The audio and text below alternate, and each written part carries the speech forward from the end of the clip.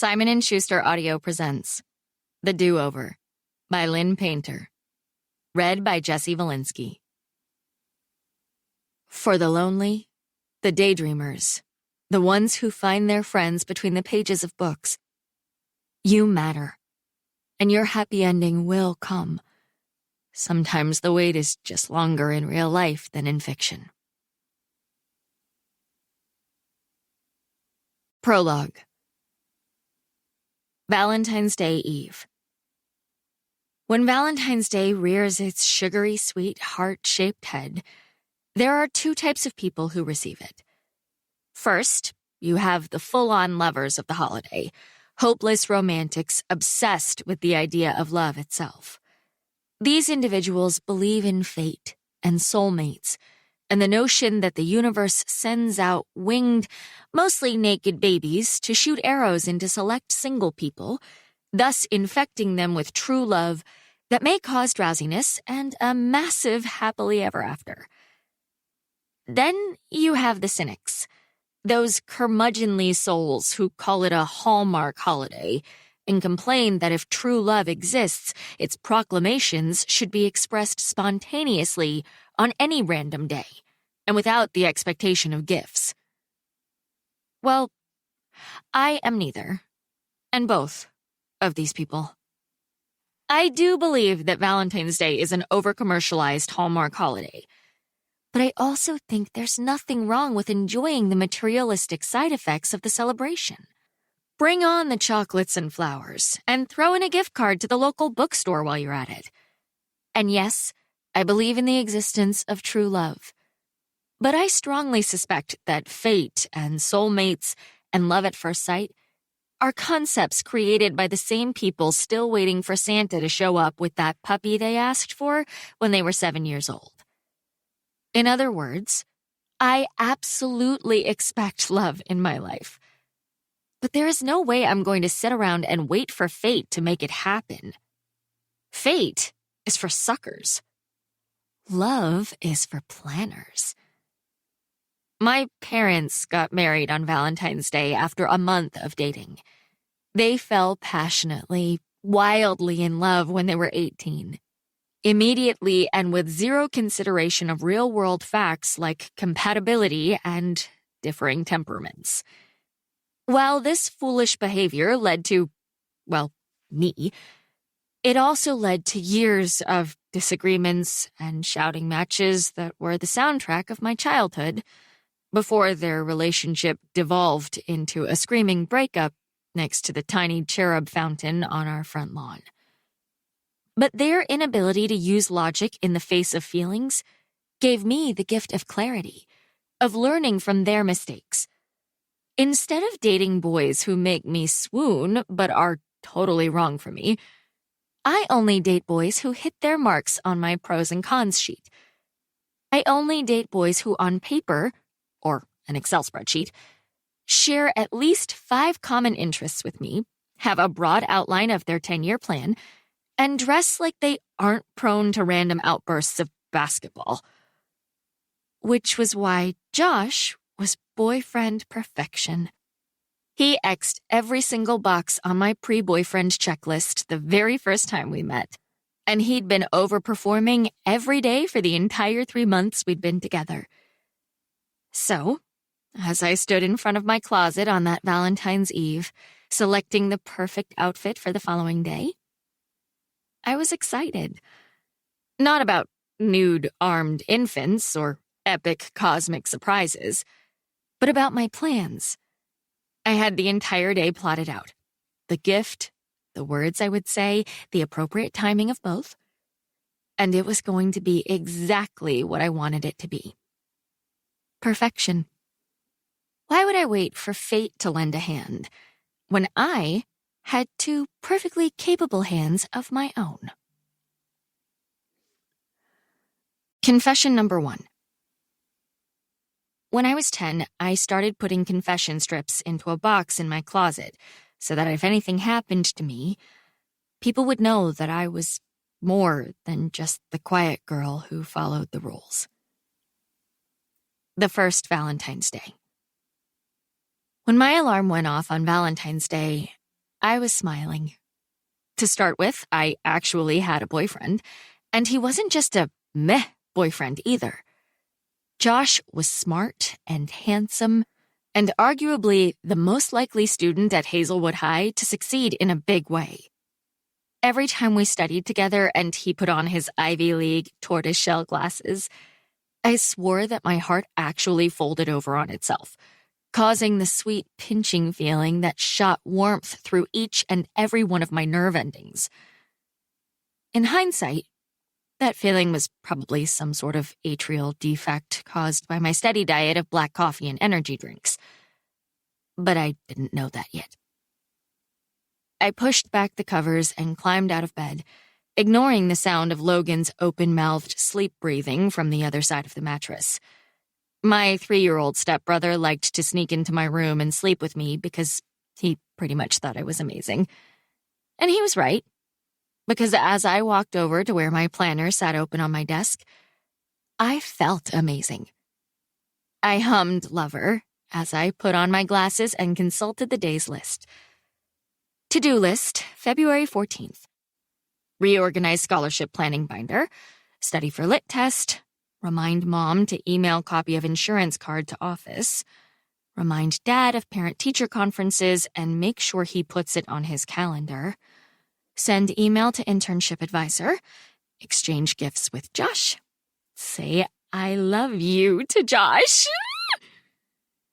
I lingered on the last one, picking up my pen and doodling hearts around it. I'd never said those words romantically before, and since our 3-month anniversary happened to fall on the day, it was almost as if the universe had scheduled it for me. Filled with buzzy excitement, I went into the bathroom and turned on the shower. As I stuck my head under the stream of water to test the temperature, I heard, are you almost done in there? Ugh. I rolled my eyes and stepped under the water. I just got in here. Joel needs to go potty. Lisa, my dad's wife, sounded like her mouth was planted on the door. Bad. Can't he go upstairs? I poured shampoo into my hand and rubbed it on my head. I adored the twins, but living with toddlers sucked sometimes. Your dad's in there. Sighing, I said, Give me 2 minutes. I rushed through the rest of the shower, refusing to let the disruption ruin my mood. After toweling off and throwing on my robe, I ran past Lisa and a squirmy Joel back to my basement bedroom. I breezed through blowing out my 2 curly hair, still humming love songs, before plugging in the iron and steaming out the pesky crease on the right sleeve of my dress. I knew my best friend Chris would roll his eyes and tell me I was being hyper-anal, but why leave the crease when it takes a mere 2 minutes to get it out? I got dressed and ran upstairs to scarf a protein bar before leaving for school. As I ripped open the wrapper, my eyes wandered over to the pie pan that was sitting beside the microwave like temptation incarnate.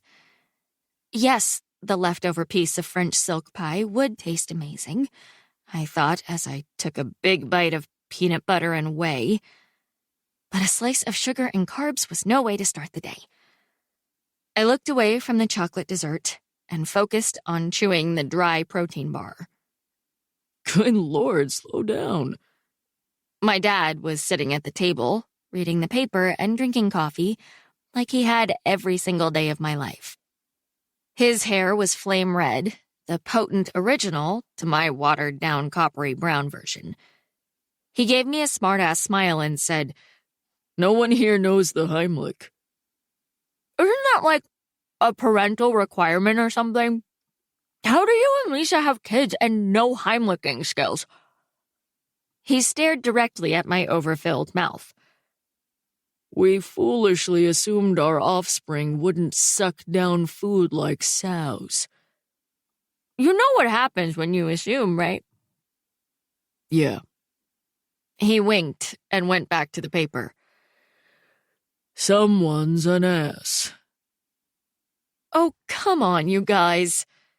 Lisa came into the kitchen with Logan on one hip, Joel on the other. "Can we please not swear around the babies?" "They weren't in here," I said through a mouthful of bar, "when he said it." "And technically," my dad said, throwing me another wink, "ass isn't a bad word. It's a donkey." I grinned while Lisa looked at me as if she wished I would disappear. I'd been splitting time between my mom's and my dad's since they divorced when I was in elementary school, but I was still just a nomad in the way, at both of their houses. To be fair, Lisa wasn't the stereotypical evil stepmother. She taught kindergarten, made my dad happy, and she was a really good mom to the boys. I just always felt like I was in her way. I grabbed my backpack and my car keys, threw out a goodbye, and ran for the door. The sun was bright, even though the air was freezing, and we'd gotten a dusting of snow overnight. But it looked like my dad had already scraped my windows.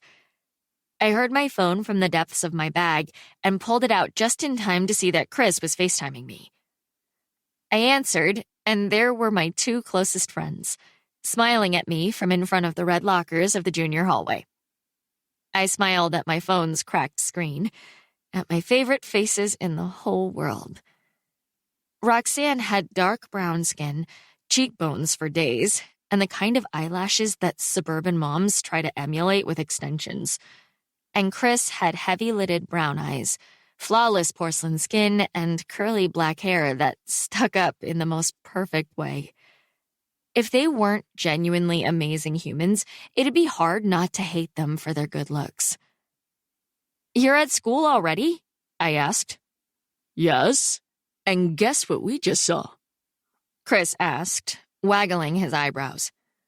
"I want to tell," Rox said, moving in front of him on the screen. "I saw, so I tell." Chris nudged her out of the way. "Josh is already here, and I saw him put a gift bag in his locker." I screeched and tiny clapped before hopping into the old Astro van that my dad insisted had character. "Big or small?" "Medium," Chris said, and then Rox chimed in with, "Which is good because too big just means a crappy stuffed animal, and too small means a coupon for free hugs. Medium is good. Medium is the dream." I laughed. Their enthusiasm made me happy because up until lately, they'd been anti-Josh. They said he acted like he was better than everyone else, but I knew it was only because they didn't really know him. He was just so smart and confident that it was sometimes misconstrued as arrogance. Hopefully, this meant that they were reconsidering their opinions.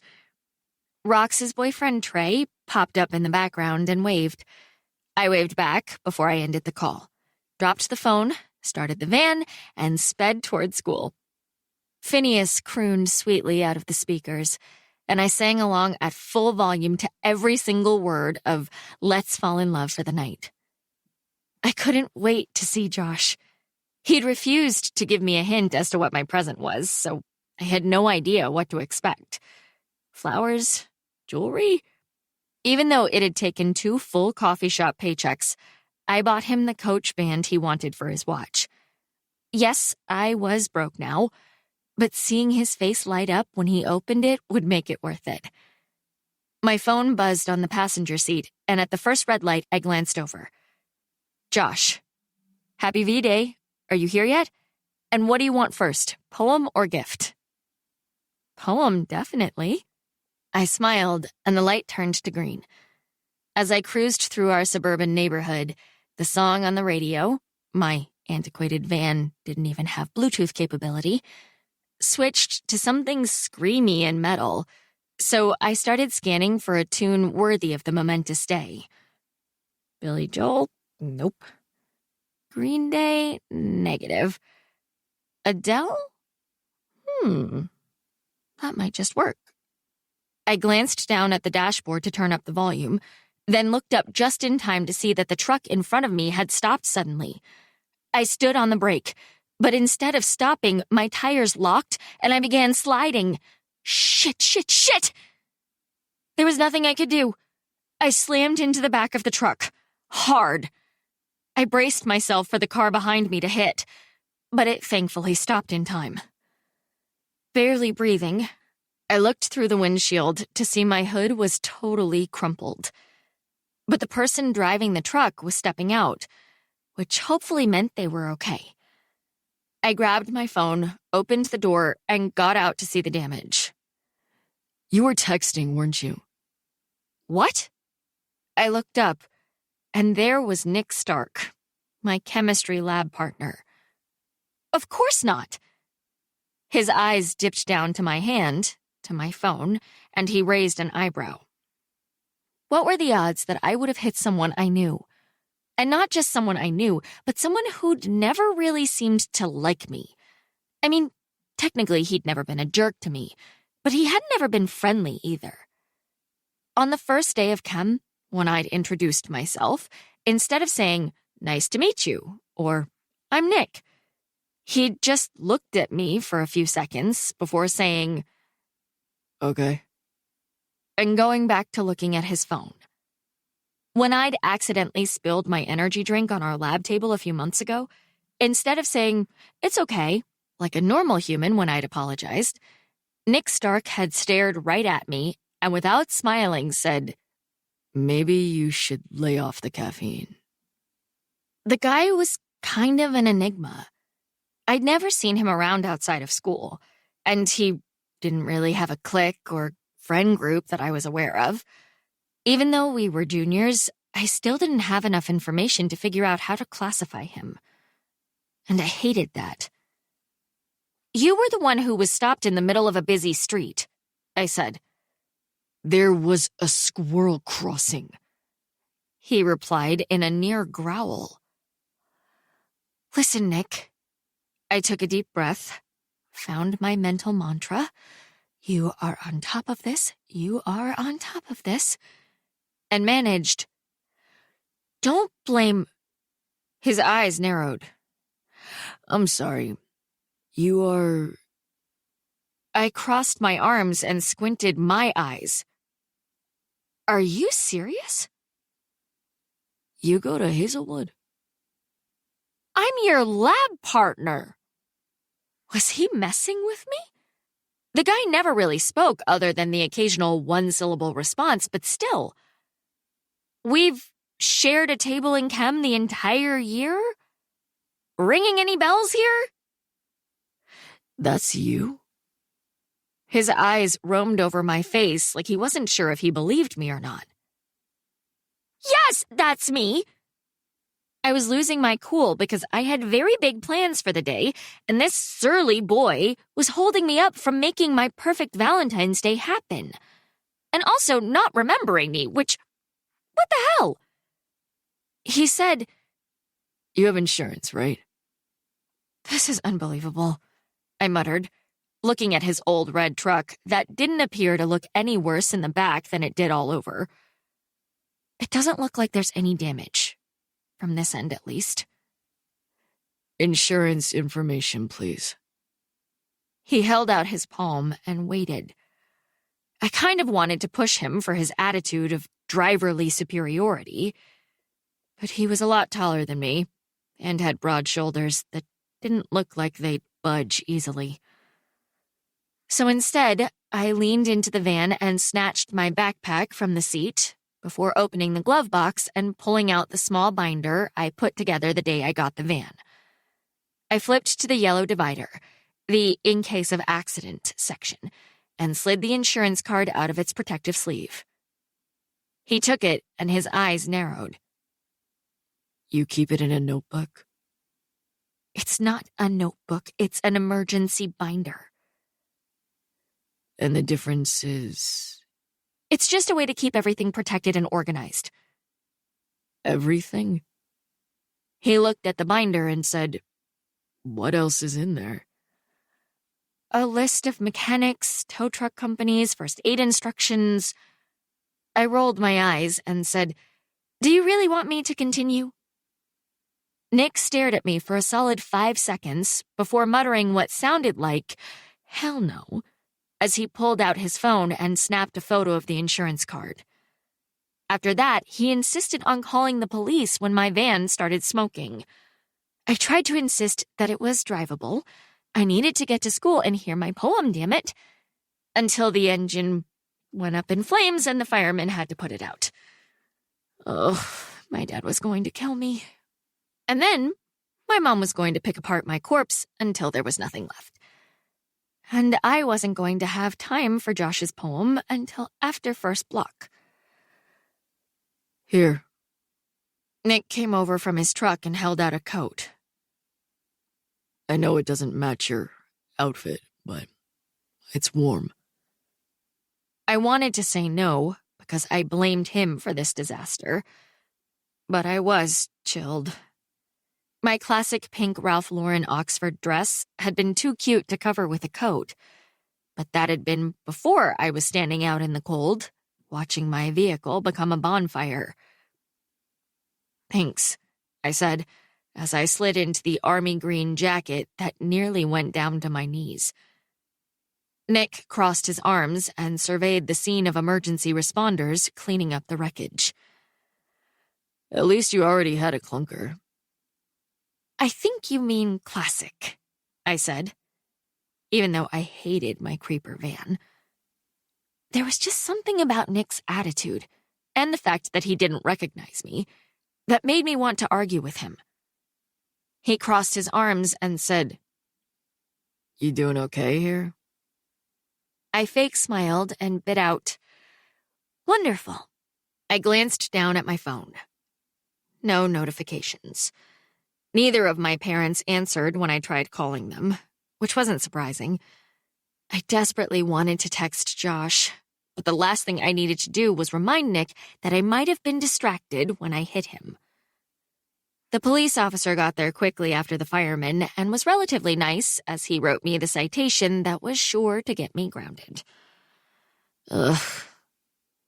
Nick looked at me as the tow truck disappeared with my van. You want a ride? I mean, we're going to the same place, and you're dressed like that. I looked down at my bare legs and brown leather booties, clenching my teeth to keep them from chattering. Like what? Ridiculously. Hey! He actually grinned at my expression.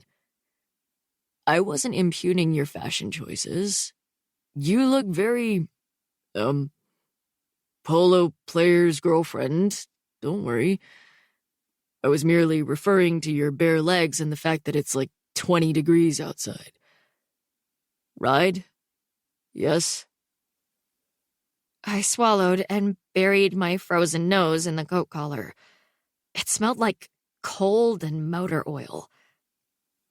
Yeah, I guess. You mean thank you? That actually made me smile a little. Thank you so much, my amazing savior. That's more like it. I climbed into his truck, slammed the heavy door, and buckled my seatbelt. It rumbled to a loud start before he turned off his flashers and headed in the direction of the school. Whatever angry band he had blaring from that antiquated stereo system was atrocious and way too loud. What is this?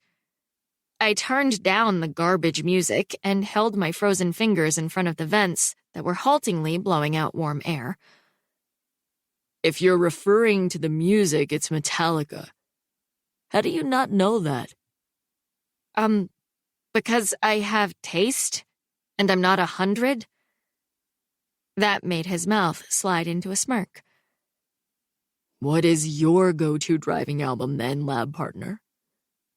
I was currently super into Fleetwood Mac's Rumors album, but I shrugged and said, I kind of just listen to the radio. You poor, quality music-starved girl. In this instance, it would be poor, unintelligible, barking, starved girl. Just listen. He cranked it back up and smiled over at me. Their rage feels good, doesn't it? Feel it, Bunsen burner. Breathe it in. I'm good. Bunsen burner? I shook my head, but couldn't hold in the smile as the word blackened was grunted out by Metallica all over his truck. I'll just snort my own rage, thank you. After a minute, he turned the music back down and hit his blinker as the high school approached. He moved the shifter next to the steering wheel, popping it into second gear for the turn, and I think I sounded a little too excited when I said, "This truck is 3 on the tree?" He crinkled his brows together. How do you know about 3 on the tree? I crossed my arms and felt kind of cool. I know lots of things. His mouth went into a filthy smile. Well, that is certainly nice to know. Did he think I was flirting? I didn't mean it like that. He chuckled a little laugh that was deep and rumbly. My cheeks were burning, and I said, "My dad had a car with that. Forget it." He pulled around to the junior parking lot. Did he teach you how to drive it? What? I reached down and pulled my lip gloss out of my backpack. The car was standard transmission on the column. Did your dad teach you to drive it? Nope. I pulled down his visor and ran the wand over my mouth, remembering all the times my dad had promised to teach me, but ended up getting too busy with work and the twins to actually follow through on his word. That's a shame. His truck fishtailed as he turned at the end of the first row. Everyone should know how to drive a manual transmission. Yeah, they should. I flipped the visor back up and pictured the stick shift in my dad's Porsche. The decades-old project car he'd always said would be mine when he finished it. He'd finished it 3 years ago. By the way, did you tell your parents that your machine burned down? He gave my phone a sideways glance, like he was waiting for me to start texting. I looked out the window. The fact that neither of my parents had called back was nice in a way, as it postponed the immense amount of trouble I was about to be in. But it also stung a bit that they weren't concerned about why I was contacting them when I should have been at school. Instead of explaining all those complicated emotions, I said, "No, I thought I'd save it as a surprise." Good call. He slid into a snow-packed spot, and I reminded myself that it was still Valentine's Day. I may have lost my car and would soon be destroyed by my parents, but in a few minutes I'd be with Josh. He'd read me poetry, give me my present. I would say those magical 3 words, and everything else would melt away. "Well," I said, opening the door after he pulled to a stop and cut the engine.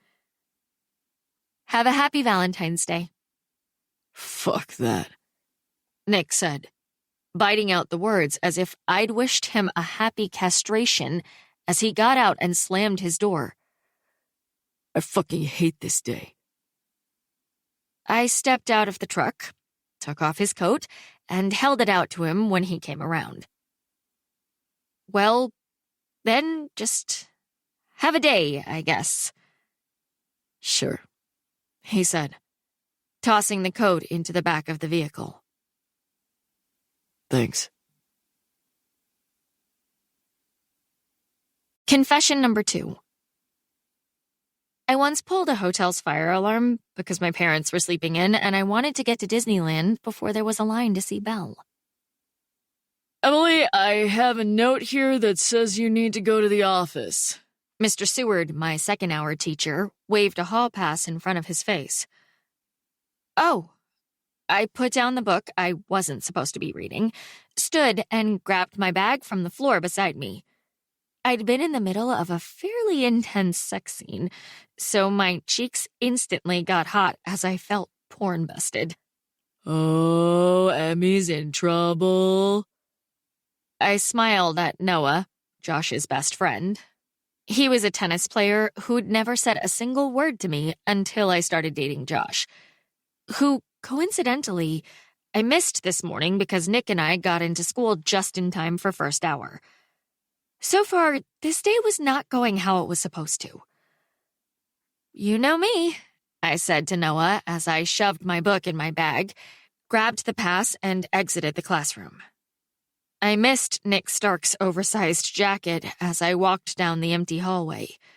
I'd been frozen solid since the minute I'd handed it back to him in the parking lot. I knew Josh wouldn't have anything that utilitarian in his locker. His light-knit navy cardigan was as warm as it'd get. But I was so cold that I'd probably swing by to pick it up. I looked down at my phone, but the only message I had was from my awful boss at work, trying to get me to come in when I wasn't scheduled. "Not on Valentine's Day, sir." Or stink breath, which is what I referred to him as in my head. Which sounded mean, but he really was awful.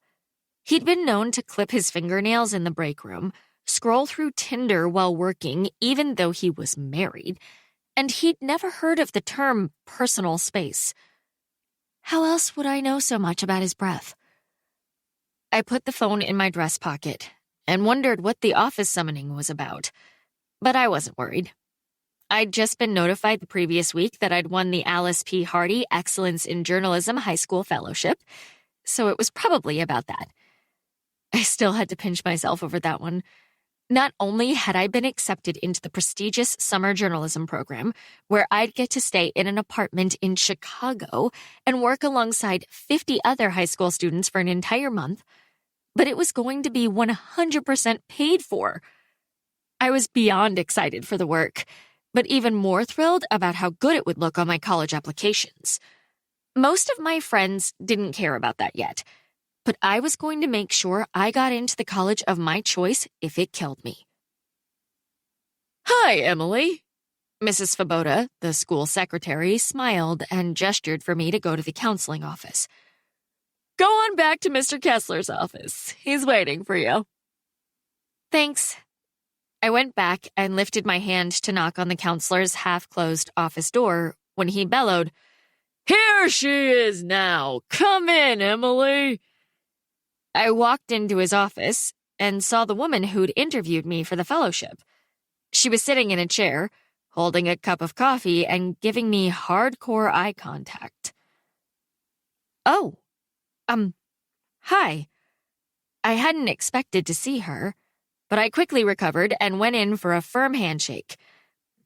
"Nice to see you again." The woman, Mrs. Bowen, fumbled for my hand and looked shocked by the shake. "You too, though I wish we were meeting under better circumstances." Even with that warning, I didn't expect something bad.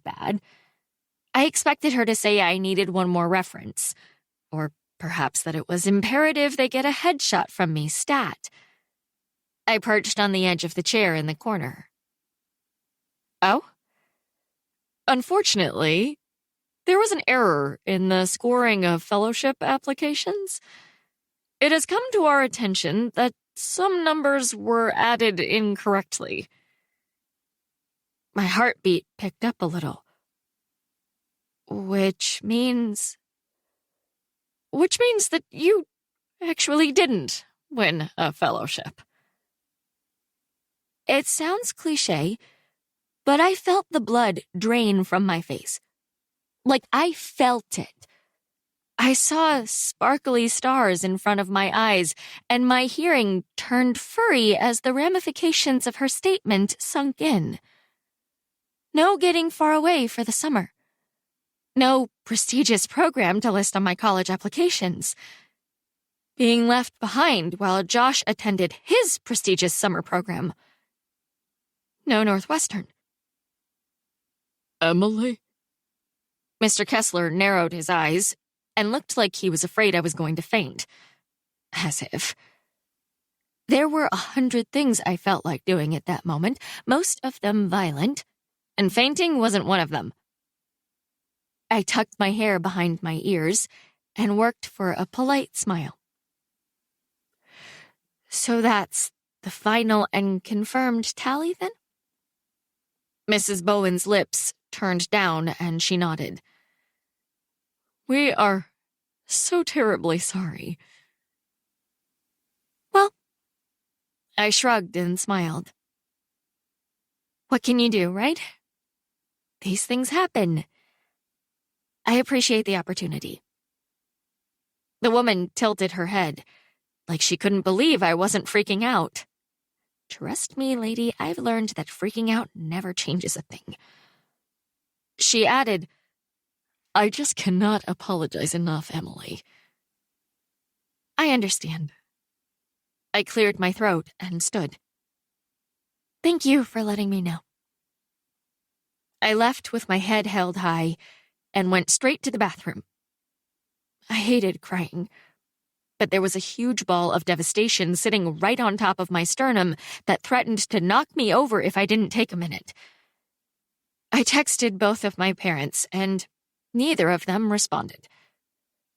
It was so undignified, sitting fully clothed on a toilet and crying, but it was just such a blow. Everything I'd been working toward might have just been ripped out of my hands.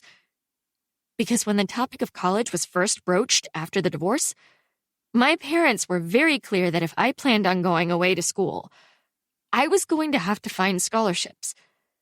The dissolution of their marriage had apparently wreaked havoc on their savings, what with all the fighting through lawyers and such. So there was nothing set aside for my education. I'd taken that to heart and dedicated myself to educational excellence. Since that fateful conversation, I'd earned all A's, thrown myself into writing for the school newspaper, and I'd taken the ACT 5 times, even though my score had been exemplary the first time. Every little point counted, after all. But in order to go somewhere like Northwestern, my dream school, without my parents bankrolling the excursion, I needed perfection.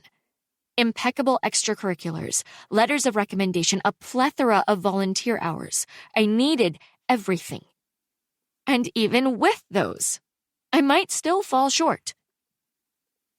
The other thing that I didn't like to admit to myself was that I didn't want Josh to beat me. We had the same GPA, the same weighted 4.4 GPA, and it irked me when he pulled ahead. I couldn't stand the smug look that crossed his face when he was winning, and if Josh was doing better than me, affection was not the feels coming over me. I spent a few more minutes getting control of my emotions before I wiped at my eyes and stood. It was Valentine's Day, damn it. I was going to soak up every glorious minute of that and not think about the rest until tomorrow. There were 2 more written in red events left on my to-do list. Gift exchange and saying those 3 big words. I was going to throw myself into checking off those boxes and forgetting the rest. Confession number 3. I have a perfect fake ID. Between classes, I stopped at Josh's friend Blake's locker to ask if he'd seen my boyfriend.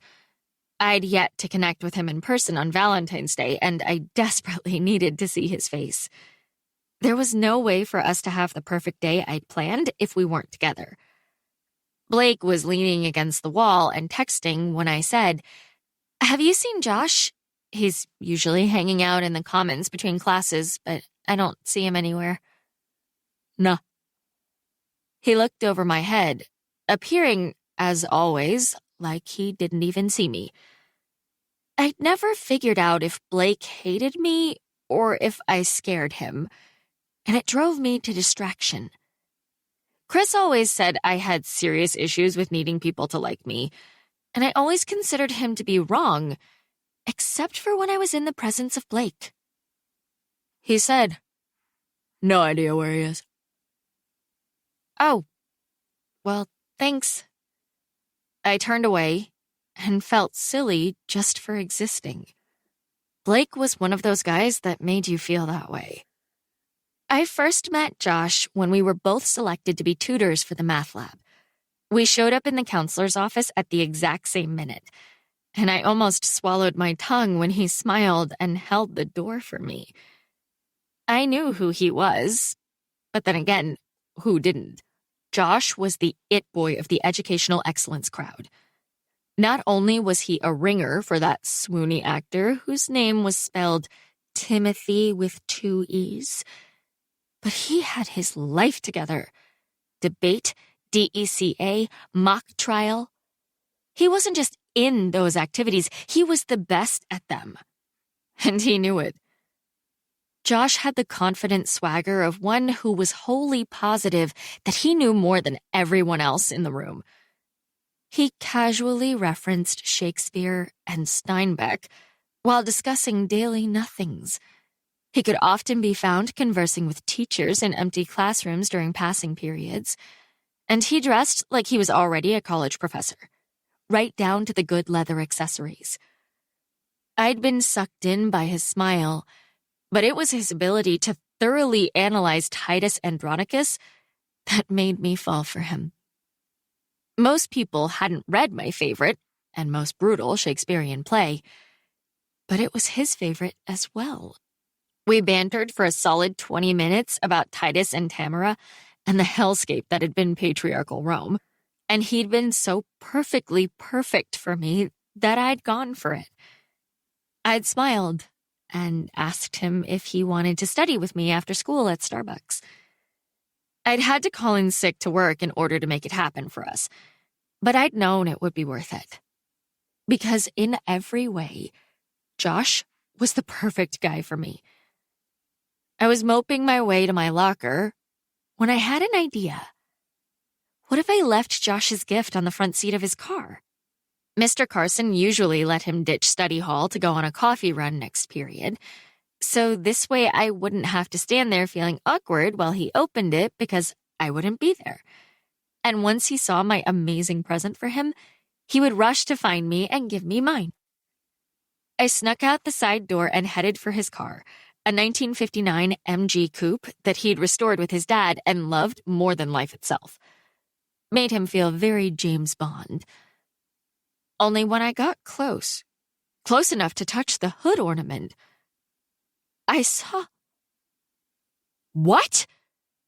I squinted into the bright February sun and looked through his windshield.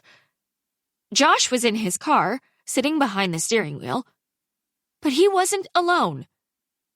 He was facing someone on the passenger seat. All I could see through the windowed reflection was long blonde hair, which happened to be the defining feature of Macy Goldman, the stunningly beautiful girl he'd gone out with before me. The engine turned on and made me literally jump as I stood there staring. My stomach felt heavy, even as I told myself they were just friends. He was going on a coffee run, and she probably wanted coffee too, and was riding along to help him bring it all back. I was about to walk over and knock on the window when it happened. I was standing there with that box in my hand. That box wrapped up in bright red heart wrapping paper. When she leaned closer to him and brought her hands up to his face. Frozen, I watched as she held his cheeks in her palms and then kissed him. My breath stopped in my chest as the moment held. Push her away, please, Josh.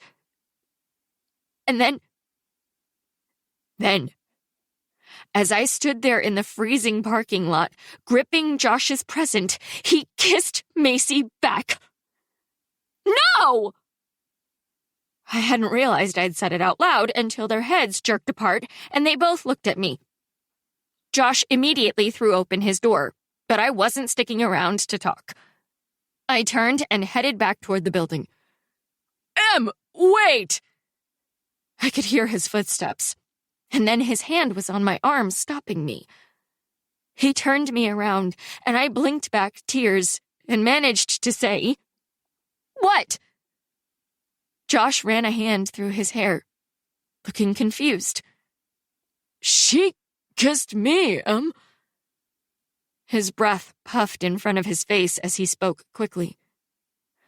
I'm sure it looked awful, but I swear on my life, she kissed me.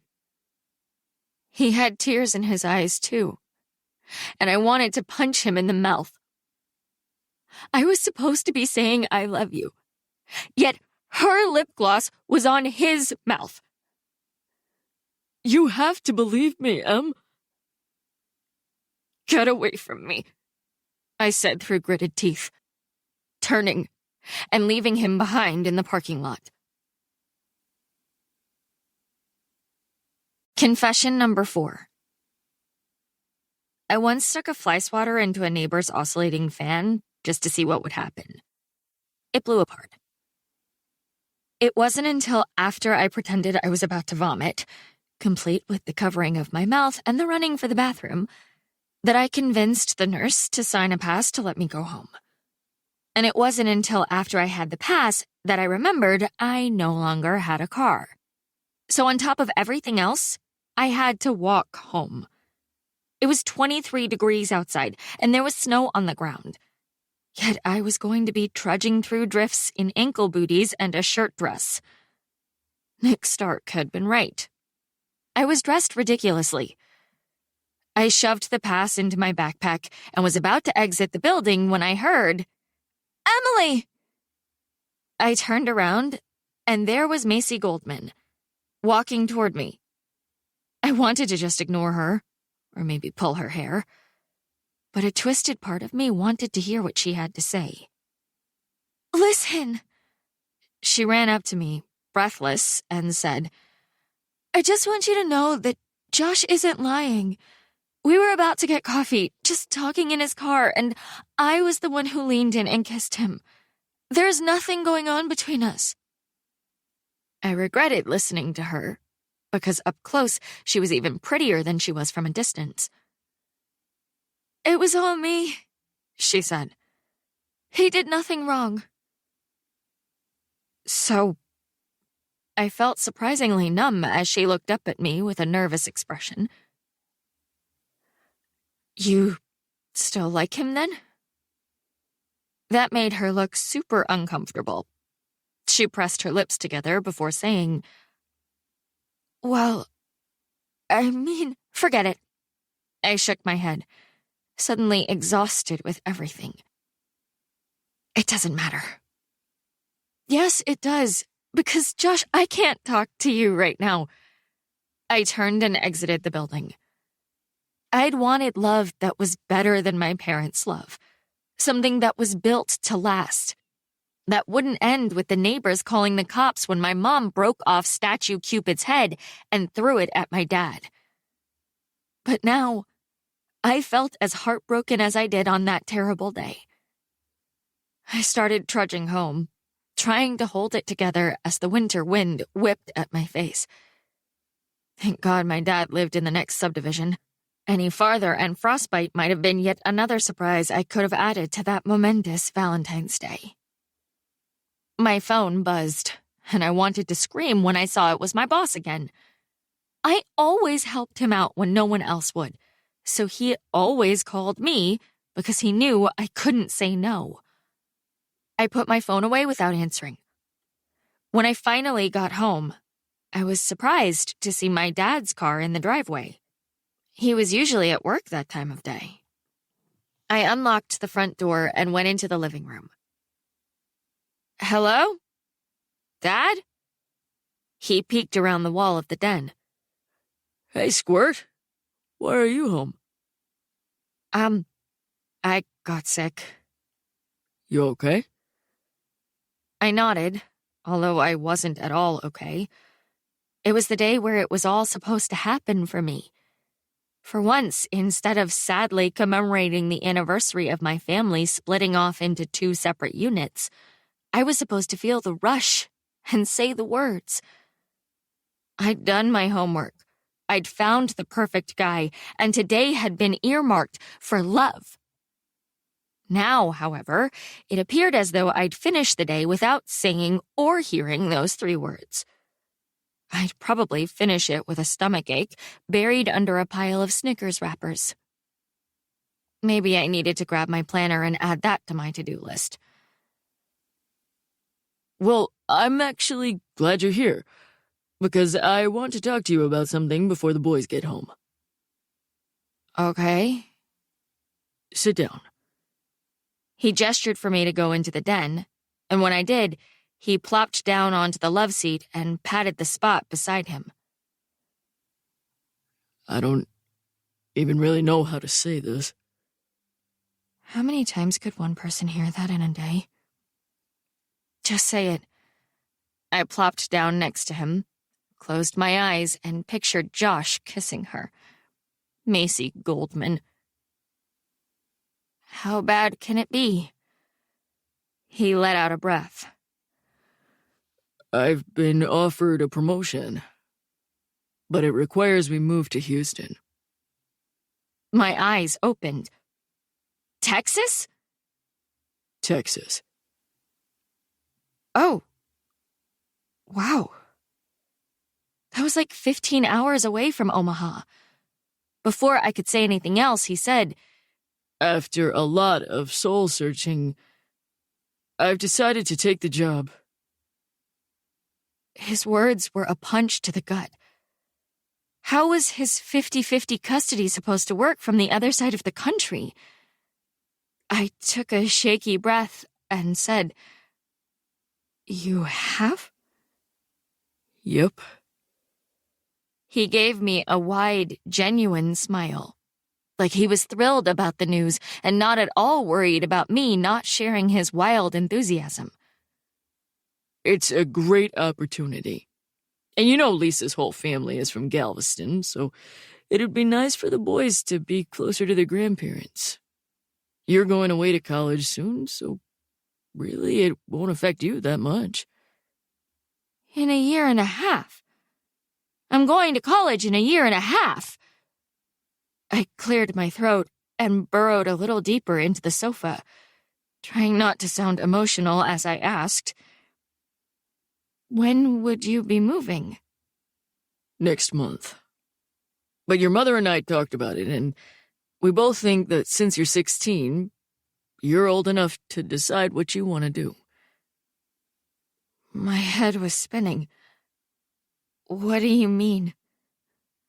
Well, since you're graduating next year, I'm sure you don't want to move and start a new school. We discussed it, and without fighting, I know, surprising, right? Came to the decision that you can stay here with her until you go to college, if that's what you want. What's my other option? He looked surprised by my question. Probably because he knew how into Josh and my friends and school I was. Well, he started, running a hand over the top of his head. You can certainly move south with us. I just assumed that wouldn't be your choice. I blinked fast and felt a little suffocated, like waves were washing over my nose and I couldn't catch my breath. My dad and his perfect new family were moving to Texas, and he had no qualms about leaving me behind. How could he even consider moving across the country without me? In his defense, the dynamics between my parents and me were so dysfunctional that he probably had no idea how much he meant to me. I had always been a good kid, the kind of kid that parents didn't have to worry about. My homework was always done, I never talked back, I always followed the rules, and I happily went along with what everyone else wanted. In a normal, nuclear family, that kind of stuff made parents proud, right? But in a family such as mine, it made me forgettable. My post-divorce dad had a new house, a new wife, and 2 shiny new little munchkins. A fuller-than-full life. And my post-divorce mom had a new house, a new husband, a puggle that she treated like a baby, and a shiny new career that was more time-consuming than an actual human child. So that left me to play the unfortunate role of the leftovers from their previous marriage, who just schlepped back and forth between residences, showing up on my court-assigned days and somehow surprising them with my presence. I cannot count the number of times I'd entered one of their houses only to hear someone say, "Oh, I thought you were at your dad's, Mom's, today." I also cannot count how many parent-teacher conferences and dentist appointments were missed because they each assumed the other was taking me. Or the times I crashed at my grandma's without telling either of them, and no one ever called to see where I was. I was so good that my parents didn't have to worry about me. So they didn't. At all. That being said, the two of them were far from equal. My mom was driven with a capital D. She was all work all the time, and she seemed to think her primary role as a parent was to ensure I behaved the exact same way. My dad, on the other hand, was funny, chill, and sweetly concerned about me when he wasn't distracted by his lovely new life. When we were together, we were still the same close-knit father-daughter duo that we'd always been. I adored my dad. He just sometimes forgot about me if I wasn't standing right in front of him. He was looking at me intently, clearly waiting for my answer. Did a tiny part of him want me to go with him? Or did a tiny part of him want me to not go with him? I shrugged and worked for a smile. I'm going to need to think on this one a little. He nodded in agreement and shifted the conversation to my wrecked car. He'd seen my text at lunch, but by then it had been too late for him to call me. I listened to his lecture about paying attention and following too closely, but all I could think about was the fact that I was going to have to memorize what it sounded like when my dad got home every day so I wouldn't forget. All I could think about was the fact that he was absolutely fine with leaving me behind, with the woman he'd divorced and called impossible to live with.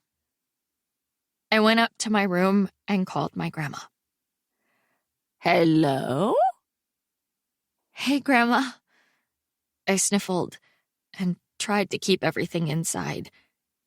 I felt like if I let go for a second, I'd never be able to stop crying. I need to come over. Can you come get me? Are you at school? No. I looked out the window and noticed the sun had disappeared behind the clouds, and the sky was just dark gray. The nurse sent me home early. I'm at Dad's. She made a noise. Are you sick? I wrapped my arms around my body. No. I saw Josh kissing someone else, so I fake barfed. I had to get out of there. That little prick. I'm on my way. 12 minutes later, my grandma pulled into the driveway in her '69 Mustang. I knew it was her without looking because her beloved murdered-out muscle car rumbled like a motor beast. I ran down the stairs. I'm going to Grandma Max's. My dad looked at my face, and he knew I was upset.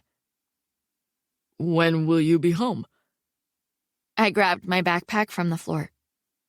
She said I can crash there. Lisa came out of the kitchen looking irritated. I hadn't even heard her come home. But I just put chicken in the oven. Thanks. I'll heat it up tomorrow. She frowned and gave my dad a look before I escaped out the door. Confession number 5. My grandma taught me to do burnouts in her car when I was 14. The soup will be ready in 20 minutes. Sounds good. I lay on the crushed velvet sofa, wrapped up in sadness and the smell of soup, and stared at the television. Thanks. You do know, darling, my grandmother said, carrying an Afghan across the room and laying it over my legs, that your worth is greater than what Josh or any other boy thinks. I know. But I didn't. I didn't want to listen to her be kind when the reality was that I wasn't enough for Josh. He'd texted me 5 times since I'd left school. Can we talk?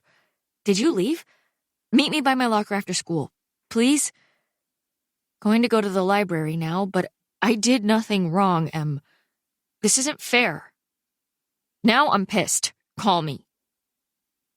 I was just too broken to formulate words and sentences in response to his inquiries.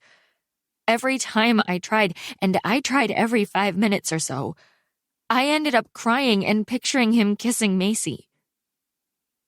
Sometimes I don't understand why you don't open your mouth and say the words that are on your tongue, my grandma said, walking over to the kitchen and turning down the stove. I get the privilege of hearing you let loose with your anger. Others should too. You are not the people-pleasing mouse you purport yourself to be. Burn some cities down with your rage. Her speech was punctuated with her aggressive stirring of the soup. What do you want me to do, Grandma? Just unload on people? A little bit, yes. She glanced over her shoulder at me and said, Quit worrying about making everyone else happy. I'm not good at it like you. Grandma Max was fierce and absolutely incapable of losing an argument. It's easier to just say what the people want. She grabbed 2 bowls out of the cupboard and started filling them with soup. But doesn't that eat you up inside? I shrugged. My insides were shredded, regardless of how they got that way. I pictured Josh and felt my heart literally get heavier in my body.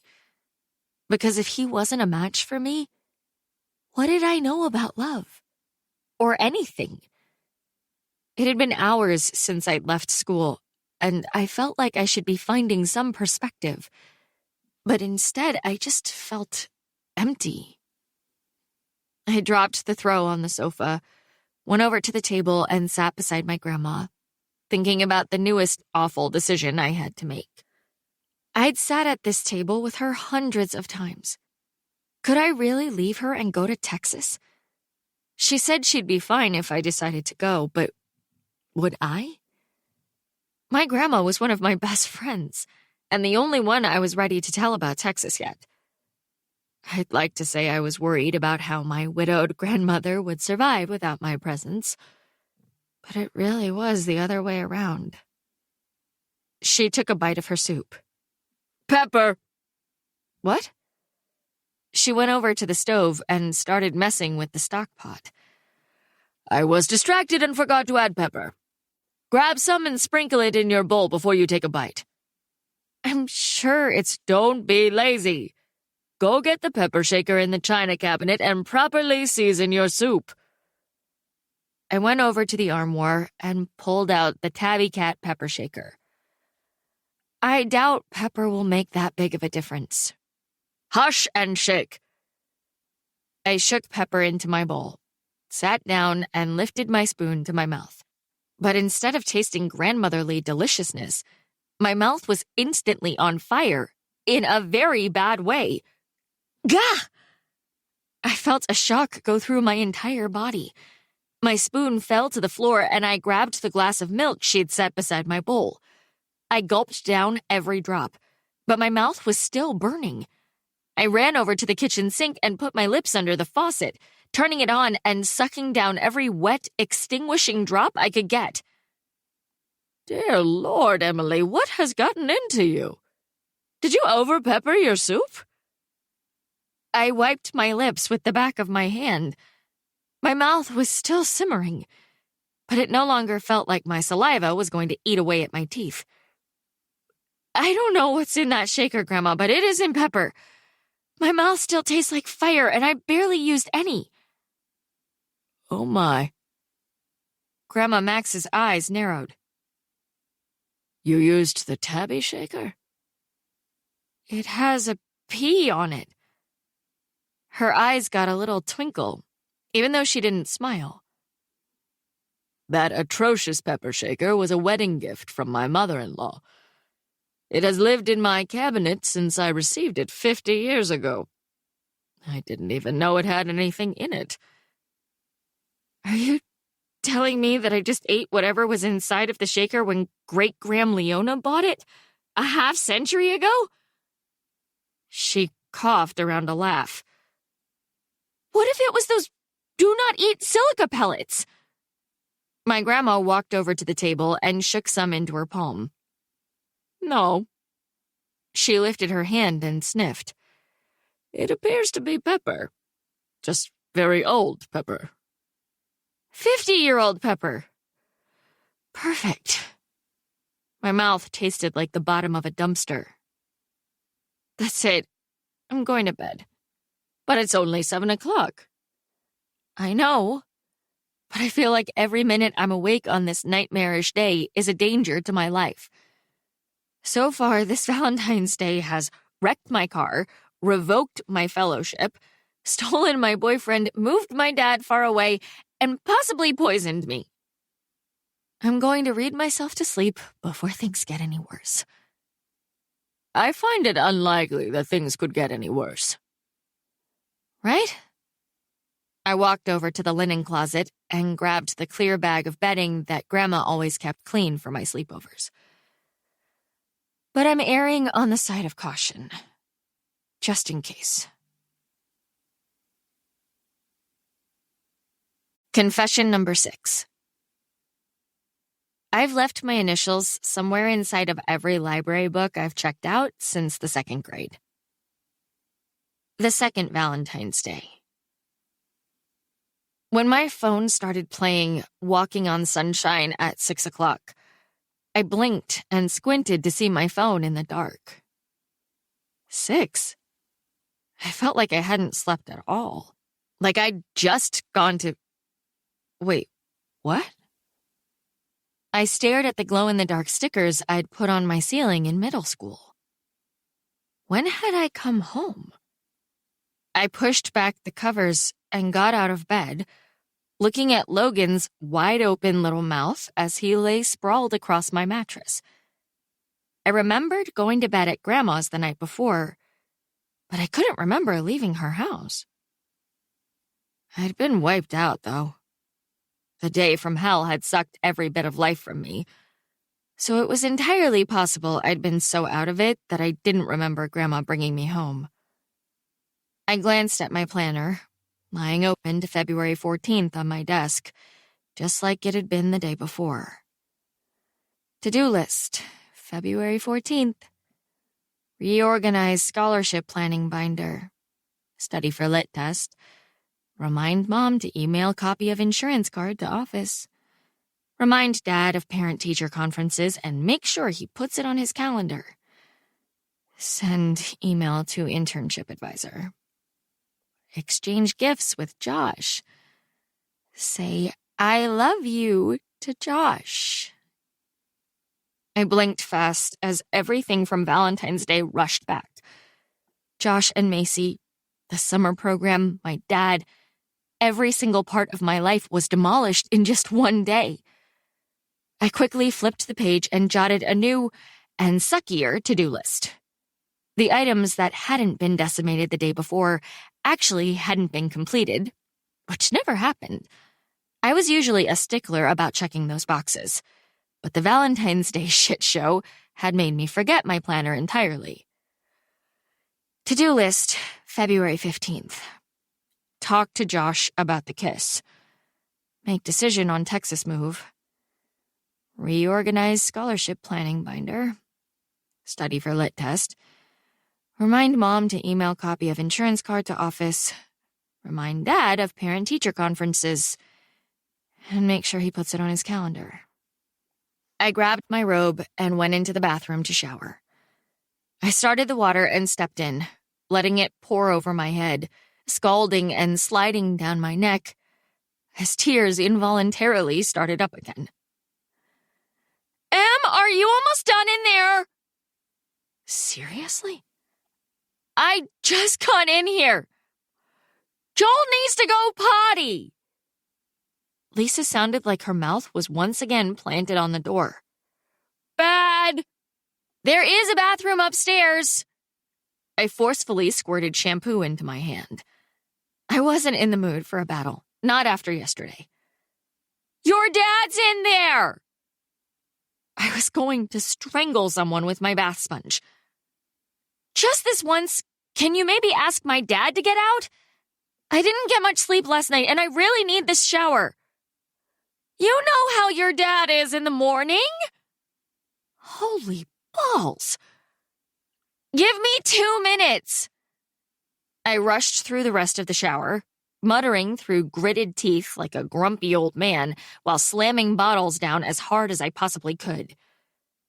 Back in my room, I blow-dried my hair before sliding into comfy pants and my favorite Northwestern hoodie, a wardrobe selection made wholly out of poutiness. I wanted absolutely zero human interaction, so I put on headphones as I entered the kitchen. No way was I going to discuss the whole Texas thing without a little more sleep. Luckily, no one was in the kitchen, so I wolfed down a bar as fast as I could while reading the next chapter of the Christian Lauren book that I'd promised to return to Rocks when I got to school. Maybe if I finished quickly, I wouldn't have to see another Good Lord, slow down. My dad walked in with the newspaper in his hand. No one here knows the Heimlich. I pulled the headphones down to my neck. Ha ha. Yesterday was hilarious. Funny stuff, Dad. So, He grabbed a mug from the cupboard and put it under the Keurig. did you wrap up the way too expensive present you bought for old Josh? Lots of cheesy red hearts and I love yous. What? I swallowed, and the bar felt stuck in my throat. You want to know if I wrapped his present yesterday? He raised an eyebrow and pushed the middle button. I just assumed you'd be all amped for Valentine's Day. But I see you're wearing sweats and looking grouchy, so maybe not. Did I miss something? What was he even talking about? I had no idea, so I just went with, you know what happens when you assume, right? Yeah. Someone's an ass. Oh, come on, guys. Lisa came into the kitchen with Logan on one hip, Joel on the other. Can we please not swear around the babies? Were they kidding me? They weren't in here when he said it, remember? And technically, My dad said, throwing me a wink exactly the way he'd done the day before. ass isn't a bad word. It's a donkey. I felt my eyes squinch up as I looked at my dad and then at Lisa. Were they trying to be funny or something? Yeah, no. She still looked at me as if she wished I would disappear. I grabbed my backpack and my car keys before remembering the van. Oh, geez. I forgot about the wreck. Can either of you give me a ride to school? What wreck? Lisa set Joel down and shifted Logan to her other hip, looking at my dad. She wrecked the van? Before I could answer, my dad said, No, she didn't wreck the van. I just went out and scraped the windows, remember? Well, then what did she mean about the wreck? Lisa looked at him, and he looked at me and said, No idea. What did you mean, Em? I looked around him and out the kitchen window. There in the driveway was my Astro van with the windows scraped. I pointed. Where did that come from? What? Your car? My dad looked at me like I was being a goof. He didn't look at all like someone who was pranking me. I'd say Detroit. You know, because GM. I glanced at Lisa, and she tilted her head a little and crinkled her eyebrows. Em? I was just messing. I tried for a smile and pushed toward the door. I've got to go. The sun was bright when I stepped outside, and I squinted as I carefully walked in the fresh snow by the front of my car. Not only was it not smashed, but it didn't even have a single solitary scratch on it. How? I climbed inside and started it up, my mind scrambling to figure out what the deal was. My phone buzzed, and I pulled it out of my pocket. Chris and Rox were FaceTiming me. I pressed the button to answer, and there they were, looking exactly as they had the day before, faces squished together in the junior hallway. Guess what I just saw? Chris asked. I want to tell? Rox whined, pushing at him while grinning.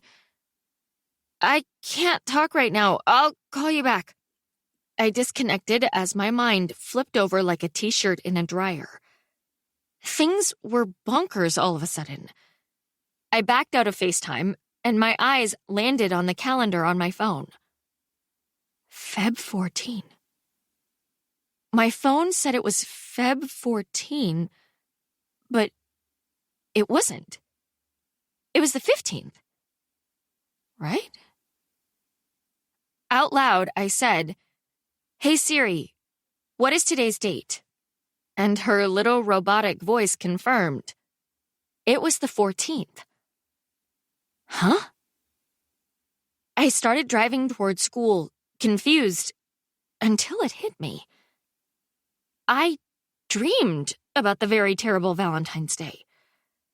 I had been excitedly looking forward to the big day. It made sense I would dream about it, right? It was like when little kids dream about Christmas. So I hadn't already had a terrible Valentine's Day. It had all been just a bad and slightly psychic dream.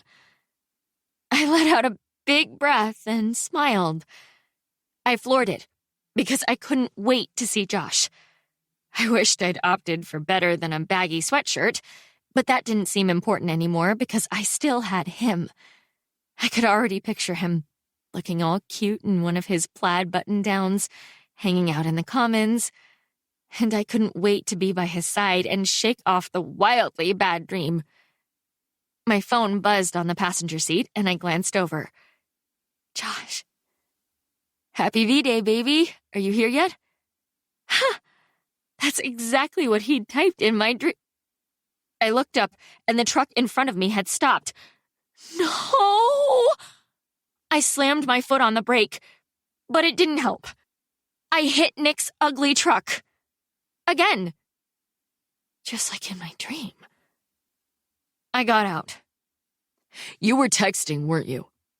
Please, not again. You were texting, admit it. Nick Stark, so help me God, I might throat punch you if you say that again. This time he raised his eyebrows. Come again? My brain tried to wrap around what was happening.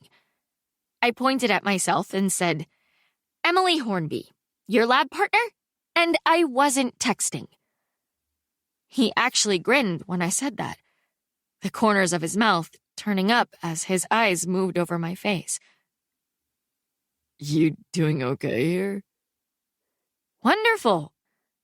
I rolled my eyes and went through the motions, everything eerily the same as the day before. It was obvious he didn't think he'd ever met me before, and I felt cloudy as I struggled to figure it out. My hand shook as I handed over my insurance card. Was this déjà vu? Had I dreamed about Valentine's Day? Was I actually psychic? I didn't even attempt to call my parents when the cops and the tow truck arrived. I silently accepted his proffered coat and rode to school with Nick, who must have sensed my inner turmoil because he didn't say a word. I listened to Metallica barking out the lyrics to Blackened, and this time the music seemed a bit more fitting. It perfectly accentuated my WTF morning.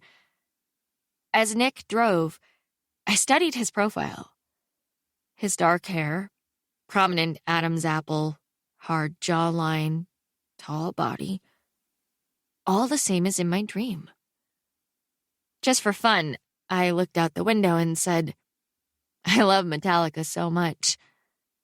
His eyebrows went straight up. Seriously? Not at all seriously. But I had to test the upside-down, repetitive day universe, didn't I? Sure.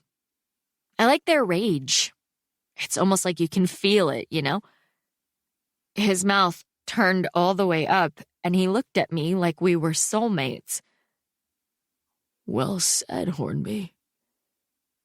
I looked back at him and wondered how I would ever get out of the dream sequence.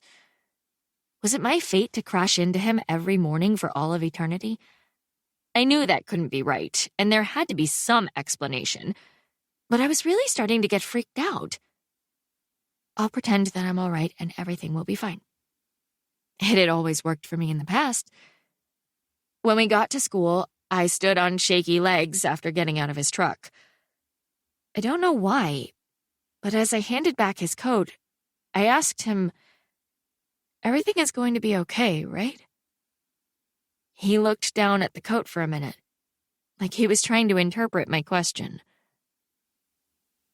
Sure. Why wouldn't it? Confession number 7. I failed swimming lessons 7 times before my mom finally gave up on me. Everything at school was the same as the day before. I got called to the office and lost the summer program. Then I went outside and saw Josh and Macy. Honestly, I don't know why I even went to his car. Maybe I somehow thought I'd seen it wrong the first time. Maybe I thought I'd see something that would explain it all away. I don't know what I was hoping for, but all I ended up with was an even greater sense of rejection. Because this time, I noticed how into her he looked as he watched her talking to him in the front seat. This time, I noticed just how beautiful she was, sitting there in her white sweater with her blonde hair framing her face like a Barbie halo. I turned and went back inside before the kiss could happen, a little surprised that it was no less painful. I might have thought it'd be easier with a warning, but it wasn't. It still felt like my entire solar plexus was being crushed by a car, because I'd done everything right, and it still wasn't enough. I kept my eyes down and headed for the nurse's office. I didn't want to talk to anyone, or worse, have anyone see the tears that were blurring my vision. I almost made it out of the blue hallway when I heard, "Em, wait up!" I stopped but didn't raise my eyes. I couldn't. Chris grabbed my elbow. "So? Tell us what he got you." "Em?" Roxanne's knees bent, and then her face was lower than mine. I must have looked pretty pathetic because she said, "Oh, honey, what happened?" I blinked fast and shook my head. She grabbed my arm and yanked me into the girls' bathroom. Chris followed, as he had many times before, grabbing a paper towel and dampening it before wiping at my smeared makeup. "We don't cry tears of mascara in the bathroom, remember?" he said, giving me an empathetic pout. I just nodded. Suddenly, I was incapable of words. I knew he was going to turn out to be an asshole. Chris tossed the paper towel and put his arms around me. "He's too cute and charming to be that cute and charming." "Who was it?" I just shook my head. "It doesn't matter, does it?" "Macy Goldman? But I think..." They both groaned. "What?" I pulled away and crossed my arms. "It isn't about the who. It's about the fact that he did it at all. Macy is irrelevant." Chris's right eyebrow went up. "Yeah, okay." I looked at Rox. "Seriously." Roxanne gave Chris a matching eyebrow raise. She's in shock and doesn't know what she's saying. Yes, I do. Then be honest here. Being cheated on sucks, period. Chris put his hands in the pockets of his trendy leather jacket. But being cheated on with the most perfect girl in school is like a whole nother level. Nother? Rox pulled a piece of gum out of her purse and put it in her mouth. Is not a word. It is too. Rox crossed her arms. I've showed you the dictionary page that is not shockingly absent of a nether entry. And I've dragged you into Ms. Brand's honors English class and garnered her professional opinion, which of course was in my favor. Because it is not a word. It is what confused rednecks say when they aren't sure whether they should say other or another. Somehow their bickering dried up my tears. It was normal. Routine. It was how the three of us behaved on a daily basis when Valentine's days weren't being left on repeat. I said, "Hey, I'm going to take off. Thanks for making me feel better." Did we do that? Chris tilted his head and lowered his eyebrows. I did. Rox pushed him out of the way and gave me a quick hug. I looked at them both and was so freaking grateful they were my friends. Chris said, "My mom is making barbecue tonight. You should come over." His mom's barbecue was delicious. I'd always considered myself picky until I started hanging out at his house. His mother was Korean, and her food smelled so good that before I'd even had a chance to be picky, I was eating kimchi, bibimbap, and mandu, while begging for more dinner invites. Maybe I will. I don't know. Rox said, "Go home and binge watch that filthy show I was telling you about. It'll make you feel better." I felt marginally better when I went to the nurse's office, and walking to my dad's was less frigid than it had been the day before because I wasn't in a dress.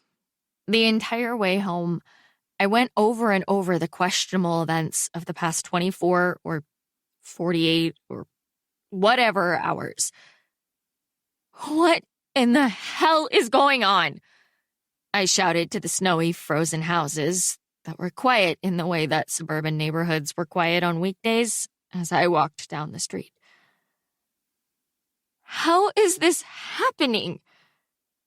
The only explanation was that I was having a dream that very second. I was having a vivid, realistic dream about having a vivid, realistic dream. And I just needed to wake up from it. I pinched myself and... Ow, shit! I got home and listened to my dad tell me about Texas. And I went to my grandma's and let her take care of me again, just like the day before. As soon as it got dark, I went out on her porch and wished on every single star I could see that when I woke up in the morning, things would be fixed. Once I went inside, she told me to pepper my soup, and I had an idea.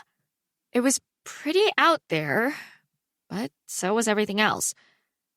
I went over to the armoire and pulled out the Tabby Cat pepper shaker. Hush and shake. No way. I looked at that bitchy-looking, badly painted feline and wondered. What if it was the half-century pepper? Pardon? The pepper might have caused this. In movies, it's always weird exposures to random things like perfume or old snowballs that cause time loops to happen. I think the tragedies of the day have taken a toll on your logic. Perhaps you should... Listen, Grandma. If I tell you something that seems impossible, do you promise not to judge me? She nodded, sat back down at the table, and patted the chair beside her. I plopped down and scooted closer, but didn't even know where to start. I know this sounds impossible. Just tell me, dear. Okay. You know how today is Valentine's Day? Yes? Well, what if I told you that yesterday was Valentine's Day for me, and today was a total repeat? She crossed her arms. Is it possible that it's just déjà vu? I shook my head. I thought the same thing at first, but I know that things are going to happen before they do. Like, I knew Josh was going to cheat today because I already watched him do it yesterday. I knew I was losing the summer scholarship because I already did yesterday. I know that Great Graham Leona gave you that ugly cat pepper shaker as a wedding gift because you told me that yesterday. And I also know that if you check my phone, there will be a new message from Josh that says, "Call me, now I'm pissed." That made her eyebrows go up. My phone has been in my backpack out in your car since you picked me up. I haven't looked at it since I called you. Go get it and let's see if I'm right. Her eyes traveled all over my face before she stood and went out into the garage. I was sure she probably thought I was delusional and was humoring me, but it felt good to tell someone about my upside-down life. When she came back in, she was holding my phone and staring at it in disbelief. So? dear Lord, Emily. We'd better go get a lottery ticket, don't you think? Confession number 8. When I was 10, I used to sneak into my next-door neighbor's backyard on summer days and swim in their hot tub when they were at work. No one ever knew. Yet another Valentine's Day. The minute my alarm went off, I knew for certain that the whole thing was real. I lay there in my bed, cocooned in the heaviness of my down comforter, and staring up at the ceiling, not wanting to leave my pillow-soft bed and face it. Because even though I didn't have a clue about the how or why, I was definitely living in a day-on-repeat loop. I had gone to sleep at Grandma Max's, yet here I was again, waking up in my own room to that annoying song Josh had programmed into my iPhone to wake me up. I glanced over at Logan, sound asleep with his mouth wide open. Yep, been here, done this. I sat up and reached for my phone. And I thought, what if the universe wants me to fix something? I didn't believe in fate and karma and that sort of nonsense. But I also didn't know how to explain what was happening.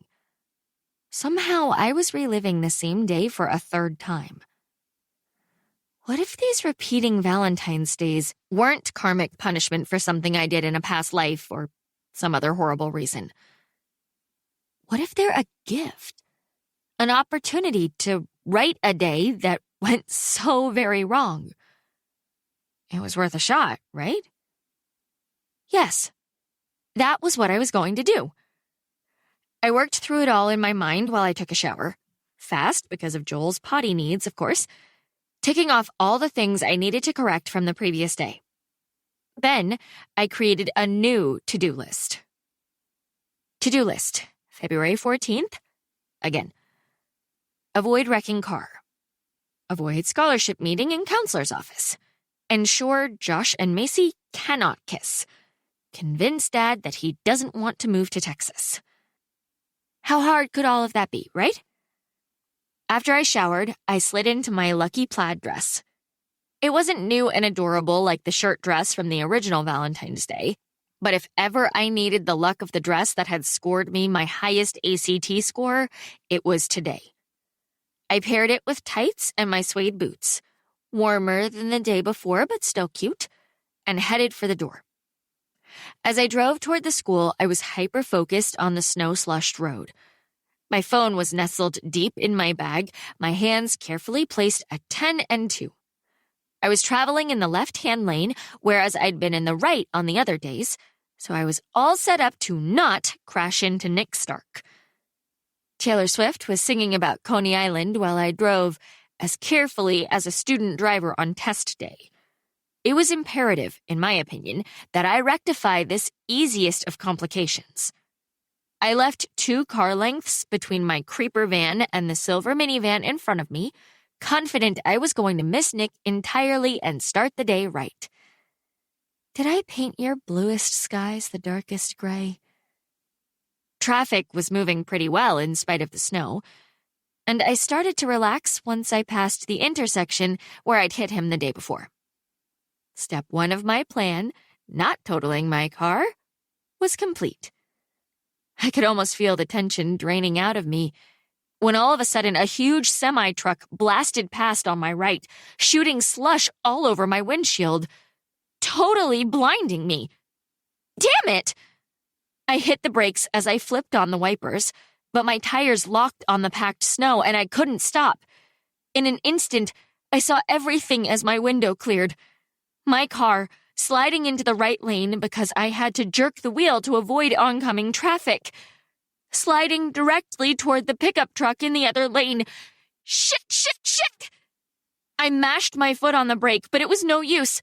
I slammed into that vehicle, harder than I'd hit the day before, actually moving it as I rammed the side of the truck bed. No! As my car jerked to a stop, I was staring directly at a truck that looked exactly like Nick Stark's truck. What the hell, universe? My hood appeared to be just as crumpled as the day before. Maybe more. I unbuckled my seatbelt, my shaking hands making the task trickier than usual. I was just grabbing the door handle when it was yanked open from the other side. Hey, you okay? Nick looked down at me, but instead of being a jerk, he looked concerned. You hit pretty hard. I think so. I nodded, and he stepped back so I could get out of the car. I could smell his soap or shampoo as I stood and closed the door. Oh no, it's smoking. He and I both looked at my smashed hood as smoke started billowing out. Nick said, We should probably get out of the road. His voice sounded sleep-gravelly as he pulled his phone out of his pocket and walked toward the side of the road. I followed, a little shaken up by the violence of the crash, and also by the undeniable fact that I'd been unable to avoid the Nick collision. I thought my plan had been foolproof, but the universe apparently had something else in mind. Nick spoke to 911, and then he must have been on hold because he looked at me and whispered, Aren't you cold in that? And he said that while looking down at my legs in the same way he would have eyeballed me if I'd been dressed like a Teletubby. And honestly, I was freezing. It felt like the air was ice, stabbing me through my tights and on my cheeks. But I said, Nah, I'm good. While simultaneously fantasizing about the jacket that I knew was in his backseat. But I just couldn't let him win. He gave me a smirk that called me a liar before he went back to talking into his phone. I clenched my teeth to keep them from chattering and wondered, again, how he looked like such an adult. I mean, he was my age, but there was something so over 21 about the guy. They're on their way, he said, shoving his phone back into the pocket of his jeans. Thanks. I had to force myself to look not frozen when I said, I'm Emily Hornby, by the way. We sit at the same table in Mr. Bong's class. His eyebrows crinkled together. We do? Yeah, it was just as irritating on repeat. Yes, we do. Since the beginning of the year. He looked at me. You sure? Yes, I said through a groan, rolling my eyes. he started, watching me like I was a lunatic. Are you doing okay here? I am wonderful. The sirens showed up at that point, and everything was on repeat. Car caught fire. I got ticketed. Nick brought me his jacket, which I begrudgingly accepted, and gave me a ride to school.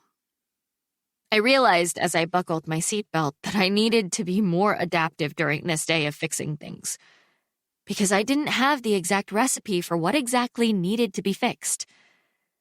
I might not have been able to avoid the wreck, but perhaps I was supposed to fix our interaction instead. I didn't know the exactitudes, so I needed to try to fix every little thing.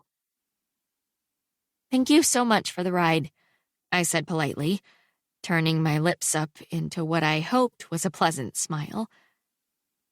"It's very nice of you." It's not really nice, he said, putting the car into first and letting out the emergency brake. so much as it is practical. If I let you walk to school and you freeze to death, surely that would put a crimp in my karma. But by giving you a ride somewhere that I'm already going, no sacrifice on my part at all, I'm actually earning good karma. I sighed. "Lovely." He smirked but didn't look at me. It is lovely. I looked out the window and tried again. "I love this song, by the way. Metallica's awesome." That made him give me the side eye. You like Metallica. I nodded and pursed my lips. "Sure." His eyes narrowed. Name 3 songs. I crossed my arms and squinted back at him as he looked at me like I was a liar. Why was he insisting on sabotaging me? I don't have to name 3 songs to prove I like them. Then I'm just going to assume you're a poser. His eyes were back on the road again. Posing at what, exactly? Someone who likes the sound of angry old guys barking out words? That made his lips turn up into an actual smile, and he glanced over. See? I knew you didn't like them. I rolled my eyes, which made him chuckle, and I told myself that it didn't matter. My interaction with Nick Stark was surely irrelevant in the whole fixing the day plan. So I said what was actually on my mind. "Do you always come at people when they're just making small talk?" I wouldn't call it coming at people. I just think if your small talk is about a band, you should probably know about said band. I scoffed. I was being polite. Ever heard of it? I wouldn't really call pointless lying polite. Come on, it wasn't lying. I gave my head a shake. I was mentioning it for the sake of conversation. It's what strangers do when they're attempting to be nice. But we aren't strangers. He looked at me with a smirk. Again. You said you're my lab partner. I am your lab partner. Bigger smirk. So then, why did you say we're strangers? I sighed. I have no idea. It was horribly quiet for a few minutes as his old truck drove in the direction of our school. It was awkward and uncomfortable, but better than when he was talking. So, of course, he ruined it when he said, "Wait a second. Now I know where I've seen you. Aren't you the girl who sits by you in chem?" "Yes," I interrupted. Who choked in the cafeteria? Man, I would never live that down. I didn't choke. I cleared my throat. It just got stuck in my throat. That made him look away from the road to give me a cocked eyebrow. Wouldn't that be the literal definition of choking? No, it wouldn't. I huffed, knowing I was huffing but unable to stop. Choking is when food gets stuck in your windpipe and you can't breathe. I could breathe. I just had food stuck in my esophagus. He rolled in his lips and narrowed his eyes. You sure that's right? Of course I'm sure. It happened to me. He made a noise. I've just never heard of that. I don't know if it's a thing. I am telling you that it happened, so you actually do know that it's a thing. I could hear my voice getting high-pitched, but the boy was beyond frustrating. Some people have a condition where food can get stuck in their throat. I have to take omeprazole every morning to ensure it doesn't happen again. So it is definitely a thing. He pulled up to a stoplight. And when the truck came to a complete stop, Nick turned his head and looked at me. His mouth wasn't smiling, but there was something teasing in his eyes when he said, Are you sure you're my lab partner? I groaned. Of course, I'm sure. That girl is super quiet, whereas you seem pretty chatty. I'm not chatty. You seem excessively chatty, actually. Well, I'm not. I was actually a quiet person. Shit. Yeah, okay. We didn't speak again until we got to school, where I thanked him for the ride and very nearly threw his coat at him. He caught it gracefully, and as I turned away, I could have sworn he was smiling. I had to force myself to take a deep breath and focus. It didn't matter that Nick Stark was intent on ruining my chances of fixing this day. I had work to do. When the office sent a pass for me, I grabbed my bag and started in that direction. But instead of turning toward the administration area, I walked all the way back to the farthest restroom in the building, the one that was past the library. I didn't really have a good plan on how to keep my spot in the summer program, but part of me wondered, if they couldn't find me, might they consider just letting me in to save us all the awkward embarrassment of their mistake? I mean, what was one more spot, really? It was the best I could come up with at that moment, so hiding in the bathroom was what I was going to do. I glanced behind me before pushing in the bathroom door and going inside. It smelled like cherry, a wafting reminder of the in-between class vapors. But I was alone. Phew. I set my bag next to the sink and pulled out my makeup pouch. I spent a few minutes touching up my cheeks and lips. I had complicated feelings about Josh after seeing him kiss but not really in real life, Macy. But I was forcing myself to forget about that.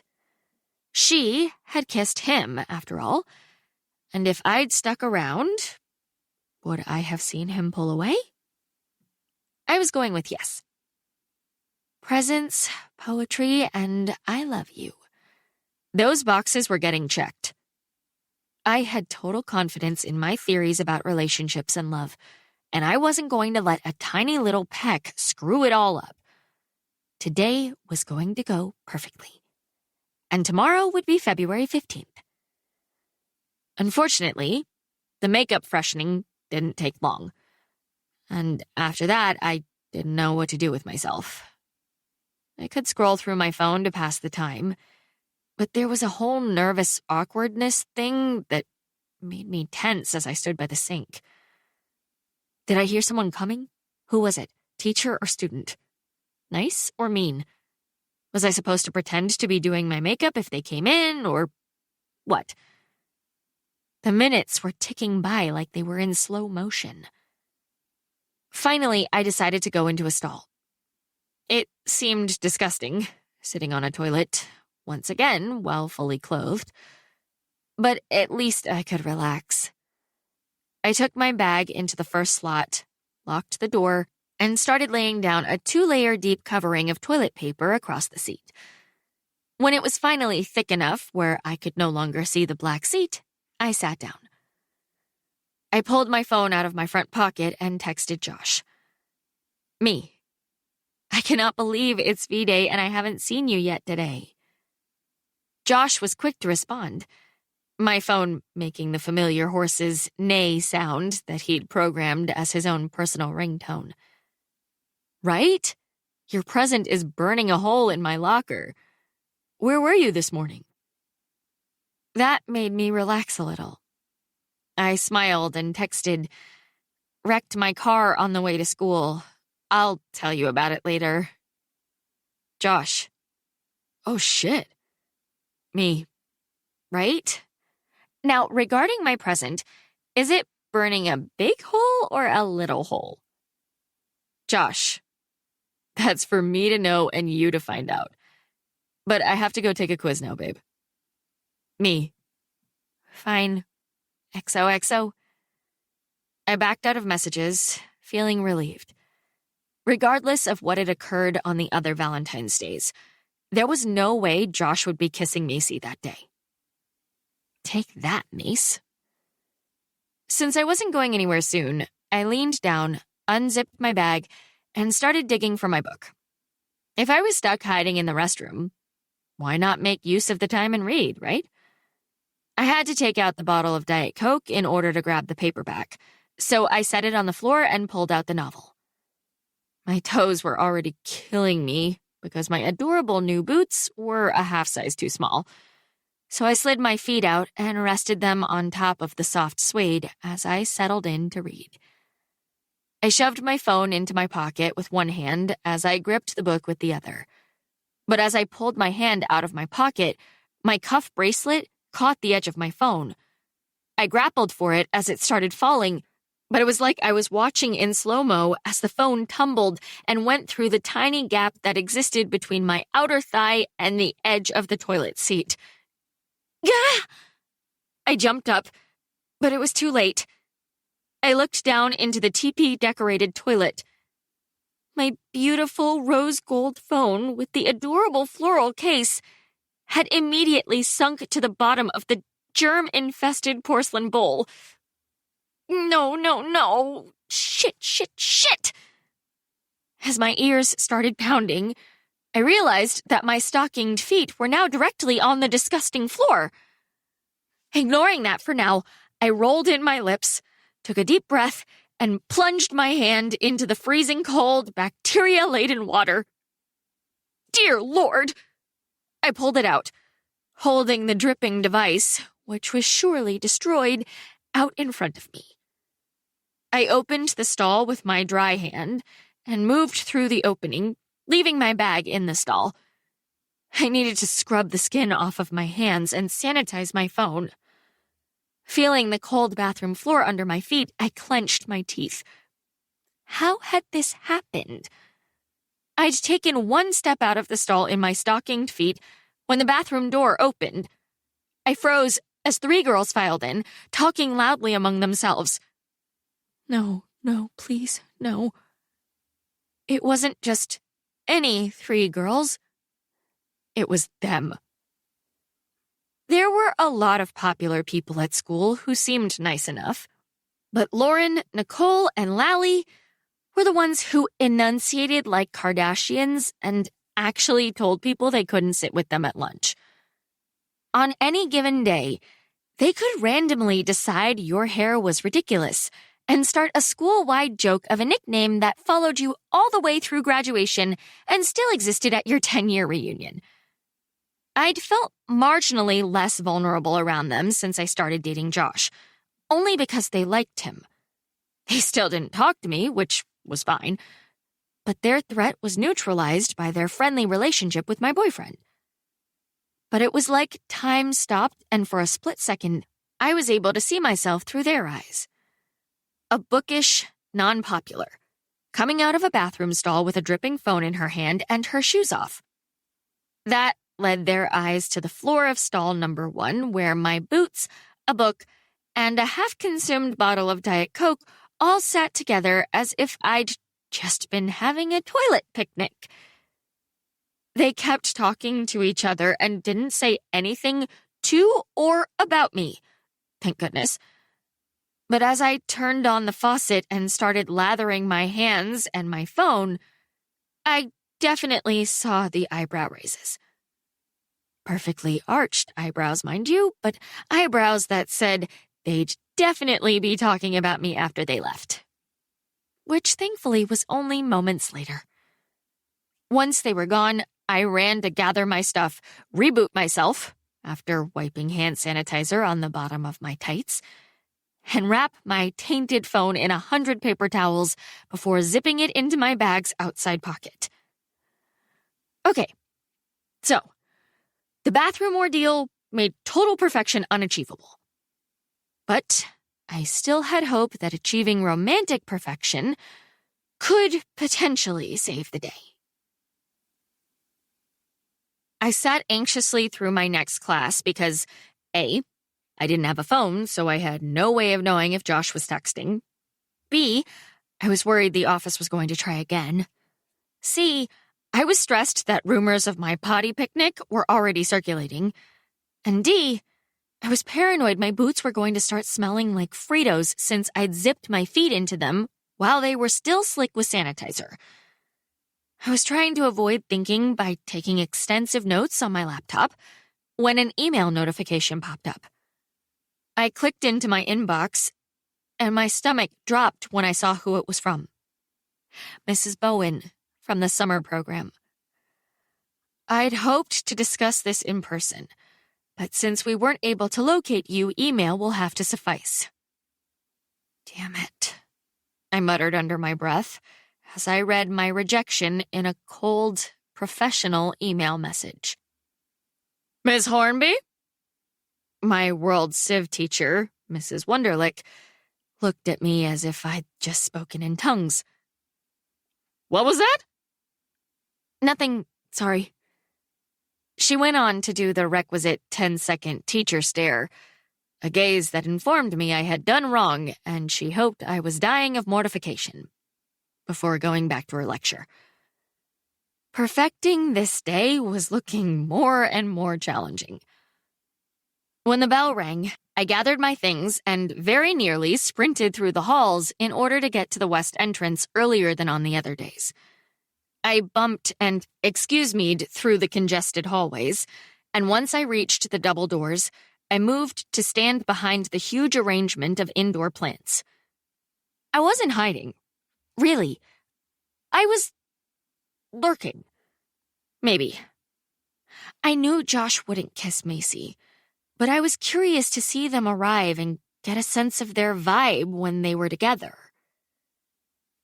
What are you doing? I jumped at the sound of the voice, and when I turned around, it was Nick Stark, smirking at me like he knew exactly what I was up to. I glanced behind him before quietly saying, "Shh, go away." He gestured to the mini jungle I was protected by. Are you stalking someone from back here? No, I'm waiting for my boyfriend. Can you? My head swiveled around, and my words stopped when I heard Josh's voice. I felt Nick's gaze follow my own as Josh and Macy walked in our direction, and I grabbed Nick's sleeve and pulled him behind the plants with me. I couldn't have him drawing their attention to my lurking. Josh was talking, and Macy was smiling. Beaming, actually. And Josh was walking a little sideways so he could face her better. I mean, no big deal. They were friends, right? Come on, Josh. Macy's eyes were animated as she said, "If you let me come along, not only do you get the joy of having me ride shotgun in your James Bond mobile, but I will allow you to make the call on what we do with all that time." They stopped in front of the doors, and he smiled down at her. I could tell he was enjoying the attention. That sounds like a lot of power. I'm not sure I can handle it. Oh, I know you can't. My heart was pounding in my chest, and my stomach dropped out of my body as she leaned closer to him and said, but you should try. He said, I guess I could use someone to hold the drinks. Told you. And all your help will cost me is a tall vanilla latte. I can't believe you remember my order, she said, and laughed. Why couldn't she believe that? It was everyone's Starbucks order, for the love of God. Every girl at this school probably had the same drink at least once. It didn't make him freaking Einstein. He looked charming and sexy, and I kind of wanted to punch his pretty nose as he said, I remember everything, miss. You sure he's your boyfriend? Nick whispered, and I kind of wanted to punch him, too. Josh pushed the doors open, and he and Macy started walking outside. And I don't know what came over me. Wait! I yelled as I grabbed Nick's sleeve, pulling him with me as I ran after them, pushing through the doors and jogging as they both stopped and turned around. I saw Macy glance nervously at Josh, but my boyfriend slid into a confident smile as he said, I realized as I stumbled to a stop, with Nick at my heels, that I had no idea what I was doing. No plan, other than to yell and scream and stop them, with Nick as some kind of buffer. Now that I was in front of them, I was clueless. I cleared my throat and said, Are you going on a coffee run? Macy's face relaxed, and Josh said, Yeah, you know Mr. Carson. Needs it every day. Awesome. I nodded.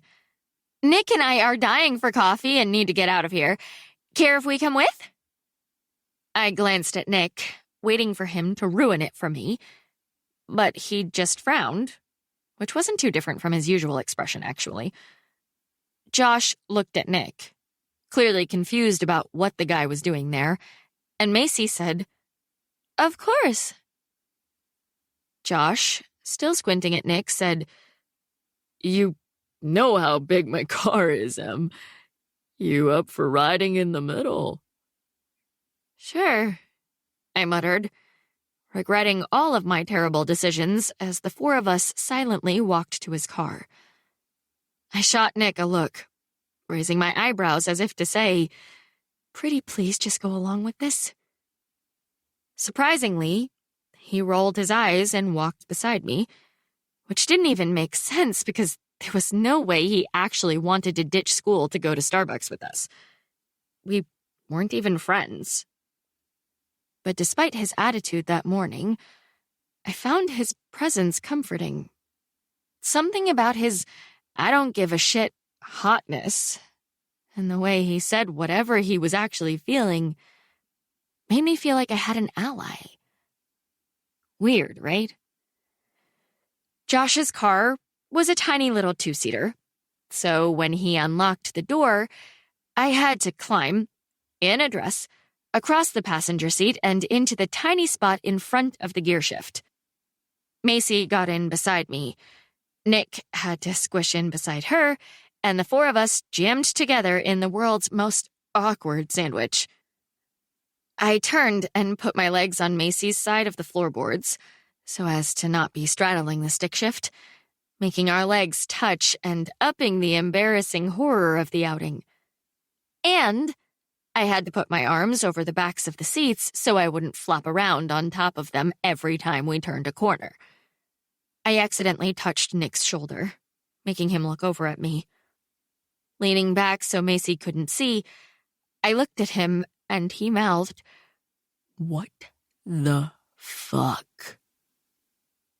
In the midst of the awkwardness, a tiny part of me wanted to laugh. Instead, I mouthed, Please help me, which made him sigh in a way that I hoped meant he found me ridiculous but would help me. Josh flipped on the heater and left the parking lot, and it was the worst kind of quiet in the car. What was I even doing? How many coffees are you getting today? I tried to sound utterly unaware of the dynamic as we drove toward Starbucks. Big order? Josh turned the corner, making me dig my fingers into their headrests in order to not fly out the window, as he said, Just 5. Ours and his. Got it. More quiet. You don't have a class this hour, Macy? Nick asked, looking at me as if to point out how sketchy this seemed.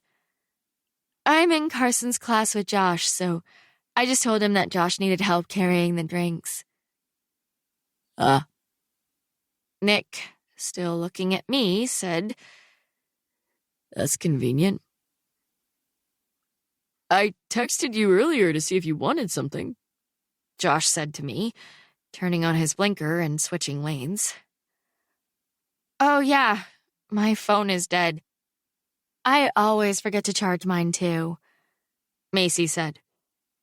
I actually dropped it in the toilet, I said, instantly regretting sharing that little gem. I mean, not a dirty toilet. It wasn't dirty. I mean, yes, all toilets are dirty, but I mean there was nothing in it. Shut up, shut up, shut up. Holy Christ, Nick muttered, at the same time Macy said, Oh my God. Yes, we were all calling out to the Lord in response to my phone's disgusting swim. Right? Was all I could manage.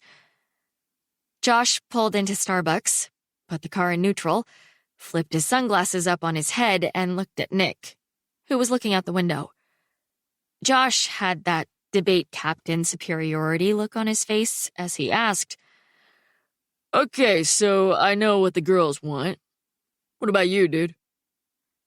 Nick didn't even look over. I'm good, but thanks, dude. Josh glanced at me, like he was looking for an explanation as to why Nick Stark was with us and being a jerk, and I smiled and shrugged, as if I had any clue what was going on in life anymore.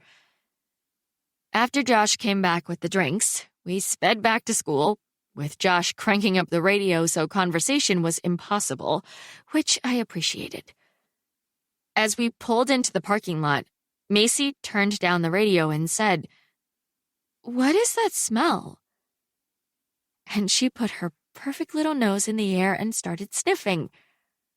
I sniffed, but didn't really smell anything other than coffee. You're right.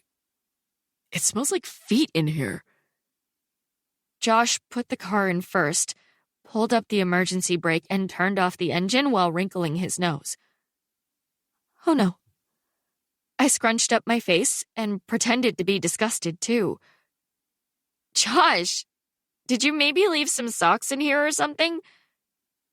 That made Josh glare at me. We both knew that he spent countless hours, every weekend, buffing and loving up on that tiny little car, before he said, There are no socks in my car. You sure? Nick asked. Because it really smells like dirty socks. Josh looked like he wanted to kill Nick. Why would I have dirty socks in my car? I have no fucking idea. Before their noses could hone in on my booties, I said, Can you guys let me out? My legs are beyond cramped. We filed out of the car, and the four of us went back into the school. Josh gave me a little peck, the obligatory goodbye kiss, when we had to go our separate ways. I held my coffee and watched him and Macy walk away. I may have successfully kept them from kissing, but that coffee run definitely didn't feel like a win. The bell rang at that moment, destroying my train of thought. Thank you for inviting me, Nick drawled, startling me from my thoughts as he gave me an amused smirk. Witnessing that level of awkwardness was downright entertaining. Shut up, I said, unable to hold back a tiny smile. Seriously. He turned and started walking away from me, yelling over his shoulder as the passing period crowds swallowed him. "You've really made this an amazing day, Emily." I rolled my eyes and headed in the direction of my locker. I was so lost in my thoughts that I didn't hear the giggles at first. Then something in my peripheral vision caught my eye. I glanced to my right, and there were Lauren, Nicole, and Lally, with 4 other girls standing in front of a bank of lockers, giggling, whispering to each other, and looking directly at me. I walked faster and breathed a sigh of relief when I walked through Mr. Bong's door. Suddenly, finding myself on those 3's radar was not something I'd anticipated, and it surely wasn't something I wanted. The relief was fleeting, though, when I reached my table and Nick was smirking up at me with his chin resting on his hand. I sat on my stool and unzipped my bag, pulling out my textbook and my binder, ignoring him completely. He said, "So that was weird, right?" I rolled my eyes and opened the book, flipping toward our current chapter. "1 minute you were telling me to go away, and the next you were dragging me along on the world's most awkward trip to Starbucks."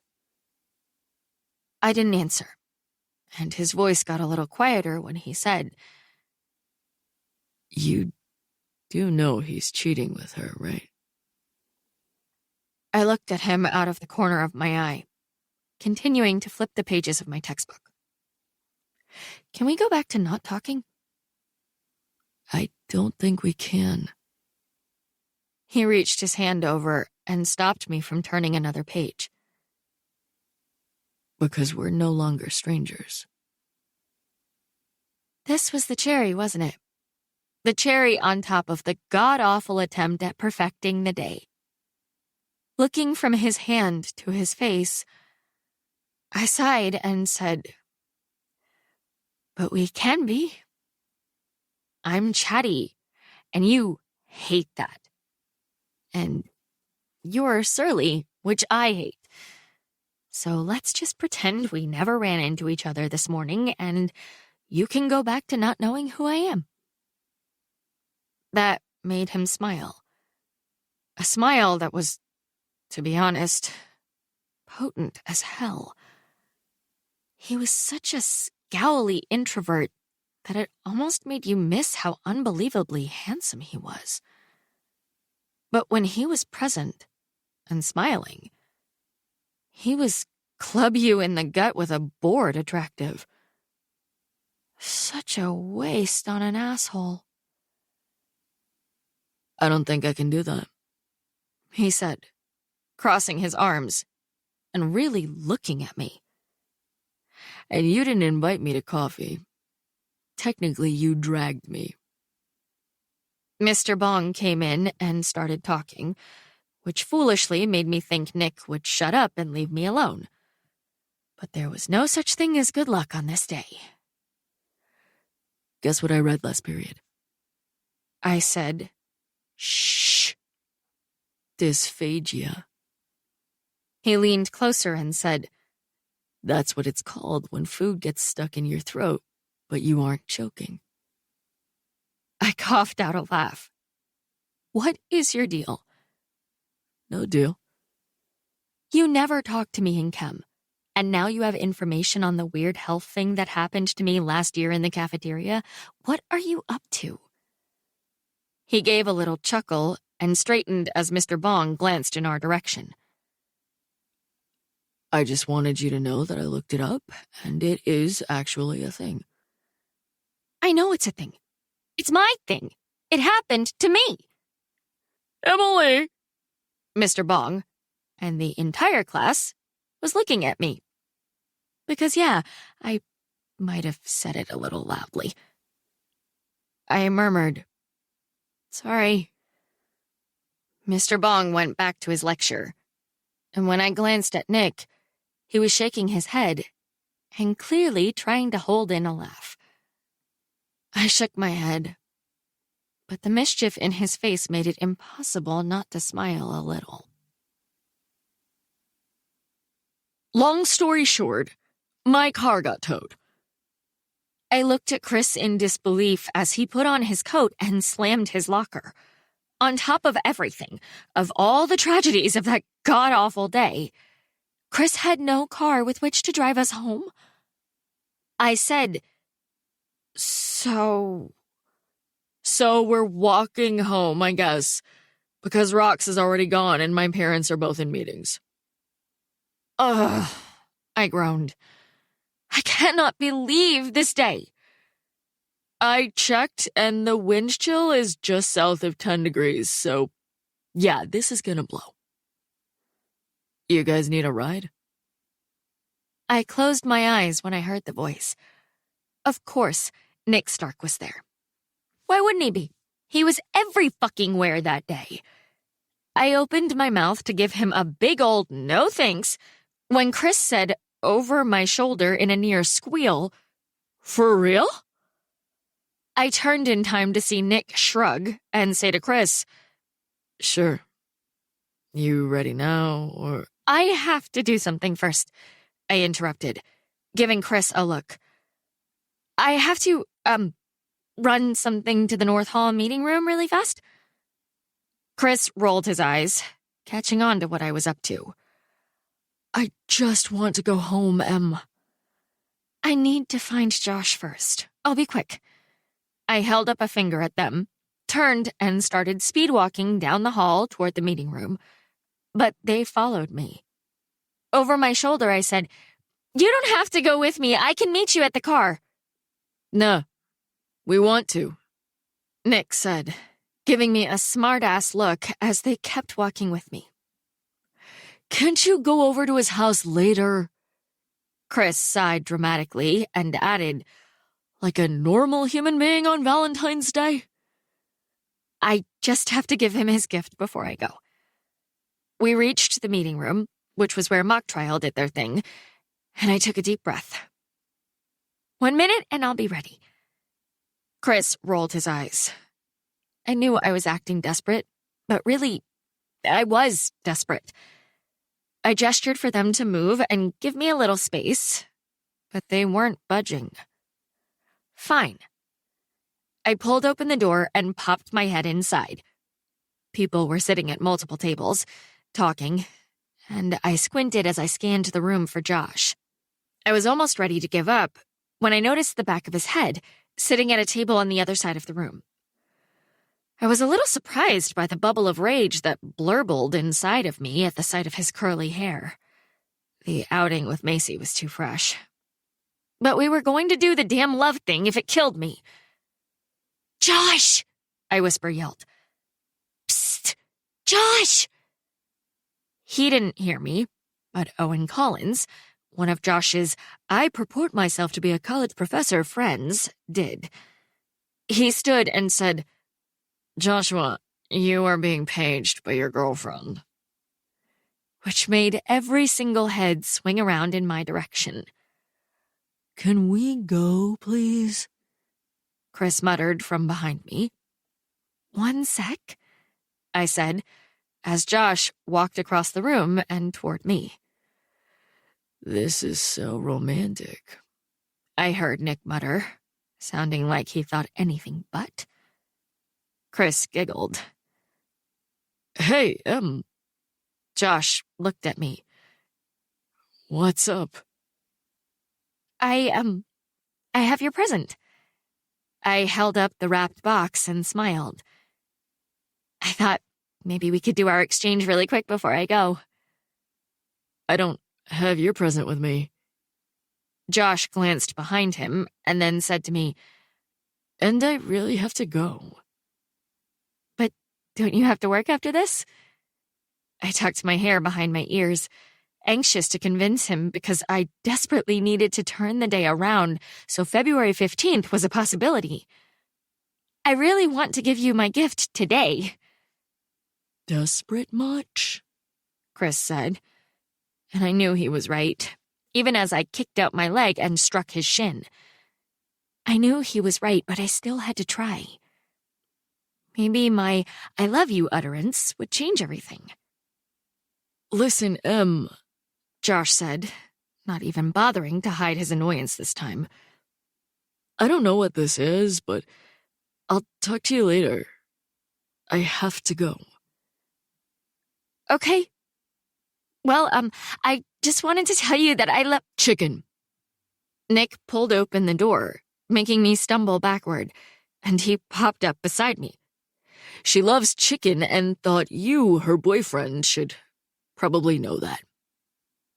Josh looked back and forth between Nick and me before saying, Who even are you? Nick smiled. I'm Nick. I pushed Nick out of the doorway. I don't love chicken. I love... Look, I have to go. We'll talk later.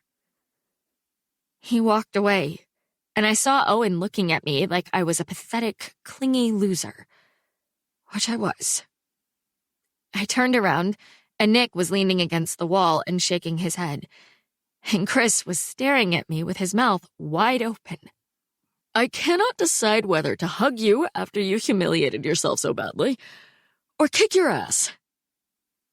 Please, I said, turning away from the mock trial door and walking into his chest. Kick my ass.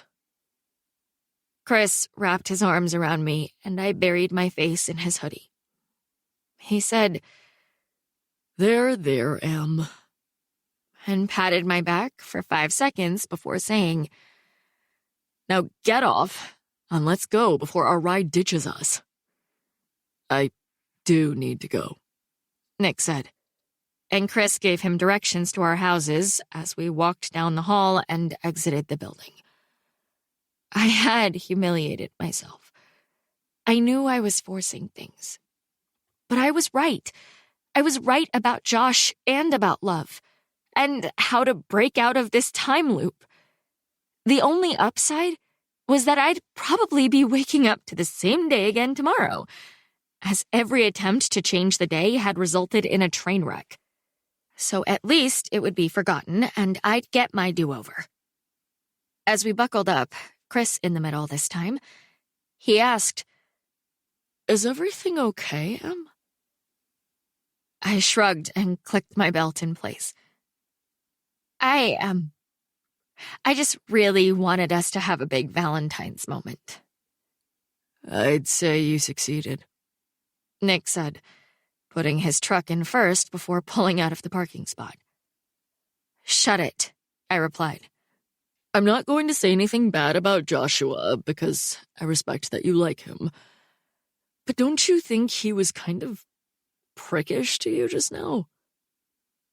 Chris glanced over at me and said, I mean, yes, you were acting oddly, but he was a bit of a tool. I glanced over at Nick as I quietly said to Chris, Maybe we can talk about this later. Oh, come on, Emmer. Chris gestured toward Nick and said, After he witnessed that pathetic display of lovesick tomfoolery, I'd say he's fine to be grandfathered into this discussion. Did you talk to Alex today? I asked. Nice subject change, Chris said to Nick, and then he said to me, And of course I did. I'm not a wishy-washy little baby bitch. Chris had had a crush on Alex Lopez for months now. They were friends. They both ran cross-country, so they knew each other pretty well. But Chris was afraid of ruining their friendship by asking Alex out. He'd decided that on Valentine's Day, he was going to see if Alex wanted to hang out. The plan was to pull one of those, Valentine's Day is lame when you're single, so since we're both single and alone, do you want to get a pizza and watch old movies? Kind of things. I gasped. You seriously did it? He smiled a little secret smile and said, I stumbled into it. At first, I totally joked. But then he said he felt like a loser for having no plans, so he left me the perfect opening. That's amazing. I laughed as his face transformed into happy sunlight. Chris liked to act too cool, like all the time, but he was one of the more vulnerable people I knew underneath it all. So what are you going to wear? No. He held up a hand and shook his head. I'm not ready for the stress yet. Can we just take a moment and picture his adorable face? Like, when Alex is all serious about a topic and goes off, the combo of intensity and boyish cuteness is just too much. I nodded. He was so right. I know exactly what you're talking about. Last year I had him in Halleck's American government class, and after he popped off on Ellie Green because, well, she was being so super Ellie-ish, I was obsessed with him for days. Adorable plus intense equals holy crap. Right? He was beaming again, and I was so happy for him. Chris had been my best friend since we'd both gotten fake notes to miss swimming our freshman year. We assumed we'd be able to just sit out, but Coach Stroud made us stand on the side of the pool and do the strokes with our hands. On dry land. I would have died of mortification by myself, but Chris made it into choreography. I'd laughed so hard at his ludicrous dances that we'd both earned detentions. We spent the rest of the drive to Chris's discussing Alex Lopez's greatness, and Nick was quiet. I was making all sorts of internal judgments about his silence, until he said to Chris as he pulled onto his street, "Just make sure you let him see the real you. Then the guy doesn't stand a chance." "Who are you, Nick Stark?" Chris teased. "I haven't talked to you since second grade Cub Scouts, and now here you are, acting like some kind of hot, grumpy Cupid. You shut the fuck up right now." Chris started laughing, and so did I. I can't believe either of you were in Cub Scouts. "I'll have you know I was the best nodder in the squad," Chris said, unzipping the outside pouch of his backpack and pulling out his keys. "Pack," Nick corrected, slowing as Chris's house approached. "Pack," Chris repeated, rolling his eyes and shaking his head at me. "Thanks for the ride, Nick," Chris said when we pulled into his driveway. I opened the door and got out so he could get past me, and I wondered why Nick hadn't dropped me off first. It seemed like he'd have to backtrack now, but maybe Nick had to go somewhere in the direction of my house or something. Maybe he had a hot older girlfriend who lived by me, and he was heading over to pick her up. Despite his being witness to the most mortifying moments of my life today, he was still practically a stranger. When I got back in and closed the door, Chris gestured for me to roll down my window. "You sure you're okay?" he asked, turning his lips down like he was worried. "That stunt with Josh was very not like you." I don't know. I really had my heart set on a perfect Valentine's Day this year, so I might have forced things." "You think?" Chris said. I wanted to tell him that I love him, but then Nick— "No!" Chris snapped. "Ruined it." "I don't think I was what ruined it," Nick said from behind the wheel. Chris said, "You're joking, right? You were going to say the L word?" Why was he saying it like I was out of my mind? I'm totally serious. His eyes got huge, and he shook his head back and forth. No. Em, you don't love him." Yes, I do. "How long have you even been going out with him? Isn't it a little soon?" 3 months today, actually. 3 months? His eyes shot over to Nick and then back to me. "Today?" Yep. His eyebrows went all the way up. "Don't you think this is a little convenient?" What do you mean? He said, "Okay. Here you are, little Miss Planner, little Miss To-Do List. As long as I've known you, you've been obsessed with everything fitting into neat little boxes that you can check off." What's wrong with that? "Nothing." He gave me a sweet face and said, I think your compulsive need for control is adorable. But don't you think saying I love you on your 3-month anniversary that happens to be on a love holiday is just a little too penciled in the date? I felt myself blush. I didn't want to talk about it anymore. Don't you need to go in your house now? Fine. I'll shut up, he said. If you want to I love the shit out of him, just call him later. I rolled my eyes and waved before he turned and ran up the steps and into his house. Nick put the truck in reverse and backed out, and just as he put it in first, he said, You know you don't love him, right? What? I looked at his profile and said, How would you know? How would you not know? He said. I'm not having this conversation with you, I said, annoyed. Thank God I lived close to Chris and was almost home already. Well, you should have it with someone. He glanced over at me. You're saying the L word, but a few hours ago, you were hiding behind plants to see if he was cheating on you. That's not what I was doing. Bullshit, he said. It's not, I lied. I was just waiting for him. Nick braked in front of my house, pulling the car over to the curb. He shoved it in neutral, pulled up the parking brake, and turned to face me. Even if that were true, and we both know it's not, the vibe between you and your boyfriend was awkward and polite. It was tense and weird. For fuck's sake, it wasn't love. Why do you care? I said, almost crying now.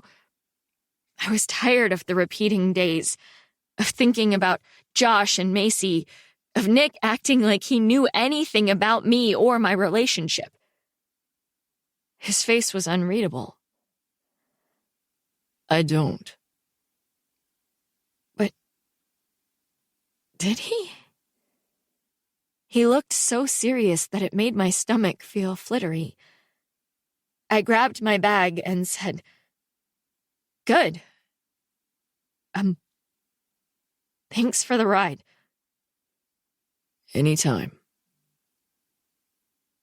Inside, I went straight to my room, hoping to maybe just avoid the promotion discussion with my father entirely.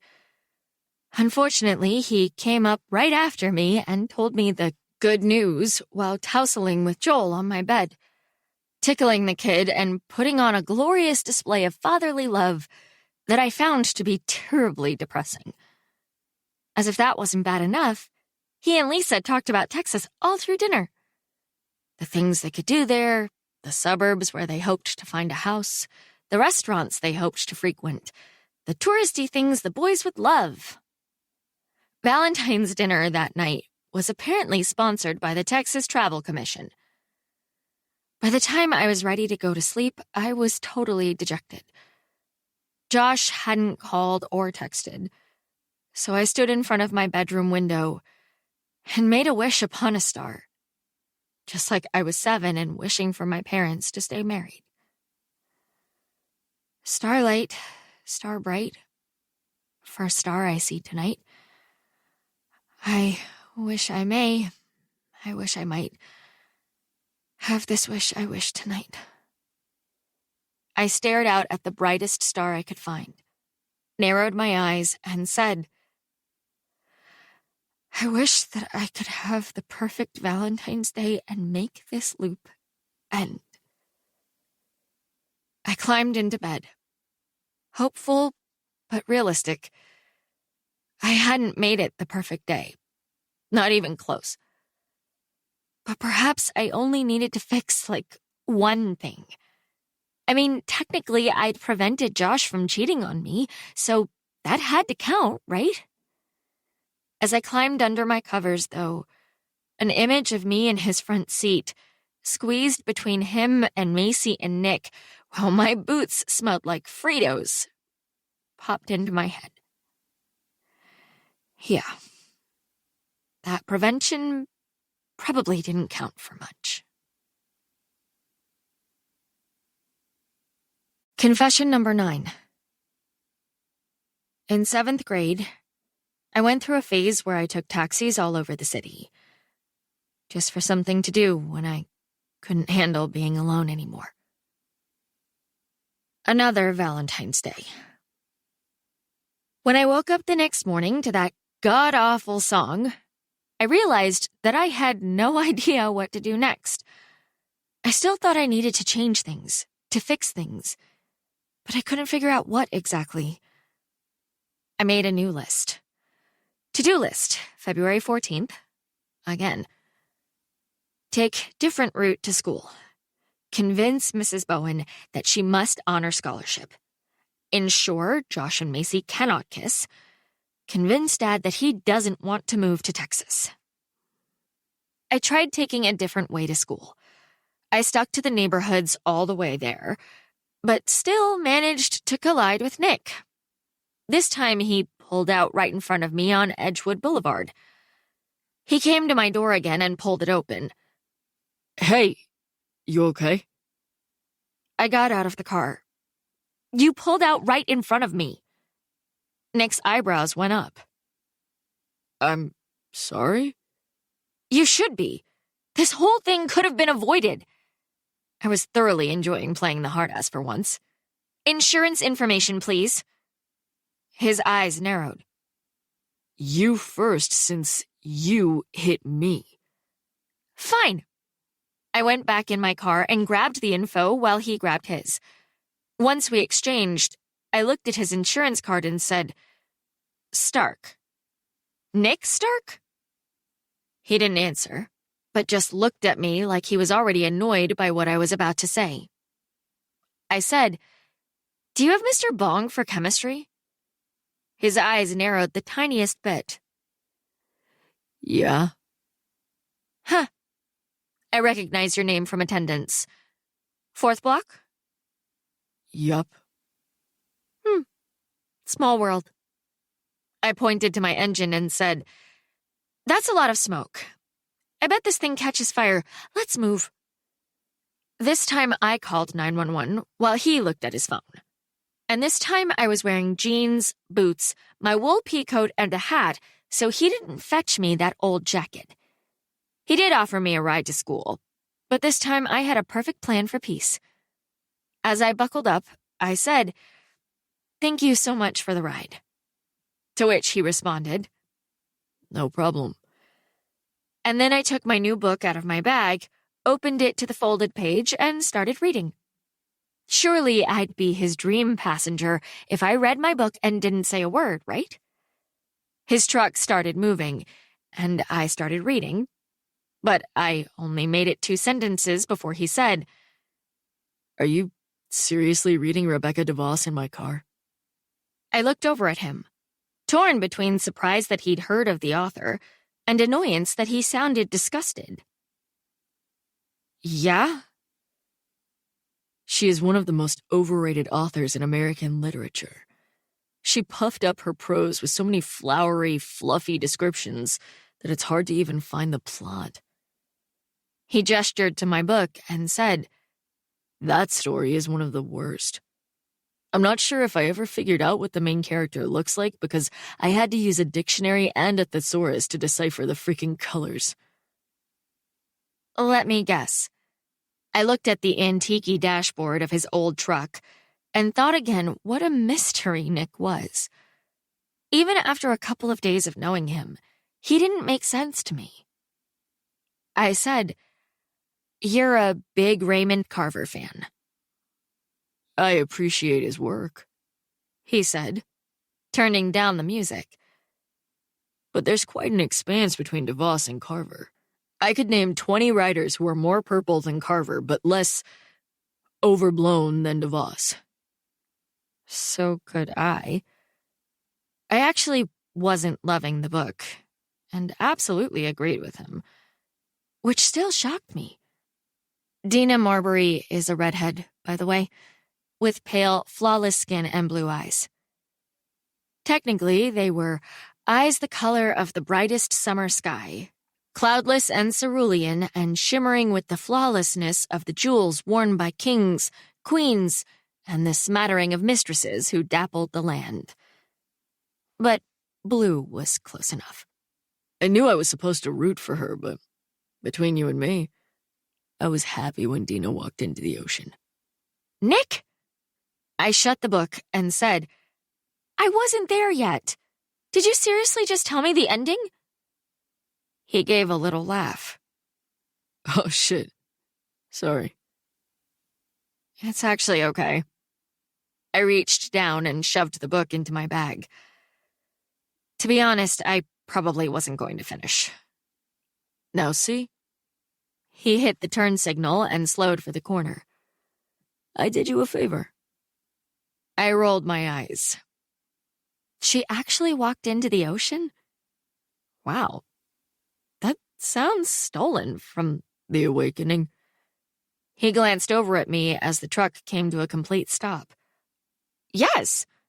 I mean, that seems like a once-in-a-lifetime book ending, doesn't it? Exactly. Nick gave me something close to a smile with his eyes before turning back to the road and accelerating as the light turned green. Like we wouldn't notice that she stole Edna Pontellier's Big Finish. We talked about books for the rest of the drive to school, and it occurred to me as we walked into the building that we'd actually gotten along on Valentine's Day. For the first time. It felt like the start of a brand new day, until he said, Why are you smiling like that? I glanced over at him, his nose wrinkled up and his eyebrows low over squinted eyes. I said, What? I don't know. We were walking like normal humans, and then you just started scary grinning. I wasn't scary grinning. You seriously were. He shook his head. Like some creeper who enjoys televised parades and dressing cats in sweaters. I narrowed my eyes. Everybody likes cats in sweaters. Whatever you say. I gotta go. He said it like I wanted him to stay or something, and I didn't. So I said, I have to go, actually. That's what I said. He said. No, you said you have to go. Like I wanted you to walk with me when, in all actuality, I have to go. He raised his eyebrows. Are you okay here? I just shook my head and muttered, Wonderful. After that, I tried changing things with the counselor by showing up when they sent a pass and maturely making my case. I explained all the reasons why they should make a spot for me in their summer program, and they smiled and politely told me that it wasn't possible to add more space. Then I tried waiting for Josh at his car with his present. A big part of me wondered why I was even trying at this point. If he and Macy had feelings for each other, did I even want to salvage our relationship? But another part of me knew I was right about everything, and this was my chance to jump into the gears of time and ensure Macy couldn't ruin us. I perched myself on his car's teensy hood, gift in hand, and waited. Froze to death and waited.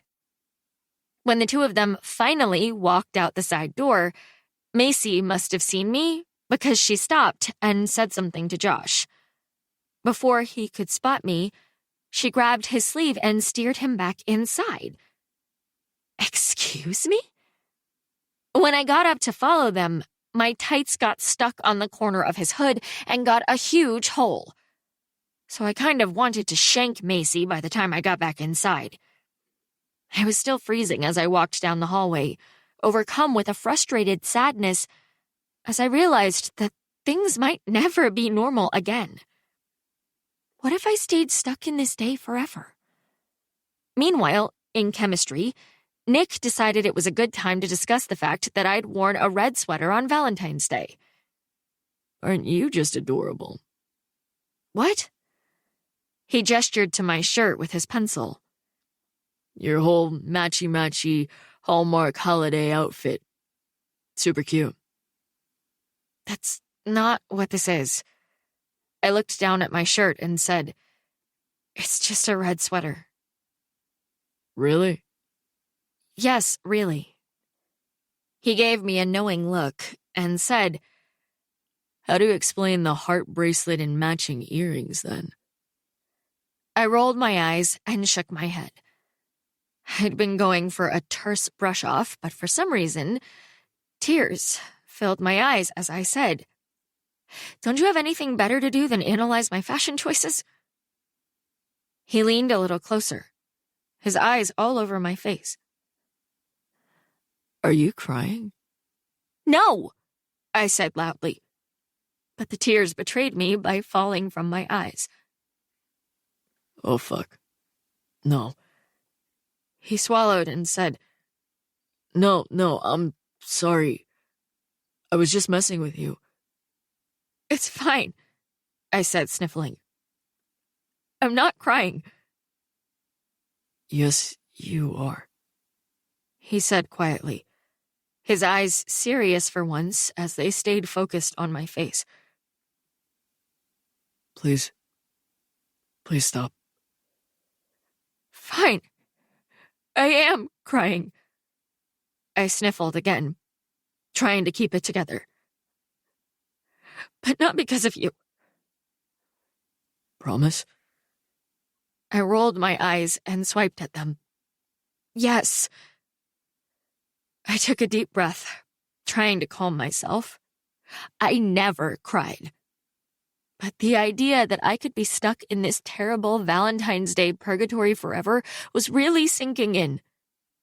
Would I never get any older? Have a shot at a journalism career? See the twins grow up? It was all too much. How can I make it stop? He asked, looking so uncomfortable that it was almost funny. Seriously? I'm fine. I sniffled and ran my index fingers under my lower lashes. I took a deep breath and told myself I could fix this. All better. But He gave me the sweetest closed-mouth smile and said, you sure? I nodded and couldn't help but smile back. I'm good. Hallelujah. He exhaled, like he was letting out a huge sigh of relief, and said, Because the thought of being nice to you for the rest of Chem is a little exhausting. I half laughed as I shook my head. It's that hard? He shrugged. It's not that it's hard. It's just that I prefer watching you blink fast and get all offended at everything I say. Another repeating day, another eye lost to overrolling in the presence of Nick Stark. I closed out the day with another failed attempt to convince my father to stay. This time, I pointed out that he couldn't leave my grandmother, widowed and living by herself, and move across the country. What would she do?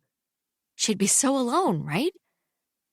I knew he adored his mother, so surely my argument would shake his moving resolve. But he smiled when I said that. He said, She wants to go with us, Emmy. Ask her. She's thrilled about warm weather and cowboys. She is? You're surprised? He asked, still smiling. Well, not about the cowboys. So not only did I fail to convince him, but I learned the worst news ever. I'd be losing Grandma Max as well. She hadn't even mentioned that possibility when we'd talked about it on the first Valentine's Day. But it'd also been a bawling mess, so I didn't blame her. I wished upon a star, again, before going to bed. But I was starting to lose hope that a freaking glowing orb in the sky had any interest in helping me at all. After that, I became obsessed with changing the results, in any way that I could. Regarding the lost scholarship, I tried, not showing up when the office called, showing up and begging for their mercy, fake crying with an absurdly detailed fabricated story about my grandfather's dying wish to see me in that program, fake crying with an absurdly detailed fabricated story about my elderly and dying grandmother's love of journalism, offering Mrs. Bowen a small bribe. None of those attempts provided me a changed result. With Macy and Josh, I tried lying in wait in my car and frantically honking the horn every time their faces got close together in his lame-ass tiny vehicle, texting Josh that I heard a rumor about Macy and herpes and mouth rot. Not my finest moment. Throwing a baseball at Josh's windshield once he and Mace were ensconced in his ridiculous car. The ball actually made contact and cracked the window. But my throw was too slow, and their lips touched before the resultant bawling, so it was all for naught. And I had to duck behind a car and slink back toward the doors like a Marine under siege. Nothing was working. As far as the car situation, I tried driving my dad's car to school, but I still hit Nick. Riding to school with Chris, but he crashed into Nick instead of me. Ironically, I still ended up catching a ride with the surly one when Chris had to go to the hospital to get his neck checked. I tried walking to school, but even then, I ended up with Nick. I couldn't believe my eyes, but his truck was parked on the side of the Hickory Oaks subdivision street that led to our school. I was assuming he lived in the house beside it. The hood was up, and he was doing something underneath it. I tried quietly walking by, but just when I thought I was past, I heard him say, "Excuse me, hey, can you help me for 1 second?" I glanced in his direction and put my hand on my chest. "Me?" "Yeah." I said, no offense, but I'm a 16-year-old girl. It's not really safe for me to help strangers. Can I call someone for—" "I'm not a stranger. We're in the same chemistry class." What? So he actually knew I was his lab partner? Had he been messing with me every single time we'd met? I said, "Are you sure? I mean, you kind of look a little familiar, but..." "Yes, I'm sure. We sit at the same table. So will you help me?" I stepped off the curb and approached him, trying not to smile as I felt some sort of a win by his recognition. "What do you need me to do?" His hair was a little windblown, but his eyes were like the deepest blue in contrast to the black of his zipped-up jacket. I'd always thought they were brown, but they actually made me think of DeVos's flowery prose. She'd kind of nailed his color with the whole cloudless summer sky thing. He said, "I just need you to start my truck while I hoosh this frozen thing with starter fluid," interrupting my distracted thoughts about his pretty corneas. "Have you ever driven a stick?" I put my hands in my pockets and buried my neck a little deeper in my wool coat. "No, but I know how to start a car with a clutch." "Perfect. Would you mind?" The smell of him, soap, cologne, I didn't know what it was, hit me hard. But I pushed all of that aside. I said, "Sure." I went around his truck and got in, having to move the seat forward in order for my foot to be able to push in the clutch all the way. I left the door open so I could wait for his command, and when he said, "Now," I turned the key. That old truck didn't want to turn over, but Nick must have known what he was doing because all of a sudden it roared to life. I revved it a little before he yelled, "Can you put it in neutral and leave it running?" "Sure." It felt familiar, comforting, to be in this position. I used to help my dad when he worked on the Porsche by doing this exact thing, only I'd been 12 at the time. I threw the truck into neutral and got out. Nick slammed the hood down and came around to the driver's side. He said, "Thanks a lot. She hates the cold." "She?" "The truck." I rolled my eyes and my Nick warmth went away. I hate that so much. What? He looked interested, but not offended. What do you hate? When men feel the need to refer to their beloved vehicle as female. That made him give me the smart-ass smile that I'd grown accustomed to over the course of our repeating days relationship. Why is that? It's just so sexist. It rings of the patriarchy and of men objectifying women. Like, I love this beautiful piece of metal so much that it very nearly turns me on. Like a woman. His smile held as he said, It was my brother's truck, for the record. And he nicknamed it Betty because it used to belong to our great-aunt Betty. And we also have a dog named Betty. So, fine. I shrugged and said, I'm a raging feminist lunatic, I guess. You guess. Yeah, I guess. I rolled my eyes and just felt out of sorts all of a sudden. Technically, I'm starting to think I'm just a straight-up lunatic across the board. He crossed his arms over his chest. You doing okay here? No, I'm not doing okay here. I sighed and groaned and wondered how many more times he was going to ask me that before my premature death from time loop frustration. I shook out my hands and tried my mantra. You are on top of this. But it didn't work. And I groaned again and yelled, I'm actually fucking terrible. And something weird is happening to me, but it is so weird that I can't even talk about it. Wow. Nick's mouth kicked up a little at the corners, and then he actually laughed. It must be very weird to make someone like you have a meltdown like that.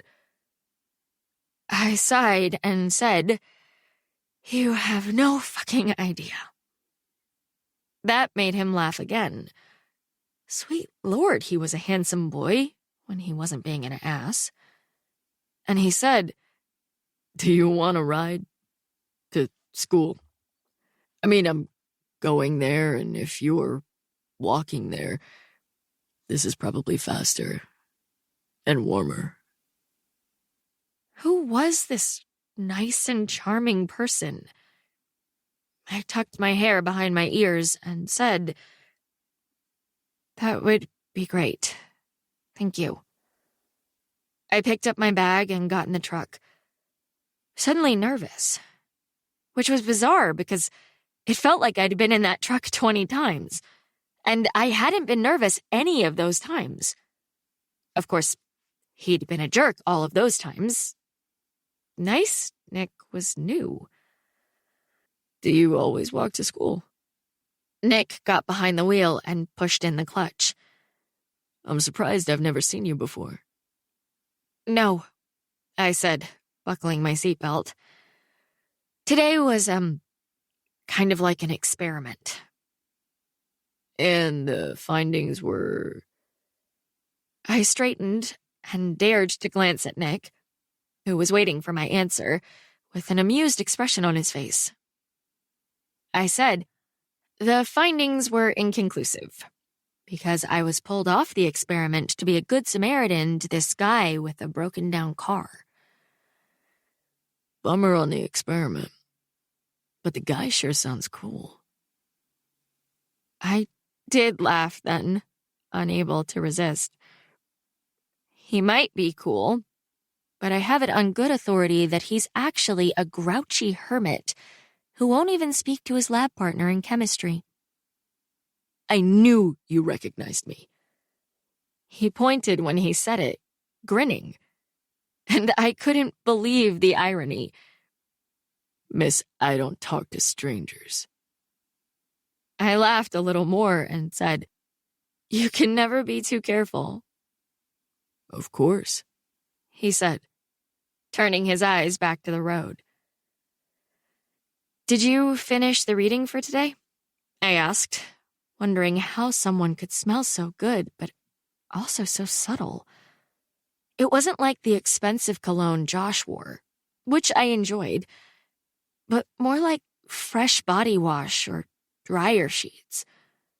I could hyperventilate on his cleanliness. I totally forgot, so I'm going to have to cram next hour. I didn't do the reading, but I never do. He hit his turn signal and made a left into the junior parking lot. I wait until the night before a test, like all normal high school students.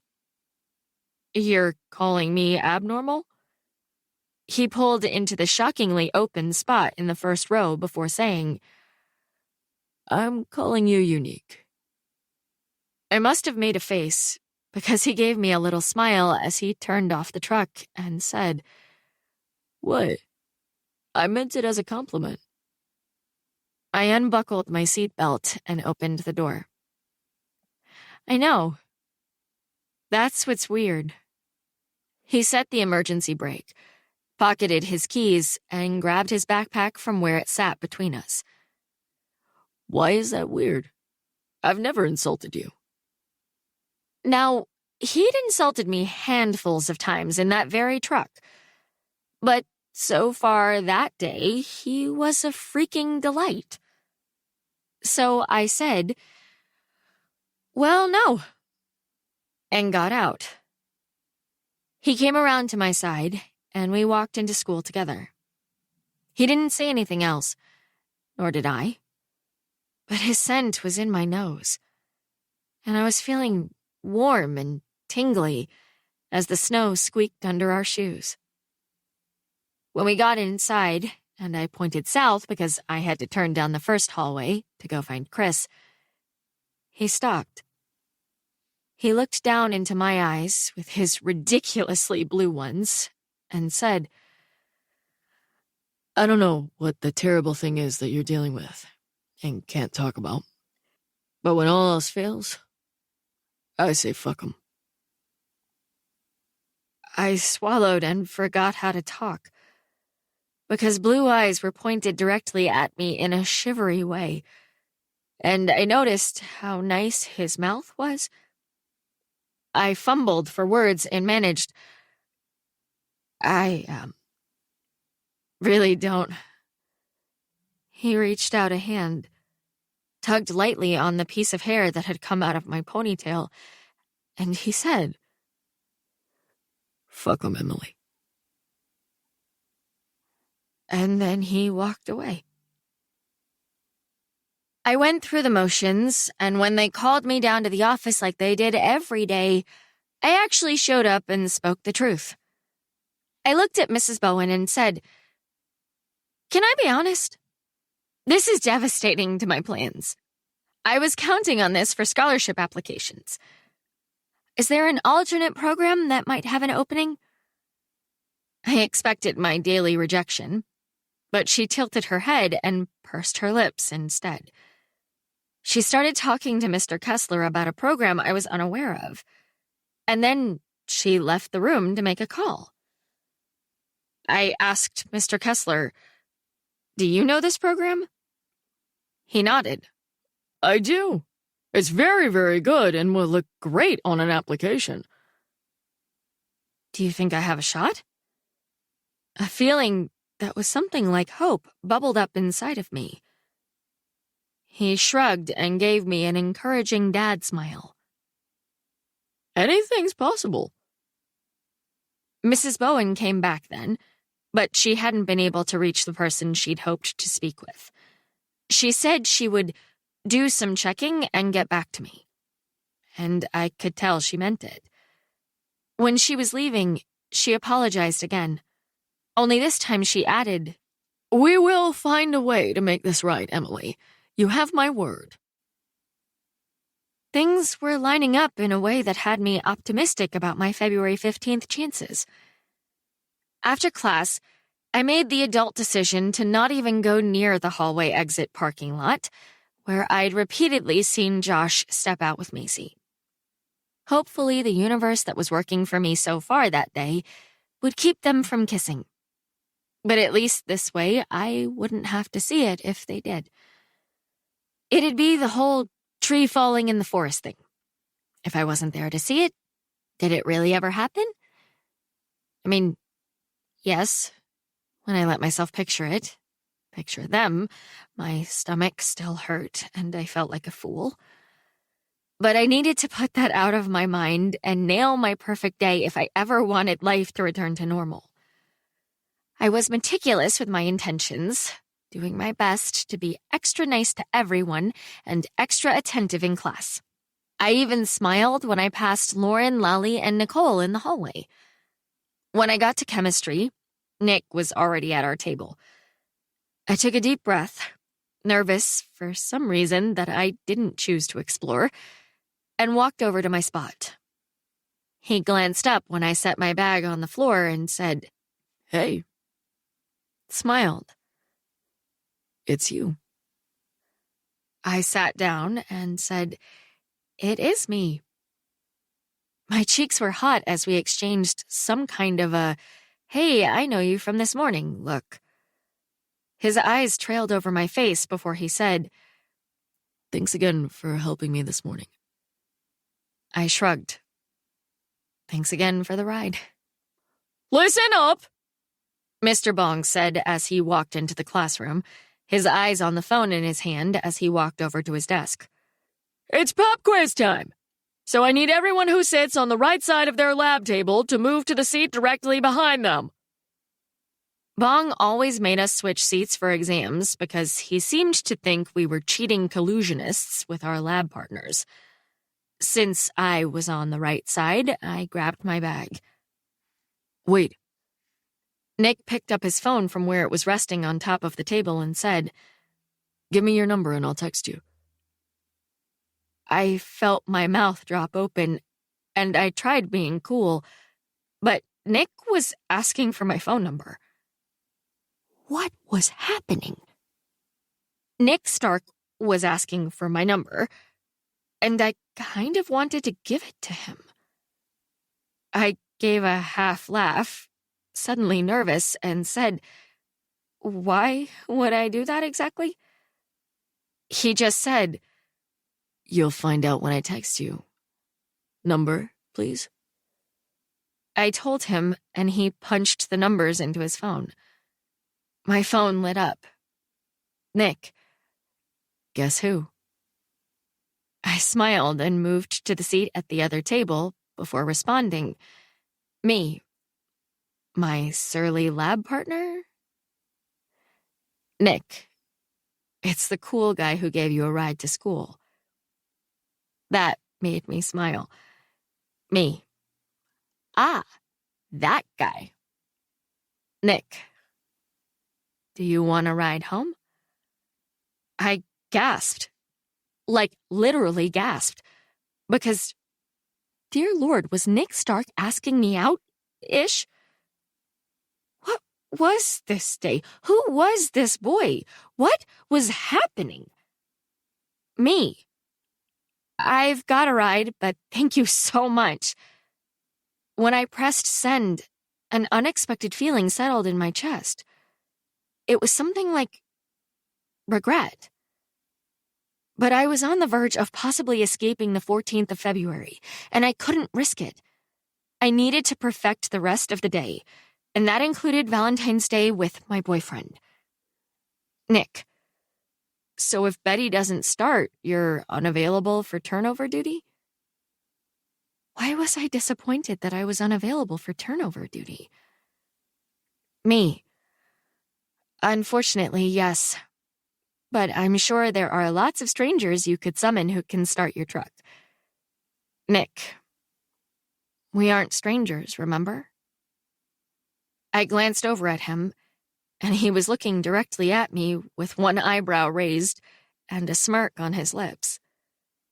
I felt a little lightheaded as I texted, Oh, yes, that's right.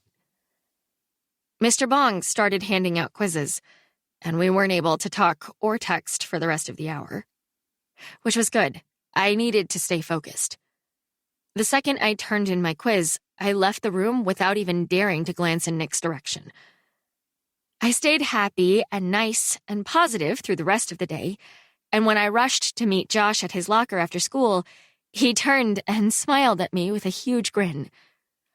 Thank God. Thank God. He leaned forward and pressed his forehead against mine. It's Valentine's Day, and I haven't even seen the Emmy of my heart yet. Where in God's name have you been hiding all day? I smiled up at him, but a tiny part of me was wondering if he'd kissed Macy. And if he hadn't, had he wanted to? Had they talked and flirted as they'd gone on the coffee run? He looked the same as always, but something inside of me felt different when I looked at him. I pushed that nonsense away and said, "Nowhere. Do you have time to open my present before mock trial?" He turned away from me and reached into his locker while saying, Only if you have time to open mine. That made me tease, "I guess I can find a moment." The first package he gave me was a rectangular box, obviously chocolates. I ripped off the paper, then smiled at him. "My favorite dinner. Thank you." Of course, he said, covering his heart with both of his hands. Sweets for the sweet. And from the sweet, I added, grinning because it was romantic and also the perfect words to say on the perfect Valentine's Day. I didn't want to get ahead of myself, but it felt like I might just be getting it right. Now this, my sweet, he said, holding out a small square box. I exhaled on a laugh, caught up in his smile and the festivity of the gifts. I pulled open the white gift box, and nestled inside was a silver bracelet. I raised my eyes to his, and he was grinning expectantly. I waited for an explanation, but after 2 seconds of smiling blankly at him, I squealed, "Oh my gosh, Josh, I love it so much. Thank you." As he insisted on putting it on me, I said nothing, dreading the rash that would cover my skin within hours. Because I'd told Josh an entire story last week about how silver made me break out. Yes, people sometimes forgot things, but it had been a long story that included a trip to the ER, and he'd commented on how, if we'd been dating at that time, he would have smuggled in a pizza for me to eat. So now he was buying me silver? I pushed that down, though, for the sake of a perfect day, and watched him open the watch band. He loved it. I knew he would. And it made him wrap his arms around me and kiss me big on the lips. School hallway be damned. When he pulled back and looked down at me, I grinned, cleared my throat. Then I took the deepest of breaths, looked at his brown eyes, and said, "I love—" Not yet. He held up a finger and said, Not another word until you hear my poem. I closed my mouth, a little shaken. Had he known what I was about to say? He was giving me a huge smile, so I didn't think so. He read me the poem he'd written, saying I fit into his poems like the perfect rhyme. And he wrapped me up in a big hug. It was beautiful, like all his poetry, and afterward I smiled through the hallways as I headed for Chris's car. Love is not what is, but what isn't. My ears aren't happy when she isn't speaking, my fingers bereft when her skin is absent. I hadn't had a chance to say it, "I love you," but I was okay with that. He'd used the word love in his poem about me, so that was almost like he'd said it first, and I could still tell him when he called me later that night. When I got outside and the cold hit me in the face, I heard the horn before I saw Chris. That goofy smartass was honking to the tune of "We Will Rock You," and I was crying from laughter by the time I reached his car. Could you be any slower? he yelled out the window.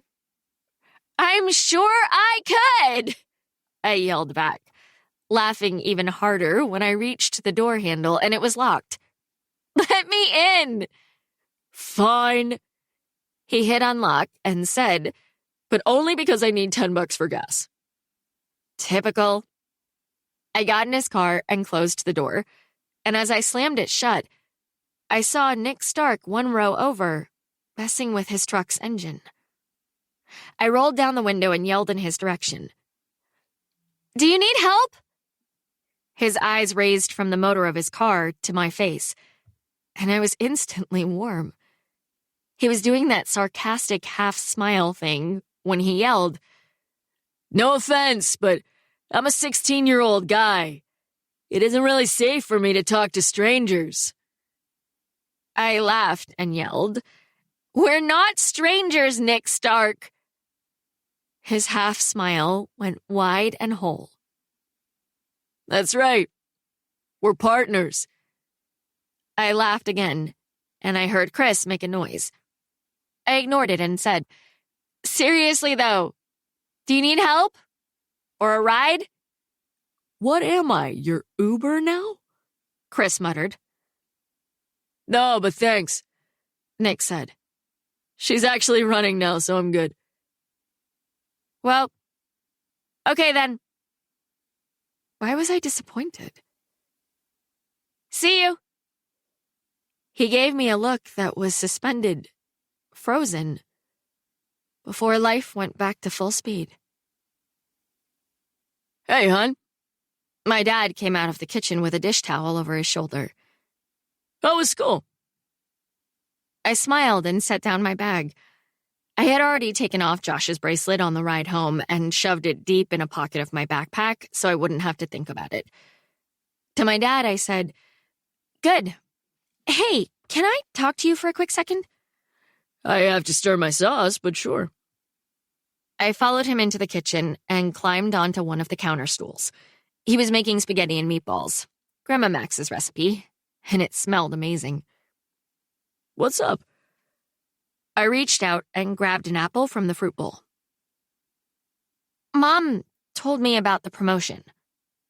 A lie, of course, but I was getting ahead of this. Christ, are you kidding me? My dad's shoulders dropped and he looked pissed. I told her I wanted to talk to you first. No, it's okay. I took a bite of the apple and said, She misunderstood something I said and thought I already knew. Oh. He closed his mouth and stirred his sauce, looking deep in thought. My dad was one of those dads who maintained a younger vibe. Like, he had all of his hair and hadn't gotten soft yet. That being said, there were a few gray hairs in his temples that hinted at his true age. Yeah. So, can I be honest here? I want you guys to be able to move to your dream town or whatever. I really do. But, I said, trying to get the courage to say it in the right way, I hate the thought of you moving away from me. Like, I love Mom, but home is when I'm with you. My voice cracked at the end, and everything inside of me wanted to clarify that it was fine, and he shouldn't worry about it. But I forced myself not to. I looked down at the red skin of my apple. Wow. I'm going to be honest here, Em. I didn't expect this. I looked up in time to see him rub the back of his neck like he was uncomfortable. I guess I thought it wouldn't matter much to you. That you're moving across the country? I blinked fast because crying never helped anything. I still couldn't believe I'd melted down like a baby in front of Nick and Kem, even if he had no idea it had happened. How could it not matter? You're my dad. The boys are my brothers. This is my home. He stopped stirring. But you seem so happy with your mom.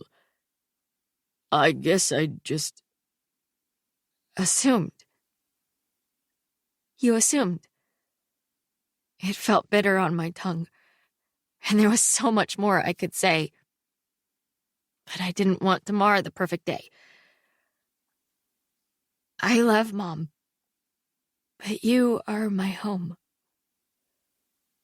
He swallowed, and I saw his nostrils flare before he said, "Oh, I'm so sorry." I shook my head and fought back tears. Don't be.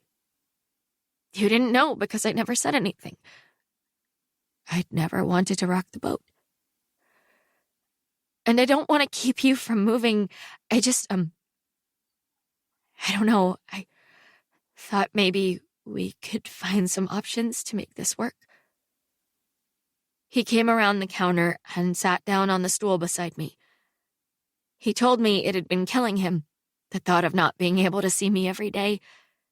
And he said he, Lisa, and me, would sit down tomorrow and find a way to make it work. When I went up to my room that night, I was buzzing with happiness. I felt closer to my dad than I had in ages.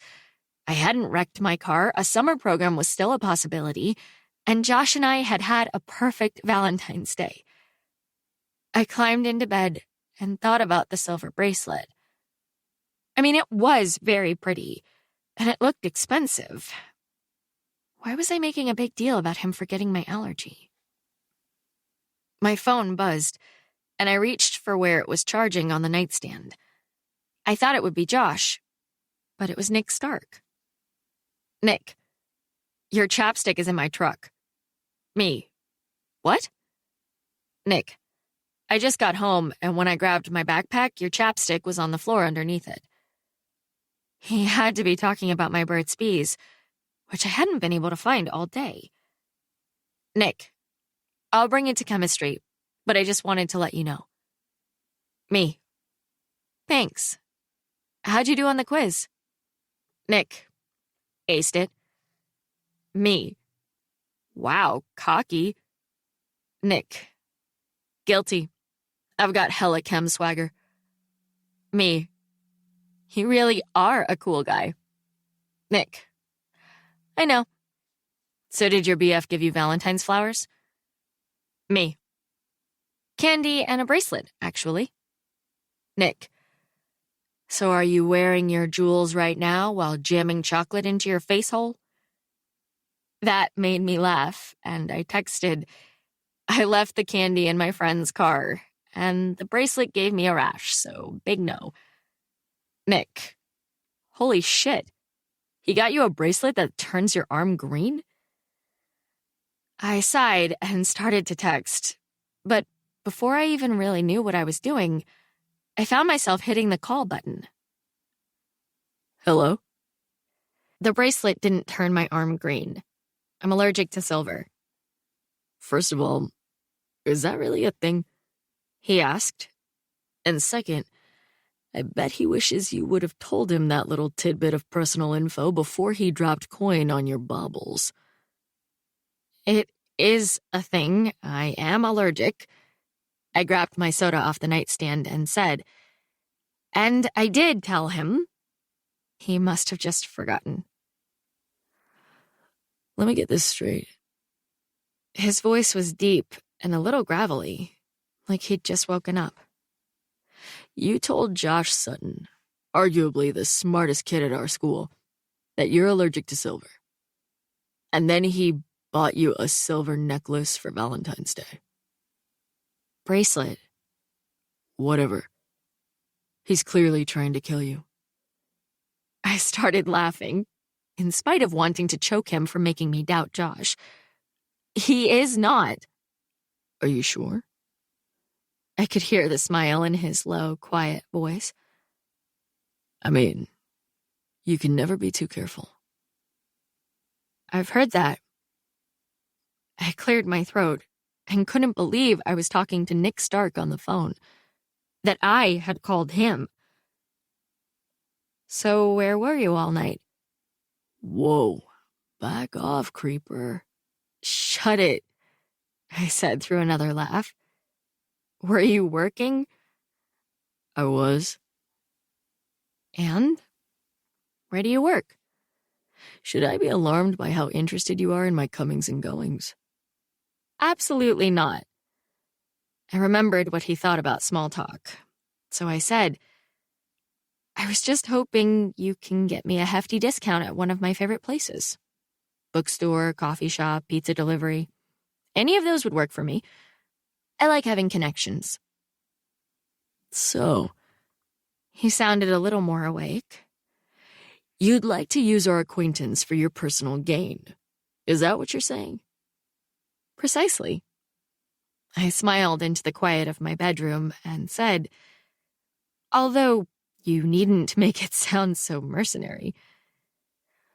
Well, I hate to disappoint you, but I work at 402 Inc., a tattoo shop. He worked at a tattoo shop?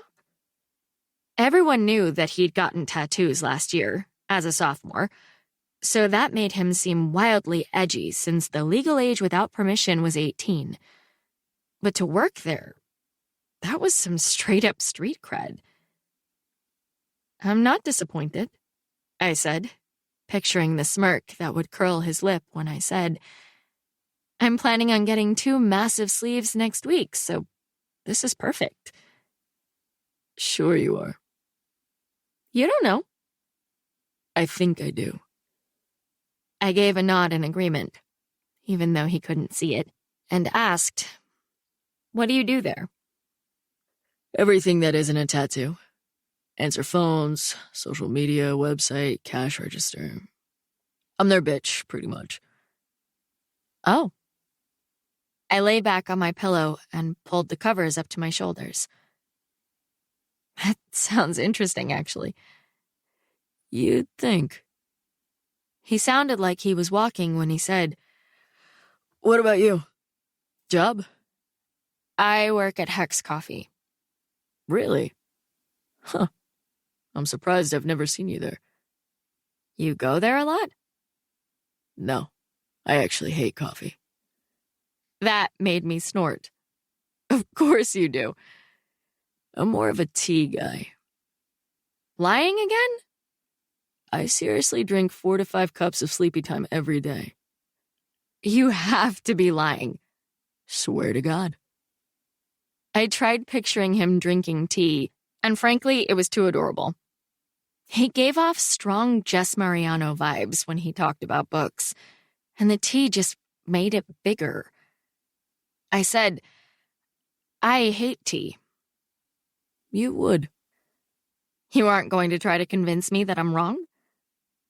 Josh loved tea and was always trying to get me to try his. Tea drinkers are usually pushers who swear by the fact that if you just try tea the way they drink it, you'll like it. Why would I care what you drink? I have no idea. Listen, I have to go. I just didn't want you freaking out and losing your ever-loving shit over your chapstick. I was about to, so your call is most appreciated. You seem the type. I know. He made a little laugh sound and said, Sorry about your terrible Valentine's presents, by the way. It's fine.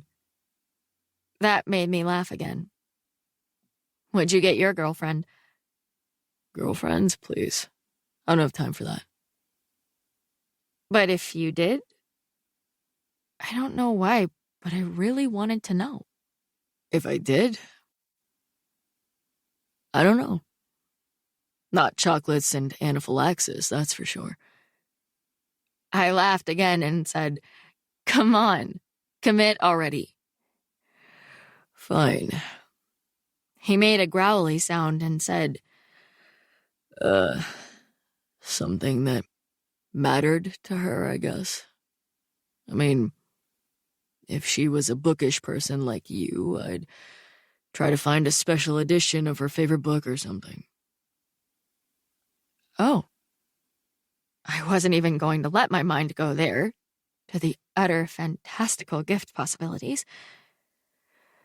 But someone recently told me that I'm kind of a surly person, so gifts and Hallmark holidays kind of aren't my thing. Ah.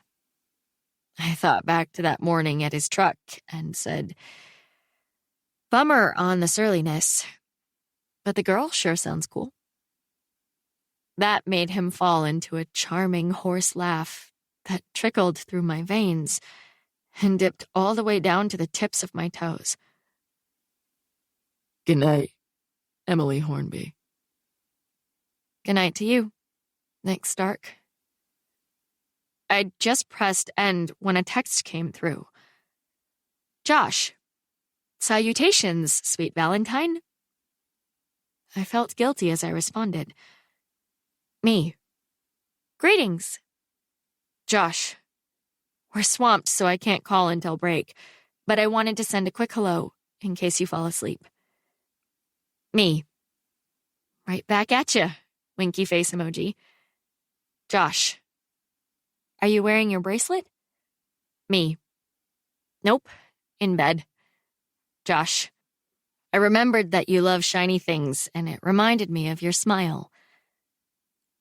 I didn't particularly like shiny things. I wasn't a bling girl.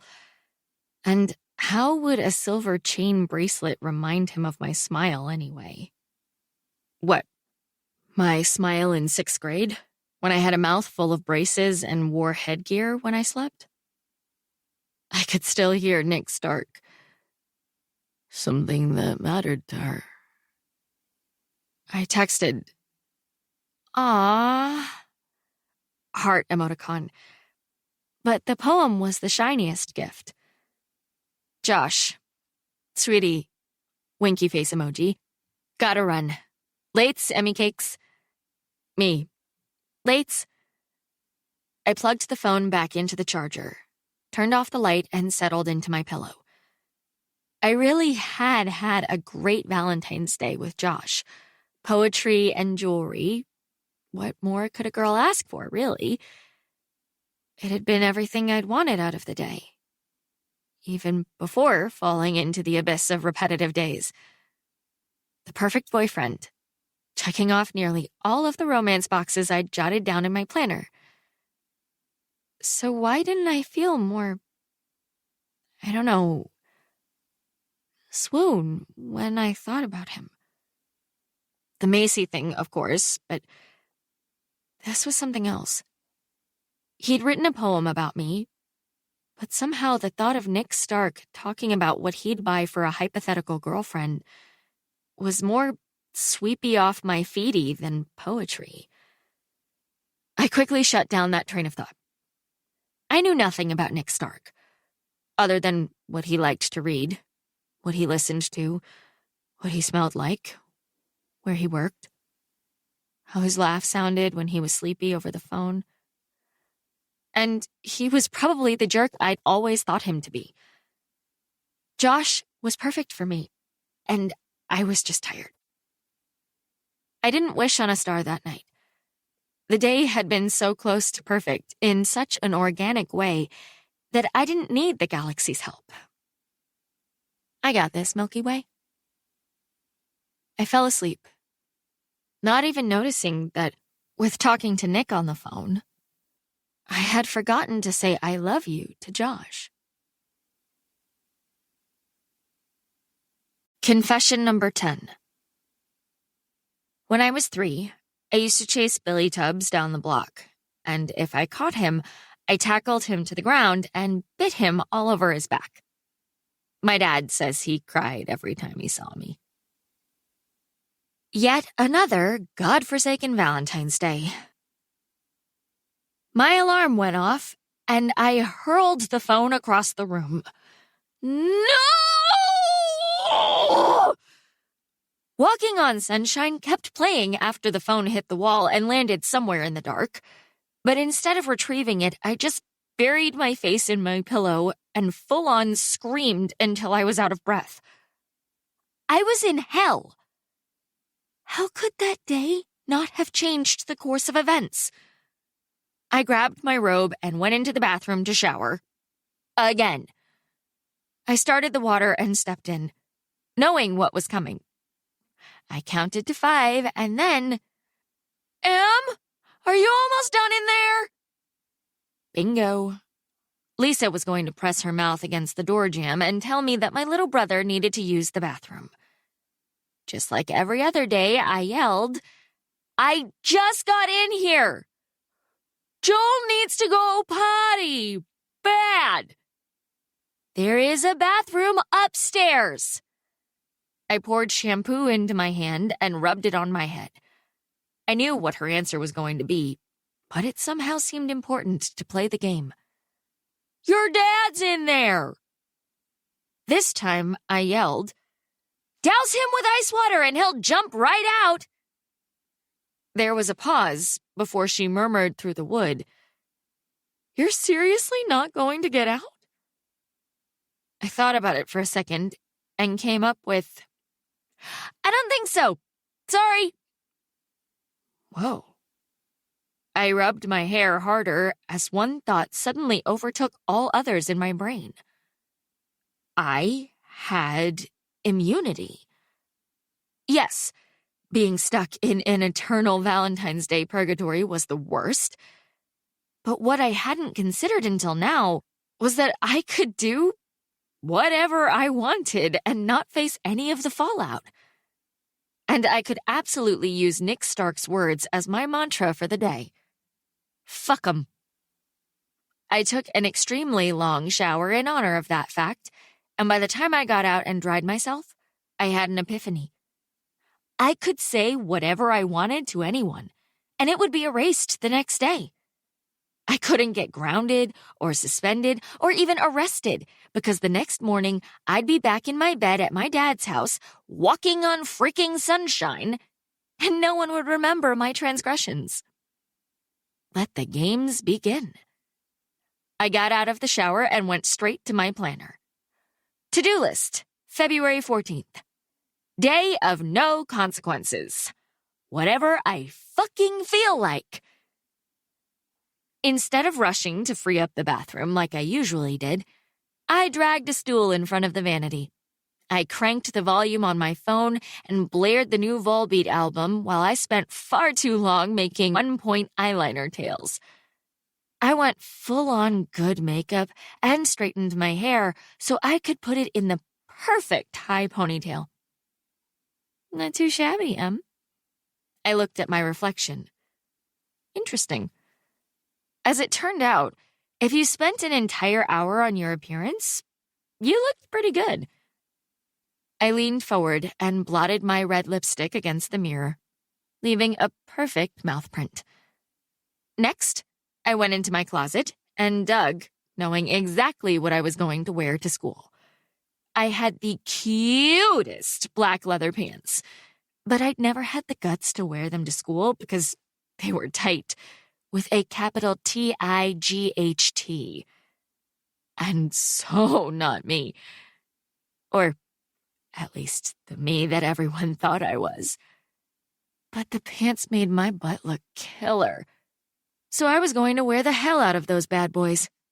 I paired them with my softest cashmere sweater and the suede boots I'd only worn once, and I hopped down the stairs with my backpack, humming in anticipation of what was destined to be a top 10 day. I'd heard my dad leave while I flat-ironed my hair, so it was just Lisa and the twins left at home. I walked into the kitchen and went straight for the last leftover slice of French silk pie. The twins were in their little kiddie seats at the table, jamming pieces of pancakes into their pouty mouths and looking disgustingly adorable. I laughed as Logan pushed his sippy cup off the table and watched it land on the floor. Little turd. Lisa picked it up and set it beside him. Her face was tense, so I knew she was pissed about my refusal to get out of the shower for Joel. But I didn't care. Not today. Normally, I bent over backward to be the perfect houseguest. I made a huge effort all the time to make my dad and Lisa forget how much tidier their new life would be if it were just the four of them. Today, however, screw it. Screw the guilt and the bending over. I grabbed a fork and ate the chocolate pie straight from the tin. And when I was finished, I dumped it into the sink without even rinsing it. "Hey, Lisa." I turned around and gave her my biggest smile. "Does my dad still keep the keys to the Porsche in his workbench in the mudroom?" Why? She crossed her arms over her chest and glanced at the pie pan in the sink, which, to be honest, was bothering me too. The dishwasher was right next to the sink. Why would anyone leave a dish in the sink? I forced myself to ignore the pan. I'm running late and need something with a little more kick than my car. On the day of no consequences, which I would henceforth refer to as the DONC, a Porsche would serve me better than the van. Without bothering to wait for an answer, I ran into the mudroom and pulled open the drawer. "Sweet, he does." Now wait just a minute. Did your father say you could take his car? He would never. He loved that car. Adored it. Would tongue bathe it if that were guaranteed to forever protect the shiny black paint. My dad had bought the crappy old Porsche from a junkyard when I was a kid and spent countless hours fixing it up with my Uncle Mick. It didn't look that cool, but it was fast and sleek. And also not an Astro van. "Don't worry about it. You guys have a great day, okay?" Emily, you are not taking that car, do you hear me? I tilted my head and turned my lips downward. "I hear you, hon, but I'm afraid I am taking the car. Toodles!" I left and closed the door behind me, half expecting her to chase me out into the driveway. Toodles? I giggled as I realized what I'd just done and said. I hummed as I went into the unattached garage and got the Porsche before Lisa could stop me. That baby purred to life, and I pushed my aviators up the bridge of my nose and squealed out of the driveway faster than you could say, "Bitch, got it going on." Wow.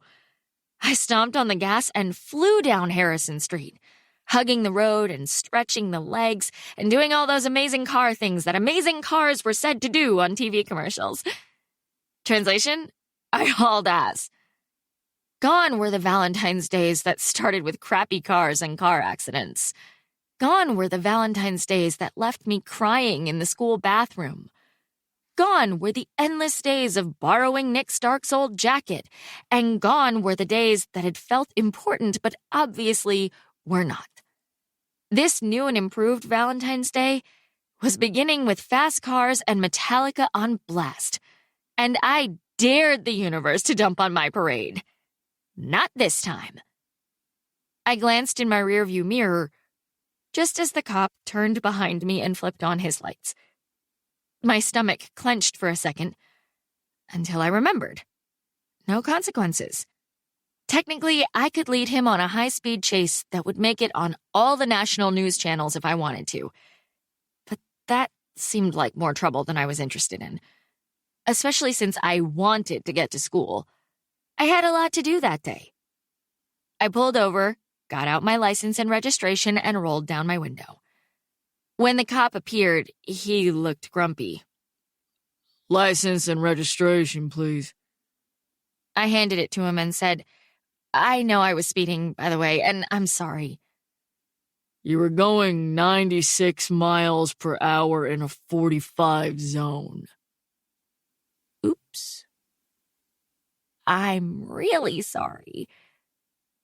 You're going to need a lot more than an apology, young lady. I'll be right back."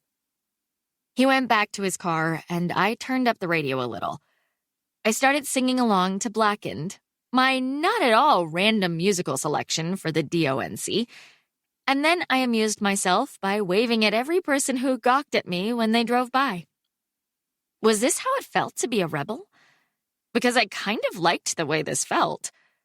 I kept cackling to myself, giggling uncontrollably, when I thought about the wild fact that I'd been pulled over in the car I'd stolen from my dad without permission for going 30 miles over the speed limit. Who even was I? I started to get nervous when it was taking so long, and especially when the tow truck showed up. But then I had to remind myself that it didn't matter. Nothing mattered. Whatever happened, I would wake up tomorrow free and clear. The officer finally came back to my window.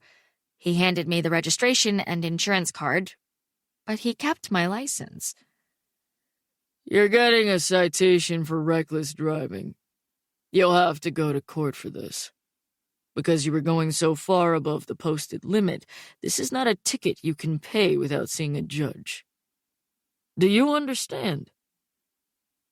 I nodded and squinted up into the sun that was shining behind his big head. Your car is being impounded because of the high rate of speed.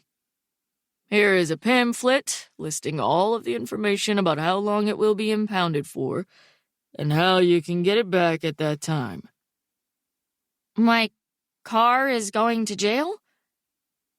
Better it than you, don't you think? Of course. Jail would totally mess up my plans for the day. Your license is also being revoked until your court date. At that time, the judge can make the decision on whether or not it's possible for you to get it back. Wow. You guys aren't playing out here today, are you?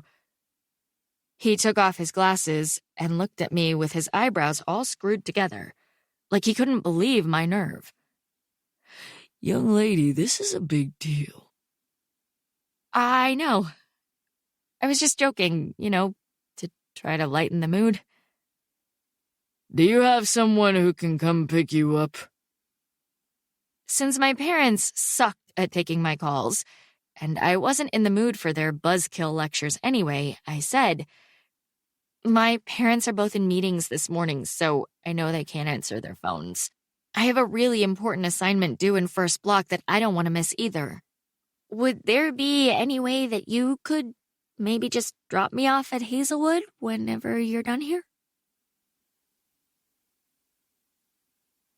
Confession number 11. I've daydreamed for years about getting in a fist fight with Khloe Kardashian. I'm positive I could take her. The officer dropped me off with a look that was half impressed and half disgusted. As soon as I got into the school, I went straight to Josh's locker. If I couldn't find a way to end the repeating days, at least I could dump him for kissing Macy and feel like I had some kind of control over my romantic life. I'd missed all of first period, but happened to get lucky enough to show up during passing period, which meant the odds were good that he'd be there. My phone vibrated. Dad, call me now. So Lisa had told him about the car. Or the cops had. I turned down the North Hall and, wow, there he was. Josh was standing beside his locker, laughing with Noah, and it kind of took my breath away. He was just so Josh in that moment. Pretty and funny, and the guy who should have been perfect for me. He'd read Sylvia Plath to me on a blanket in the grass, for the love of God. How could it be that he wasn't the one? Emmy! His eyes landed on me, and my face got hot. Just like it always did.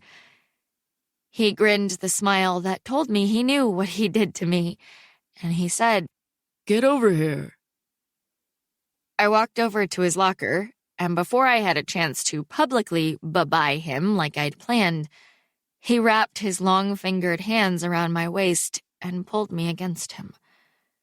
His friends walked away, the friends that I'd planned on impressing with my epic dumping abilities. There you are. He set his forehead against mine, and I got sucked into his deep, quiet voice. The prettiest girl in school. You want your Valentine's present now? He pulled back a little and tucked my hair behind my ear. You look incredible today, by the way. Instead of opening my mouth and saying dumping words, I said, thanks. Ms. Hornby, Mr. Sutton, please get to class. Ms. Radke, the lit teacher, crossed her arms and gave us the stink eye from behind her wire glasses. Josh grinned at me. Missed your chance. Lunch? I nodded, and he dropped a peck on my lips before turning and walking in the other direction. Get moving, Miss Hornby. Emily, I have a note here that says you need to go to the counselor's office. Okay. I stood up from my desk and walked toward Mr. Smith, my calculus teacher. The man was a walking nose hair, so I looked at the smartboard behind him when I said, "Thanks." The DONC had lost a little of its excitement after seeing Josh, mainly because he'd behaved the same way he always had, which was perfect. Ugh, so perfect. Like the way he'd smiled when he'd seen me by his locker. That didn't look like the smile of someone who was done with me and moving on to Macy. Maybe I hadn't been wrong about everything. Right? I was grabbing the handle of the office door when I heard laughing in the direction of the snack store. I glanced over my shoulder and, of course, the melodically tinkling giggle came from Macy Goldman. She was laughing in the hallway, tossing her hair like a supermodel and looking down at... Oh. Even after the repetitive days of witnessing them kissing, my chest felt like it was caving in as I saw Josh sitting on the floor with Noah, smiling up at Macy. He was smiling up at her in that way, the exact same enamored way he'd looked at me. For the first time since I'd seen them kiss, I wasn't hurt or sad. I was pissed. Livid, actually. So angry I wanted to kick things over or possibly punch something. I gritted my teeth and went into the office. I didn't even bother with Mrs. Svoboda, but instead just went straight back to Kessler's office. Here she is now. I walked into his office, but I didn't sit. I didn't look at him either. I just crossed my arms and seethed, glaring at the woman who was about to yank away my summer as if she was responsible for everything that had gone wrong in my life. She wasn't, but she was unfortunate enough to be there when it hit the fan. If you're here to tell me there was a mistake and I didn't win the spot in the summer program, don't bother. I need that for scholarship and college applications, and I'm not misusing the word need here, and you are not going to yank it away from me. I gritted my teeth, and the lady looked at me as if she was a little scared.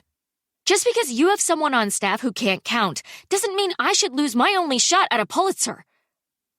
Emily. Mr. Kessler tilted his head. Why don't you sit down? Can't. I held up a hand. I have someplace I have to be, but you guys are going to have to go back to the drawing board and find a way to make this right. The woman cleared her throat and looked confused. How on earth did you know what I was going to say? I shrugged. Intuitive, I guess. Probably what will make me such a stellar journalist, don't you think? On that note, I left. What more was there to say? And it felt good, doing something. Instead of being dragged along by my life, I was leading the charge with my fingers wrapped around its scrawny neck. For good or bad, this day was all about me proactivating the shit out of my life. Because nothing mattered. Mrs. Svoboda wasn't at her desk anymore. It was empty, her chair vacant, and the microphone for the overhead speakers entirely unattended. I glanced around. Nick Stark was sitting on a chair in the office, looking down at his phone. Talk about ironic. I looked at his handsome face and was slapped with a melancholic sadness. Because we'd had an incredible yesterday and had talked on the phone mere hours ago. His had been the last voice I'd heard before falling asleep. Yet he knew nothing of it. We were basically strangers again. but I knew what he would buy for a girlfriend if he had one on Valentine's Day. And I knew he smelled like the cleanest bar of soap. Focus, M. The principals each had their office doors closed, and the nurse was talking on the phone. I couldn't. Could I? I went around the desk, sat in Svoboda's chair, and leaned forward. My heart pounded as I pressed the button. Attention, Hazelwood students. I would like to announce that Josh Sutton is a total ass bag. I giggled. Seriously, a giggle popped out of my mouth, and my lips curved up into a huge smile as I leaned back a little in the chair. This is Emily Hornby, and I am officially dumping you, Josh, because you suck. Nick's head shot up, and he looked over at me like he couldn't believe what he was hearing. And I shrugged because I couldn't believe it either. You suck so hard, you pompous jag with a stupid car. And I do not want you to be my Valentine. I let go of the button, but then pushed it again and said, oh yeah, and it's so pathetic that you refer to your friend group as the Bards, like you're characters from Dead Poets Society or something. You freaking wish. M out. I heard Nick's deep laugh as I hopped up and went around the desk as fast as I could. I exited the office just as the bell rang, so I was lucky enough to be swallowed by all the students filling the hallway. I was sure they would be sending a pass for me later, but hopefully I could ditch the building by then. Macy, Noah, and Josh were no longer by the snack store. I walked to class with my head high, a smile on my face that I couldn't contain. I knew that most of the people I passed didn't even know who I was, but I still greeted my fellow classmates with a super cool chin nod, like I was starring in my own movie. In my head, Sabotage by the Beastie Boys was playing as I strutted toward Kem. I was almost to my classroom when I passed Lolly, Lauren, and Nicole. They were standing around a locker loudly cataloging what was wrong with Isla Keller's outfit, while Isla had no idea. She was grabbing a book out of her locker, doing absolutely nothing to deserve their bitchery. Seriously, why would anyone wear shoes that atrocious? Lolly said. Oh my God. Lauren Dreyer took the lollipop out of her mouth and pointed right at Isla's shoes before shoving it back into that hole in her face. So ugly. What is wrong with you? I asked, startling them, and myself, with my loud voice. All three of them turned to look at me. Lolly said, What? Why are you so petty? I asked, my heart rate rising as I saw a couple of people stop and look in our direction. I'm not the one who was just a total asshole over the intercom, Nicole said, narrowing her eyes at me and looking like an evil queen. Yeah, Emily, Lolly sneered. Seriously. Now, normally I would have been freaking out with an instant stomachache if those girls were getting on me to my face in the hallway. But DONCM didn't care. I said, You do realize that you didn't actually ask a question, right, lols? Or are you too high on bitchiness to piece together more than 3 words? That made Nicole gasp. So I pointed to her and said, And don't even start on me, Nicole. I've seen you be awful to everyone in the entire world since, the 2nd grade. So let's just both assume that you're about to spew some hateful shit on me so you can save your breath and my time. Lolly and Lauren were puffing up for a comeback. I could see it in their over-tanned faces, but I wasn't having it. Do you realize that everyone, for real, everyone in this school who doesn't hang out with you hates your guts? Think about that. You are the butt of a million jokes. Did you know that? It's on the DL because we're all terrified of you, but you are a laughingstock to 80% of this school. Then I grabbed the stick of Lauren's sucker and pulled it out of her mouth. I almost laughed at the shocked look on her face, but I was able to keep a straight face as I dropped her sucker and walked away. Sabotage back to pumping in my head as I floated down that hall. When I got to chemistry, I went straight to my table. Nick walked in a minute later, but he didn't say a word. He just raised an eyebrow and sat on his stool. What kind of car does he have? What? I unzipped my backpack. Who?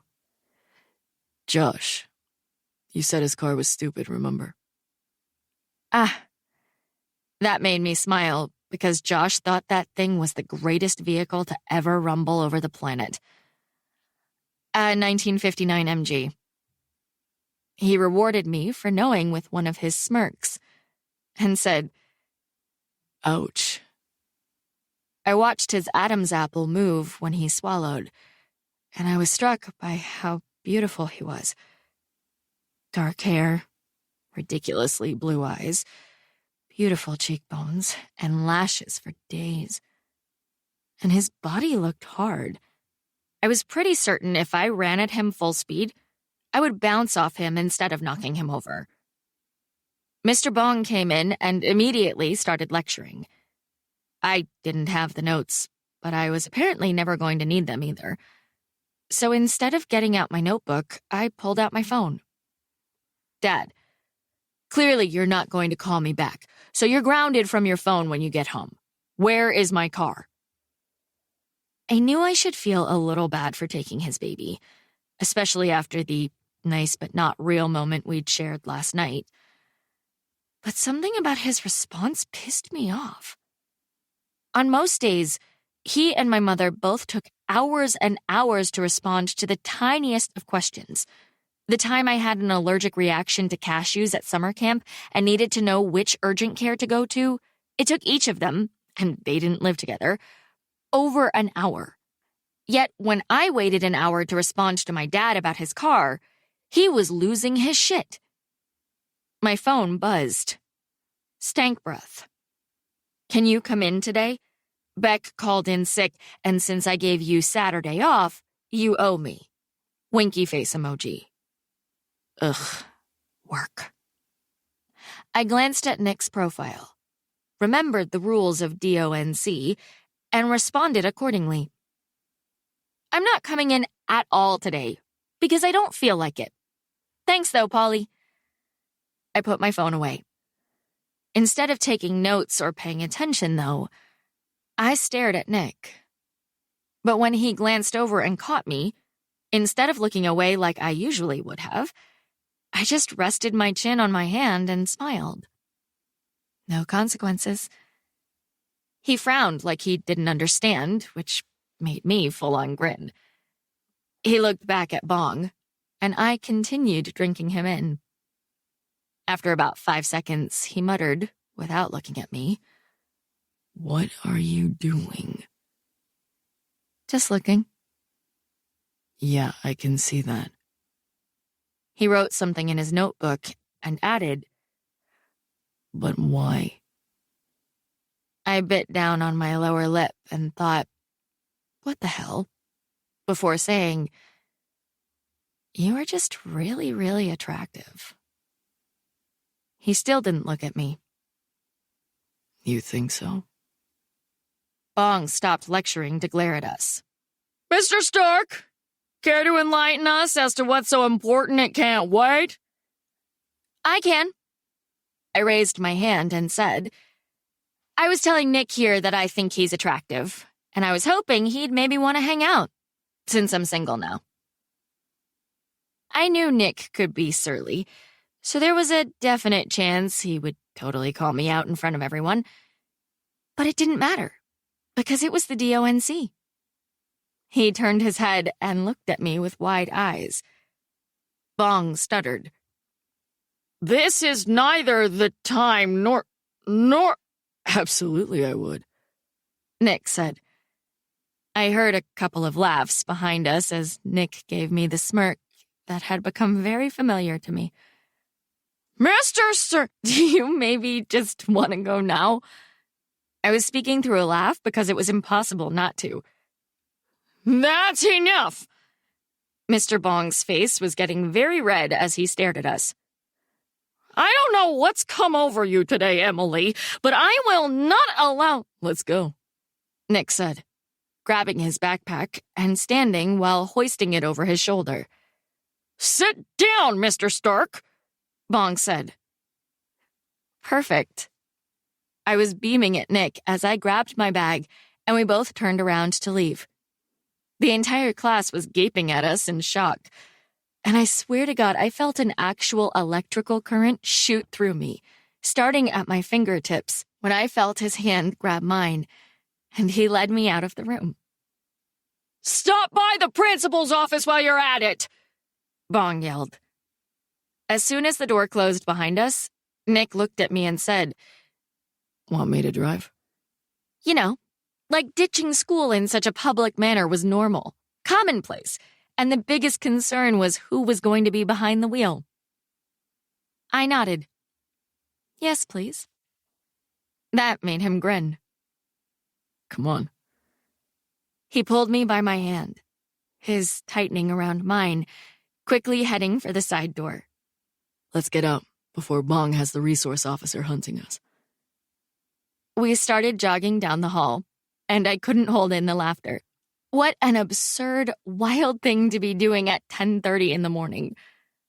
I breathed in the fresh air as we burst through the exit doors, and a frigid, sunshiny breeze rushed at our faces. Nick continued pulling me along behind him in the direction of his car. And as we ran over the snow-packed pavement, I felt magically, wonderfully not like myself. I was the manic pixie dream girl in a movie. A character created solely to be uncomplicated, unexpected, and utterly unpredictable. Here. He stopped beside Betty and unlocked the passenger door. He pulled it open and then looked down at me. You still want to do this? I met his gaze and wanted to do whatever he wanted when he looked down at me like that. It was so cliché, but his eyes had a twinkle, a mischievous glint when he was amused. And I was addicted to that look. I grinned and said, as long as you have a jacket on the floor of your truck that I can borrow, I am all in. His eyes crinkled at the corners as he said, It just so happens you're in luck.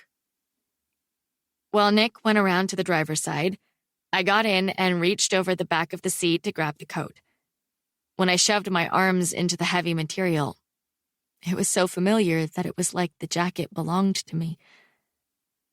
Nick got in and did a double take, fell into a smile and pointed behind me. Yeah, the jacket is behind the seat. Help yourself. That made me laugh even more. And as he started the truck, I pulled the hair tie out of my ponytail, shaking my hair and running my fingernails through it while pushing it off my face. I snagged the Ray-Bans from his dashboard and slid them up my nose while propping my feet up on the dash. Comfy? He looked amused and surprised by my actions, so I crossed my ankles and my arms. I leaned back and said, comfier than I've felt in years. He just looked at me for a second, with that secret smile on his mouth, before giving his head a little shake and saying, So where are we going? Let's go downtown. Downtown it is. He put the truck in gear and pulled away from the school. Buckle up. I wanted to squeal as wild energy floated through me, encompassing me in the thrill of just living for the moment. For my moment. For whatever moment I wanted to be encompassed in, if that made any sense at all. I took over his stereo and switched to FM radio, scanning until I heard the notes of that ridiculous song. The thong song. Oh my gosh, remember this song? I glanced over at Nick, and he gave me a look that told me he did, and he also regretted that remembrance. Sing it. Come on. She had dumps like a truck, truck, truck. God help me. Guys like what? I sang. He said, Kill me now. but he was smiling against his will as I belted out the entire rest of the song, not caring about anything other than the fact that it felt good. When it ended, he turned down the volume and calmly asked, Is there anywhere in particular you want to go once we're downtown? well, I definitely want to get a tattoo. Other than that, I'm down for just about anything. His eyes narrowed, and he looked at me like I'd just professed myself an alien. What? That didn't change the way he looked at me, so I said, What? Do you know a good place to get a tattoo?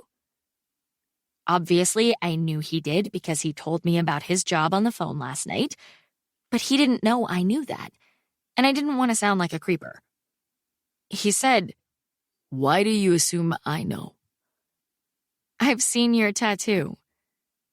He kept his eyes on the road when he said, Maybe I did it myself. Nope. It's on your right arm and you're right-handed. That would be impossible. Try again. Okay, creeper. His eyes darted over to me. Maybe I got it in juvie. That's a little more believable. Nice. But still not right. Downtown at Mushi's? He shook his head. Not.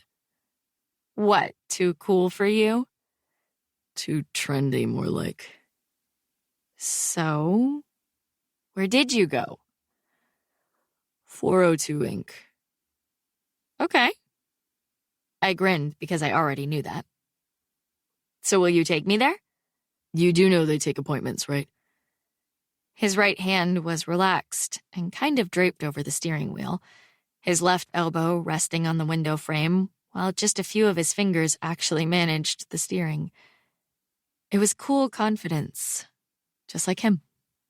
He said, All tattoo shops. Odds are not in your favor that anyone can fit you in today. Really? Don't you have any connections? Any coworkers?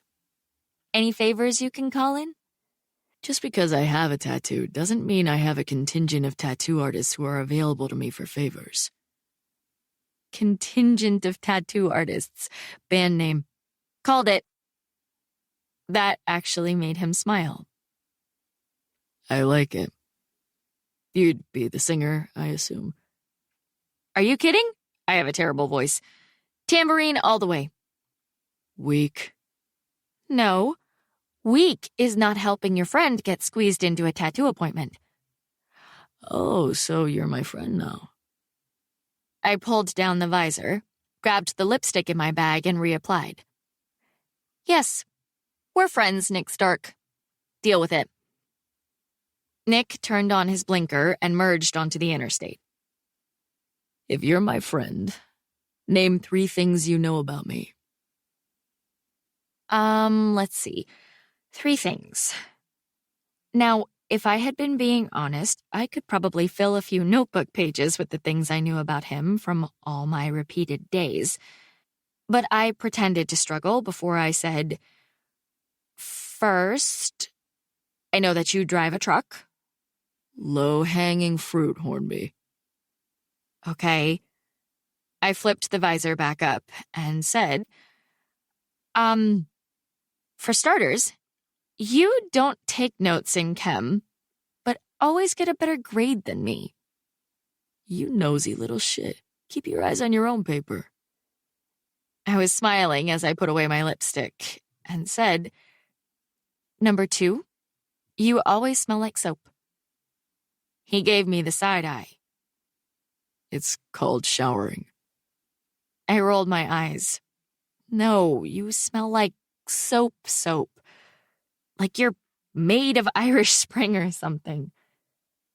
He made a tiny chuckle sound before saying, You are such a weirdo.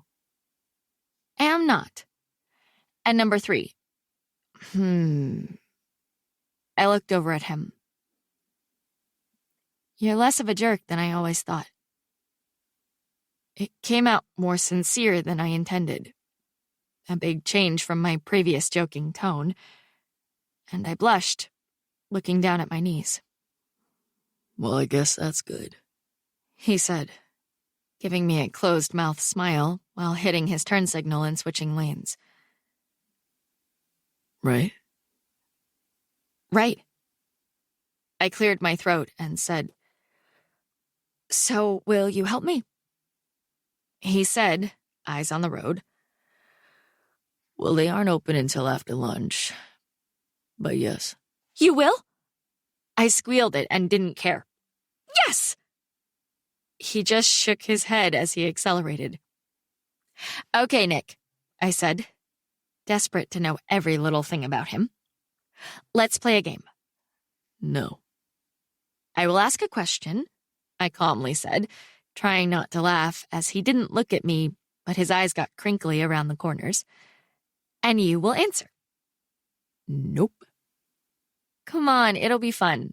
Like Truth or Dare, only it's all truth and not skanky. I turned the radio off. I mean, you can ask me questions next if you want. He gave me the side eye yet again. I'm good. I didn't care about his reticence as I turned toward him, smiled, and said, Question number 1. If the law required you to compete professionally in an athletic event or be killed by a firing squad, which event would you choose? He didn't even look at me. Running. Really? I tilted my head and looked at him in his faded jeans and black jacket. I just can't picture you running. Next question. Well, no. The point of the game is that I learned something about you. Do you run? Yes. You do? I just couldn't picture it. I mean, he looked like he was in great shape, but he seemed too intense to be a jogger. You go for runs? His eyes squinted a little. How else would I run if I didn't go for runs? I don't know. I really didn't. But, well, what do you listen to when you run? This game sucks, he muttered as he took the St. Mary's Avenue exit. Metallica? He glanced at me. Sometimes. What else? I needed to know more about this. And do you run every day? He came to a stop at the traffic light before turning to give me full-on eye contact, the kind that sucked you inside of him so you were aware of nothing but Nick Stark. I get up at 6 every day and go for a 5-mile run. Is it my turn now? I blinked. 6 in the morning? 5 miles? Not yet. I cleared my throat. Okay, this one is a hypothetical question. Why would a guy pretend to not recognize a girl he knew from school? What? That's a dumb question. To you, but not to me. I giggled in spite of myself, knowing how nonsensical I must have sounded. I just need a guy's perspective. If a guy was introduced to someone he already knew but pretended not to know her, well, what would you say he's up to? He looked at me. I'd say he either doesn't like her and wants to avoid conversation, or else he's got a thing for her and is trying to be cool. Okay. Warmth buzzed through me at the thought of Nick having a thing for me. Could it be possible? Had Nick Stark noticed and liked me before this whole thing started? Although, it could be just as likely that he didn't like me. I thought back to the M I presented myself as in school, the one Nick saw in class. Would I have liked me if I met me? Instantly, I decided it didn't matter either way. A very un-M-like conclusion, I realized. I forged ahead and said, "You've passed the test. One more hypothetical question and you're done." Thank God. Right? I smiled and tried to think of the best way to say it. To say it and not sound like a weirdo. Okay. If you started reliving the same day over and over again, like a time loop scenario, would you tell anyone? No way. I was disappointed. Really? There's no way to not sound like you're out of your mind. Oh, that's probably true. Nick glanced over, his eyes all over my face. Did I give the wrong answer or something? Nah. I shook my head and added, "No wrong answers on hypotheticals." Okay. My turn. But I've barely started asking you questions. Don't care. He looked down at my sweater and said, How come you don't dress like this all the time? "What?" I crossed my arms back over my chest. Are you seriously going to talk about the way I dress? Don't be that guy. I'm not. He pointed at my body with his chin and said, But you usually dress like a sorority girl who color codes her daily planner and secretly hopes to marry a senator. This looks real. Like you're not trying to be a Ralph Lauren influencer. "Okay. 2 things," I said around a laugh. First of all, that's totally the look I'm going for. Or was going for. Shocking.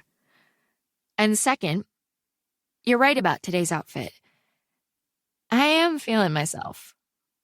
I looked down at the leather pants, slid my finger along the outside seam.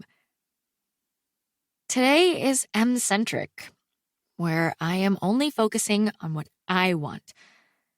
And today, I wanted to wear leather pants. Well, Nope, my turn. Why are you so antisocial? He scowled. I'm not. You've never said a word to me in chem. Until Valentine's Day started repeating itself, that is. You've never said a word to me either. But that's because of your energy. He scowled harder, saying the 2 words like I was ludicrous. My energy? You put off a very strong "don't bug me" vibe. Next question. It was the DONC, so pride didn't matter. I asked, are you interested in anyone, romantically, at the moment? The scowl disappeared. Would I be out here committing mayhem in the 402 with you if I was? Probably not, but I just needed to clarify. Why? A slow smirk moved his mouth, and his eyes got that twinkle as he looked over and asked, You got plans for me, Hornby? That made my cheeks get hot. But I kept my devil-may-care attitude and said, today anything is possible. Okay. My turn. He turned into the Old Market community parking garage, rolled down his window and grabbed a ticket from the dispenser. What's your all-time favorite movie? Not the one you tell people is your favorite, but your actual favorite. That made me smile, because he totally saw me in that moment. I've been known to say it's Schindler's List, but it's actually Titanic. Oh, Emily.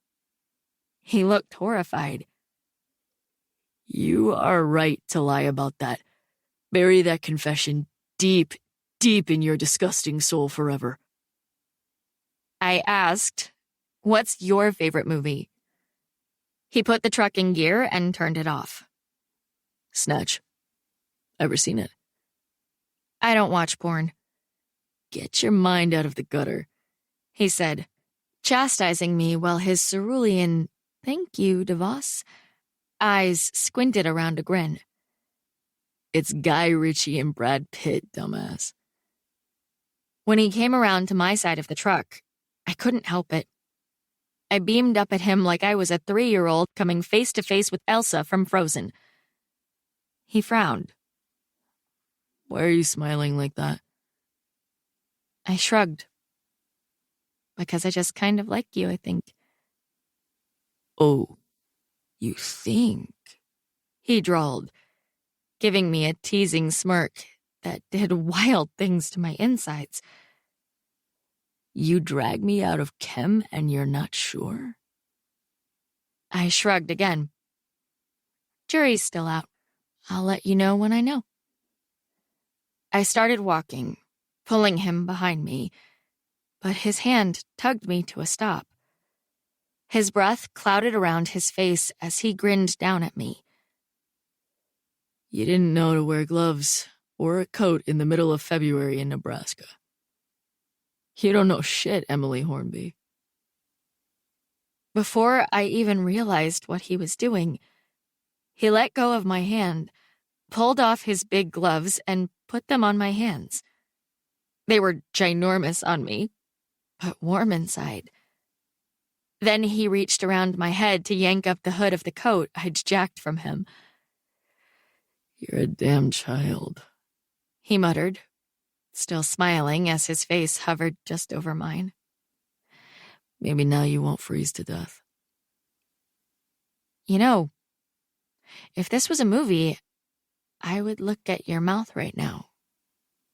Like this. I let my eyes glance down to his lips.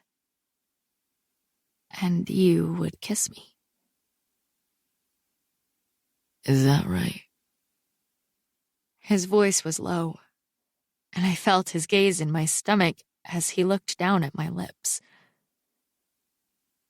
Yes, I said, sounding a little breathless. Well, thank God we're not in a movie then. Ouch. I looked at that face and breathed. You wouldn't want to kiss me?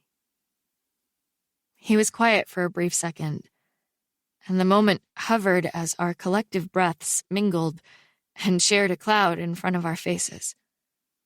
His eyes were solemn, so serious as he looked at me and said, I wouldn't want the complications that accompany kissing you. Why are you so sad? I asked. I hadn't meant to say it, hadn't even realized it was on the tip of my tongue. But I'd never wanted anything more than to know the answer to that question at that moment. His jaw flexed, unflexed, and his haunted eyes stayed on mine. I felt like he wanted to tell me as his entire being paused in response. But something about the way he swallowed made me want to protect him from his answer. Forget it. You don't have to answer. I tugged on his sleeve, and we started walking again. I've got a million other questions. Wonderful. So tell me your life story. I needed to know every little bit of him that wasn't sad. Did you grow up here? Who's your best friend? Brothers and sisters? Any pets? Well, other than Betty, that is. He gave me a weird look. How do you know my dog's name? Shit. You told me when... I don't remember, actually, but I remember you mentioning it sometime. Nice answer, you imbecile. Thankfully, he just said, That's our only animal. What about you? I pushed his Ray-Bans up my nose. My mom and her husband have a puggle named Potassium, and I can't even remember where they came up with that ridiculous name. He's cute, but we aren't close. That made him smirk. My dad and his wife have a cat, Big Al, who is amazing. But he's been known to pee on the straw rug in the laundry room, so he definitely has issues. He pushed open the door to Zen Coffee and held it while I walked in. I also have 2 little brothers who are my dad's.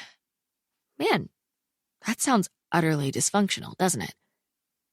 No, He said. But when I raised an eyebrow, he amended with, maybe a little. He was giving me another funny look that warmed me. And when we moved into the big line, I said, the questions were supposed to be for you. Brothers and sisters? Are you always this nosy? Nope. Only on the DONC. We should talk about this DONC of yours. His eyes flitted down for the briefest of seconds when I unzipped the big coat. And the mere idea of him being interested in my body made my heart pound. Why are you doing this? He asked. You wouldn't believe me if I told you. I looked at that face that I knew really well and said, let's just say it's a social experiment. What will happen if for an entire day I do exactly what I feel like? Consequences be damned. He shrugged. You'll have a fun day today and a nightmare tomorrow. Which is why, I said, lowering my voice a little, I'm refusing to think about tomorrow. We moved up in the line, and Nick looked deep in thought. He was probably thinking I was marginally unstable. I mean, I would think that in the reverse. He didn't even look at me while we waited, which made me worry that he was going to bail on me. That he'd realize my particular flavor of hot messiness wasn't worth detention and he'd make a break for it, leaving me alone downtown. When we got to the front and the barista looked to me to order, I said, could I please have a large Americano? And the gentleman will have a large sleepy time? I glanced at him, and he rolled his eyes before saying, large green tea, please. I laughed at his obvious annoyance in my rightness, and we didn't talk again until we got our drinks and went back outside. We both started walking without even discussing where we might be headed, and I was just starting to feel my cup's heat through Nick's gloves when he said, for the record, I think your DONC idea is really terrible, because you will have to face the consequences tomorrow. I glanced at him and said, you don't, but I still want to do it. I stopped lifting my cup toward my mouth and froze. You do? I'm in my own head too much. And I also fucking hate Valentine's Day. He said, looking straight ahead. So the way I see it, being a dipshit like you for a few hours might be a nice break. Aww, so sweet. I finally managed a sip of the deliciously dark caffeinated beverage. But you don't want to steal a car or anything, do you? That made me snort and choke a little on my coffee. I held up one finger while I coughed, and then I said, I already did that this morning. He looked at me with deadpan eyes as a jogger went around us. Please tell me you're joking. Sort of. I went on to tell him about my dad's car, getting pulled over, and then watching my dad's precious baby get towed away. I managed to make him look scandalized over every word, which felt like some kind of a win. I said, so I'm not going to get arrested for GTA or anything, but I did, in fact, start my day by taking someone else's vehicle. He looked at me through narrowed eyes, turning sideways to keep eye contact while we walked. This is blowing my mind that you, the girl I've seen reading in chem, in the cafeteria, who's always digging in her backpack, which is, of course, full of books, is out being a deviant. Before today, I would have guessed you were a candidate for most likely to work in a library. That's actually my number 2 career choice, I said. fascinated by the fact that he knew things about me after pretending he didn't on multiple days. He ignored my words and kept going. But here you are, joyriding in Porsches, ditching school, and destroying your ex-boyfriend in a very public way. Was there some sort of a final straw event that started this thing? The image of Josh's lips touching Macy's flashed through my mind, but I shoved it away. Can't a girl just mix up her life a little? An unhinged girl, maybe. Well, then I'm that. I might as well be, since the real explanation actually was unhinged. He asked as we went around a food cart. So is your dad going to kill you? Probably. His eyebrows furrowed together. How do you not seem concerned about it? I shrugged. He's just going to yell at me for a while, and then it'll be over. He wouldn't actually, but I couldn't explain that to Nick. We clearly have very different parents. He gave his head a shake and said, My dad is super cool, but he would destroy me. Like, I am getting scared just thinking about my father's reaction to something like this, and he doesn't even have a nice car for me to steal. I took another sip of my coffee as we stopped to wait for the light to change. I asked him, Are your parents still married? I was fascinated by people whose parents were still together. It seemed surreal and impossibly beautiful to me. The idea of living out all of your childhood years with both parents, together in the same house. Yep, he said, and we both started walking as the signal switched. I waited for him to elaborate and talk about his family, but he didn't say anything else. You never answered about brothers and sisters.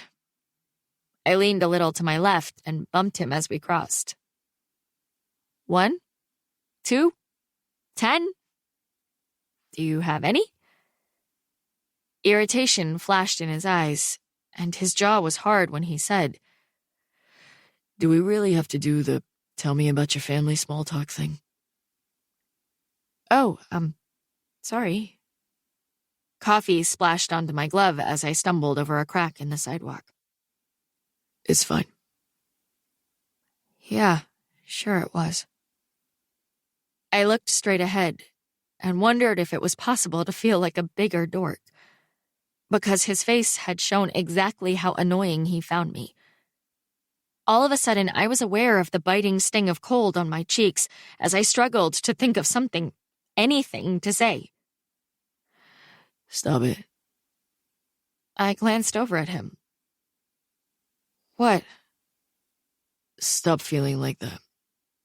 I'm not mad. That made me roll my eyes. How do you know how I'm feeling? Well, your face got all pinched. Pinched? He shrugged and gestured to my face with his free hand.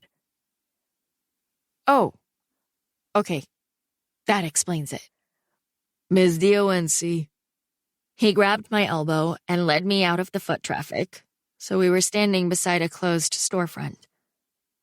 He looked down at me with that handsome face, his soapy scent ribboning around me, and said, Tell me, what epic Ferris Bueller shit are we doing first? Confession number 12. I started drinking coffee when I was 11.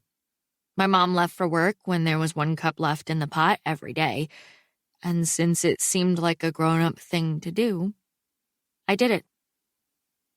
That snapped my attention back to the present. Why had I been worrying about insulting him when it was the DONC? I blinked and said, I don't really have a plan, per se, but we should check out the first bank building. He raised an eyebrow. Do you have some investing to do? No. I want to sneak up to the 40th floor. Now I grabbed his elbow and we started walking. Listen to this. I started telling him what I knew and what I wanted to discover as we walked toward the skyscraper. The first bank building was the tallest building in the city, 45 stories to be exact. My Auntie Ellen used to work there and told me that after it first opened, people made appointments to use the 40th floor balcony for marriage proposals. I also knew this to be true because it was where my young, foolish father had proposed to my equally immature and impulsive mother. But now, if you Googled it, nothing. No mention of a balcony, no reference to balconied proposals. It was as if it had never existed. I'd been obsessed with the missing balcony ever since Ellen had told me about it when I was 10, and I was fixated on the notion that the setting for the beginning of so many people's happily ever afters was effectively erased. I'd found it sad, which had made my mother joke that perhaps it was the cosmos trying to right some wrongs. All those couples who'd trekked up there for the big moment could never revisit the spot. Ever. Precocious 10-year-old me had even called the building manager, but instead of explaining the closure, he told me I was mistaken. He denied there had ever been such a thing. I knew better. So I'd always wanted to sneak up and check it out. I expected Nick to think it was a bad idea, but he listened closely. He nodded and looked up at the towering building as we approached. And instead of saying no, he said, I'm sure we need badges to get past the lobby. My eyes shot to his, surprised that he was matter-of-factly considering going along with this. Probably. So what's our plan? He asked. I bit my lip as we stopped by the fountains that sat in front of the building. Think, Em, think. We could pull a fire alarm. Nothing that will get us arrested, you criminal, he said, and laughed, his eyes sweeping over me and making it impossible not to smile. Maybe we can bribe a security guard. Do you have any money? He just looked at me. Well, I don't hear you. There has to be a side door. He tossed his cup into a green trash can and said, one of those exit-only doors that nearly every building has. And we find it and lurk. As soon as someone comes out, we go in. I blinked. That's genius. No, it's common sense. Fine. No compliment for you, then. I rescind the compliment. You can't rescind a compliment. Yes, you can. Nope. My ego knows you think I'm a genius now, regardless of how hard you might deny it. That made me laugh. I do not think you're a genius. I said that idea was genius. Potato. I just rolled my eyes and took a sip of my coffee. Then, wait, how did you finish your tea already? I didn't. It sucked and I was sick of carrying it. But you just bought it. Are we going to talk about my tea or are we going to find that door? I tossed my coffee into the trash can. Let's go find that door. We walked parallel to the building, intentionally behaving like two teenagers casually walking around downtown, just in case of cameras. He told me a ridiculous story as we cased the joint about the time he was working at a driving range and got stuck inside the golf ball picker. I don't even know what a golf ball picker is, I said, staring at the building's stone facade. A machine that picks up golf balls. I rolled my eyes. Well, of course, but I can't picture it. He said, you don't have to picture it. Just know I got stuck inside for an hour and almost died of heat exhaustion. Couldn't you have broken the window or something? Nick shook his head and said, we were all scared to death of our boss, Matt. He was a total asshole. We never would have considered that. You would have rather died in a ball picker? Instead of answering me, he said, look. Nick pointed to a door that was at the back of the building, painted to match the brick and barely noticeable. "Do you think people use it?" No idea, he said. The door opened.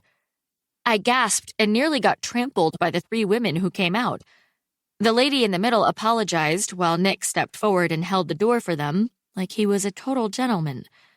Not at all like the grumpy, quiet lab partner I'd had all year.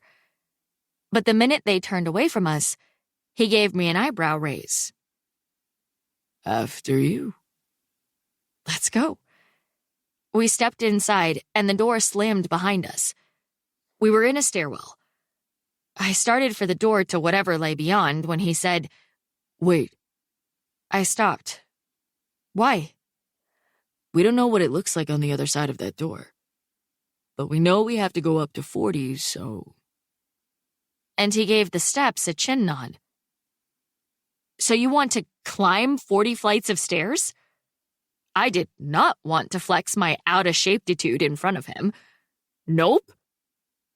Not all of us run every morning. "We can go 2 flights at a time and rest in between." I don't need your fitness pity. He raised an eyebrow again. "So you want to..." I let out a big sigh. And then I groaned before saying, "Let's do this." The first 2 flights were pretty easy. But by the third, my quads were starting to cramp, and I felt sweat starting to form on my forehead. "You okay?" Nick asked when we stopped for our first break. "Are you?" I tried to keep myself from panting, but sounded pretty out of breath when I said, "This is cake." I noticed that he showed no signs of exertion, other than a slight flush to his cheeks. "Is it?" He gave me a suspicious look and said, "I'm sorry, have I been holding you up? Do you want to run the next flight?" "Of course not. No, thank you. What are you, insane?" Those would all be appropriate responses, but my mouth couldn't seem to form the words. Which was weird, because I didn't consider myself to be particularly competitive, especially when it came to athletic endeavors. But the fact that I could tell he knew I wouldn't do it, it made me say the unspeakable. "How about the next 2? His mouth curled into a full-on grin, and he took off. I started slow jogging the stairs behind him, wanting to die in my leather pants, and he immediately slowed and kept pace with me. I looked to my left, and there he was, grinning like he could run stairs all day. I smiled back while my heart pounded and screamed obscenities and tried to remember what its job was. We ran 1 flight, then another, but we both kept running after that. My legs started burning, and I was running the steps at a slower pace than if I were walking them, to be honest. My face must have looked pained, because when we reached the next landing, Nick took pity on me. "Wait." He stopped, and it made me happy to see that he was panting too. He held up a finger while he caught his breath, which was fine by me because my ears felt too furry to hear out of. "So," he breathed, "every floor in this building has an elevator." "Yeah?" I stacked my hands on top of my head as my lungs screamed. "So let's get out of the stairwell. Think about it. Odds are good that we can get to an elevator on a random floor of offices before anyone who cares notices us." "Are you sure?" I didn't want to climb another step, but I didn't want to get busted now that we were getting close either. "Positive. Do you trust me?" I nodded, still trying to unlabor my breath, which made him smile. He said, "Let's stay here for a couple minutes so we don't burst out of the stairwell panting and sweating. People might talk." An image of Nick and me against the wall of the stairwell flashed in my head.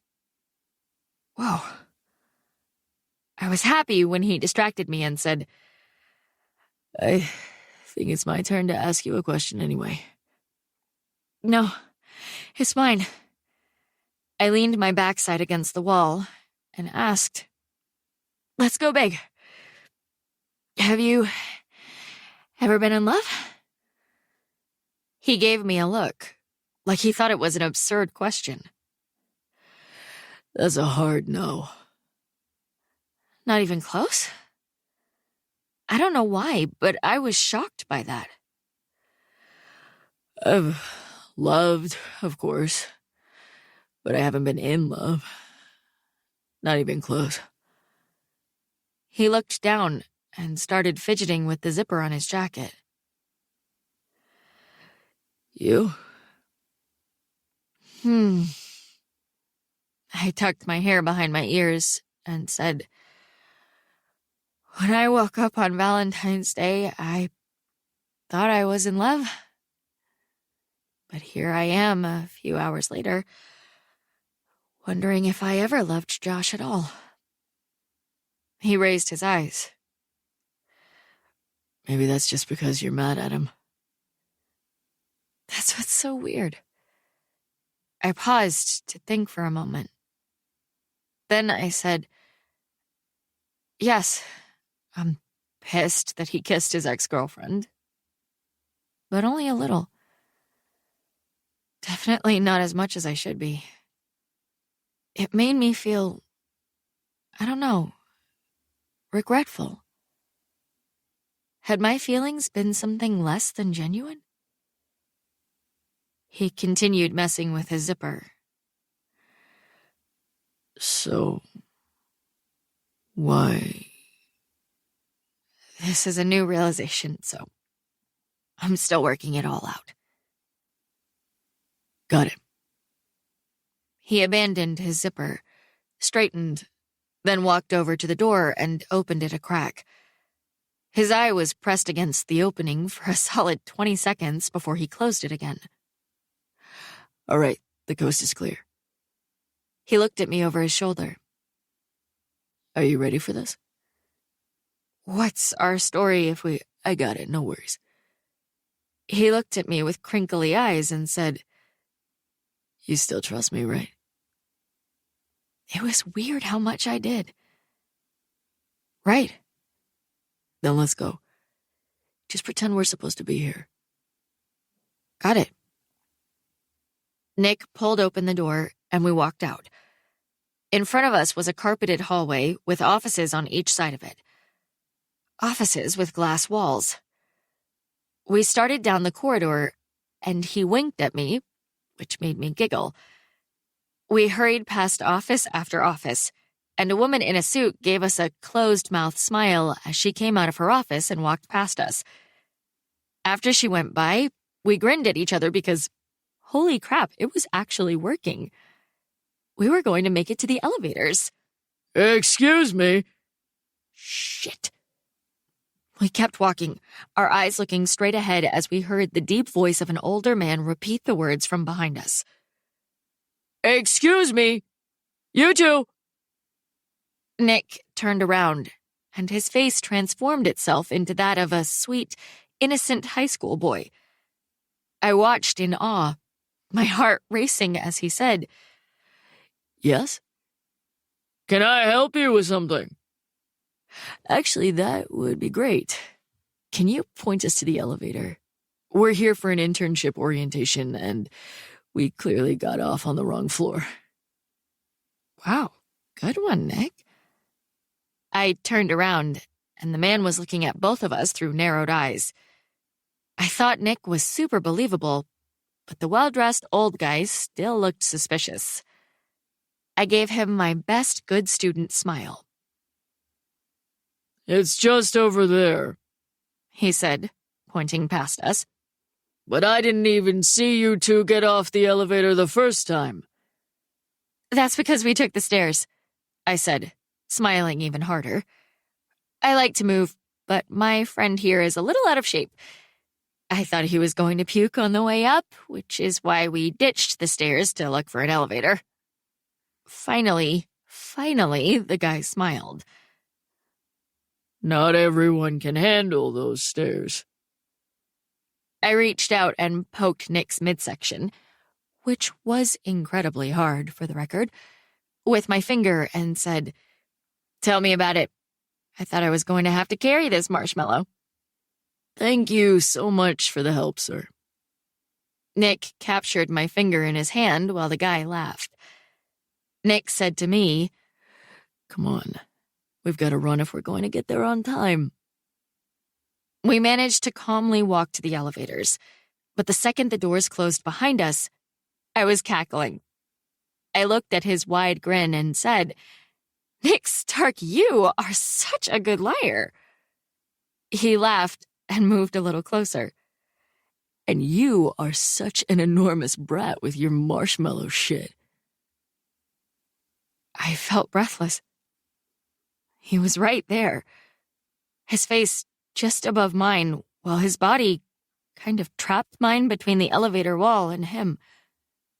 And I realized that I wanted him to kiss me. Something about my stairwell epiphany about my feelings for Josh made me feel wildly free to explore Nick Stark. "We should go to the 39th floor," he said, his voice deep and quiet as his eyes stayed on mine. "And then take the stairs from there." I just nodded as the elevator whooshed us upward. I swore he was leaning closer when the elevator dinged. We both jumped apart and looked up at the numbers. We were apparently on 12, and more people were getting on. I pushed at my hair as the doors opened and a security guard joined us. What were the odds? And what had almost happened between me and Nick? I gave the guard a polite smile, and he returned it, stepping inside and pressing the button for floor 36 as the doors closed behind him. I gave Nick a sideways glance as he was looking straight ahead, totally unaffected by this interloper's presence. The car started moving, and I watched the illuminated display above the doors dutifully report each and every floor we passed. I cleared my throat and bit down on my lip as the silence very nearly killed me. When we finally hit 36 and the elevator dinged, the tall security guard gave me another polite smile. As the doors opened, I said, "Have a good day." He gave me a head nod. "You too." Once the doors closed behind him, I glanced at Nick. He was looking at me with an unreadable expression on his face, and I was begging my brain not to overthink whatever was happening between us. The elevator dinged when we reached the 39th floor, of course, and he just said, "Ready to do this again?" I smiled and muttered something in answer, but the truth was that I wasn't capable of actual conversation. I needed a minute to calm my freaking the freak out nerves. The doors opened, and this floor had a foyer area with a reception desk. It was deathly quiet, and the stern-looking woman sitting behind the desk already looked irritated by our existence. "Can I help you?" Nick said, "Can you point us toward the stairwell? The guy in the orientation said we could take them down if we wanted the exercise, but then we got on the elevator and almost forgot. Is it over there?" He pointed toward the other end of the building, and I was in awe of his composure. She nodded. "I'll show you." My breath caught in my throat as she stood and came around the desk. Nick smiled at her, and they started walking, so I followed. "What orientation were you here for?" she asked.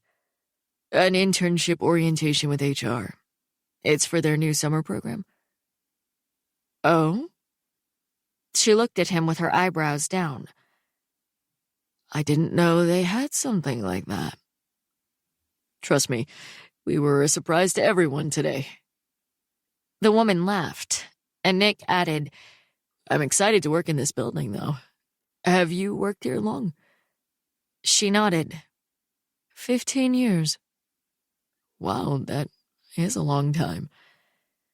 Only to you because you're young. She smiled and glanced back at me. Trust me, 15 years flies by. So, were you here when people used to do proposals upstairs? He said it so casually, like it was common knowledge to everyone in the world. Or had that already stopped when you started? Oh, they still did it, But it was usually on evenings and weekends, so it didn't really affect those of us who worked here. Do you know why it stopped? Nick asked, sounding so super chill that I was extra impressed by him. Why the balcony kind of went offline? No idea. I heard a really uptight exec moved into the big office and shut it down, but that was just a rumor. She stopped walking then and gestured toward the door at the end of the hall. There is the stairwell. But I warn you, even though you're going down, it's still a lot of steps. Be careful. We will. I cleared my throat and said, "Thank you so much." Of course. Nick opened the stairwell door and I walked through. He followed. For a second, when the door slammed behind us, I wondered if he was going to kiss me. But then he said, "We're almost there. Let's do this, Hornby." We walked up the final flight of stairs, and I had no idea what to say. My hands were still a little trembly, and my head was full of a million questions. When we got to the top, without a word, Nick opened the door. We stepped out, and it was another very quiet floor. It seemed to be comprised of ultra-swanky offices, probably the executives, and apparently no one up there made noise. Like, at all. "I wonder where the balcony is," I whispered. "If I had to guess," he whispered back, "I'd say the east side. Wouldn't they want the balcony to look out over the heart of downtown?" "Oh, good point." We walked down the hallway, both of us scanning the area in all directions in an attempt to see something that intimated a balcony was awaiting us. We walked all over the entire floor, but couldn't find anything. And then Nick saw it. "Look," he said, and I looked in the direction he'd nodded his head. No way. One of the offices had its blinds open, and the balcony was on the other side. We'd have to go through an office to get on the balcony, because the bank of offices had doors which led directly out. Let's keep walking. Maybe there's a common area. We started walking farther down the hall, but when we reached the end, it was clear. The offices in that row were our only points of access. Well, I guess that's it, I said, irrationally sad to give up on the dream.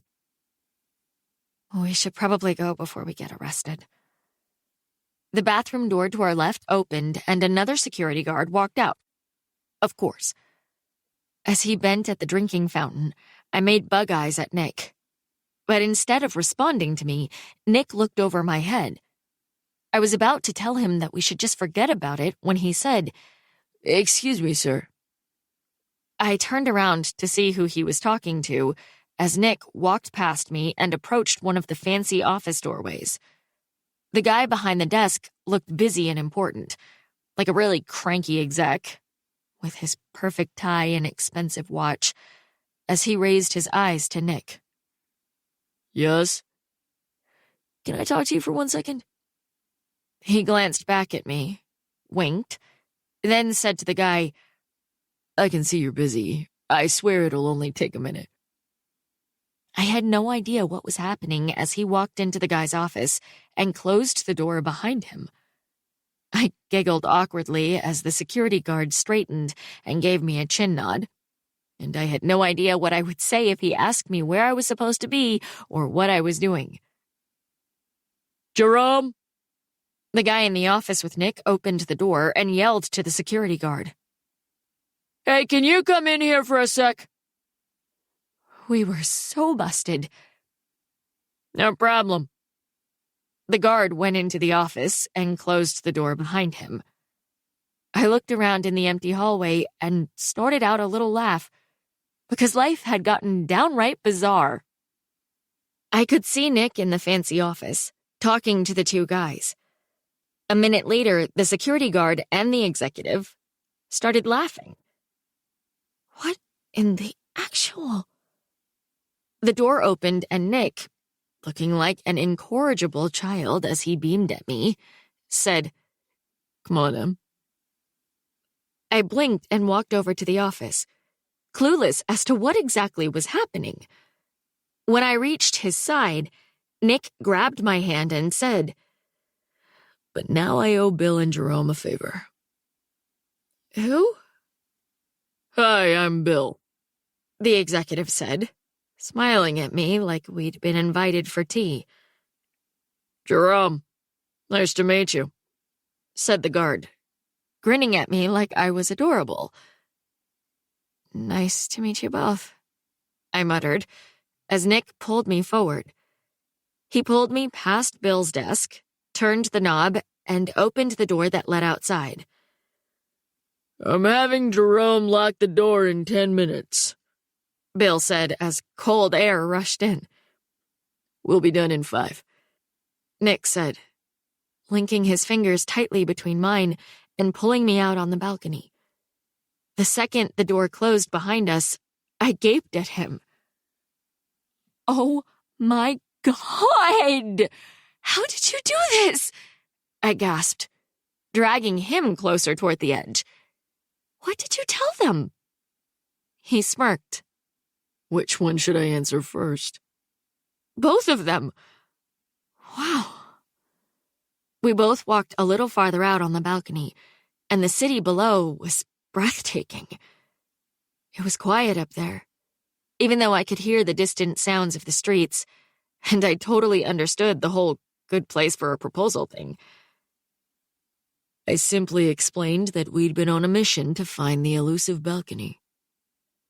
His face looked a little weird when he said it.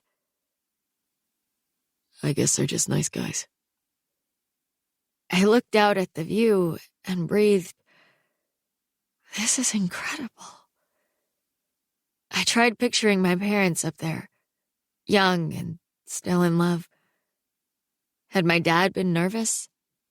Worried my mom might say no? Had she cried tears of joy before shouting 1,000 times yes? Had she gritted her teeth, irritated that he'd employed such a big, overdramatic gesture? It was silly, but I felt a little emotional, standing where it happened. "Yeah." Nick ran a hand over the top of his hair and said, "I hadn't pictured it being this cool." 40 stories is actually way higher than I envisioned," I added, not courageous enough to walk to the edge, even though the railing would be nearly impossible to get over. "Thank you for making this happen." "It's the DONC, Hornby. No consequences." Movement behind him caught my eye, and then I gasped, because there were a bunch of people, like a small crowd, gathering on that balcony just outside of Bill's office. It looked like everyone and their assistants, and, oh, geez, the security guard had stepped out to congregate and stare at us. "Nick, what did you tell Bill?" When I looked back at his face, his eyes were on my lips, and I almost forgot what was happening, but I asked, "To get him to let us out here?" He shrugged casually and said, "Don't worry about..." "Because we have a crowd watching us." "What?" Nick glanced behind him. "Oh, shit." "Oh shit, what? Is there something..." I told him I wanted to come out here for a promposal. A promposal? I couldn't believe he'd said that. Of course, they were out here. Adults loved that sappy crap. Nick? He looked unfazed as he said, "We'll just tell them I asked and you said yes." I waited for the rest, but apparently that was it. That's not a promposal. He looked surprised. "It's not?" No. I rolled my eyes and explained. That is asking someone to the prom. A promposal is when someone does something huge in order to convince someone to say yes. Getting a celebrity to help, making a cake, singing a song, asking in 3 million rose petals, doing a dance. How do you not know this? To be fair, that was just what I knew. Perhaps they did it differently elsewhere. But in my town, at our school, that's what it meant. Next level stuff, the likes of an engagement proposal. "Why would anyone do that for prom?" He asked, looking disgusted. "It's just a dance." Do you really want to discuss the merits of a promposal with me at this moment? That crowd and the security guard is waiting for a show. He didn't say a word, but got out his phone and started scrolling. I glanced behind him at the spectators, who were still staring expectantly. Nick? "Hang on." He scrolled for another minute, then looked at me and grinned. Nick. His phone started playing music, loudly. But before I could ask him what the hell he was doing, was that Cupid Shuffle? He handed me the phone. I took it, and then he backed up like 5 big steps and started doing the worst version of the Cupid Shuffle that I'd ever seen. He wore a cheesy smile while doing a rigid, absolutely pathetic rendition of the line dance. Seriously? I yelled. I started laughing, no, cackling, when he yelled over the music. "Emily Hornby, will you Cupid Shuffle with me to the prom?" I yelled back through the uncontrollable giggles. Are you saying you're my Cupid shuffling to win my prom favor? "Yes." He nodded while going to the left, to the left, to the left. "That is exactly what I'm saying." And then he did a spontaneous spin move. How do you know the Cupid Shuffle? I asked, knowing without actually knowing that Nick Stark had never done a line dance in his entire life. "I've been to a wedding before. And also the song tells you what to do. Now please say yes." I couldn't see through the tears, and my stomach hurt from laughing so hard. First, tell me you love me. He shook his head. "I love your hair and your sensible shoes, you annoying pain in the ass. Please say you'll prom me." Yes! I screamed dramatically, jumping up and down, making the people behind us burst into applause. Yes! I will prom you so hard. Nick gave me a look and yelled, "Come join me, Emmy." Nah, I'm good. "Get out there!" Jerome shouted, giving me a dad look. "Put that boy out of his misery." Aren't there drugs for that? Nick grabbed my hand, and I continued cackling for the entire rest of the song as we line danced like we were at a wedding, with a small team of corporate executives joining in behind us. "This was a great idea, Hornby," Nick teased as he went to the right, to the right. I laughed, still dancing as I looked at the beautiful skyline and the boy next to me. I know. Confession number 13. I kissed Chris Baker in the back of an RV in 7th grade, And to this day, I can't smell Polo without remembering how noisy his running pants were. When the elevator doors opened, there were 3 guys inside, dressed in suits and expensive haircuts. We stepped in front of them, quietly standing side by side as we rode the elevator car down. I'm about to smash some waffle fries, one of the guys said from behind us. I wish they'd bring back Bernie's pizza. I like chicken, don't get me wrong, but it's been the only option for too damn long. So go get Bernie's. Nah, bro. I'm too lazy, and the calf is too convenient. I looked at Nick to see if he also thought the way they were talking was ridiculous, and the way he held his mouth a little too tensely told me he was fighting back a laugh, too. One of them said, "This is us," when the doors opened, and the trio filed out when we scooted out of the way. Nick let out a big breath, but when the doors started to close, he stuck his hand out, and they began opening up again. Quirking one eyebrow in an adorable way, he said, "Hey, you want to go smash some strips in the calf?" I squealed. Ooh, do you think we can? He shrugged. Why not? If they kick us out now, we already got what we wanted. I started to get excited. My mom never let me eat chicken strips growing up, so they're my secret favorite food now that I only get when I sneak. I knew I was rambling, but I couldn't help it. You know, when she's not around. Who's not allowed to eat chicken strips? His eyes did the crinkle thing as he said, "You poor deprived little book nerd."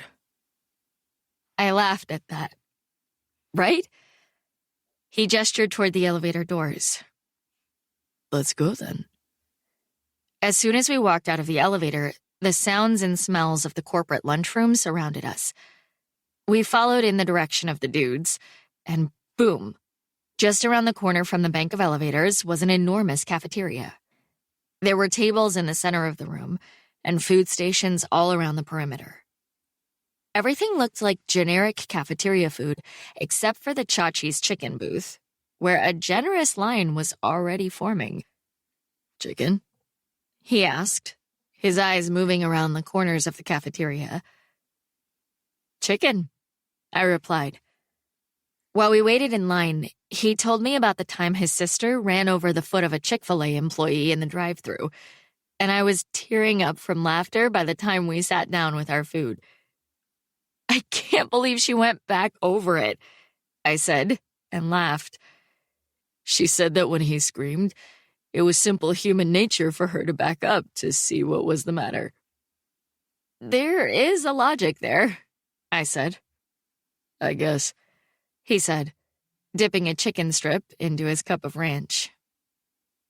So, I grabbed the table's ketchup bottle and squirted a blob onto my plate. "You said you've never been in love, but, you do believe in it, right?" "Whoa." He tilted his head, and his eyebrows went down. "You are persistent. What are you doing, Hornby?" "Learning about my DONC partner. Now, if you're shy, I'll start. In real life, I would never broach this topic of conversation, because of course I would come off as stifling and pathetic. But I wanted to know these things about him. So I was taking advantage of this erasable day. It didn't matter what he thought of this, because he'd never remember it. As soon as I thought that, though, I felt a little ache of sadness. I'd been having so much fun that the fact that tomorrow would be a reset and Nick would remember nothing seemed kind of tragic. Okay, so, even though you don't see it very often in real life, I absolutely believe in true love. I think it requires work and logic, as opposed to fate, but it's there if you look hard enough. He gave a nod, like he was accepting my point, and wiped his hands on his napkin. But doesn't that sound a little oversimplified to you? It sounds like a kid saying they believe in Santa. Like, yes, of course it sounds great. But if it sounds too good to be true, it probably is. I dipped a fry in my ketchup. So cynical. It's not cynical at all. He slid a handful of fries through my ketchup blob and said, I don't grouchily begrudge love. I just don't expect it to come down my chimney with a sack full of presents. Love is not the same as Santa Claus. How is it not? He asked, picking up his soda cup. You hope and wish for it, peeking to see if fate has brought the one to your doorstep, the one who makes you happy forever. I picked up a strip and pointed it at him. It's not the same because you're not relying on magic and pretend. Have you ever seen a first date? He took a sip of his pop before saying, Talk about your magic and pretend. How are you ever going to get happy? I asked, taking a bite before saying, when you're thinking that way. He looked at me and crossed his arms over his chest. I'm not looking to get happy. I stopped chewing. He didn't appear to be joking. Are you one of those guys who likes being broody? His eyebrows furrowed, and he looked offended, like that suggestion was an insult. No. So why wouldn't you want to be happy? He shrugged and picked up his soda. I didn't say that I don't want to be happy. I said that I'm not looking to get happy. It's not my goal. I wiped my mouth with my napkin before setting it down on the tray. But, are you always happy? He asked, and I got a little distracted by the sight of his Adam's apple moving as he swallowed his Coke. Well, of course not, I said, putting my finger over the top of my straw. But I'd like to be. Happy kind of is the goal. Like, for life, right? Well, sure, but... Because happy is life's default. I pulled the straw from my cup, lifted it to my mouth, and moved my finger, letting the soda drip into my mouth. Content is the baseline. Sometimes we're not, and sometimes we're freaking ecstatic, but happy is the default. You're absolutely wrong. He set down his cup and looked a little bit intense. Existence is the default. Merely existing emotionally is the baseline. Happy is like this floating, fluid thing that's impossible to hold on to. Elusive as fuck. Sometimes you get lucky and have it, but it's only a matter of time before it slips back out of your hands.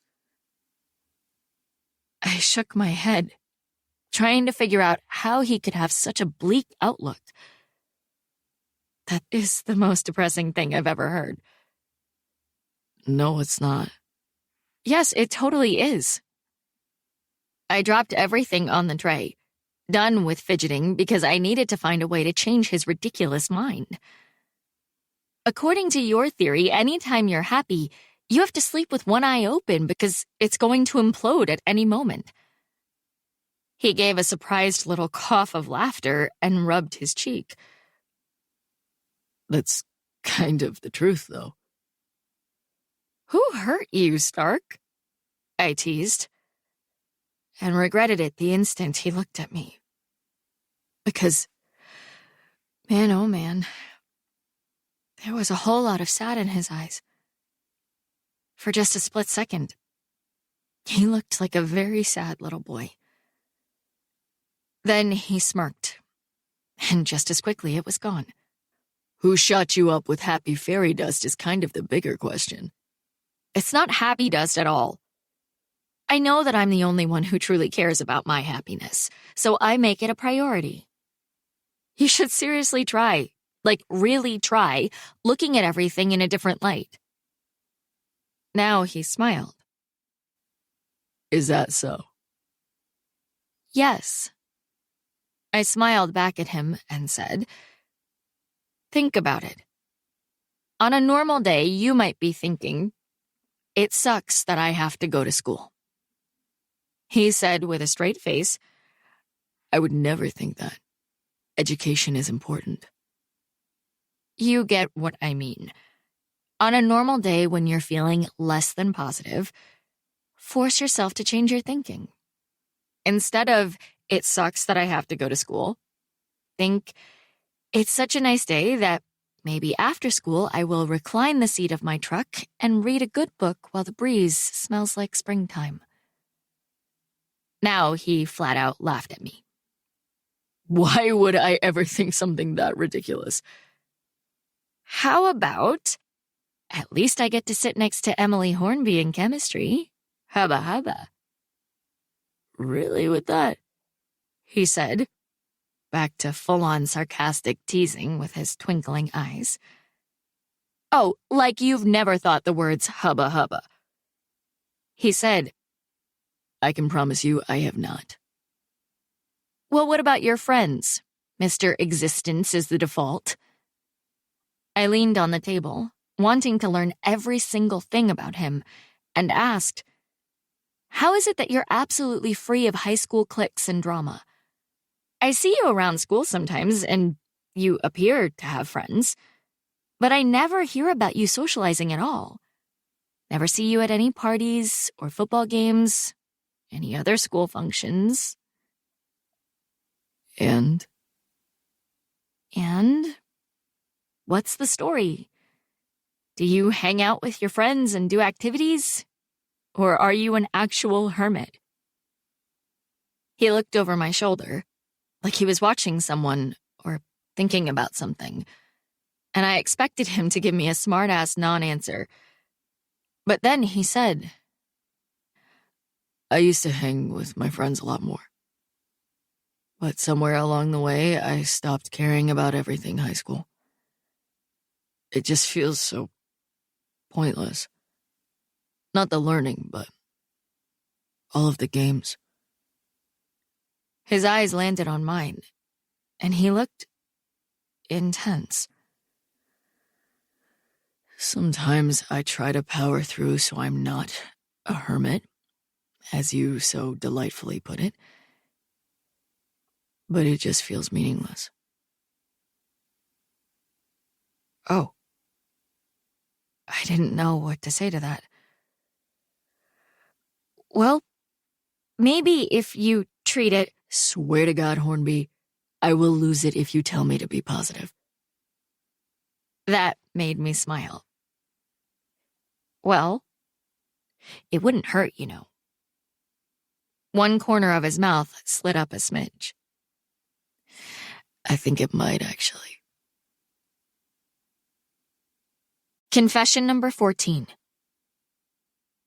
I once wrote Beth Mills smells on a bathroom stall at my junior high after she told everyone that the summer camp I attended was actually asthma camp. After leaving the First Bank building cafeteria, Nick gave me a piggyback ride to the tattoo shop, letting me bury my cold nose in his neck without complaining. And when he finally stopped, he straightened and I climbed down. The 402 Inc. storefront looked cool because it had no markings at all, other than a red neon sign at the bottom of the window. He pulled open the door, and I followed him inside. He said over his shoulder, Getting scared? Not at all. Bring on the needling. I strolled through the lobby, where there were drawings of tattoos all over the walls and the ceiling. I was nervous, yes, but mostly I was excited. Getting a tattoo was something I'd never considered, something I never would have had the guts to do before this whole repeating days fiasco.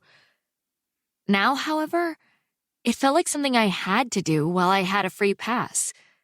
It would serve, however temporarily, as a printed reminder of the day where, for once, I did what I wanted instead of what I thought I should do.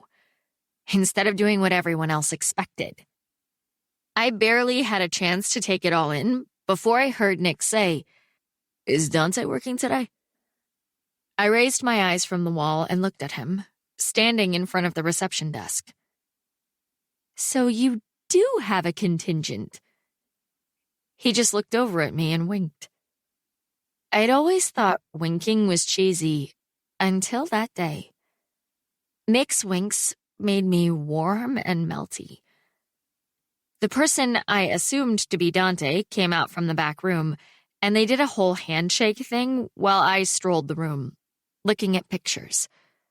After a solid 10 minutes of low talking, I heard Nick say, "What are the odds that you could fit my friend Emily in this afternoon?" "Sure."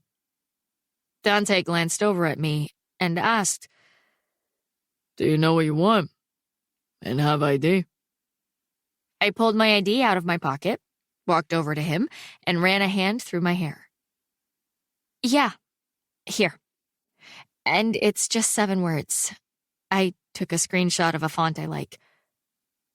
"What 7 words?" Nick put his hands in his pockets and looked at my ID suspiciously. "None of your business." "That's 4. Dante said. "Keep in mind that this is on you for life, Hornby," Nick said. I don't know why, but I really liked it when he called me by my last name. Doy Stark. But little did he know that I'd wake up tomorrow on another February 14th, skin fresh and uninked. Dante had to go help someone who walked in after us, and Nick gave me a look. He leaned closer, lowered his voice, and asked, "Why do you have a fake ID?" My face got warm as I stuttered. "I don't. I mean, it's not." "I'm not going to tell on you." He nudged me with his elbow, and my stomach went wild with butterflies. His deep voice rumbled out, "I just can't believe bookish Emily Hornby has a fake. A fake library card, maybe. But a fake driver's license? Not so much."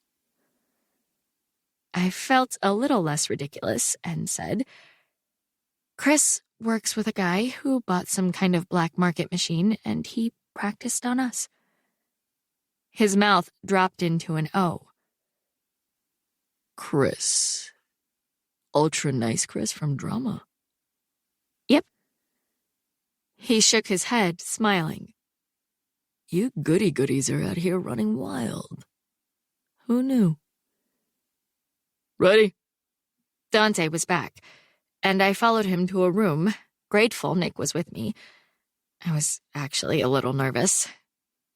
When I showed Dante what I wanted, one of my favorite lyrics, Nick said, "Are you sure? I mean, I get that you're feeling brave today, but in a few years, or even hours, you might regret having this tattooed on your skin." I said, "Believe me, I know what I'm doing." I didn't, or at least with regard to the technicalities of a tattoo, I didn't. I started to get nervous as Nick sat down on the chair to my left, and Dante grabbed the stool to my right. After Dante wiped down my forearm, rubbed on the template, and turned on the gun, I quickly learned just how painful getting a tattoo was. I mean, yeah, it was relative. It wasn't like getting a tooth extracted or getting stabbed in the face with a screwdriver.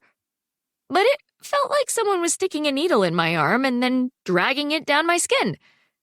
Because, they were. "So how do you guys know each other?" I felt the need to say something as Dante leaned over my arm and worked me over, even though I knew exactly how they knew each other. "Just from Nick's tattoos?" Nick said, "You're so nosy." "He works here." Dante didn't glance up, but said, "Stark's our little bitch. He didn't tell you that?" I raised an eyebrow and grinned at Nick, and he gave me a headshake while half smiling. Looking at his face made me think of the almost kiss. and I don't know if my face changed or not, but his did. His jaw flexed, and his eyes were hot as the moment hung there. It felt like there was an invisible string pulling me in his direction. An invisible string that had an electrical current that actually felt stronger than the needle dragging through my skin. I swallowed and blinked. What had Dante just said? No, he failed to mention that detail. What? Are you ashamed of us, Nikki? Dante teased. Nick said, "She's too nosy and doesn't need to know shit." That made me snort. Whatever. Nicky. Dante thought that was pretty funny, but I couldn't laugh because Nick was looking at me like that again. The intensity of his gaze rendered me incapable of all thought and communication as Dante grunted and muttered syllables while finishing my tattoo. When Dante was finally finished, he showed me the tattoo and I gasped, lightly running my fingers around the newly inked spot on my arm. Wow. This is incredible. I had a marvelous time ruining everything. I loved it. Dante left the room to go get something, and Nick stood. He stepped closer to me and slid his hand under my forearm so he could raise it to his eyes. My breath got stuck in my chest as he moved his thumb just under the tattoo, ever so softly, while he was so close to me that I couldn't remember what the world looked like beyond his face. "I like it," he said, his thumb still brushing back and forth over my skin.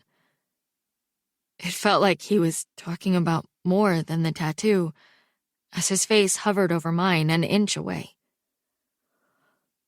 Let me just put this on your arm, Dante said as he charged back into the room, a tube of something in one hand and saran wrap in the other. and you can be on your way. Nick took a step back, and I was too shocked to do anything other than nod and try to make my heartbeat slow down.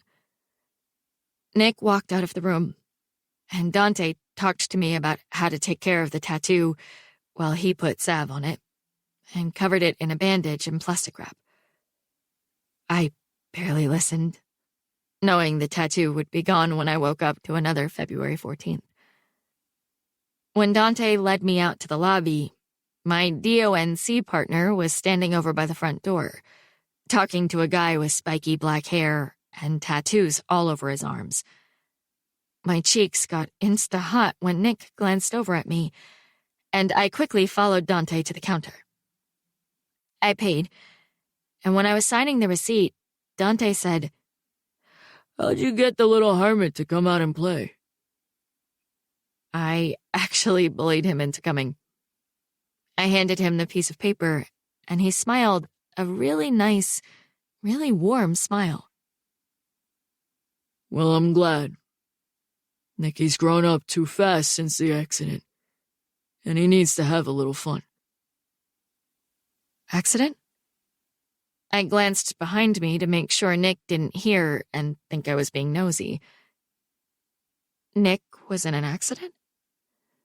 Not Nick. Eric. Eric? His brother. Today's the anniversary. Nick came over and straightened the lookbook on the counter. "You ready, Hornby?" He didn't look like he overheard anything, and I couldn't help but feel like I stumbled upon something Nick didn't want me to know. I nodded and cleared my throat. "Ready, Stark." Nick said goodbye to his friends, and I yelled, "Thank you!" as we walked out the front door. "Jesus, it's cold," Nick grumbled, zipping his jacket.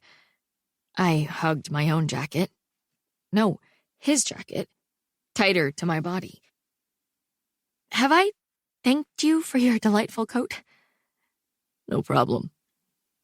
He looked at me, and his eyes roamed down over the big coat before he got a funny expression on his face.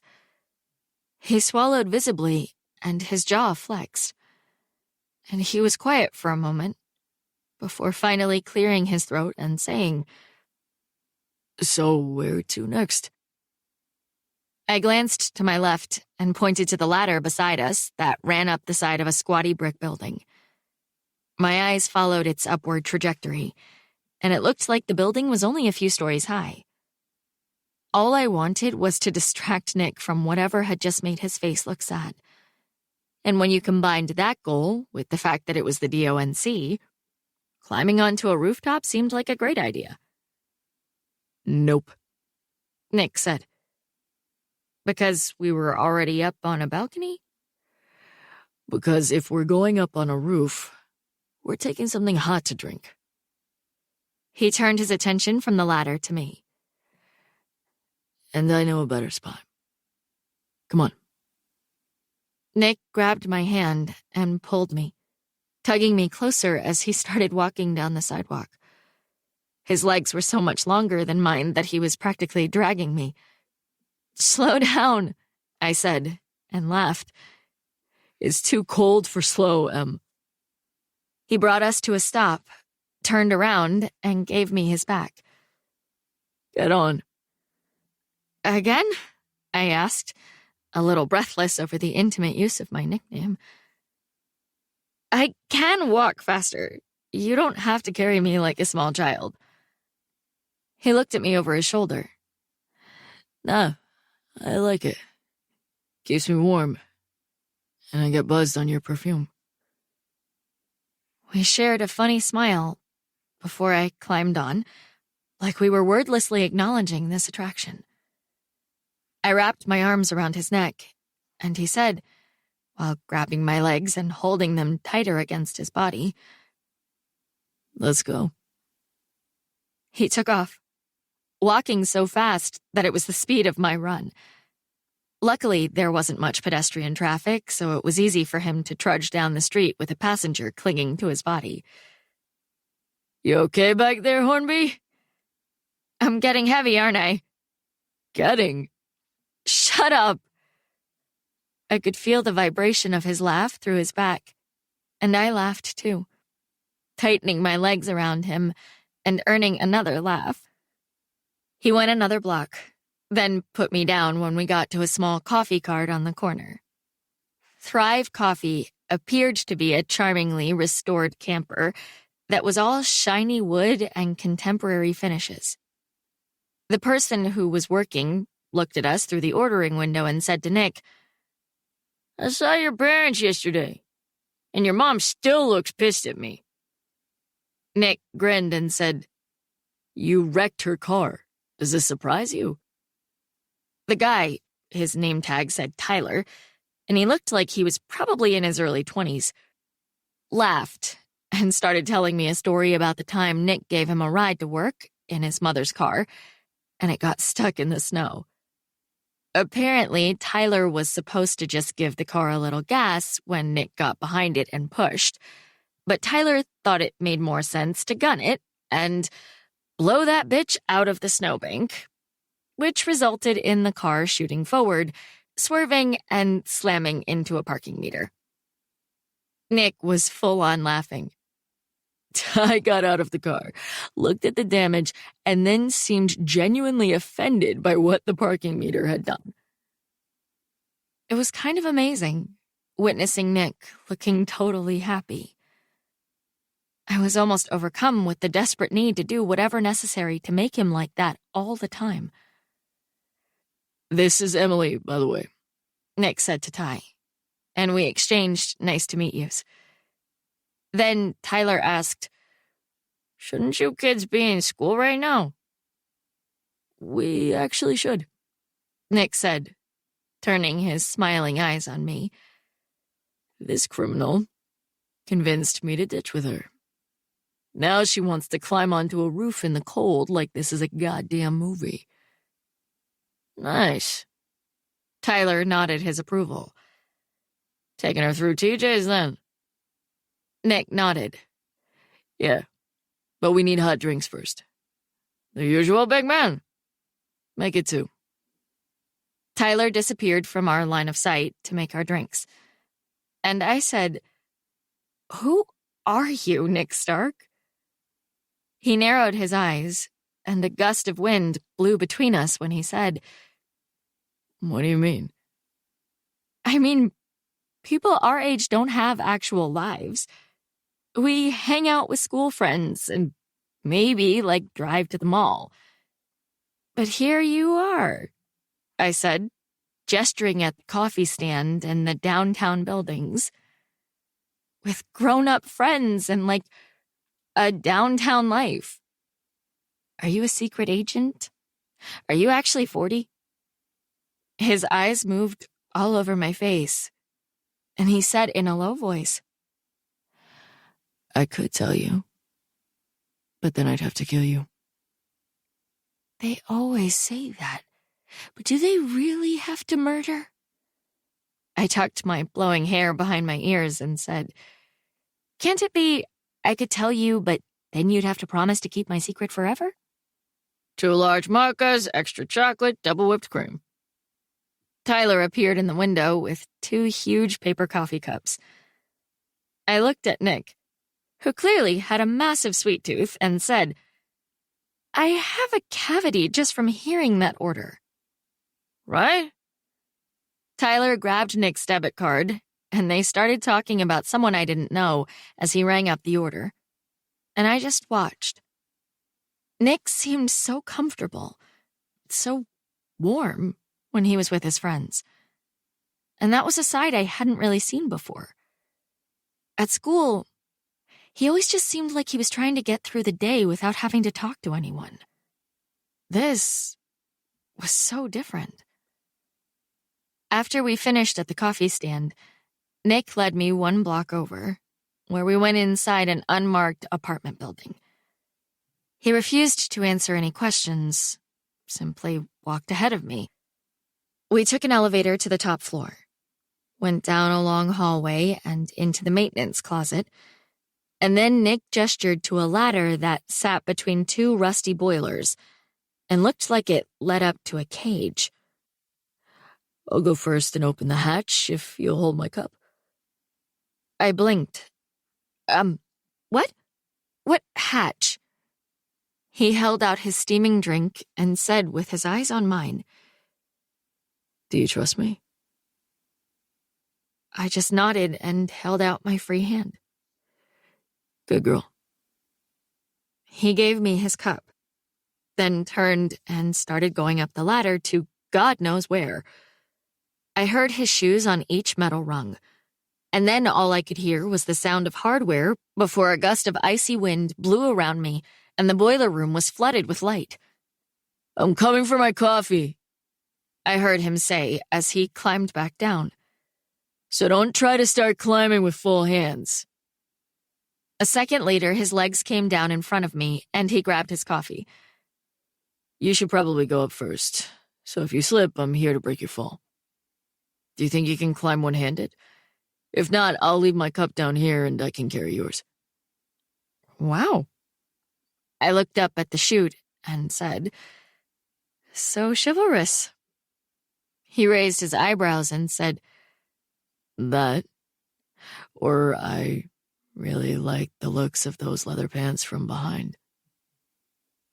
If someone else had said that, I might have wanted to slug them. But his lopsided grin told me he said it on purpose because he knew it would rile me up. I rolled my eyes and started climbing. Once I got to the top of the ladder and stepped out onto the roof, I was assaulted by freezing cold winter air. Nick emerged behind me, and before I could even look around, he said, Close your eyes. I did, but I said, This seems like a bad idea on a roof. I know, He said, and I felt him grab my free hand and start to lead me. But I promise not to kill you. I just don't want you to see it up here until you're in the perfect spot. I already saw the city from the 42nd floor. How different can this be? You have no idea. I let him maneuver me, leading me around things until finally he stopped. His breath was warm on my cheek as he leaned in close and said in a quiet voice, Okay, Emmy. Open your eyes. Confession number 15. I went out for basketball in 7th grade because I thought it would make me popular. I wore pink Chuck Taylors and I scored 2 points over the entire season. It didn't work. I opened my eyes and was breathless as I took in the beauty. Where the skyscraper had been cool because you could see everything from way above, this view was as if I was surrounded in a hug of my favorite city. We were right in the heart of the old market, just above it, so we could see the horse-drawn carriages and the people walking and the huge fountain they'd just installed last summer. We were in the old market, as opposed to above it. But we were invisible. It was breathtaking. I whispered, "This is magical." Right? He said, looking out at something on the horizon. This is my favorite spot in the city. Again, who are you? I took a sip of the rich, decadent hot chocolate coffee and looked at his strong jaw. How do you know about this? My brother used to live in this building, He said, still looking at something far away. so every time I came over, we always hung out up here. Lucky. My siblings are tiny and not really my real siblings. Where does he live now? I was staring out at the fountain, but when Nick didn't answer, I turned to him. Fidgeting with the cuffs of his sleeves, he sighed and said, Yeah, this is awkward. He doesn't. "Oh no. The accident. Nick, He died in an ATV accident. Nick, I am so sorry." He shrugged. It's okay. It's not like it just happened. I mean, it's been like a year. A year? That's not a very long time at all. A year was like it happened yesterday. It's fine. He didn't look devastated, like there was fresh grief. He looked weighed down with it, exhausted by it, drained by it, as he gave me a tired smile. I didn't mean to drop that on you. It's so weird to talk about. Well, It's actually a year today. he swallowed and looked like he was trying to sound casual when he said, He died last Valentine's Day. "Seriously?" He gave me a half smile and said, How's that for a Hallmark holiday, right? "I would want to dropkick everyone talking about flowers and candy if I were you." It felt sick. The idea of someone dying on a day where people sent balloon bouquets and heart-shaped pizzas. I also felt like a total baby for feeling sorry for myself about my parents' breakup anniversary when Nick was dealing with this. Like, who gives a crap? That made his smile grow just a little. Right?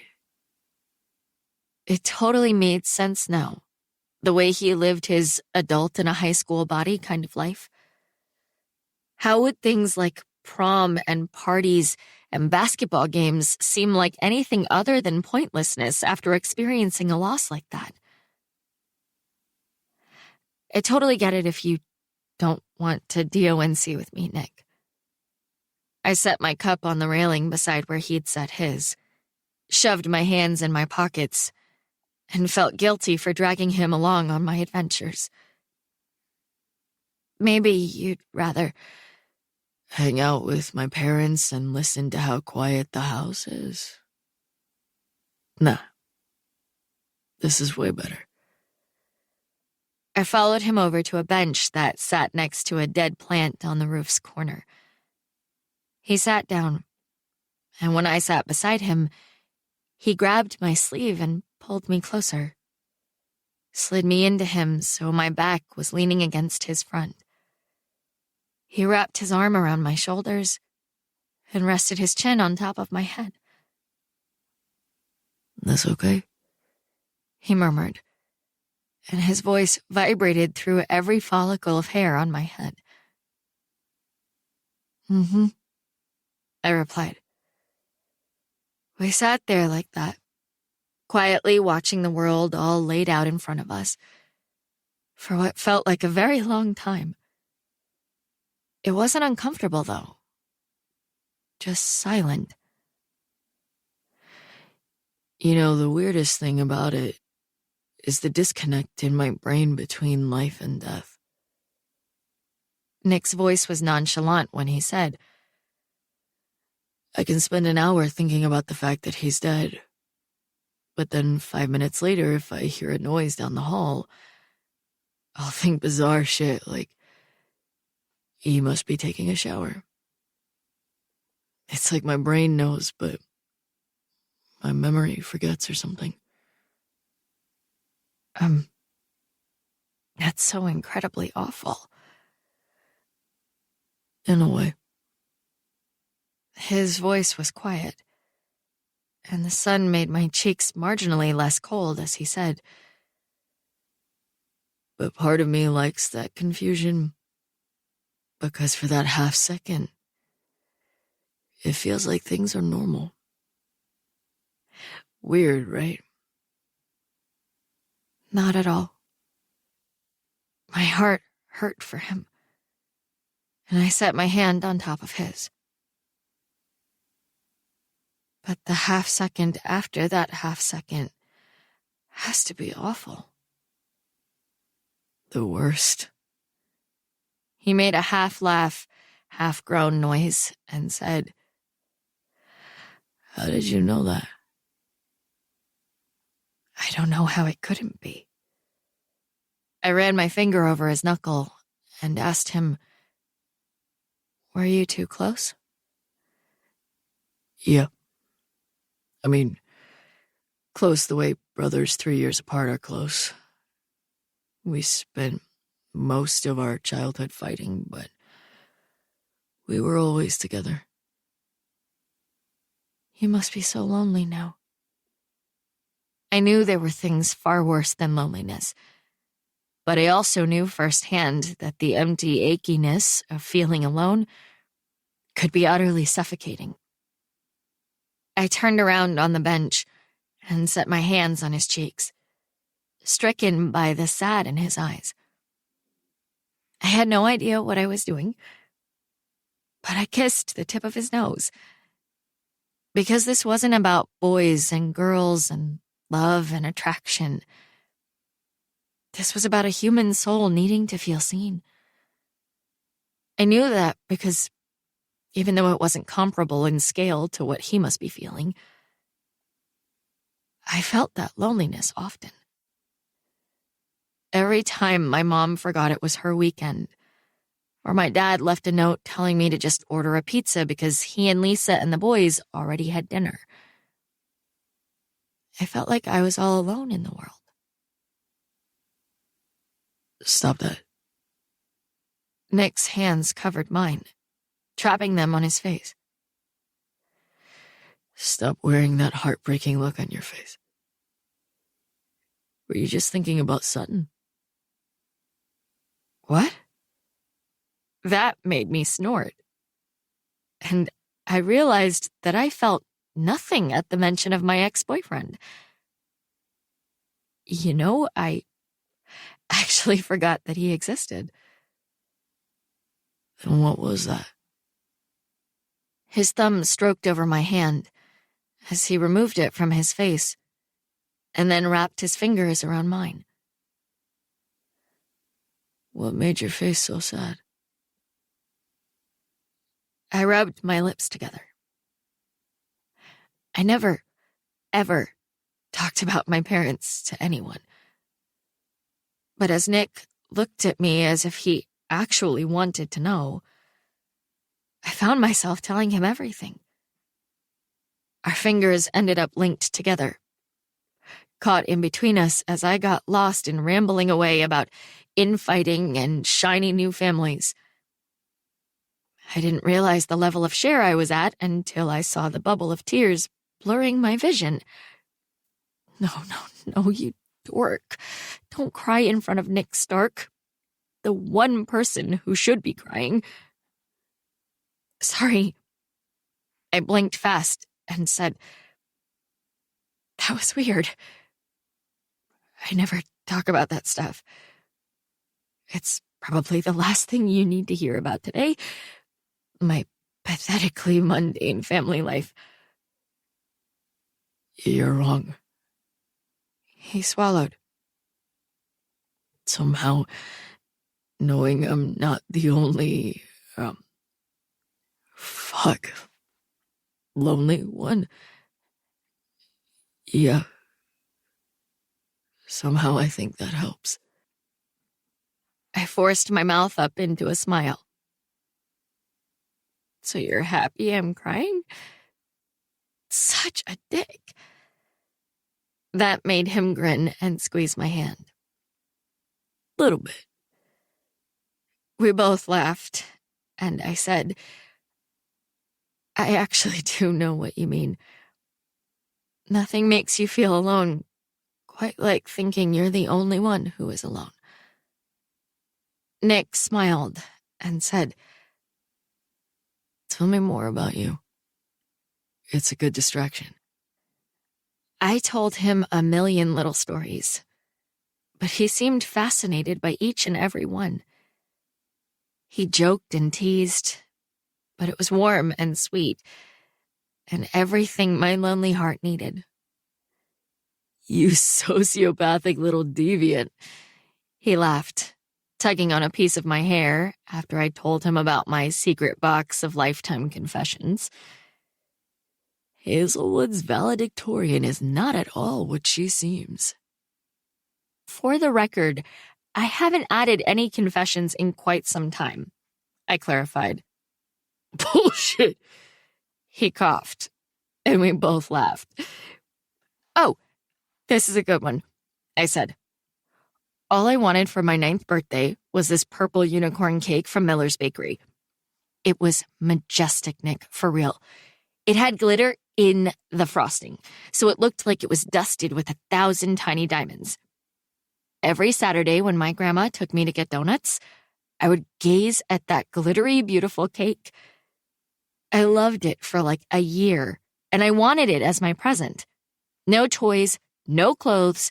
It was the only thing I wanted, and I talked about it nonstop. Sounds like an ugly cake. He teased, his fingers gently rubbing against mine. But carry on. So my birthday comes, and I am beside myself with excitement, right? My mom and her boyfriend drive me to the roller skating rink, and I am bouncing off the walls. I skate with my friends for a bit, and then it comes time for the cake. I feel like I'm going to hate this part, he said. Oh, absolutely. I smiled at the warmth in his eyes and said, because my mom looks at my dad and goes, Tom? Cake? I shook my head at the memory. And he says, Beth? Cake? No. Nick groaned. Yes. So then they morph into their whole fake smile but homicidal way of conversing, arguing because since the party is on my mom's day, he thinks it's her responsibility. But she thinks since I saw the cake when I was with his mother, it's his responsibility. Meanwhile, you're just hearing the word responsibility and feeling like a piece of shit, right? Exactly. Like, if they cared about me and my birthday, shouldn't they have wanted to have that purple unicorn cake no matter what? I rolled my eyes. Then they said, "Oh well," and just stuck a bunch of candles in the pepperoni pizza that kids had already started stealing pieces from. There was no cake at all? He said, looking outraged. Nope. I kind of wanted to laugh at how offended he looked. Did you and Eric ever have any cheesy roller skating birthday parties? Hell no. We went with laser tag. Studs. He started talking about his brother, sharing memories that made his voice crack while his eyes smiled, and I couldn't get enough. He told story after story of the two of them, running around after Eric moved downtown, doing obnoxious things and texting each other immature memes. I was crying again, but this time it was because I was laughing so hard. So, I sat up straighter. Is your tattoo about Eric? Yeah. He looked down at his jacket and put his hands on the front, pulling the top together a little more. It was a nurturing gesture that made me warmer than the coat itself. It's the exact match of what he had. Exactly? Yup.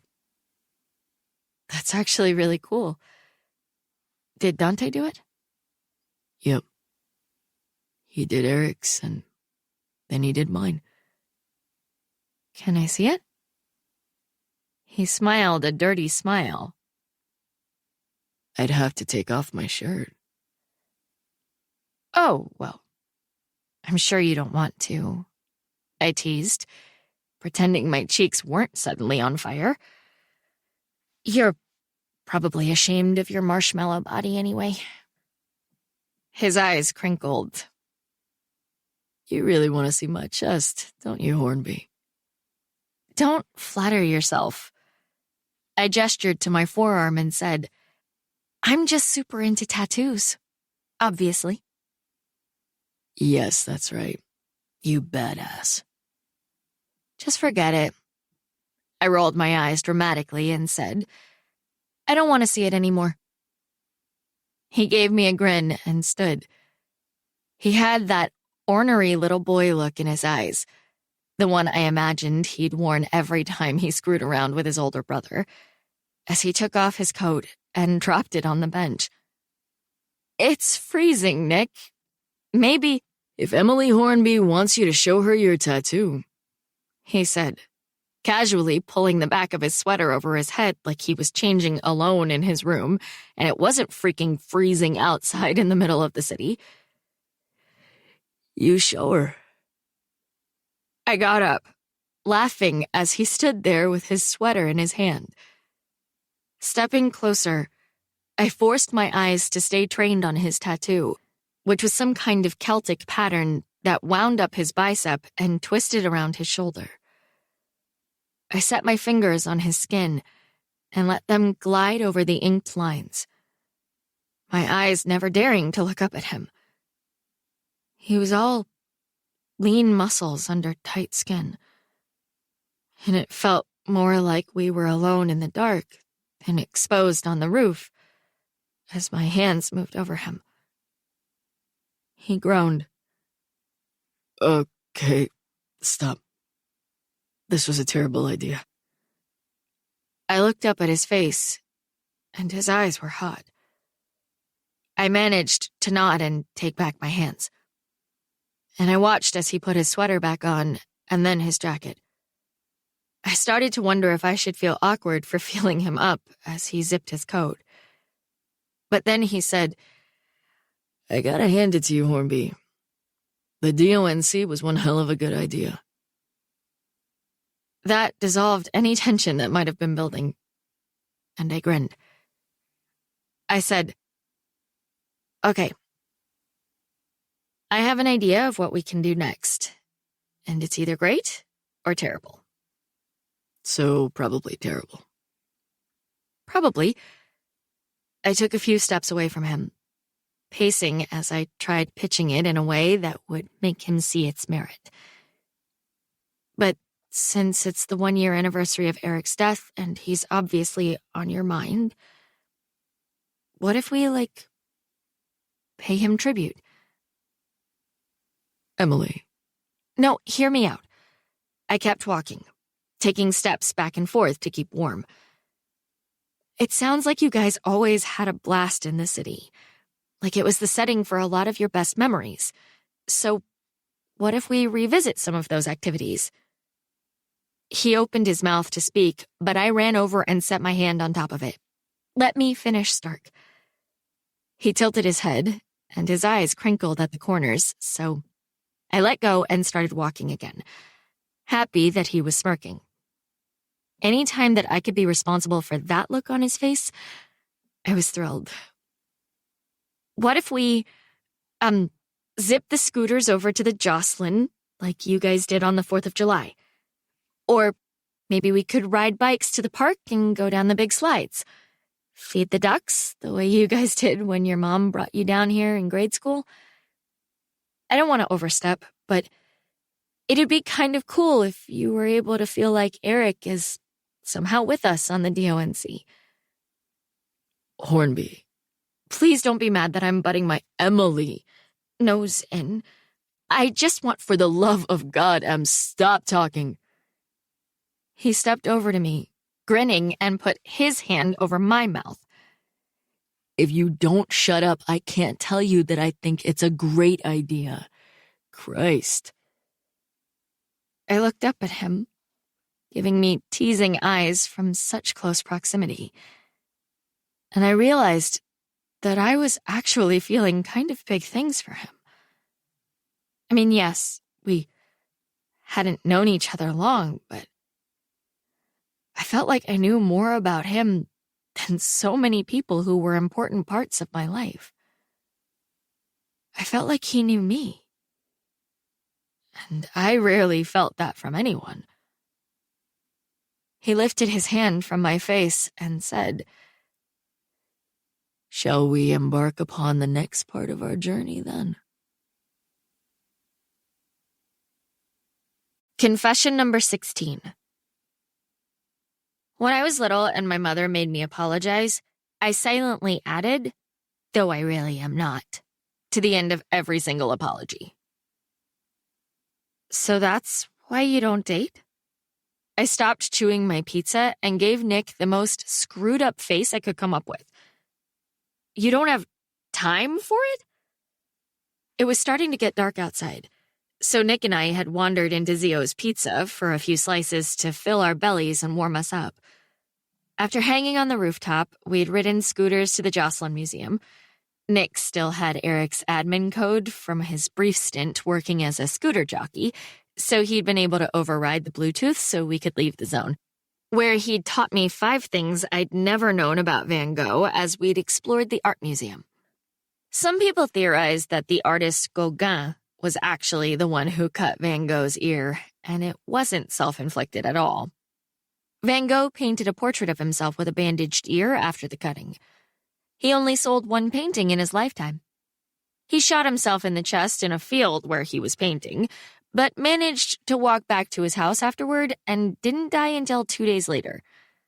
His last words were, "The sadness will last forever." I might have been depressed, because that was wildly depressing information. But then Nick taught me 2 more things about Van Gogh that were obviously untrue and made me feel much better. His friends actually called him Van, and when he stuck around too long and became annoying, they tormented him with their cries of, "Van Gogh!" The woman who received Van Gogh's ear sold it on eBay and made so much money that she started lopping off her own body parts and selling them. One of her toes went for $1 million, so she lived happily ever after and named all 7 of her sons Vinny. After that, we ditched the scooters and rented bikes, which we rode over snowbanks, very difficult, and through slushy puddles, very messy, until we reached the big slides in the park. Nick, with the great ideas, ran into a convenience store and bought wax paper to slide upon. So we shot down the slides so fast that our only option had been to get big air and then land in a huge drift of snow. While, of course, screaming at the top of our lungs. After that, we fed birdseed to the ducks. Nick had purchased that as well, until our toes were too frozen to do anything else outside. I was a little afraid that after sitting in the heated pizzeria for well over an hour, we were going to freeze to death when we finally had to leave. Don't say it like that. It's smart. He picked up his soda with one hand and pointed at me with the other. I don't have time for all of the emotional bullshit a person has to put out in order to make another person happy. It'd be worse if I dated people and then just pissed them off by being a cold, distant asshole, wouldn't it?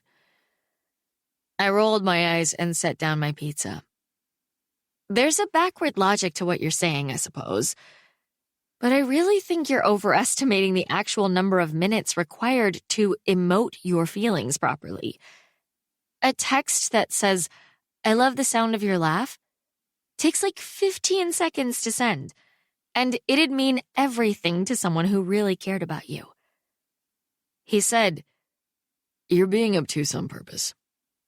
"No, you're being obtuse on purpose. Your excuses are vague and overgeneralized and, quite frankly, pathetic." So I'm pathetic now. His face was serious and intense, and I was infatuated with the way he teased. I nodded. "Little bit." "Give me your crust. Now." He reached over and grabbed my crust. I was on my third piece of pizza, and we'd already established that my least favorite part was his favorite, making him my cleanup crew. He lifted it toward his mouth and asked, "Is it so wrong that I like being single?" "It's not, but you don't." He took a bite of the crust and said, "How do you know?" "Because I know." I wasn't being delusional, convincing myself of what I wanted to believe. I wasn't even talking about me in this scenario, to be honest. I was absolutely just talking about him. Nick Stark was warm and funny and caring, and his face lit up when he was with his friends and remembering his brother. The Nick he was forcing himself to be at school, though, distant because he couldn't work up the strength to take on any additional emotional lifting, was work for him. I think he truly believed that happiness was elusive and fluid because of what had happened to Eric. And instead of reaching for it and risking being shattered, he was just no longer interested in reaching. For love, or even for friendship. "Well, let me ask you this then," he said, grabbing a napkin from the dispenser and wiping his hands. "If you know, how come you thought you were madly in love with someone this morning, and now you forgot that he existed?" "Let's not talk about that," I said in a teasing voice.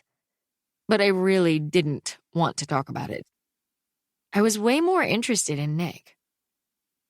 How about we move on? "Okay.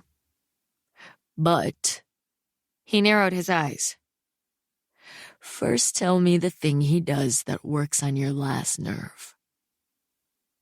Oh, my Lord. I laughed. It has to be his ringtones. "Please explain." I lifted my cup and poured an ice cube into my mouth before saying, "He still thinks ringtones are hilarious. You know, like we all did in middle school. He actually takes the time to save a different one for every single person he knows. And he finds it funny to sneak into my phone and add them when I'm not paying attention." "He gets in your phone?" He shook his head. "I don't care about that. I have nothing to hide. But he assigned a neighing horse to his name in my contacts. He thinks it's hilarious that every time he texts, I hear the sound of a stallion." What a tool. Nick said. Nick looked a little jealous, and I wanted him to be. I said, "The funny thing is that it just bugs me. The sound of that horse makes me want to throw my phone through a window." I bet. But he thought he was being nice by adding it for me. I grinned and said, "He beams every time he hears that stupid whinny." So you pretend to love it? He asked. I just nodded, which made him make a face and shake his head like I was pathetic. Can we stop talking about relationships now? He pushed his plate and cup into the center of the table before checking his phone. We should probably head back to the truck, actually. After we bundled back up and went outside, Nick gave me another piggyback ride. I couldn't stop laughing as he decided it would be funny to loudly hum our theme music, which sounded a lot like the Thong Song, even though he denied it. My stomach hurt from laughing as I snuggled my face deep into the side of his neck for body heat. Jesus, your nose is cold, he said, sounding like his teeth were close to chattering. Sorry, I said, but it wasn't. I full-on let my face absorb his warmth. He coughed out a breathy laugh. I'm not complaining. I realized that Nick was incredible. He was fun and beautiful, and I'd never felt more comfortable around a boy. Like, ever. Except for Chris. Weird, right? Because this no-holds-barred M that I was being on the DONC wasn't me at all. So my lovesick musings didn't even make sense. The real Emily Hornby would never get this close to someone she barely knew before today. So this person he was seeing wasn't actually real at all. Right? Or was this actually maybe sort of me? As we walked by an apartment with the blinds wide open, we saw it at the same time. On the TV in that stranger's living room, Rose and Jack were standing on deck watching steerage passengers kick around a ball of ice that had fallen from the iceberg the ship had hit. Titanic was playing. Nick didn't believe in fate, and neither did I. But how weird was it that Titanic was playing at the exact moment we were walking by? Wow. You were so right, Hornby, he said sarcastically, stopping in front of the window. Playing soccer with iceberg chunks, that is obviously the best movie ever. You're a ghoul, Stark, I replied, climbing off his back. An absolute ghoul. We stood there for a minute, just watching the movie in the window, and when I glanced over at him, I was terrified at the thought of going home, of ending the day. He'd agreed to take me to my dad's when we were done so I could sneak in and grab a key to my grandma's house, wherein he could make fun of the boy band posters that he knew adorned my bedroom walls, and then he was going to drop me at her place where I could sleep in peace with no parental third degree. But he wasn't going to remember it.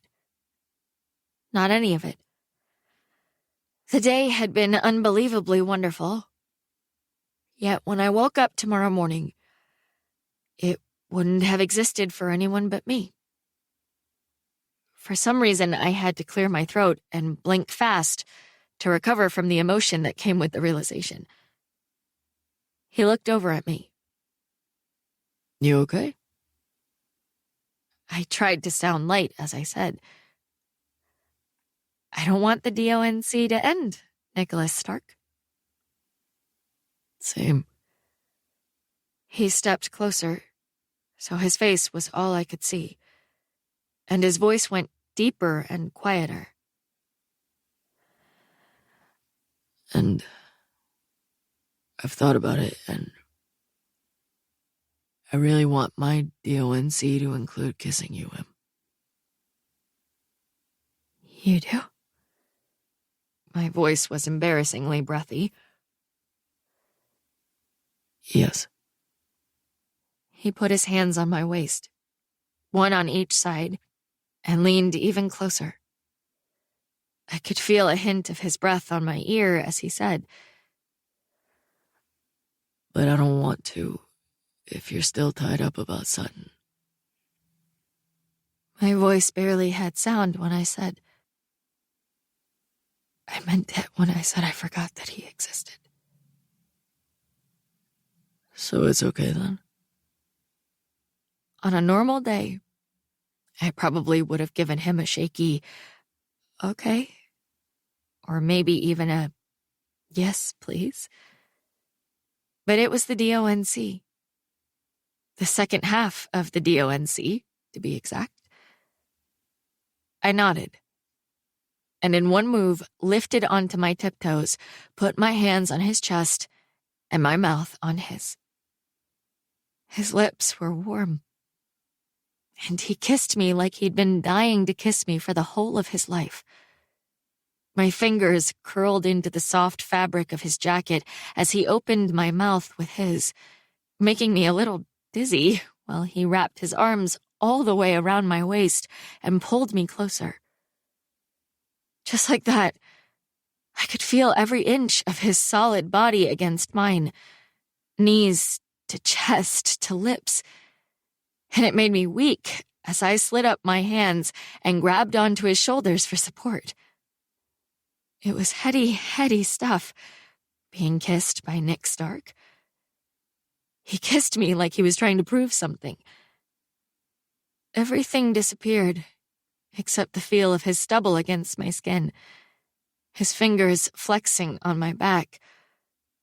He finally lifted his head and pushed a piece of my hair behind my ear.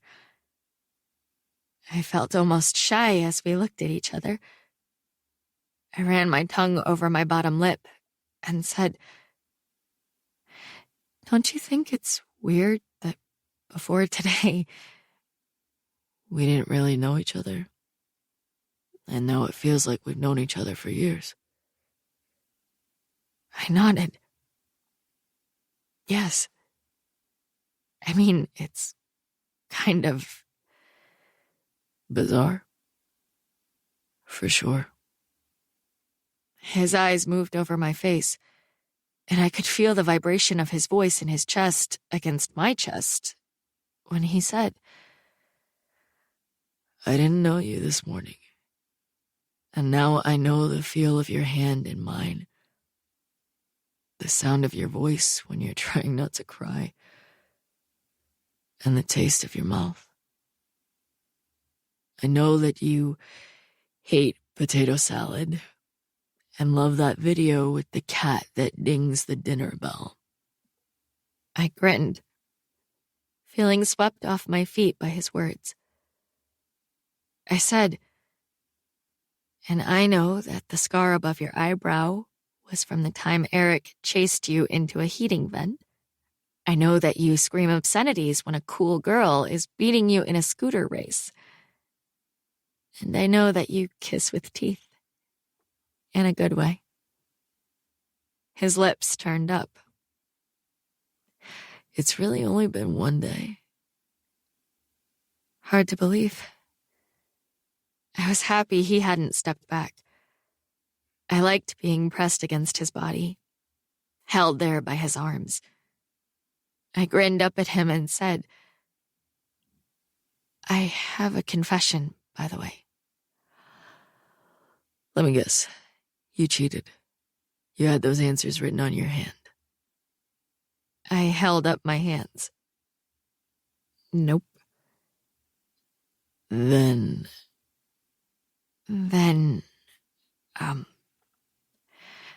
I have to confess that I think I'm obsessed with you. With this. I swallowed and said, with us. A crease formed between his eyebrows. Emily. Oh my gosh, don't ruin it, Stark. I don't care about anything but today, okay? I rolled my eyes and poked him in the chest. I'm talking about being obsessed with us on the DONC. I'm talking about being obsessed with the day we just had. I don't care about the future, so quit looking like that.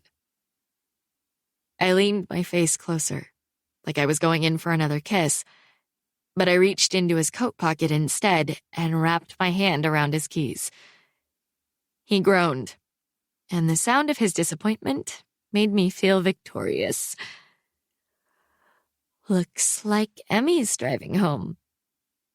I pulled them out and held his keys over my head, giving them a quick shake before I turned and started running in the direction of the lot where we'd left Betty. Give me the keys, Hornby, he called calmly, following me, still leisurely walking. I looked over my shoulder as I jogged. I don't think so. I'm going to cruise in, Betty, and you're going to ride, bitch. His eyebrows went up, and he said around a laugh, You better give me the keys. These? I started giggling and jingled them again. You want these keys?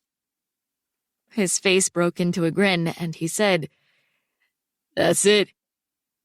I screamed and started running faster, and I could hear him sprinting behind me. You're gonna regret this. I don't think so. He caught me, wrapping his arms tightly around my body and lifting me off the ground. I screamed, and then I screamed again when he lowered his shoulder, lifted me higher, and then threw me over his shoulder. Nick! I couldn't stop laughing. Put me down! He easily got the keys from my hand, and then he swatted my backside. I don't think so. Come on!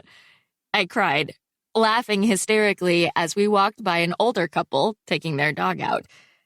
Not a chance. He tightened his grip on me and said, If you behave like a wild person, young lady, I'm going to treat you like one. Good evening, the parking attendant said as we passed the ticket booth. Good evening, Nick said in a booming voice, as if he were the friendliest woman-toting person on the planet. Are we almost to the car? I asked, staring down at his very perfect butt. I can see her, he said. So put me down. I'll be good. I think that's impossible for you, he said. But then a minute later, he set me down beside his truck. Thank you, I said, pushing back my hair and straightening my shirt. For the ride to the car. It's actually what I wanted when I stole your keys. Walking is for suckers. Nick's entire face changed into a smile, and he slowly shook his head as he looked down at me. I like knowing you, Emily Hornby. I swallowed and thought again as he grinned down at me that he wasn't going to remember this. Any of this. He was going to wake up tomorrow and not know me again. I hated that so much that I felt a pinch behind my eyes, but managed to sound casual when I said, Same, Nick Stark. I had the best day with you today. His face grew serious, but he didn't say anything. The moment just hung there, strung in between both of our gazes. His eyes roamed over my cheeks and forehead and chin. And it occurred to me that the two of us were seeing that moment in entirely different ways. I was desperately hopeful that he would remember it all the next day. And he was memorizing every moment to look back upon fondly. Because the DONC for him meant forgetting today once the sun came up tomorrow. Ready to go home? He asked, his voice quiet and a little gruff. I nodded, incapable of speaking through the disappointment. Wake up. Hmm? My eyes fluttered open, and there was Nick, smiling at me as I awoke from the nap I'd apparently just taken, while my head was resting on his shoulder. That face. Damn. He looked sweet and amused and hot, and I really wanted to go back to sleep. On him. Forever. He said, We're at your dad's house. I looked through the windshield, a little disoriented, and was relieved when I realized he'd parked by the back of my house instead of in the driveway. Oh, yeah. Please don't let me be drooling. I sat up and reached for the door handle, a little sleep-drunk from the smell of Nick and the warmth of his truck. I stepped out, and he was right there beside me in the cold darkness. You sure you want to sneak in? He asked, walking beside me after I closed the door and headed for the back of the house where my window was. Seems risky. It's not. I opened the gate and went into the backyard. The moon was high and bright as our feet crunched over the snow, and I was a little surprised he was coming with me and not waiting in the warm truck. My room is in the basement, so my dad and Lisa sleep 2 floors above me, and he snores like a freight train. Spoken like a criminal, he said, and my laugh made a cloud in front of my face. I unlocked the basement door and pushed it open, and I could feel Nick's warmth as he followed me inside.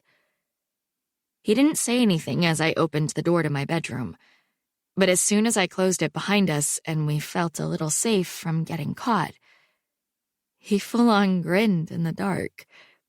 Thank God for the bright moonlight shining through the window, and whispered, You are a sociopath.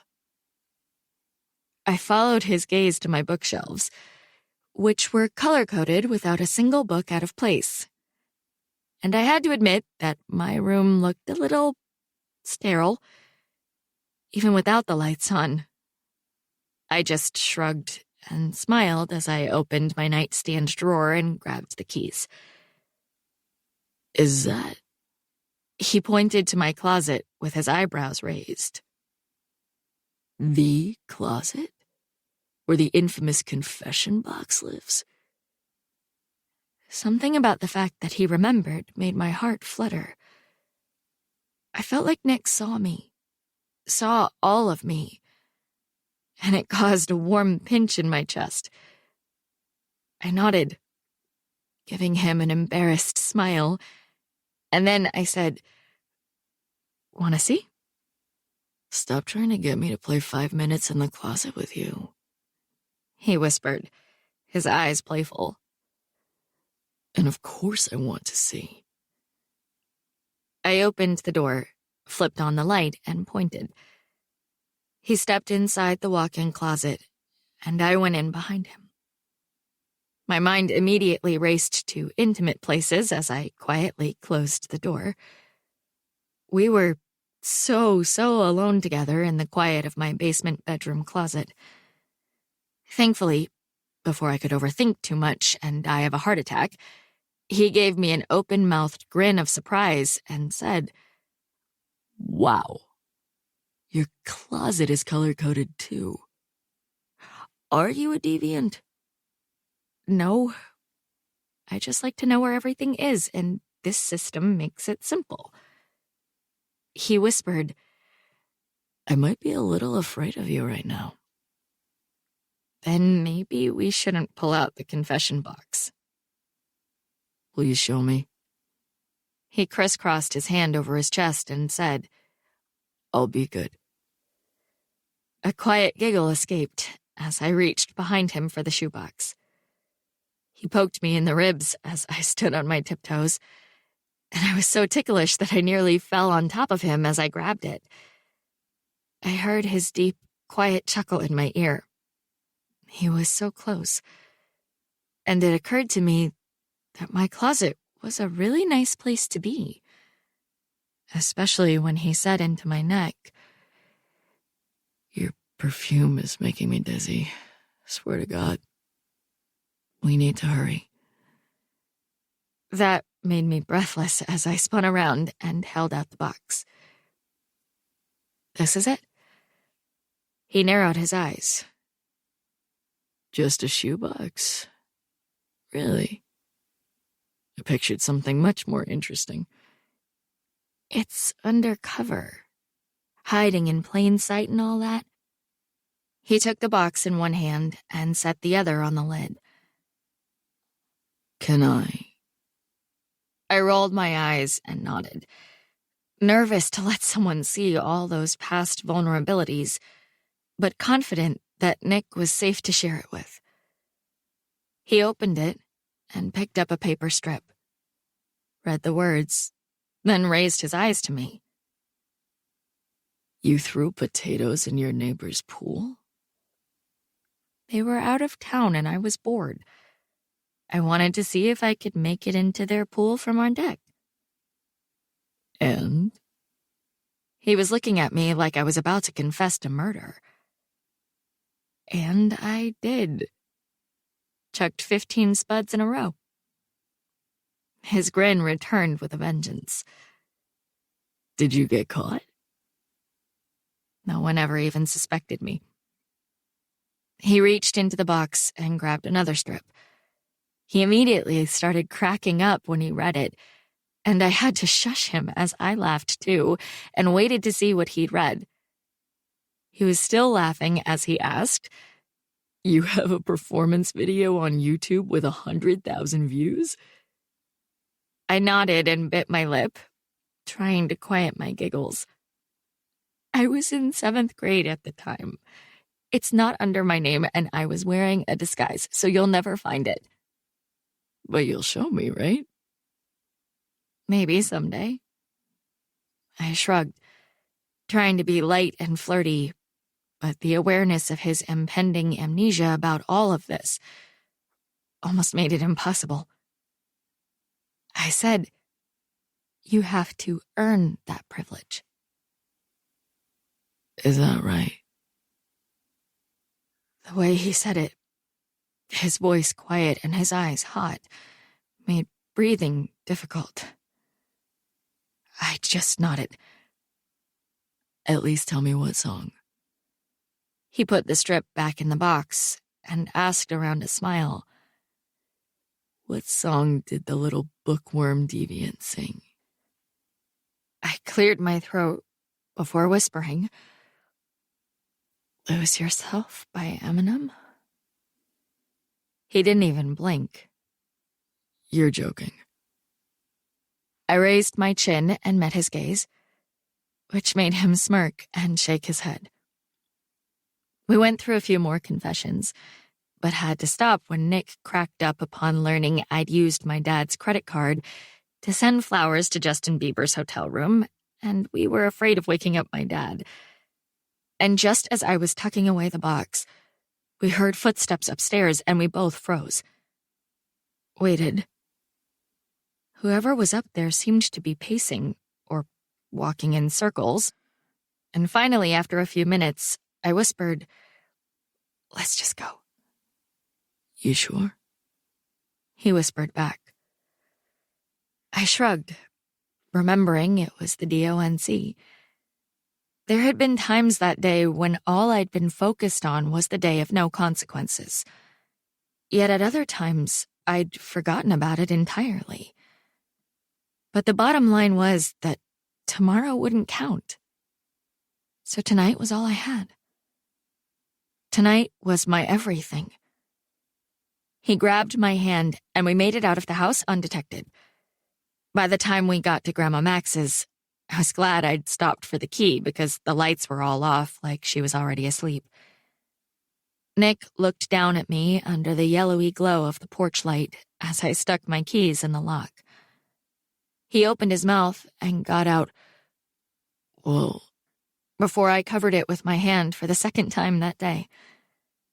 If he was never going to remember this, I was going to tell him how I felt. I love you, Nick Stark. I blinked fast and was surprised by how emotional I felt. My throat was tight as I said, "It won't count tomorrow, and it'll be like I never said it, but on this Valentine's Day, I fell in love with you." His jaw clenched, flexing and unflexing, and I watched his throat move as he swallowed. I whispered, "But only for today, I promise. Tomorrow it's all gone."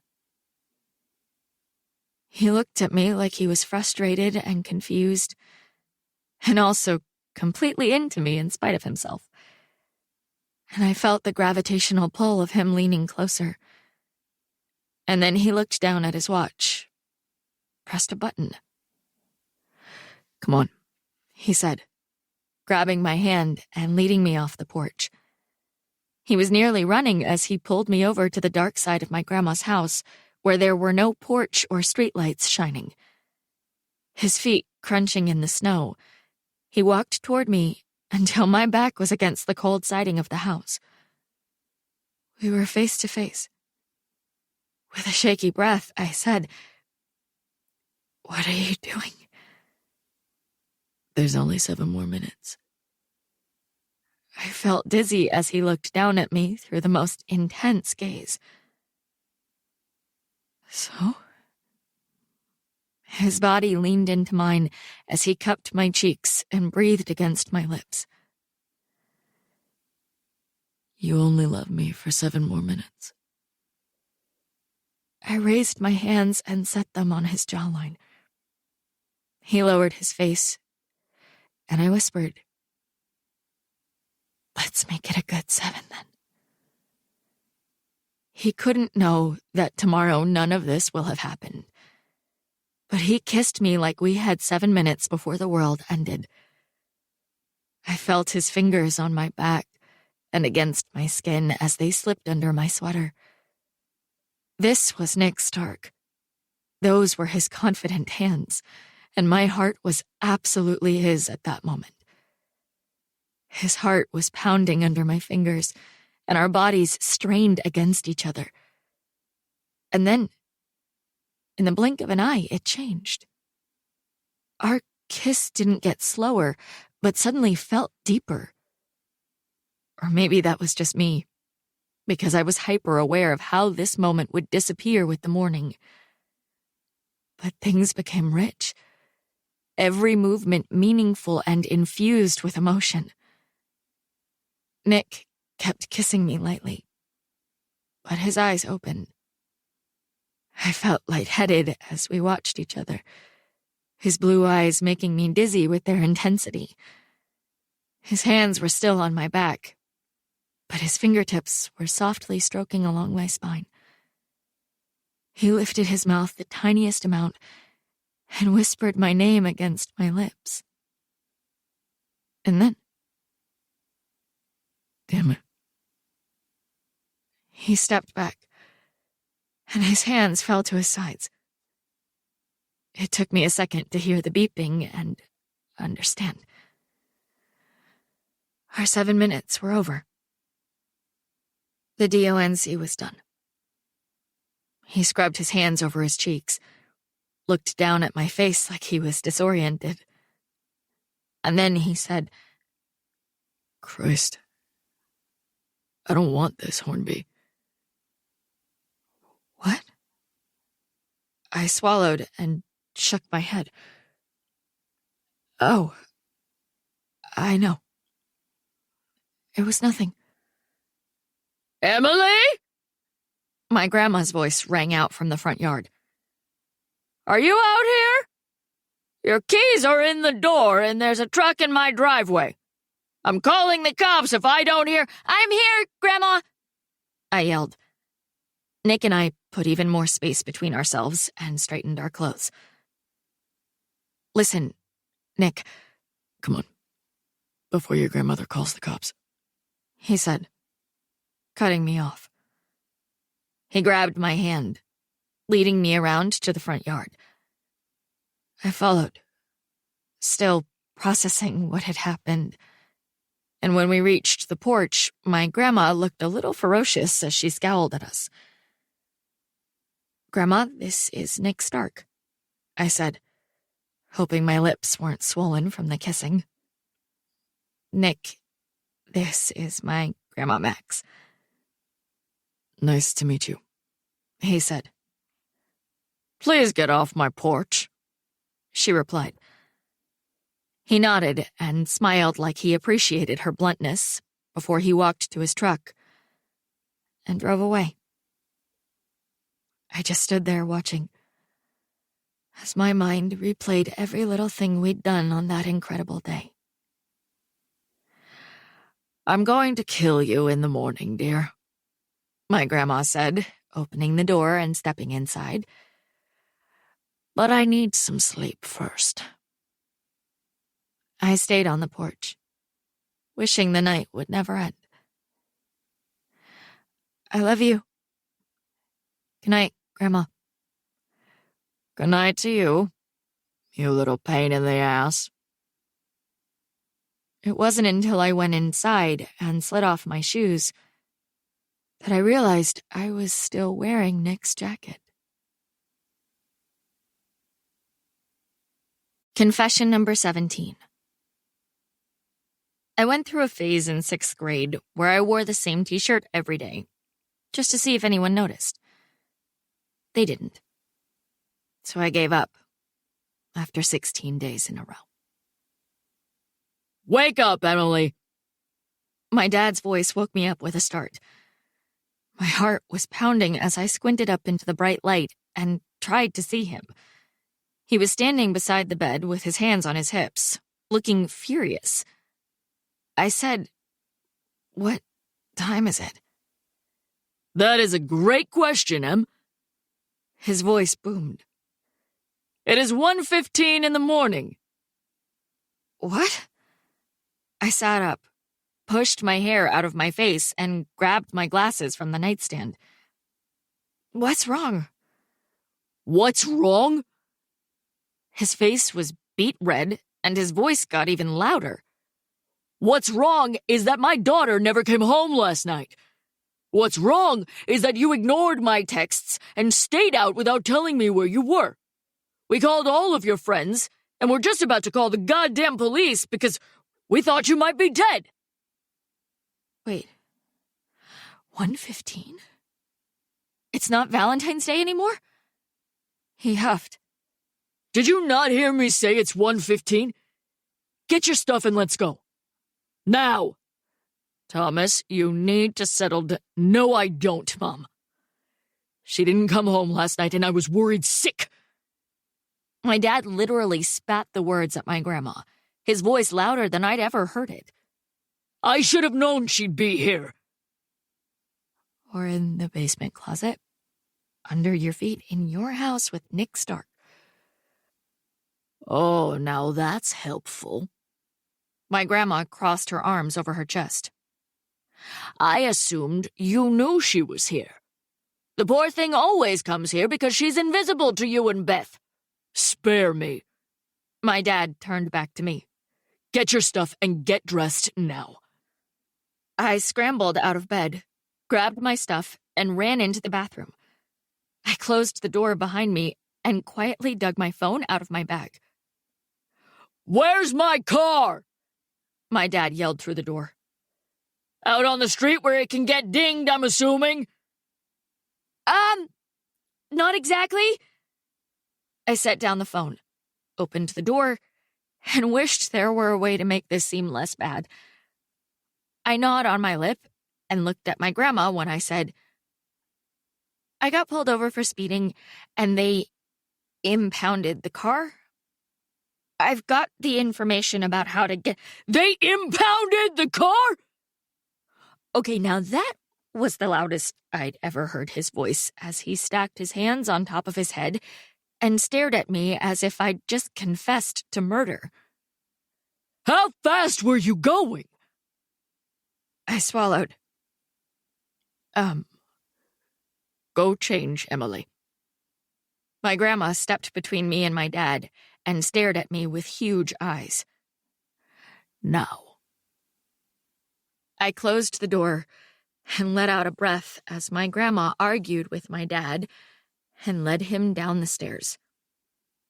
I picked up my phone off the counter, and my hands shook as I powered it on and waited for calendar confirmation. Because, was it actually the 15th? I could feel my heart beating in my neck as the apple lit up my phone just before I saw my home screen. Holy shit. It was February 15th. I quickly changed out of the pajama pants that I kept at my grandma's and pulled on the leather pants from the day before, absolutely freaking out as reality hit me square in the face. Flashes of things I'd done the day before started rushing over me. Stealing the Porsche, telling off Lolly, Lauren, and Nicole, breaking up with Josh via the intercom, quitting my job, tagging the aforementioned people when I posted a picture of my tattoo to social media. I was going to be sick. Then I glanced down at my arm. Oh no. No. I pulled back the bandage and gasped. I had a marvelous time ruining everything. Dear God, I had a tattoo that said that. Oh my God. I looked into the mirror and stared at my own face. What have I done? Confession number 18. I've gotten 3 flat tires in the past year. All 3 were because I wasn't paying attention and drilled a curb. Your mother is here. That's awesome. We pulled into my dad's driveway, and I felt queasy when I saw my mom's car, parked a little off-kilter next to the curb as if she'd squealed onto the block and sprinted to the house from her vehicle. Inside, she was standing in the kitchen with her arms crossed. And the second we entered, her long index finger pointed directly at me. Her teeth were gritted, and she said, "Emily Elizabeth, go get whatever you need from your room. You are coming home with me. Now!" For God's sake, Beth, can you settle down for a minute? My dad dumped his keys on the counter and looked exhausted. I felt guilty for making him worry, especially since he'd refused to talk to me in the car. The minute we'd walked out of my grandma's, I'd managed to get out the word "I'm" before he barked, "Don't talk to me right now, Emma." I'd spent the rest of the 3-minute drive thinking of all the things I'd done on the DONC. It seemed fuzzy after the multiple Valentine's days, and I wasn't 100% sure it all had really and truly happened. Because it couldn't all have happened, right? I mean, repeating days didn't exist in real life. Surely there was some other explanation. Maybe it had been a dream on top of a dream, like a dream about repeating days. Are you kidding me? Settle down?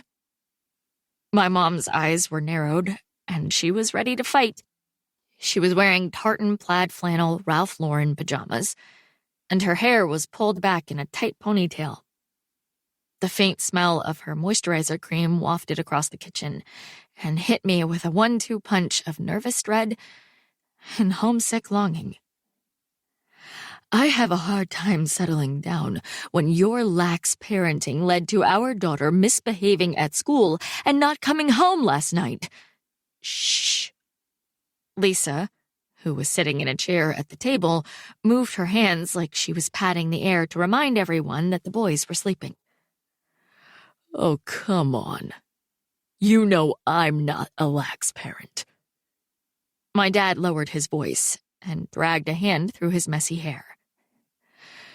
Emily is a teenager. Teenagers make stupid decisions sometimes. Just because she did does not mean that— Yes, it does! You guys! Shh! Lisa pointed upstairs, where the twins slept. No, it goddamn doesn't, he whisper-yelled. I know you're perfect, Beth, but the rest of us, including our daughter, are not. Can you just be reasonable?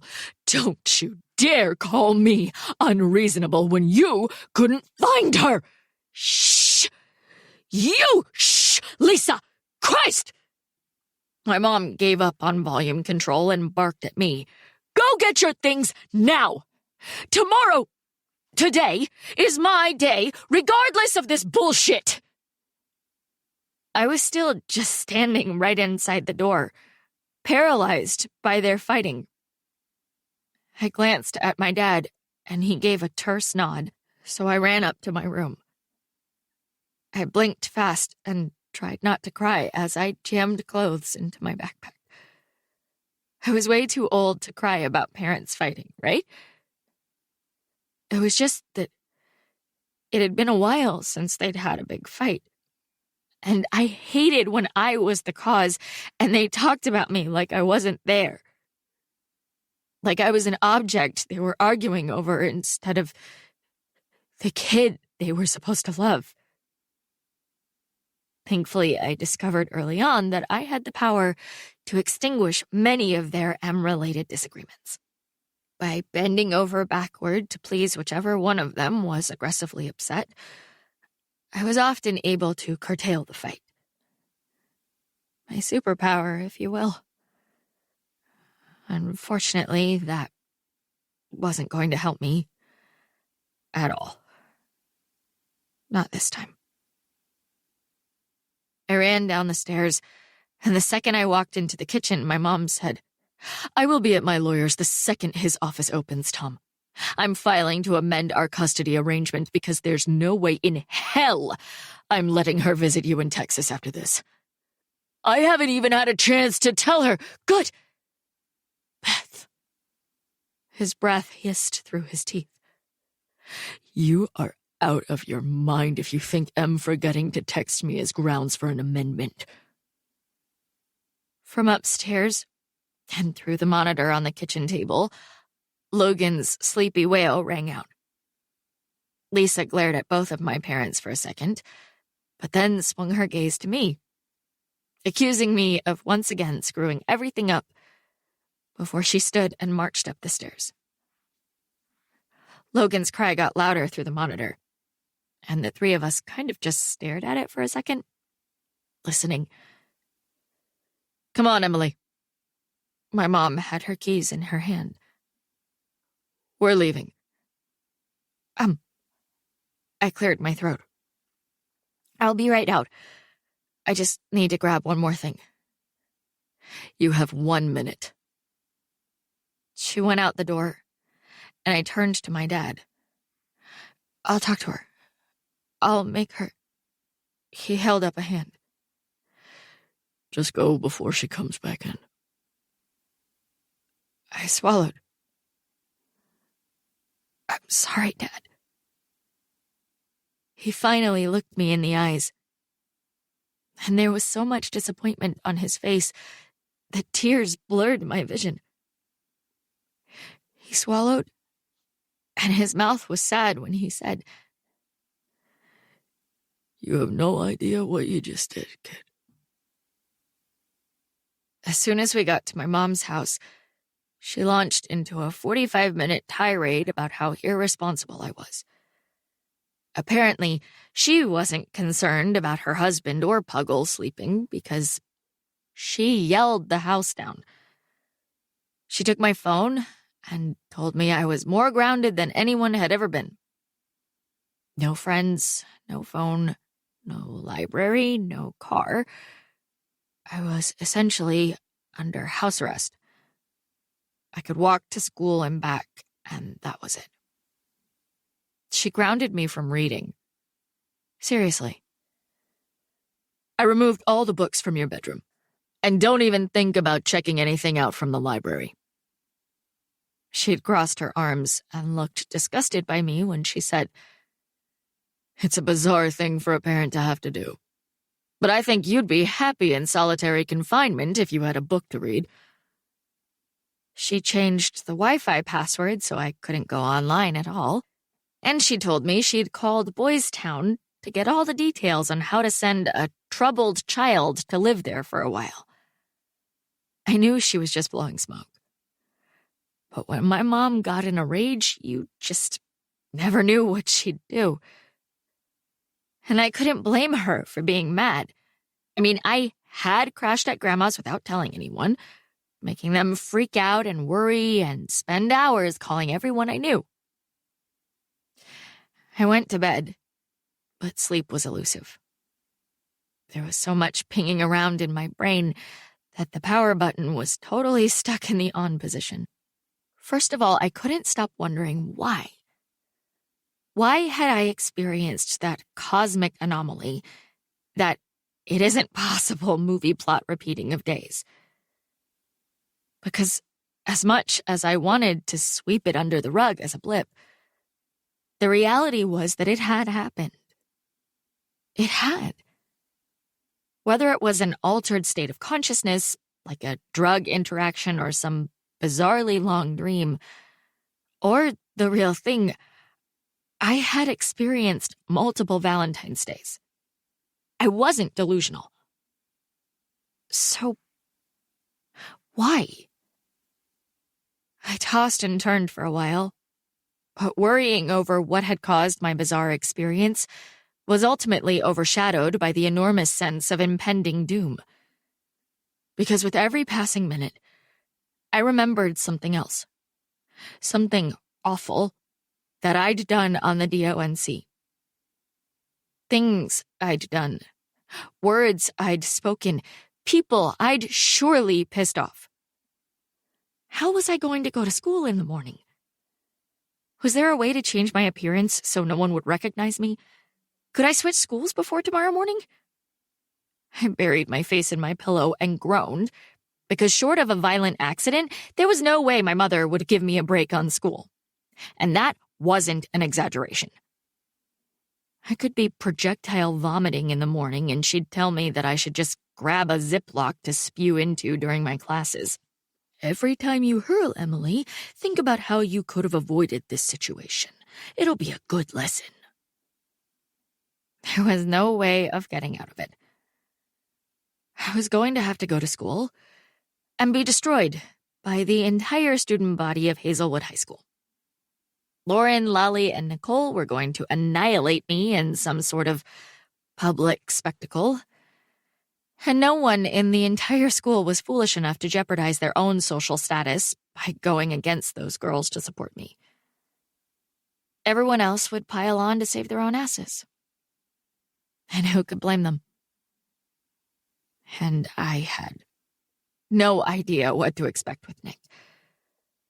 Just thinking about him on the side of the house made me lightheaded. It had been a perfect day with him, ending on a perfectly hot 7-minute makeout. But every second of it had been framed with a DONC expiration date. What was going to happen the day after? Would he pretend it had never happened? Or would he be the same with me as he was on the roof of his brother's old apartment building? I don't know what time I finally fell asleep. But at 3:15, I was still lying there, rotating between swoony recollections of Nick Stark and nightmarish imaginings of what was awaiting me at school. When I woke up at 6, I got out of bed and went straight downstairs without consulting my planner. Screw the planner. The house was quiet and deserted, and I immediately started practicing my argument because I had to be brave. After school, I had to find a way to get my mom to listen. I wanted my dad to be right about her not having enough to warrant an amendment. But my stomach clenched as I worried about what they didn't yet know. Would she have grounds if she found out about my reckless driving ticket? I couldn't bear the thought of not being able to go to my dad's. His house felt more like home than my mom's. Even if he moved and left me behind, I knew he'd send plane tickets so I could visit all the time. But if my mom convinced the judge that he was a bad influence, God only knew how often, if ever, I'd be able to see him until I was 18. I unloaded the dishwasher, put in a load of laundry, and got ready for school. I'd be lying if I said I didn't spend extra time on hair and makeup that morning. I wanted Nick to give me that look when I walked into chemistry. And if mascara and lip gloss could make it happen, I was all about it. Unfortunately, I didn't realize until it was time to leave that since I didn't have my phone, I couldn't ask Roxanne or Chris for a ride. I was going to have to walk to school. And that sounded positively awful. I looked at the thermometer outside of the kitchen window. 13 degrees. Awesome. Confession number 19. I almost drowned in the Platte River last summer on a day where my parents hadn't even noticed I was gone. Thank God Rox was a good swimmer. The second I walked through the front door of Hazelwood High, all hope of no one remembering the previous day disappeared. I unzipped my coat and pulled off my hat and gloves, frozen to the core and missing my Astro van in a desperate way. I glanced at two people standing by the office, two random girls I didn't know, and they whispered and watched me walk by. In front of me was a group of 4 guys. They were dressed like burners, but I didn't actually know them. And they turned around and all smiled and chuckled at me, but in a supportive way, like I'd done something funny they approved of. My face got instantly hot, and my vision focused sharply on the fact that everyone was looking at me. Like, every freaking one. That girl by the snack store, those dudes by the trophy case, the mathletes by the counselor's office, every eye in the building was on me. I pretended not to notice and headed for the safety of my locker. Holy crap, Em. You are my hero. Chris came up behind me, and I'd never been so happy to see him in my entire life. I seriously cannot believe you. Even though the tattoo is over-the-top nutjob, the fact that you had the guts to do it and tag Josh in your post about it is blowing my mind. I can't believe it myself. I looked around, and no one seemed to be paying attention to us, thank God. Chris was beaming, which made me ask, so what happened with Alex? Listen to this. We had the perfect night. He came over, and it felt like we'd hung out 100 times. Like, so chill. Just talking and watching movies. And then, he said, lowering his voice and glancing over my shoulder, his eyes wide with wild happiness. When I walked him to his car, he pressed me against the side of that silver CRV and kissed me like he was starving and you were the only thing that could nourish him. His mouth dropped open and he squealed. It sounds like something out of Twilight, but you nailed it. That's it. Exactly. Shut up. I cannot.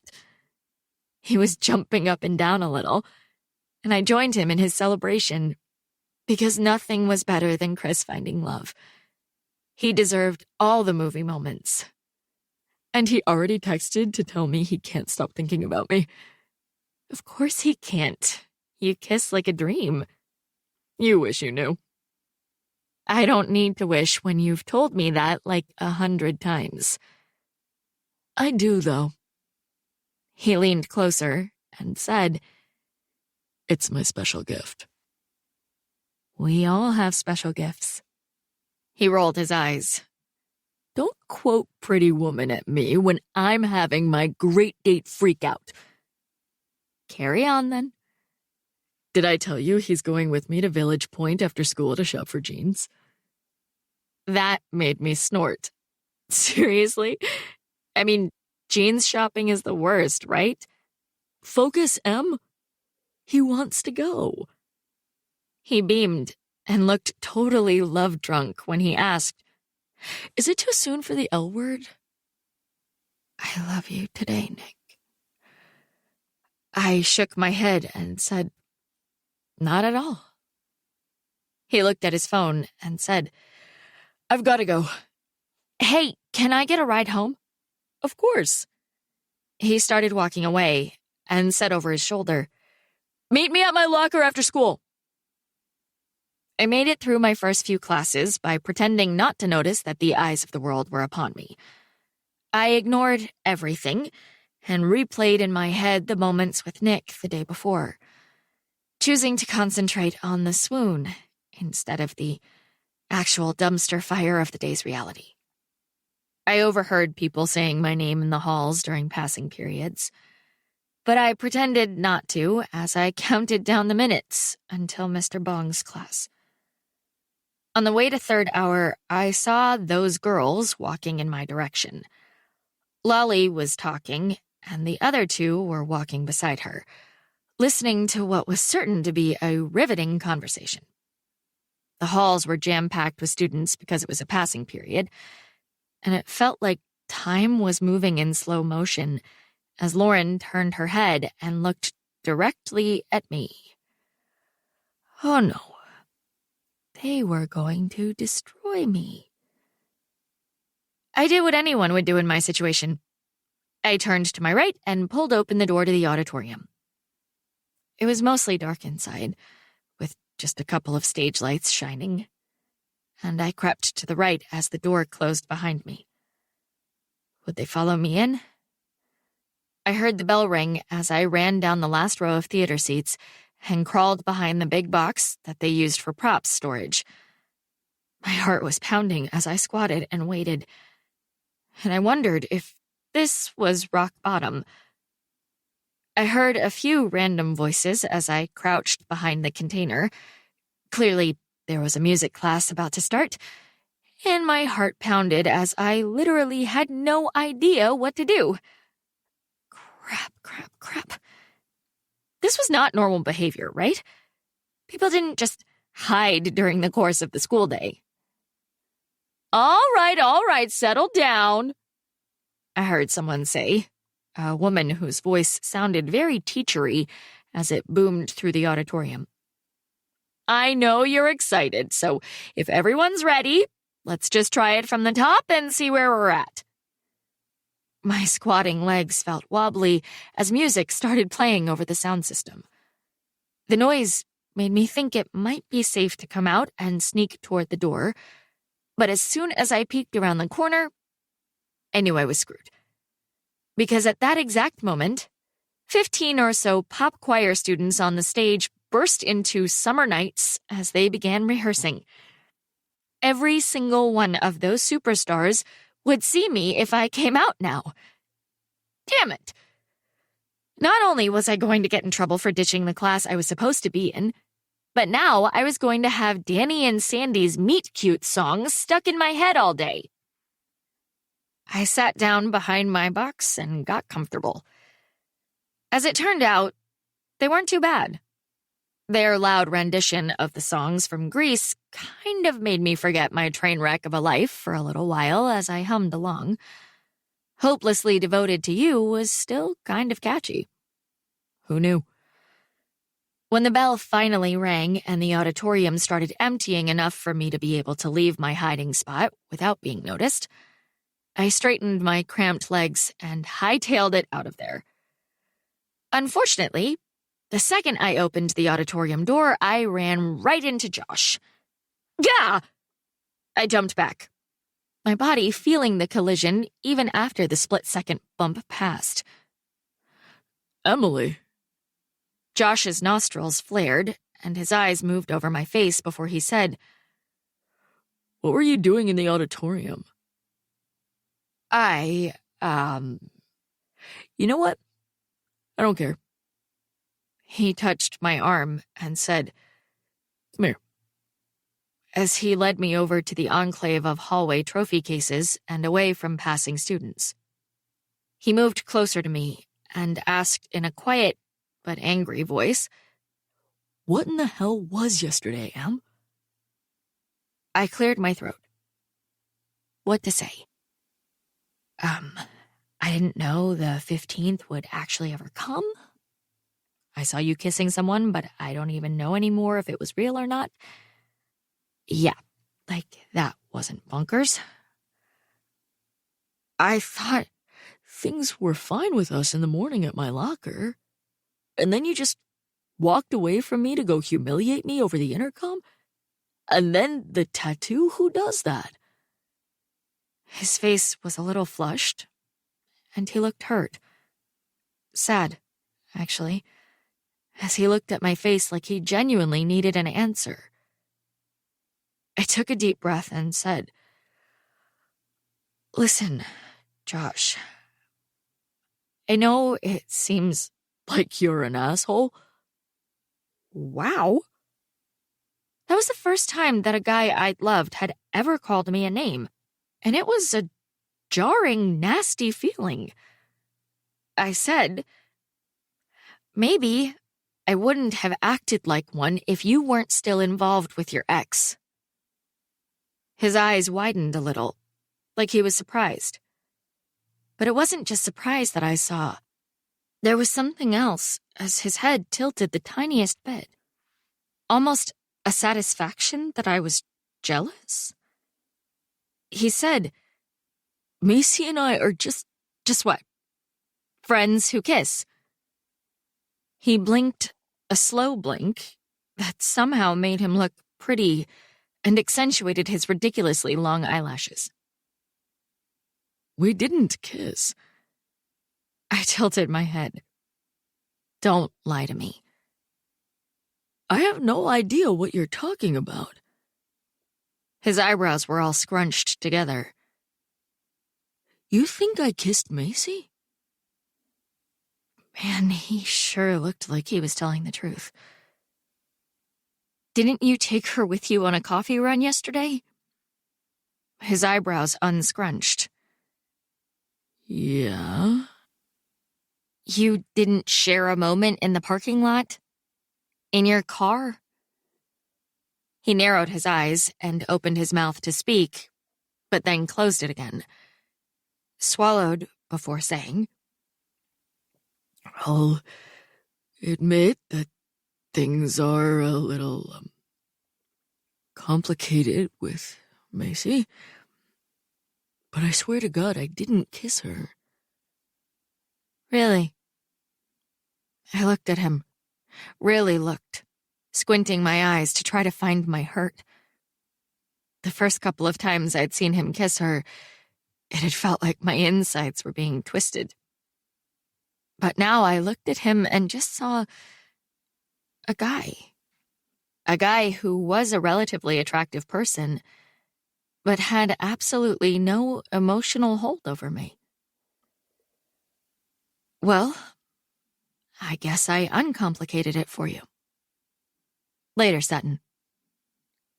I turned away from him and very nearly sprinted to chemistry, head down, desperate to avoid more conversation.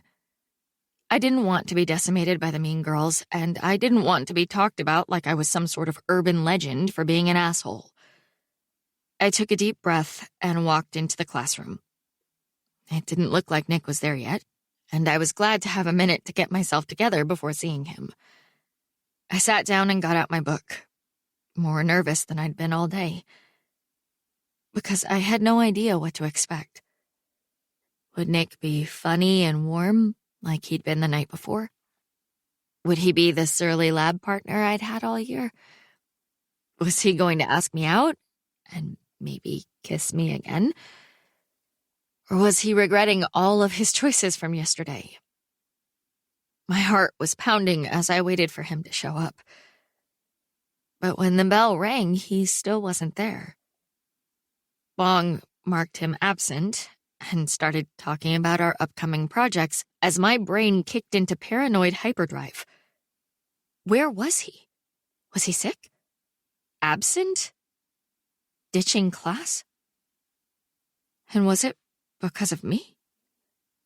I mean, I knew, logically, that it wasn't the case, but my insecure heart had a bad feeling about Nick Stark's absence.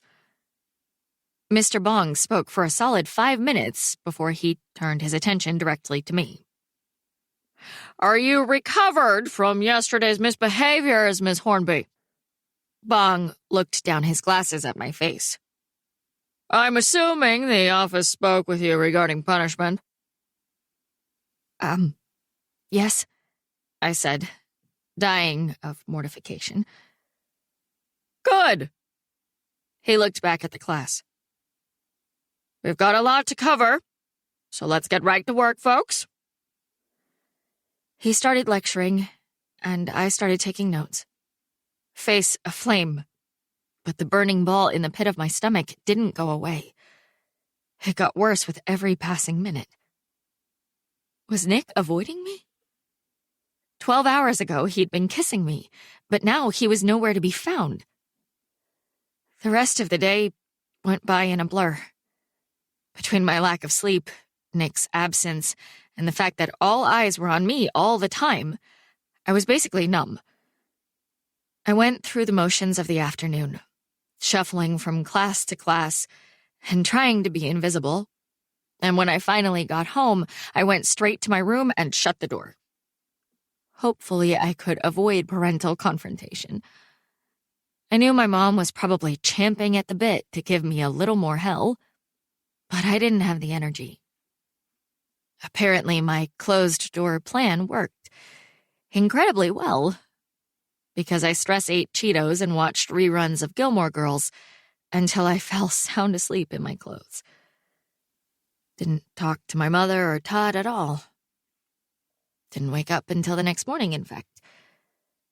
As someone who'd always taken great pride in self-discipline, waking up in the previous day's clothing with Cheeto residue on my fingertips wasn't a great sign. And yet, for some reason, I didn't hate the way it felt. I took a deep breath and walked into the classroom. I could see the back of Nick's head as he looked at the book on the table in front of him. And just like that, I had a stomach full of butterflies. When I got to our table, he was texting and didn't look up. I sat down and got out my book. Nick looked up, and our eyes met, and all the memories of the DONC came rushing at me. He gave me a closed-mouth smile, like he didn't know me, and then went back to his phone. I felt the heat flood my cheeks, and I swear to God I lost the ability to hear for a second. I looked at him, but Nick was still just staring at his phone. Why wouldn't he look at me? I opened my mouth to tell him I had his jacket in my locker when Bong walked in and said, "Put your books away. It's test time, kiddos." Ugh, I'd forgotten all about the test. I'd forgotten to study. I put away my stuff and moved to the other table, but the knot of dread in my stomach kept growing. And it had nothing to do with my lack of preparation. For the first time in my life, I didn't give a shit about my grades. All I cared about was the fact that Nick was ignoring me, avoiding me. 2 days before, he'd been making out with me in the dark on the side of my grandma's house. But now he couldn't even smile or say hi or just acknowledge my existence. I spent the entire class period working on my test, struggling to keep my thoughts at bay while I grasped for answers. When the bell finally rang, I packed up my stuff. Then when I grabbed my backpack, Nick was already walking away. I wasn't about to beg or chase him down, but I did walk a little faster than usual, desperately hoping to see him waiting for me. He wasn't. I spent the next hour being sad, feeling absolutely destroyed by his rejection. But then I realized something. The old might just accept his brush off and deal with it. But the DONC had changed me. It might have been a wild time, and an absolutely ridiculous day. But living my life for myself had felt good. I'd always lived to please everyone else. But who would ever do what I really wanted if not me? It felt a little bit like fate when I was about to enter the library at lunch, and Nick came out the very same door. He looked serious and in his own head, and didn't even see me until I said, "Hey, you." I turned around so I was walking beside him in his direction. "So did you get detention too?" His eyebrows went down just a little, like he was processing my words and sudden appearance, but he didn't smile. He said, Not yet. "Lucky." I lightly bumped into his side. "I'm going to have detention for 2 weeks. But a big part of that is my intercom thing. Apparently, I used the AV equipment to bully another student. Can you believe that?" Yeah, wild. He stopped walking. Listen, I've got to go that way. He pointed down the hall to our left. So, see you later? "Sure, later," I said. But as he walked away, I pushed through people to catch up with him again. "Nick." He looked back at me, but kept moving. Yeah? "Are we okay?" Sure? His eyebrows went down, and he looked at me like I was out of my mind. I'm kind of in a hurry, so I'll see you in chem tomorrow. People went around me, bumping and jostling as I just stood there, unmoving. I watched until his head disappeared in the crowd, my heart breaking into 1,000 tiny pieces. And it didn't hurt. Rox was talking about my tattoo as we exited the side door after school. Man, my mom would kill me if I did what you did. I mean, it did, but it wasn't too bad. I pictured Nick in the chair to my left, keeping me company while Dante tattooed me. Did Nick Stark hold your hand? She teased, waggling her eyebrows. "Shut it," I joked. But for some reason, I hadn't told my 2 best friends about everything that happened. No one but Nick and I could ever understand how one day could be so huge. I wouldn't have believed it myself before it had happened, and I wasn't ready to open it up for discussion. She's so mum about the whole thing.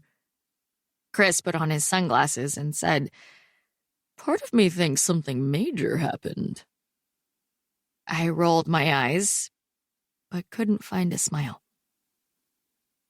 Not everyone has a perfect Valentine's Day with a hottie, Chris.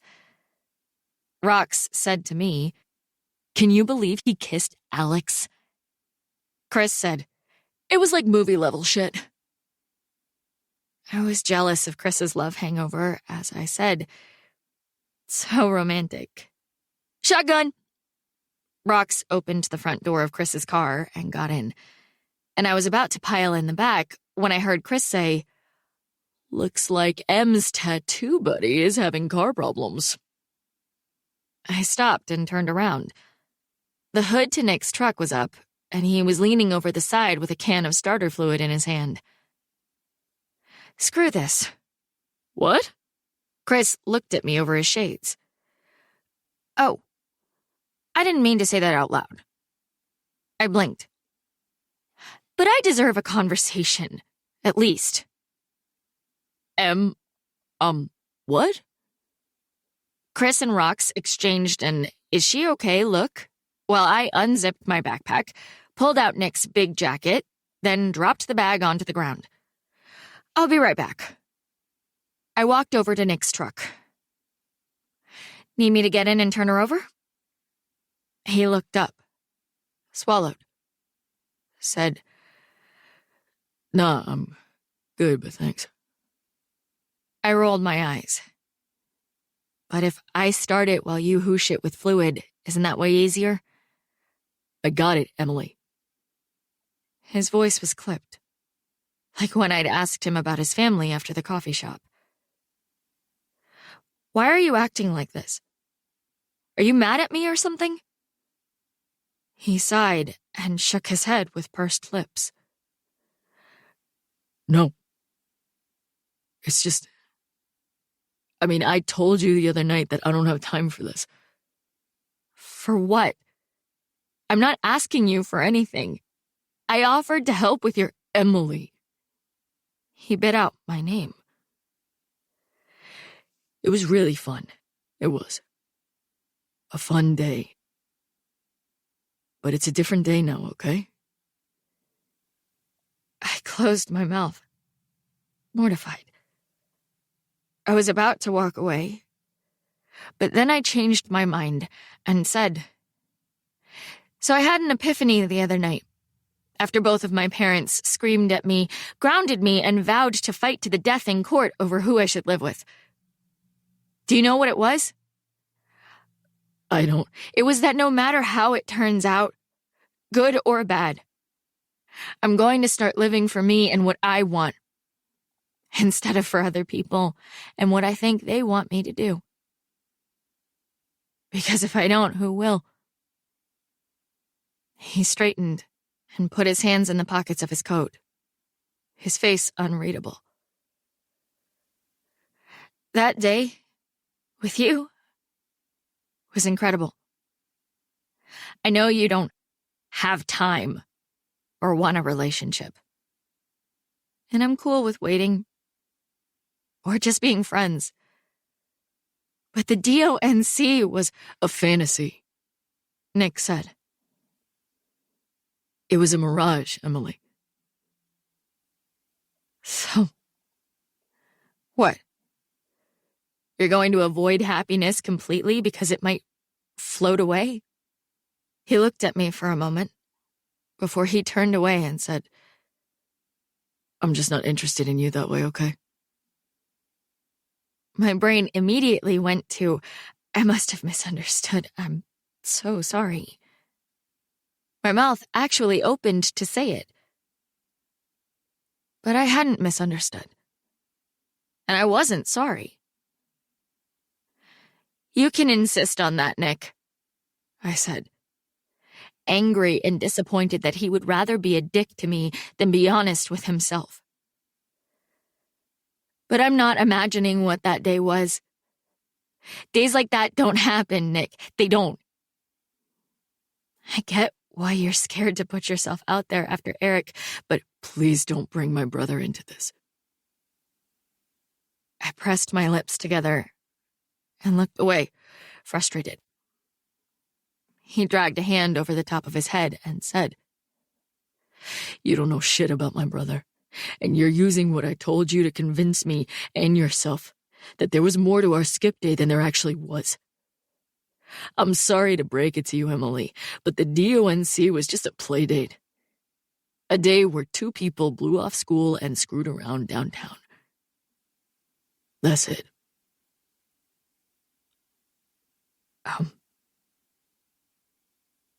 Okay then.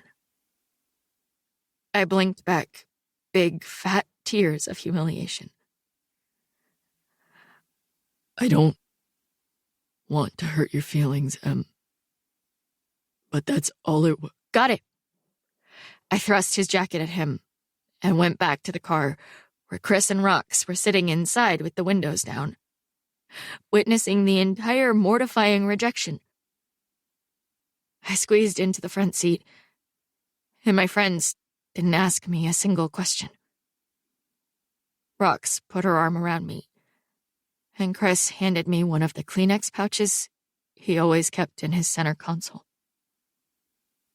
Just a play date. Confession number 20. In 6th grade, when I ding-dong ditched Finn Parker across the street, I fell down his steps and broke my wrist. To this day, my parents think I broke it roller skating. After I got home, I finally let myself cry. I felt an aching emptiness where Nick had been, which was weird when I'd only ever known him on February 14th. But I felt like he somehow saw me, all of me, and understood me. None of it would ever make sense, but I felt a huge sense of loss over Nick. I heard my mom come home, and I did not want to deal with her anger. I was certain she was probably still pissed, especially since I'd hidden in my room last night. But I just didn't feel emotionally equipped to deal with any more conflict. I started on my homework. I didn't know what else to do with myself. And my stomach dropped when I heard her yell, "Em, dinner!" I took a deep breath and ran downstairs. I could smell spaghetti and meatballs, my favorite meal. But something about the scent added to my melancholy. It brought back memories of spaghetti at the old house, when it was just my mom, my dad, and me in that old yellow dining room. Then it made me think of meals in my dad's tiny apartment, when it had just been the two of us. And it brought back sneaky memories of both of them feeding me spaghetti and introducing me to the new loves of their lives. I knew Nick had made me soft when spaghetti was making me sad. I sat down, and I could feel my mom looking at me. I steeled myself for a lecture. Are you okay, Emily? Todd, my mom's husband, was nice. A harmless salesman who always seemed like he had an opinion to share on everything, including things that had nothing to do with him and everything to do with me and my dad. So his question made me nervous. I'm fine. I looked down at my spaghetti and put my napkin on my lap. Why? You just look... He gestured toward my face with his fork. Like she was out too late the other night? Thanks, Mom. Like she said. Todd tilted his head and said it like it was extremely impossible. Like she's been crying. You sure you're okay, kid? I nodded. Something about the unexpected concern in his voice made me feel more shattered than I already felt. Em? Now my mother tilted her head. Everything all right?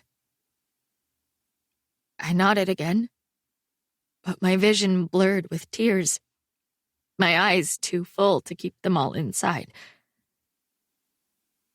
Emily?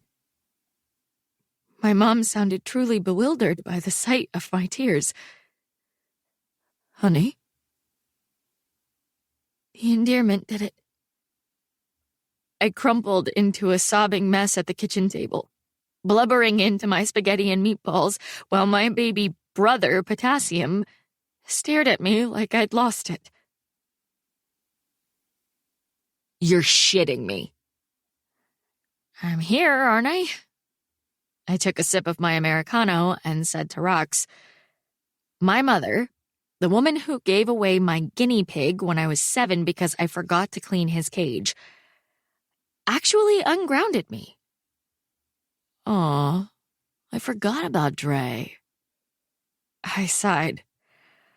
R.I.P. to Dre, the guinea pig my mother gave to the Finkelbaums next door, who proceeded to immediately lose him in their backyard the very next day.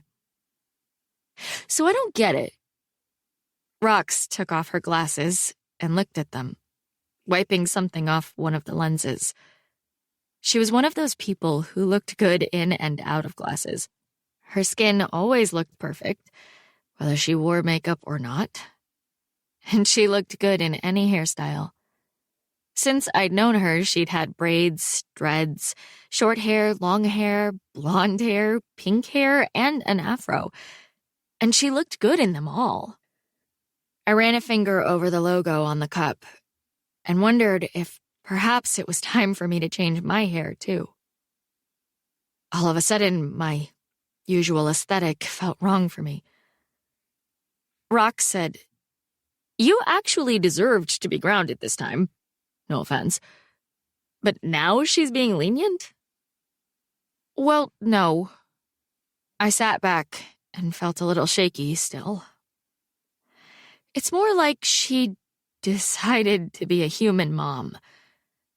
I had a bawling meltdown at dinner last night that started because of Nick, but then morphed into the latest situation with my parents. Which is... I told her about my dad's promotion and my parents' fight. The good thing about my meltdown was that I was already so blubbery that I blurted out my honest feelings about who I want to live with. She asked, "And that is..." I groaned. Both of them. But for once, my mom had actually listened. She'd hugged me, and then we called my dad on speakerphone. I didn't know if ultimately it would change anything, but he'd promised to talk to Lisa and explore all possible options. And that mattered a lot. Rox said, "I'm glad it happened then, because you needed to tell them. It's about damn time." I swirled the drink in my cup and said, "Agreed." The pathetic part was that I'd wanted to tell Nick about it. He'd been so amazing when I told him about my parents when we were on the rooftop downtown that my heart thought he would appreciate it. I mean, he'd had empathetic tears when I'd cried about it, for God's sake. It was just a playdate, I reminded myself, the memory still stinging. Rox looked at her phone, probably a message from Trey, and said, "Did Chris tell you that Alex took him to dinner after they went shopping last night?" No. Chris's dreamy love story was the only thing getting me through all of this. Was it good? That boy called me at 1 a.m. and talked for an hour about Alex. It's the cutest thing I've ever seen. I watched over Rox's shoulder as the barista yelled, "Carl!" for the third time, and I said, "I want them to never break up." He told me that Alex said he didn't want to freak him out, but he thought he was already in love with Chris. What? That brought my eyes back to her. Seriously? Wow. She nodded and looked curious. Are you ever going to tell me what happened with Stark on Valentine's Day? I thought about it for a second. Basically, we had an amazing day together, and now he wants to pretend I don't exist. Rox shook her head. What a dick. Yeah. But that's what makes it so shitty. He's not. And then I did what I promised myself I wasn't going to. I sat there at our favorite Starbucks window table and told her everything. Not about the repeating days. I was pretty sure I could never tell anyone about those. But every little detail about what happened on the DONC. When I was done, I don't know what kind of reaction I expected, but I was met with her pitying face. She took a deep breath and said, "He told you all day that he didn't want anything more than that day. And what do? You assume he's hurt or wounded, afraid to put himself out there. I love you, and I think he's a ginormous prick. But he called his shot, sweetie." Yeah, and you got your phone back, right? She gave me a look that was 100% a reality check. Were there any messages waiting for you from him? Did he even apologize for making you cry after school? My eyes itched again. Because of course I'd checked the second my phone had been given back to me by my mother. No? No. She lifted her cup to her mouth and said, "But I'm glad. Now you know. So you can get on with it and not look back." Because she was an amazing friend, she slid right into listing off 15 reasons why he was not nearly good enough for me, followed by 10 amazing things she loved about me. I was still super bummed about Nick, but she'd made it marginally less awful. On Monday, I wore jeans, a t-shirt, Chuck Taylors, my glasses, and a messy bun. I was serious about the whole living for myself thing, and I didn't feel like making an effort. I didn't even know where my planner was. I breezed through the first couple of hours of school, and then before third period, I turned a corner in the hallway and walked right into Lauren, Lolly, and Nicole. How were they always together? Their gazes met mine, and I knew I was dead. "You guys," I took a deep breath and blurted out, "I'm sorry for being a bitch last week. I shouldn't have freaked, but I felt bad for Isla when you were talking crap on her." Lolly blinked and said, "Oh." Lauren said, "Were we talking crap on Isla?" And Nicole said, "It's whatever." She gave me the brush off, like I wasn't worth her time, but they didn't destroy me. I couldn't believe it. Then, on the way to my following class, I saw Josh. He spotted me from the other side of the commons and headed straight for me. Em! I grasped the books in my hand and said, "Yeah? Can you talk after school? What?" I need to talk to you. Will you meet me after school? Please. Maybe. Let me think about it. I walked away, wondering what he could possibly want to talk about. And I was still wondering about it when I went to chemistry. But then anxiety took over, and I swallowed down my nervous dread and went to my spot. Nick was already there. But we behaved the way we always had. Like we didn't know each other. I felt him look over at me when I was scrolling through my newsfeed. But I just kept scrolling until my phone whinnied because I got a text from Josh. I glanced up to make sure Mr. Bong hadn't heard, but he wasn't even in the room. I put it on vibrate and read the message. "Josh. Hi."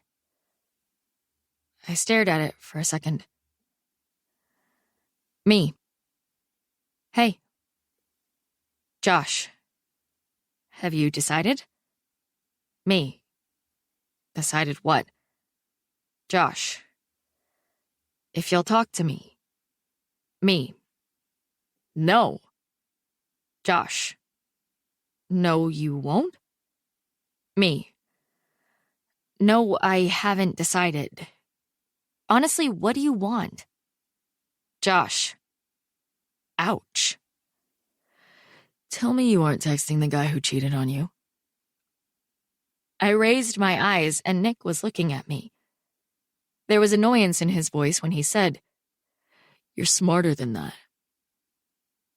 I wanted to go off on him, but then he'd think I was still into him. I calmly said, "I'm sorry, but I don't think it's any of your business." I know it's not. He looked frustrated. He scratched his eyebrow and said, But I'd hate to see you trust a guy who's only going to cheat again. "I will take that under advisement. Thank you." My phone vibrated on the table at that moment, and I'd never been happier to ignore someone and look at my phone. I picked it up. "Josh, I need to explain something." I could feel Nick's gaze on me as I started typing out a response. "Me. Let's just move past everything. You're forgiven. It's water under the bridge. Josh. Seriously? Me. Yeah. Are you doing this on purpose? I looked at him out of the corner of my eyes. Doing what? Texting him. I shook my head. First of all, no. Believe it or not, I text lots of people and it has nothing to do with you. Second of all, I can't understand why you're inserting yourself in this situation. I just don't want to see you get Hurt? I looked him square in the eyes. It felt like my heart skipped a beat when I said, "You are the last person who could protect me from that." He swallowed. That's not fair. He was looking at me with those eyes, and it hurt to look at him at all. I glanced down at my phone and said, Okay. Thankfully, Mr. Bong walked in, shutting down the chance for any more painfully awkward conversation. But I was bothered by our exchange for the rest of the class, because he didn't have the right to be jealous when he didn't want me. Why would he care if I was talking to Josh? I texted Josh. Can you give me a ride home after school? Josh, you got it. When class ended, I packed up and left as fast as I could. I needed to forget all about the surly one, even if it was hard to focus when the smell of his Irish Spring found its way to my olfactory senses and tormented me with memories of the 7 minutes we were in love on the side of my grandma's house. Em! I heard Chris's voice in the hall, and when I turned around, there he was, walking my way while holding hands with Alex. Hey! Your look? Chris raised his eyebrows and said, Did you have to clean out a basement before school today? Alex pressed his lips together, too polite to laugh at Chris's snark. I said, New Emily didn't feel like glamming it up today. New Emily doesn't look like she's ever heard of glam, he replied. Why don't you leave me alone and figure out how to fix your own cowlick? He was obsessed with the one tiny imperfection in his thick, curly, gorgeous hair. Oh, God help us, he teased. New Emily is evil. The new Emily? Alex said, grinning at me. Looks adorable. Just like your cowlick. Alex and Chris shared a glance that made me envious. So I rolled my eyes and said, You're giving me cavities with the sweet. Knock it off. I took a step in the other direction, then turned back and said, Oh, yeah, I don't need a ride home. 'Kay, he said, and I knew he would text me next hour to see why. It only took 5 minutes. Chris, who is driving you home? Is it Stark? Me. Josh. Chris. Oh my God, what in the actual? Me. No idea. Said he wants to talk to me. Can't hurt to listen, right? Chris. I guess not, but don't let him back in. Me. Trust me, I won't. After school, Josh was waiting for me at my locker. My heart didn't flutter when I saw him there. In fact, my first thought was, does he even own a pair of jeans? Hey, I opened my locker. Care if I stop by the office on the way out? Sure. I dropped to a squat and grabbed my chem book out of the bottom of my locker, adding it to my already bulging backpack. It should only take a sec. I straightened, shut my locker, and we started walking toward the office. It should have felt like something, walking with him after the turmoil, but I felt really detached from the whole thing. What do you have to do at the office? He asked. Well, I said, giving him a half smile, I have to schedule my detention for bullying you. He gave his head a confused shake and said, You're kidding, right? Nope. Apparently, I violated the Student Bill of Rights and did it over the intercom. I smiled at Mr. Bong as we passed him, and he didn't smile back. And then I have to pick up my deposit for the Northwestern summer program. He looked stunned. Why? Well, for starters, I found out that the applications were scored incorrectly and I didn't actually get accepted. He looked super stunned. For real? For real. I gave a hey smile to a girl from my government class as she walked by. But I'm actually kind of glad. After I thought about it for a while, I realized that I'd really like to just chill out and relax this summer. His eyebrows went down. Relax. I'm sure he couldn't fathom that sentiment. I said, I know. I can hardly believe it myself. Josh waited outside of the office when I went in, and things went fairly smoothly, for what it was worth. I apologized to the principal and scheduled the days for my detention, which he was surprisingly cool about. And then I popped over to Mr. Kessler's office. He looked nervous to see me after my outburst the day before. But once I apologized and said I was no longer interested in joining the program, he turned into the guy who was once again wildly enthusiastic about my future plans. When I came out of the office, Josh was still standing where I'd left him. Thanks for waiting, I said, hitching up my backpack. Yeah, he replied, giving me a weird look, like he was trying to figure something out. He didn't say anything else as we walked to his car, but as soon as he started it and buckled his seatbelt, he said, So here's the thing, Em. I was a little distracted looking at his car, because the last time I'd been in here, I'd been wedged between him and Macy, and my boots had smelled like garbage. The reason I wanted to talk is because I owe you a huge apology for Macy. Wow, that wasn't what I'd expected. No denial? No blame? Really? I care about you, Em. You're seriously one of my favorite people, and I hate that I hurt you. She asked to go along on the coffee run, and I knew she liked me. I was wrong to take her. I looked at his face and felt unfazed. But you have to believe me that nothing happened. I thought about what he was saying. And the weird thing? I genuinely believed him. Even though I'd seen him kiss her on other cosmic days, I believed him that he hadn't on that day. And really, he wasn't the kind of guy who cheated. That being said, if I still wanted him, his words probably wouldn't have mattered. I would have been too hurt to forgive him, like I'd been on the first Valentine's Day. But now, meh.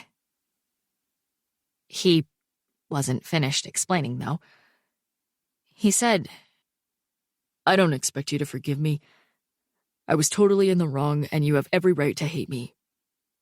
But I just want you to know that you're amazing. I was totally happy with you.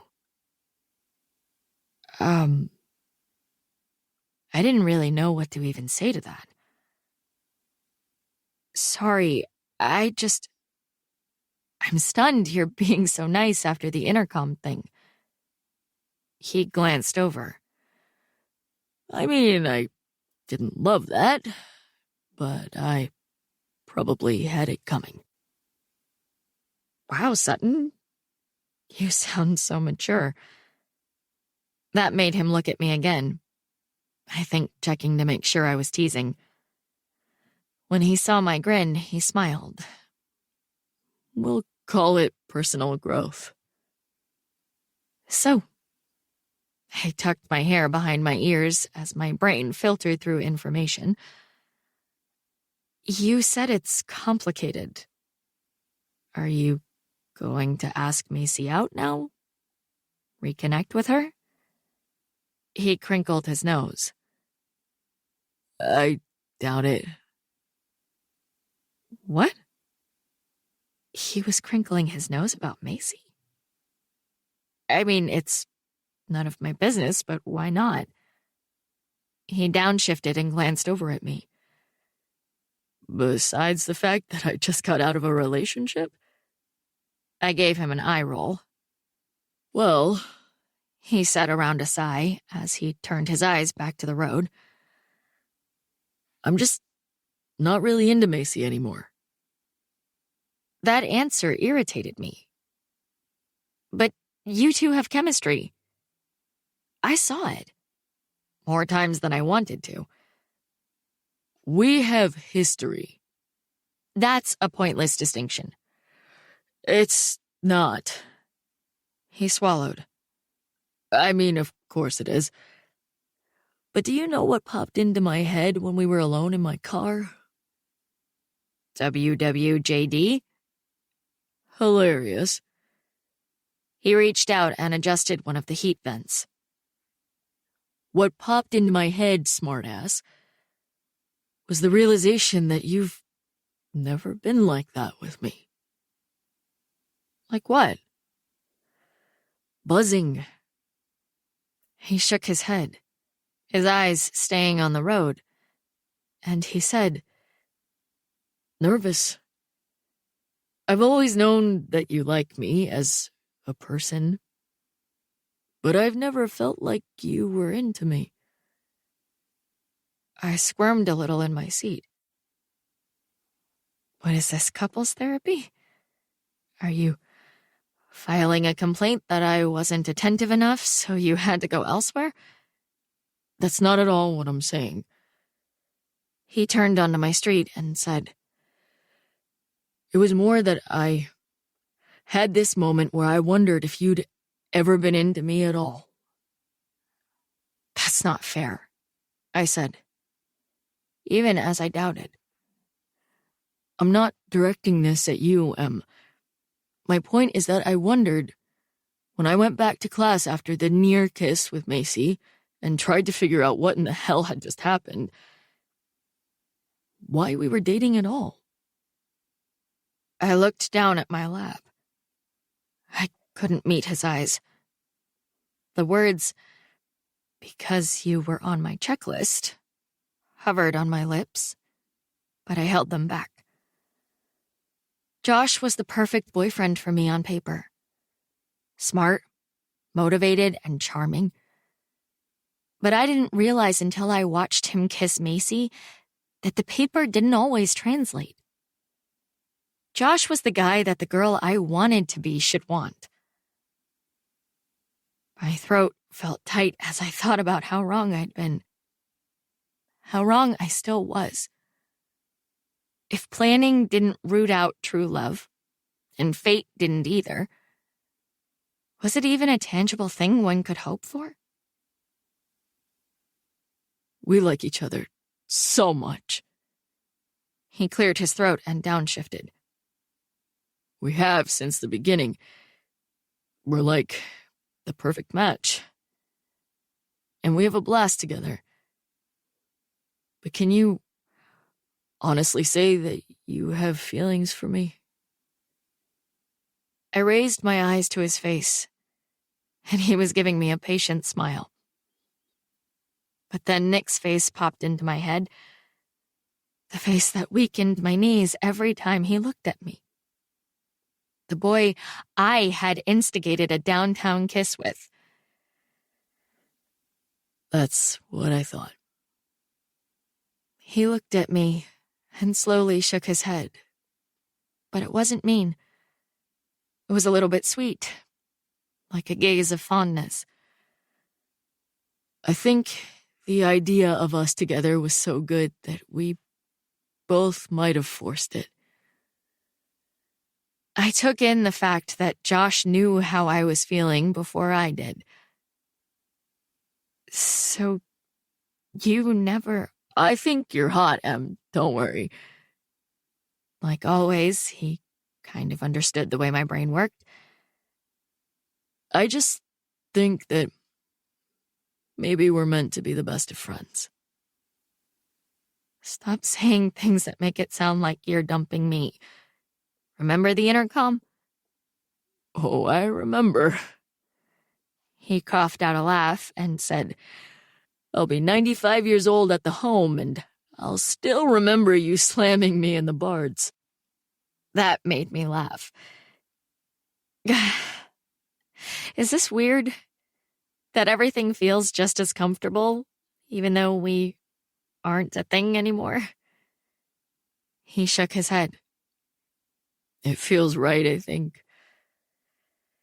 Can I torture you a little, though? I crossed my arms. Kind of like my own special goodbye to us? He slowed as a car tried miserably to parallel park on the street. I'm scared, but okay. I looked out the window at the late-day winter sun, and I said, I got you the Coach watch band for Valentine's Day. If we hadn't broken up, you'd have a stunning chocolate leather band on your wrist. He lifted his hand off the shifter to cover his heart, as if I had mortally wounded him. You know how to deliver quite the parting blow. Right? I said, grinning at him as he smiled at me. I know this is absolutely unheard of in real life, but do you think we can still hang out? And not, just say it? He swallowed and said, because I really don't want to lose you. Let's play it by ear. I pulled out my phone and checked for messages. Nothing. But I could theoretically continue to kick your ass at Scrabble if you don't piss me off. Good. He turned into my driveway. Because if you desert me, who will call me out on my contrarian shit? Ooh, I do enjoy doing that. He gave a little laugh. Thank you for hearing me out, by the way. Ditto. I opened the door. Thanks for the ride. Anytime. Seriously. I got out and slammed the door, and was almost to the porch when he yelled, Em, wait. I looked back, and his window was down. He was waving me over. I dropped my bag and jogged to his window. I'm not going to kiss you goodbye, Sutton. Ha ha. He put the car in reverse and looked at me intently. So, what's the deal with you and Nick Stark? I felt my face flush. Deal? When I was waiting for you to come out of the office, we had a little talk. Wait. What? You talked to Nick? His brown eyes were full of humor when he said, The second you went inside the office, he walked up to me. Honestly, he looked mad, and he's kind of tall, so I was a little intimidated. My lips were tingly, and I felt breathless. What did he say?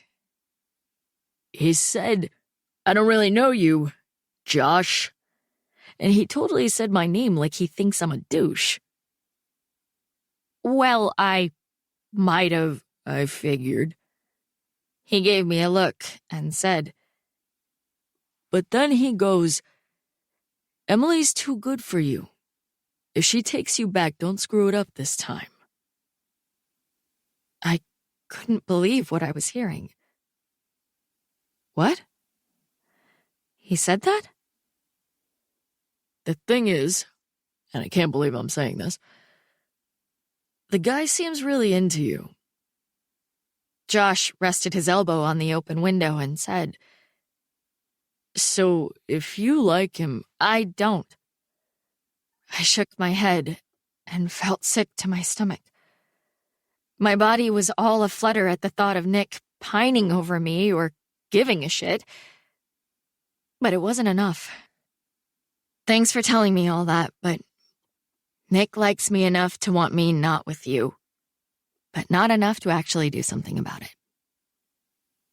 Oh. He looked surprised. Well.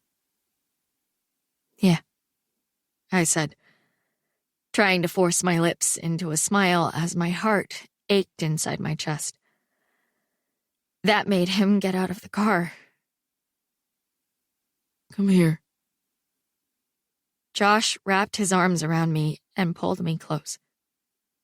It wasn't a casual hug, but a tight, all-encompassing embrace that felt like a goodbye to us, to Josh and Emily. The smell of his familiar cologne comforted me, but in a friend way. You okay?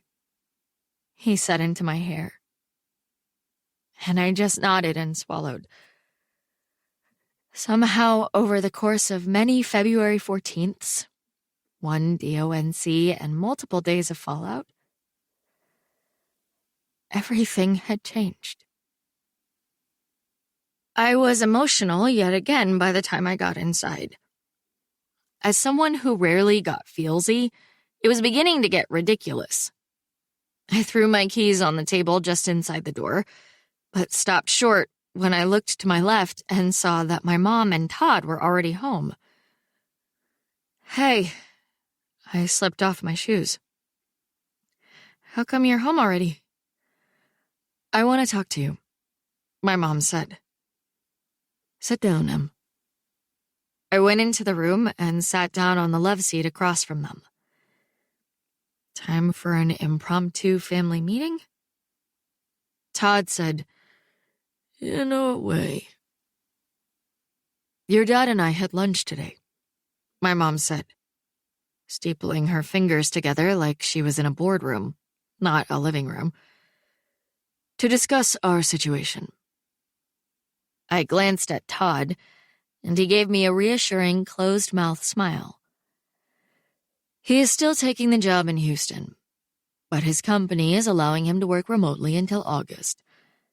That way you can finish your junior year, and then decide if you want to move with him or stay here. I blinked. Did she mean?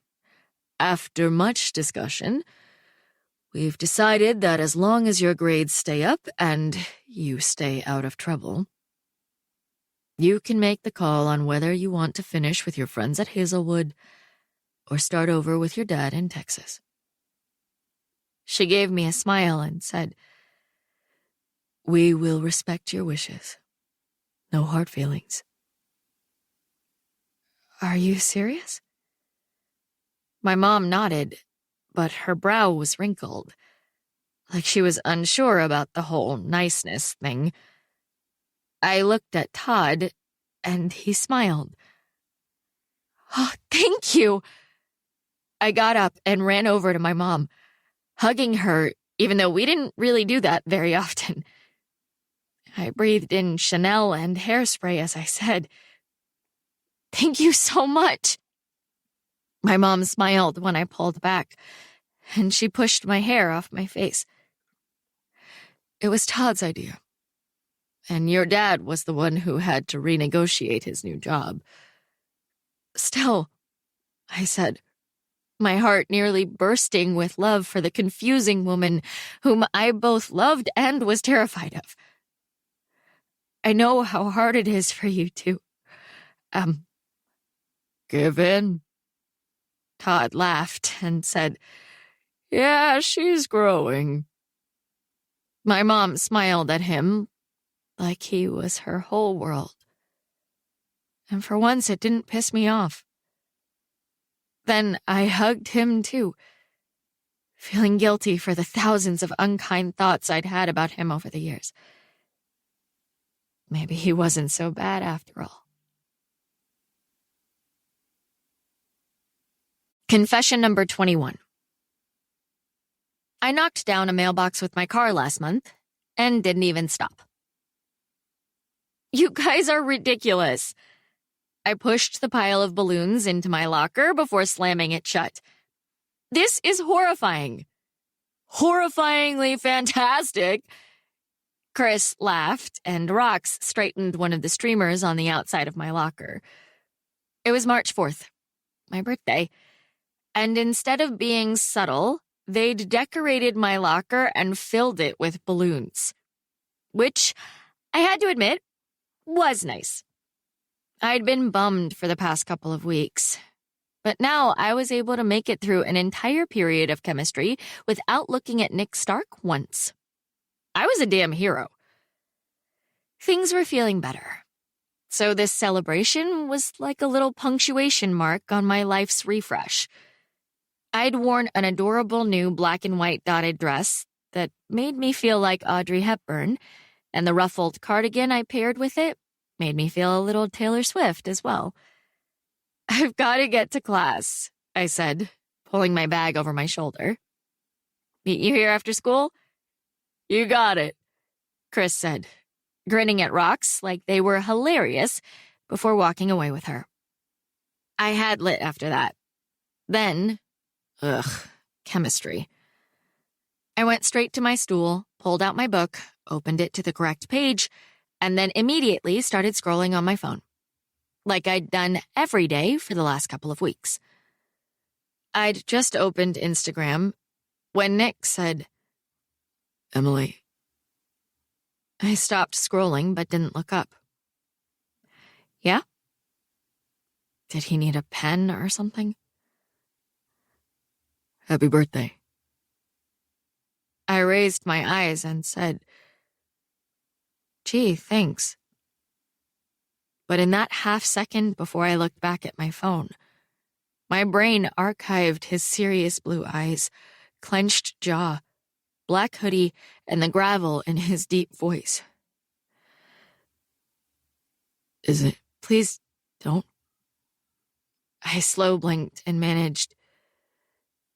You've said all you've needed to say, okay? We're good.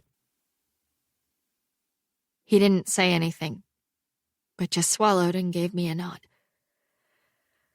Long came in and started lecturing, and I forced myself to forget about Nick and think about how much fun I was going to have with Chris, Alex, Rox, and Trey after school. We were going downtown for a birthday dinner at Spaghetti Works, my favorite restaurant, followed by ice cream at Ted and Wally's. I couldn't wait. When class ended, I gathered my things and got out quickly, just in case Nick tried to make himself feel better again. The day dragged by so slowly, probably because I was beyond excited for it to end. But eventually, the final bell rang. Finally, I said, smiling as I saw them waiting at my locker. Alex was quickly becoming part of our little friend group, mostly because he and Chris were inseparable, and I felt lucky that we'd found him. Let's go, birthday girl. They let me select all the songs on the radio as we drove through the streets, which was my favorite thing in the world. We had a blast singing at the top of our lungs, but I swallowed hard when we got downtown, because my favorite place was now stained with memories of him. I looked out my window, and there was the bank building, hovering above us with the vivid recollections of Nick doing the awful Cupid shuffle, giving me a piggyback ride, almost kissing me in the elevator, and racing me up the stairs. It had been the best day.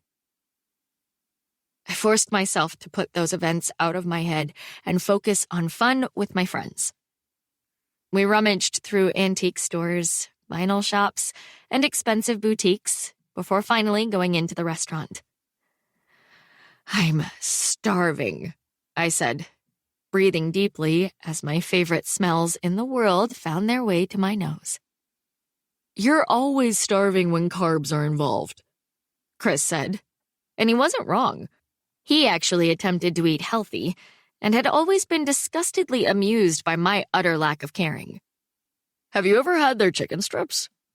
Alex asked as we followed the hostess to a table.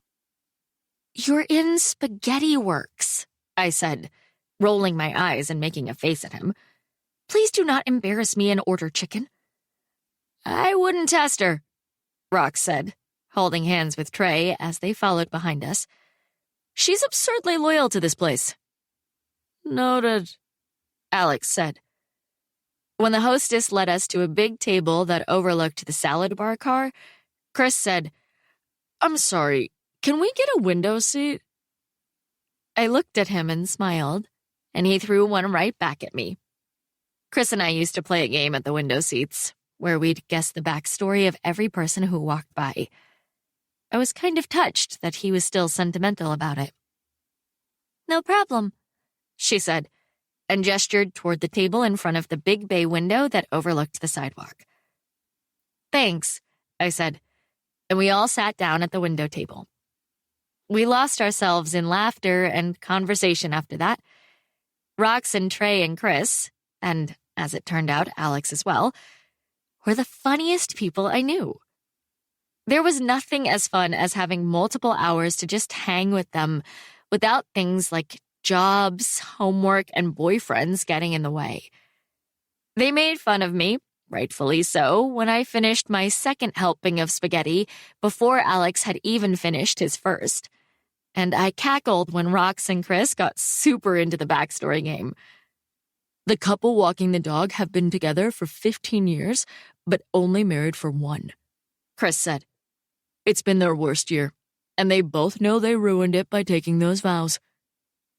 Dark, I laughed. Right? Said Alex. She finally caved because she could tell her annual refusals hurt him, Rox said. But now, she is the one hurting. They both want to end it, but neither of them can work up the energy to say it. He works 60 hours a week just to avoid going home, Trey added. Actually, Chris added, pointing toward the dog. That dog is their glue right now. Neither of them can bear the thought of giving up custody of Meatball. Yes, Meatball, Chris said, acknowledging Alex's addition with a nod of the head. Neither of them can bear losing Meatball. So they walk that beast together every night after dinner, each of them dreaming about being anywhere other than where they are. I took a sip of my soda and said, You just took the game and made it depressing. Fix it with this lady. We all looked out the window, and a tall woman in a jumpsuit and a beret was walking by, talking into her phone. Chris said, This is Claire. She used to be a model, but quit her jet-setting lifestyle to come home and take care of her Uncle Billy, who lost his memory in a microwave oven accident.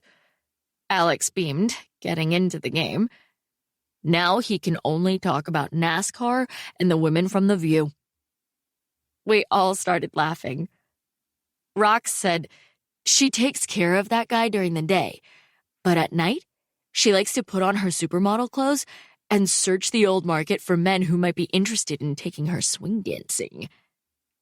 Does that mean sex? Of course it means sex. Trey rolled his eyes and added, She dances with them, and when they fall asleep, she kills them and sells their organs on the black market. Brutal. But lucrative. I giggled and reached for Chris's garlic bread. Okay, Alex, you do this guy. Alex glanced at me, then looked out the window. Everyone who knows this guy thinks he's a jerk because he never smiles.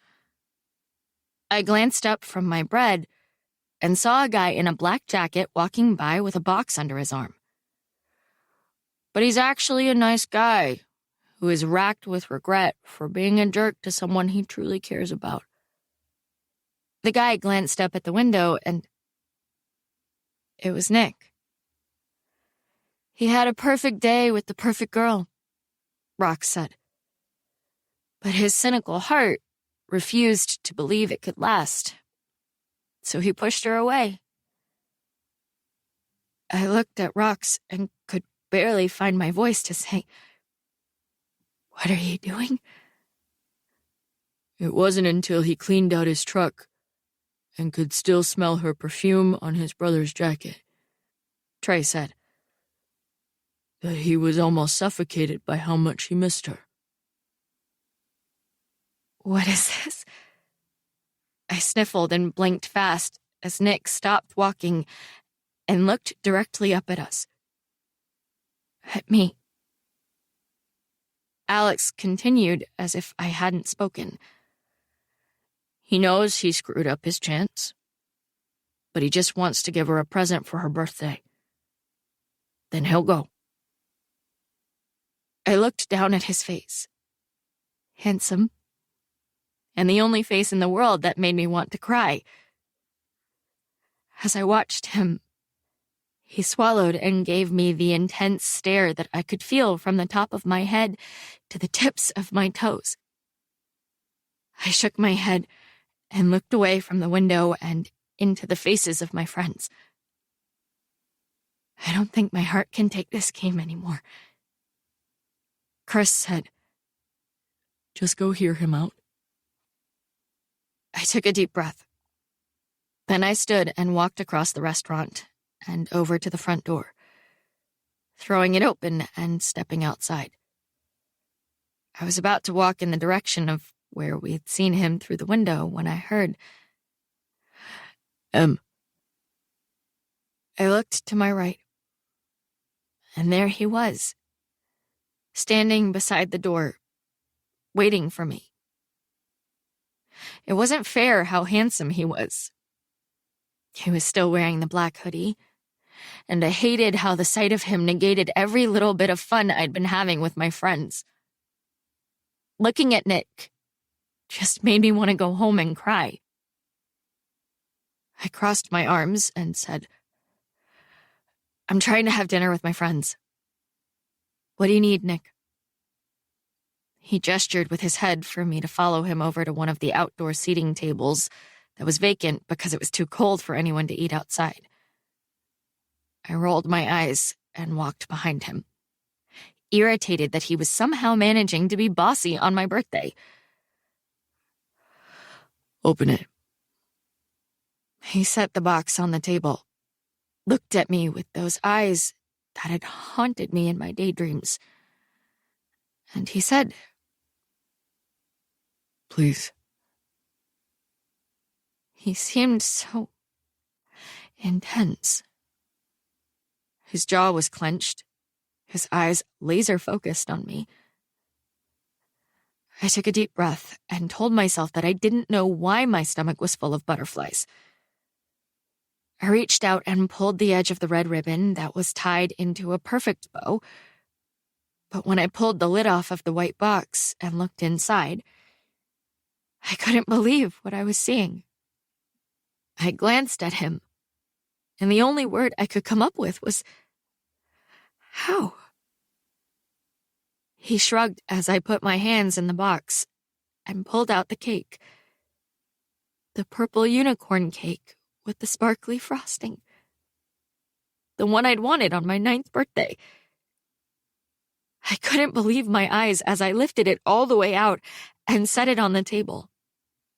The shiny golden horn, the glittery unicorn, the sparkly purple frosting. It said, Happy Birthday, M. The way I'd desperately wanted it to when I was in the 4th grade. But Nick had never seen the cake before. How on earth did you do this, Nick? He gave a little shrug of his shoulders. I got help. You're going to have to do better than that, I said, putting my shaking hands on my hips and trying to figure out this guy who might have just gotten me the most thoughtful gift I'd ever received. He said, Max knows the bakery owner. Max? Your grandma. My brain wasn't firing fast enough for me to keep up. I squinted at him and said, My grandma helped you? He nodded. As far as I'm aware, the one time you met her, she asked you to get off her porch. I searched his face for an answer, but his mouth slid into his tiny smirk, the one that made him look pleased with himself, but not quite friendly. I said, "Please explain yourself, Nick Stark." I went over to your grandma's and asked what she knew about the purple unicorn cake. His eyes moved over my face, making my heart pound, and he said, As it turns out, she's been having a fling with the bakery owner for years. So she called him and asked him to make one for you. I blinked. My grandma's dating old man Miller? I don't know if it's technically dating since she said they just have sleepovers. Ew! But they're close. I stared at the cake, unable to slow down my thoughts. Nick went over to my grandma's just to see if she knew about the cake. I managed to say, "I can't believe he remembered the cake." I remember everything about you, Em. The crack in his voice brought my eyes back to his face. I do. His voice was raspy when he said, I remember the thong song. The breathy sound of your voice after I kiss you. And the way you kissed my nose when you thought I was sad. A train whistle blew in the distance, its sound almost haunting in the cold darkness. I messed up, he said as he stared down at me. And I've regretted it every minute since you walked away in the school parking lot. I swallowed, and my eyes traveled all over him, drinking in the one person I hadn't allowed myself to really look at since he'd broken my heart. I fell in love with you on Valentine's Day, Emily. But I need more than just 7 minutes. You do? Warmth started sliding through every molecule inside of me. I wanted to be closer to him. But first I had to ask, what about everything you said after Valentine's Day, though? What about the mirage? Nick lifted his hand like he wanted to touch my face, but stopped himself and said, You were right about me being stupid because of Eric. I cringed. I didn't say that. You implied I was holding back because of him. And it's come to my attention since then that it's probably true. It has? Really? Yeah. He made a face like it's all so dramatic, and he said, As it turns out, when your parents have a yard sale and you lose your ever-loving shit because they're giving away your dead brother's baseball hat the day after the 1-year anniversary, you have issues. Oh no. I take a step toward him, reaching out my hand to touch the sleeve of his hoodie. That sucks. I'm sorry. It's okay. He cleared his throat and said, Believe it or not, I'm glad. I've actually started seeing a therapist. I don't know, it's really weird talking to a stranger, but also kind of like a relief. Nick, that's so great. Stop. He looked at me out of the corner of his eye and said around a smirk, The last thing I want is the girl I'm obsessed with to tell me she's proud of me for going to therapy. I've got a mother for that, thank you. That made me laugh. I knew you were obsessed. Yes, Emily Hornby. I'm here to tell you that I'm a little obsessed with you. With this. He raised his hands and cupped my face. With us. His eyes crinkled at the corners, and his mouth slid into the full-on smile that made me weak in the knees. Don't get all clingy on me now, Stark, I said. But the K sound got cut off when his mouth covered mine. Electricity and liquid warmth drizzled through my body as Nick kissed me like only Nick could. Somewhere in the distance, I heard my friends clapping, but nothing could have pulled me away from the one person in the world who knew it took a sparkly purple unicorn cake to sweep me off my feet. Nick stayed for the celebration, holding my hand as we all walked around the old market together after dinner. And when it was time to call it a night, he asked me quietly, so no one else could hear, "Can I drive you home?" Of course, I said yes. He looked over at me as I held my hands in front of his truck's heater vents on the way home, and he said, "Do you ever dress warm enough?" "I don't like to cover up a good outfit with a bulky coat," I said, grinning as he looked at me like I was a silly child. "Well, here," he said, reaching a hand into the back seat while he drove. "You can wear E's jacket again. It smells like your perfume from the DONC. He held out the coat to me, and it was like looking at an old friend. I didn't know this was your brother's coat. I took it gently and laid it over my lap, running my hands over the fabric. "That's because you acted like it belonged to you," he teased. True, I agreed, thinking about all the times I'd worn it that he didn't even know about. So many crashes on repeat. So many wearings of that jacket. Although, I looked down at the army green coat. Now that I was thinking about it, I'd worn it on the very first Valentine's Day. The one that had started it all. Valentine's Day. The anniversary of his brother's death. But I never fell asleep in it until the DONC. The last Valentine's Day. Dragging me out of my thoughts, Nick found my hand and interlaced it with his.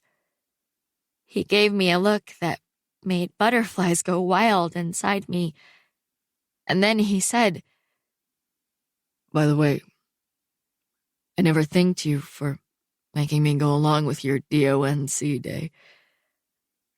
I had a great time with you." "Of course you did," I teased, which made him give me a funny grin. "But the stuff in the afternoon." He looked over at me with super serious eyes. "E would have loved it." "Yeah?" I looked down at the jacket. "Yeah," he said, merging onto the freeway.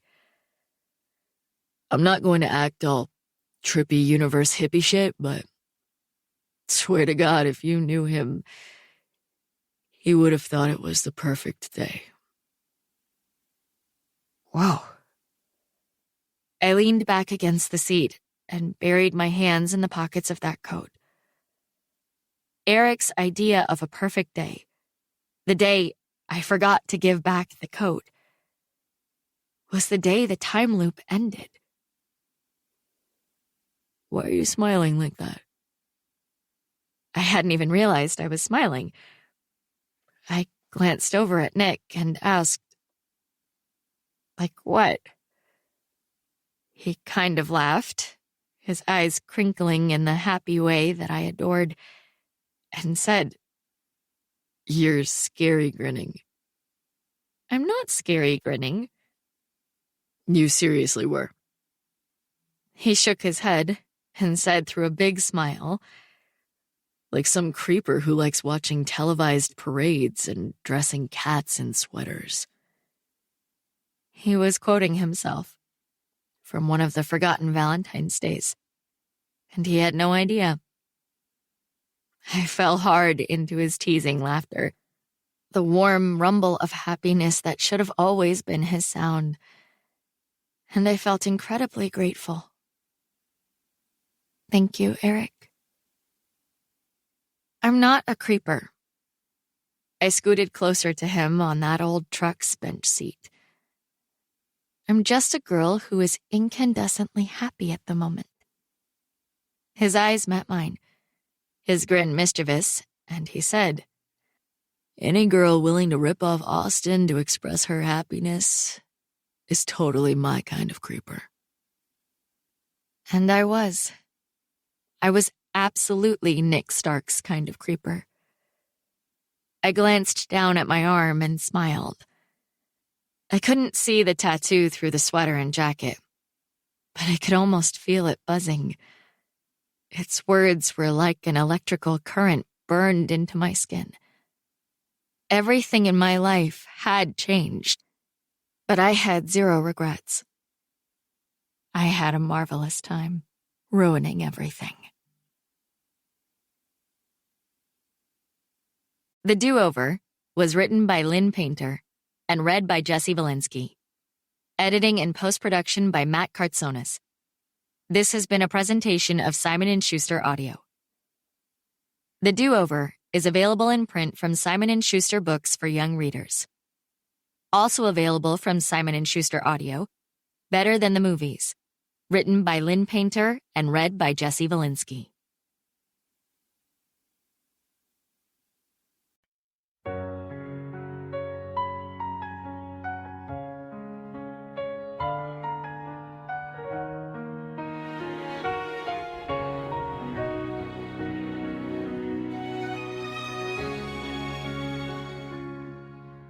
閉ざしてたその扉」「そっと手をかける」「不安も一緒に抱えたままでいい」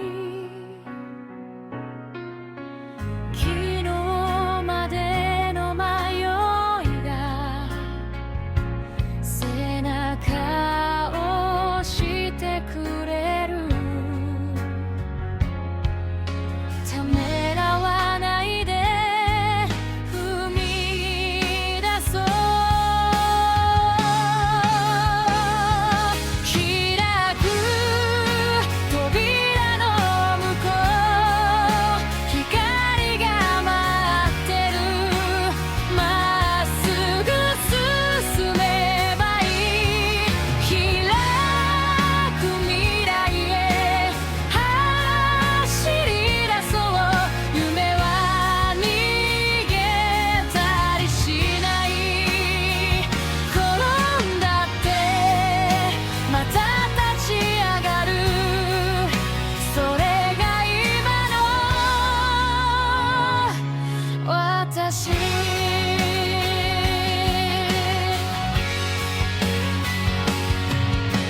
遠回りした時間も意味を持っている涙こぼれた夜も朝へつながってる小さな決意が道を照らす諦めないで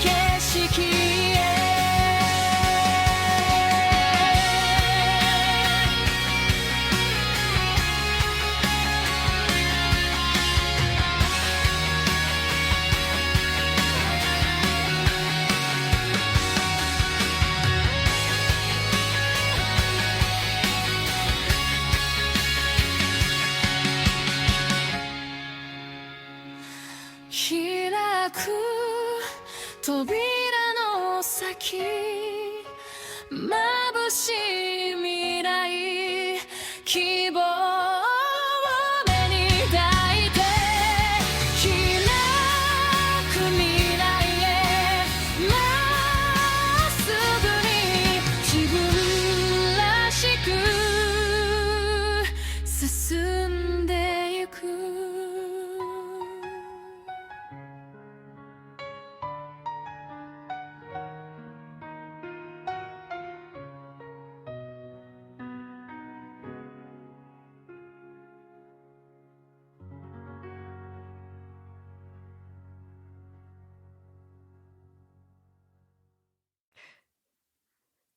As I watched him, he swallowed and gave me the intense stare that I could feel from the top of my head to the tips of my toes. I shook my head and looked away from the window and into the faces of my friends. I don't think my heart can take this game anymore. Chris said, Just go hear him out. I took a deep breath. Then I stood and walked across the restaurant and over to the front door, throwing it open and stepping outside. I was about to walk in the direction of where we'd seen him through the window when I heard, Em. I looked to my right, and there he was, standing beside the door, waiting for me.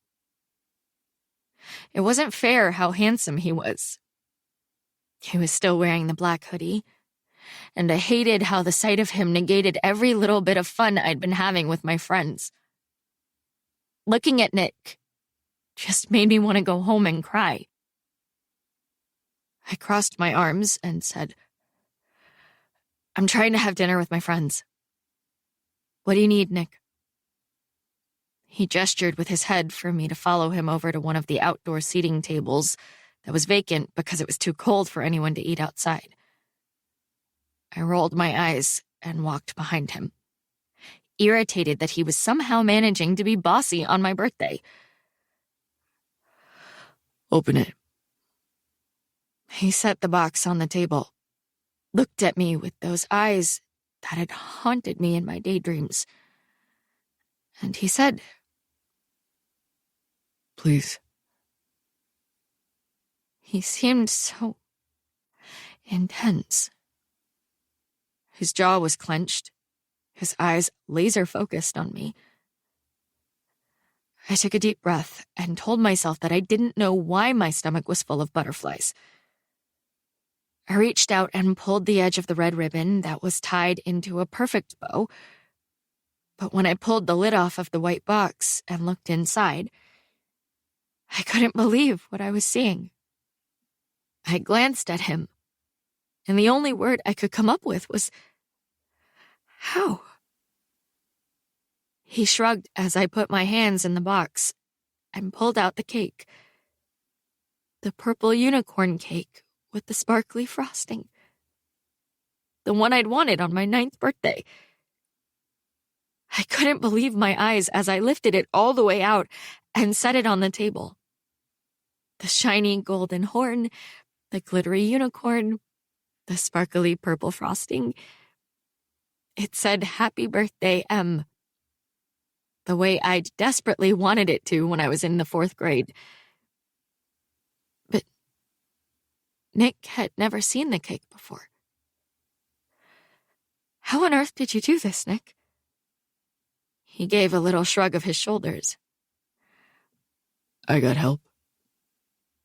You're going to have to do better than that, I said, putting my shaking hands on my hips and trying to figure out this guy who might have just gotten me the most thoughtful gift I'd ever received.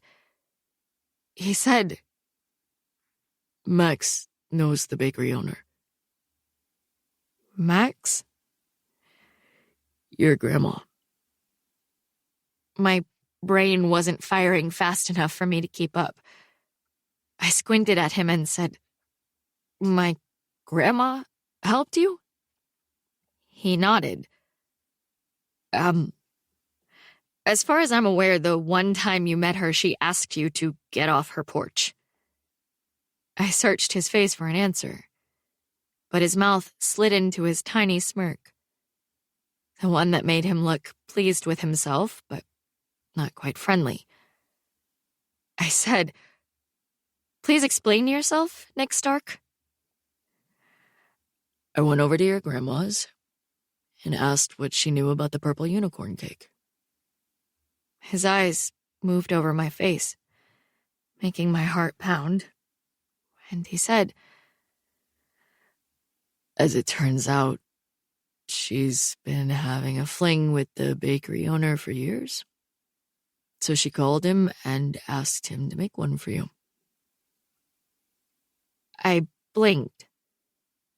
My grandma's dating old man Miller? I don't know if it's technically dating since she said they just have sleepovers. Ew! But they're close. I stared at the cake, unable to slow down my thoughts.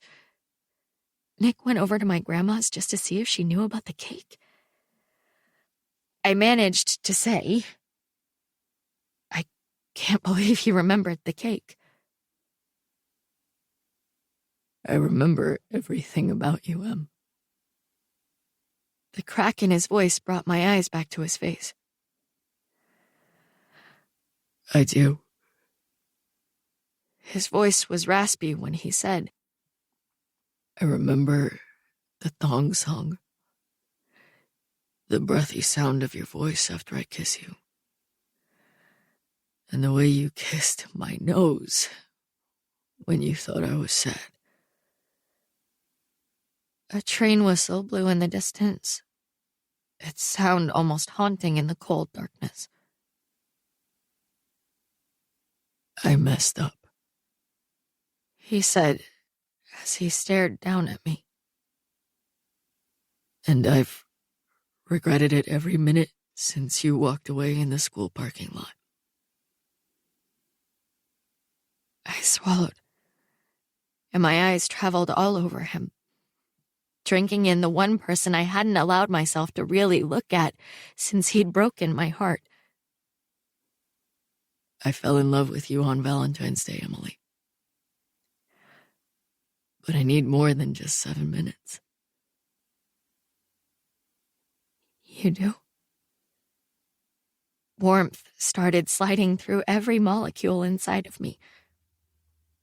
I wanted to be closer to him. But first, I had to ask, what about everything you said after Valentine's Day, though? What about the mirage? Nick lifted his hand like he wanted to touch my face, but stopped himself and said, You were right. About me being stupid because of Eric. I cringed. I didn't say that. You implied I was holding back because of him.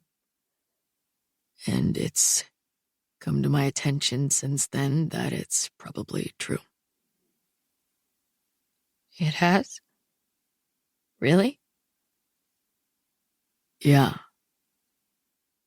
He made a face like it's all so dramatic, and he said, As it turns out, when your parents have a yard sale and you lose your ever-loving shit because they're giving away your dead brother's baseball hat the day after the 1-year anniversary, you have issues.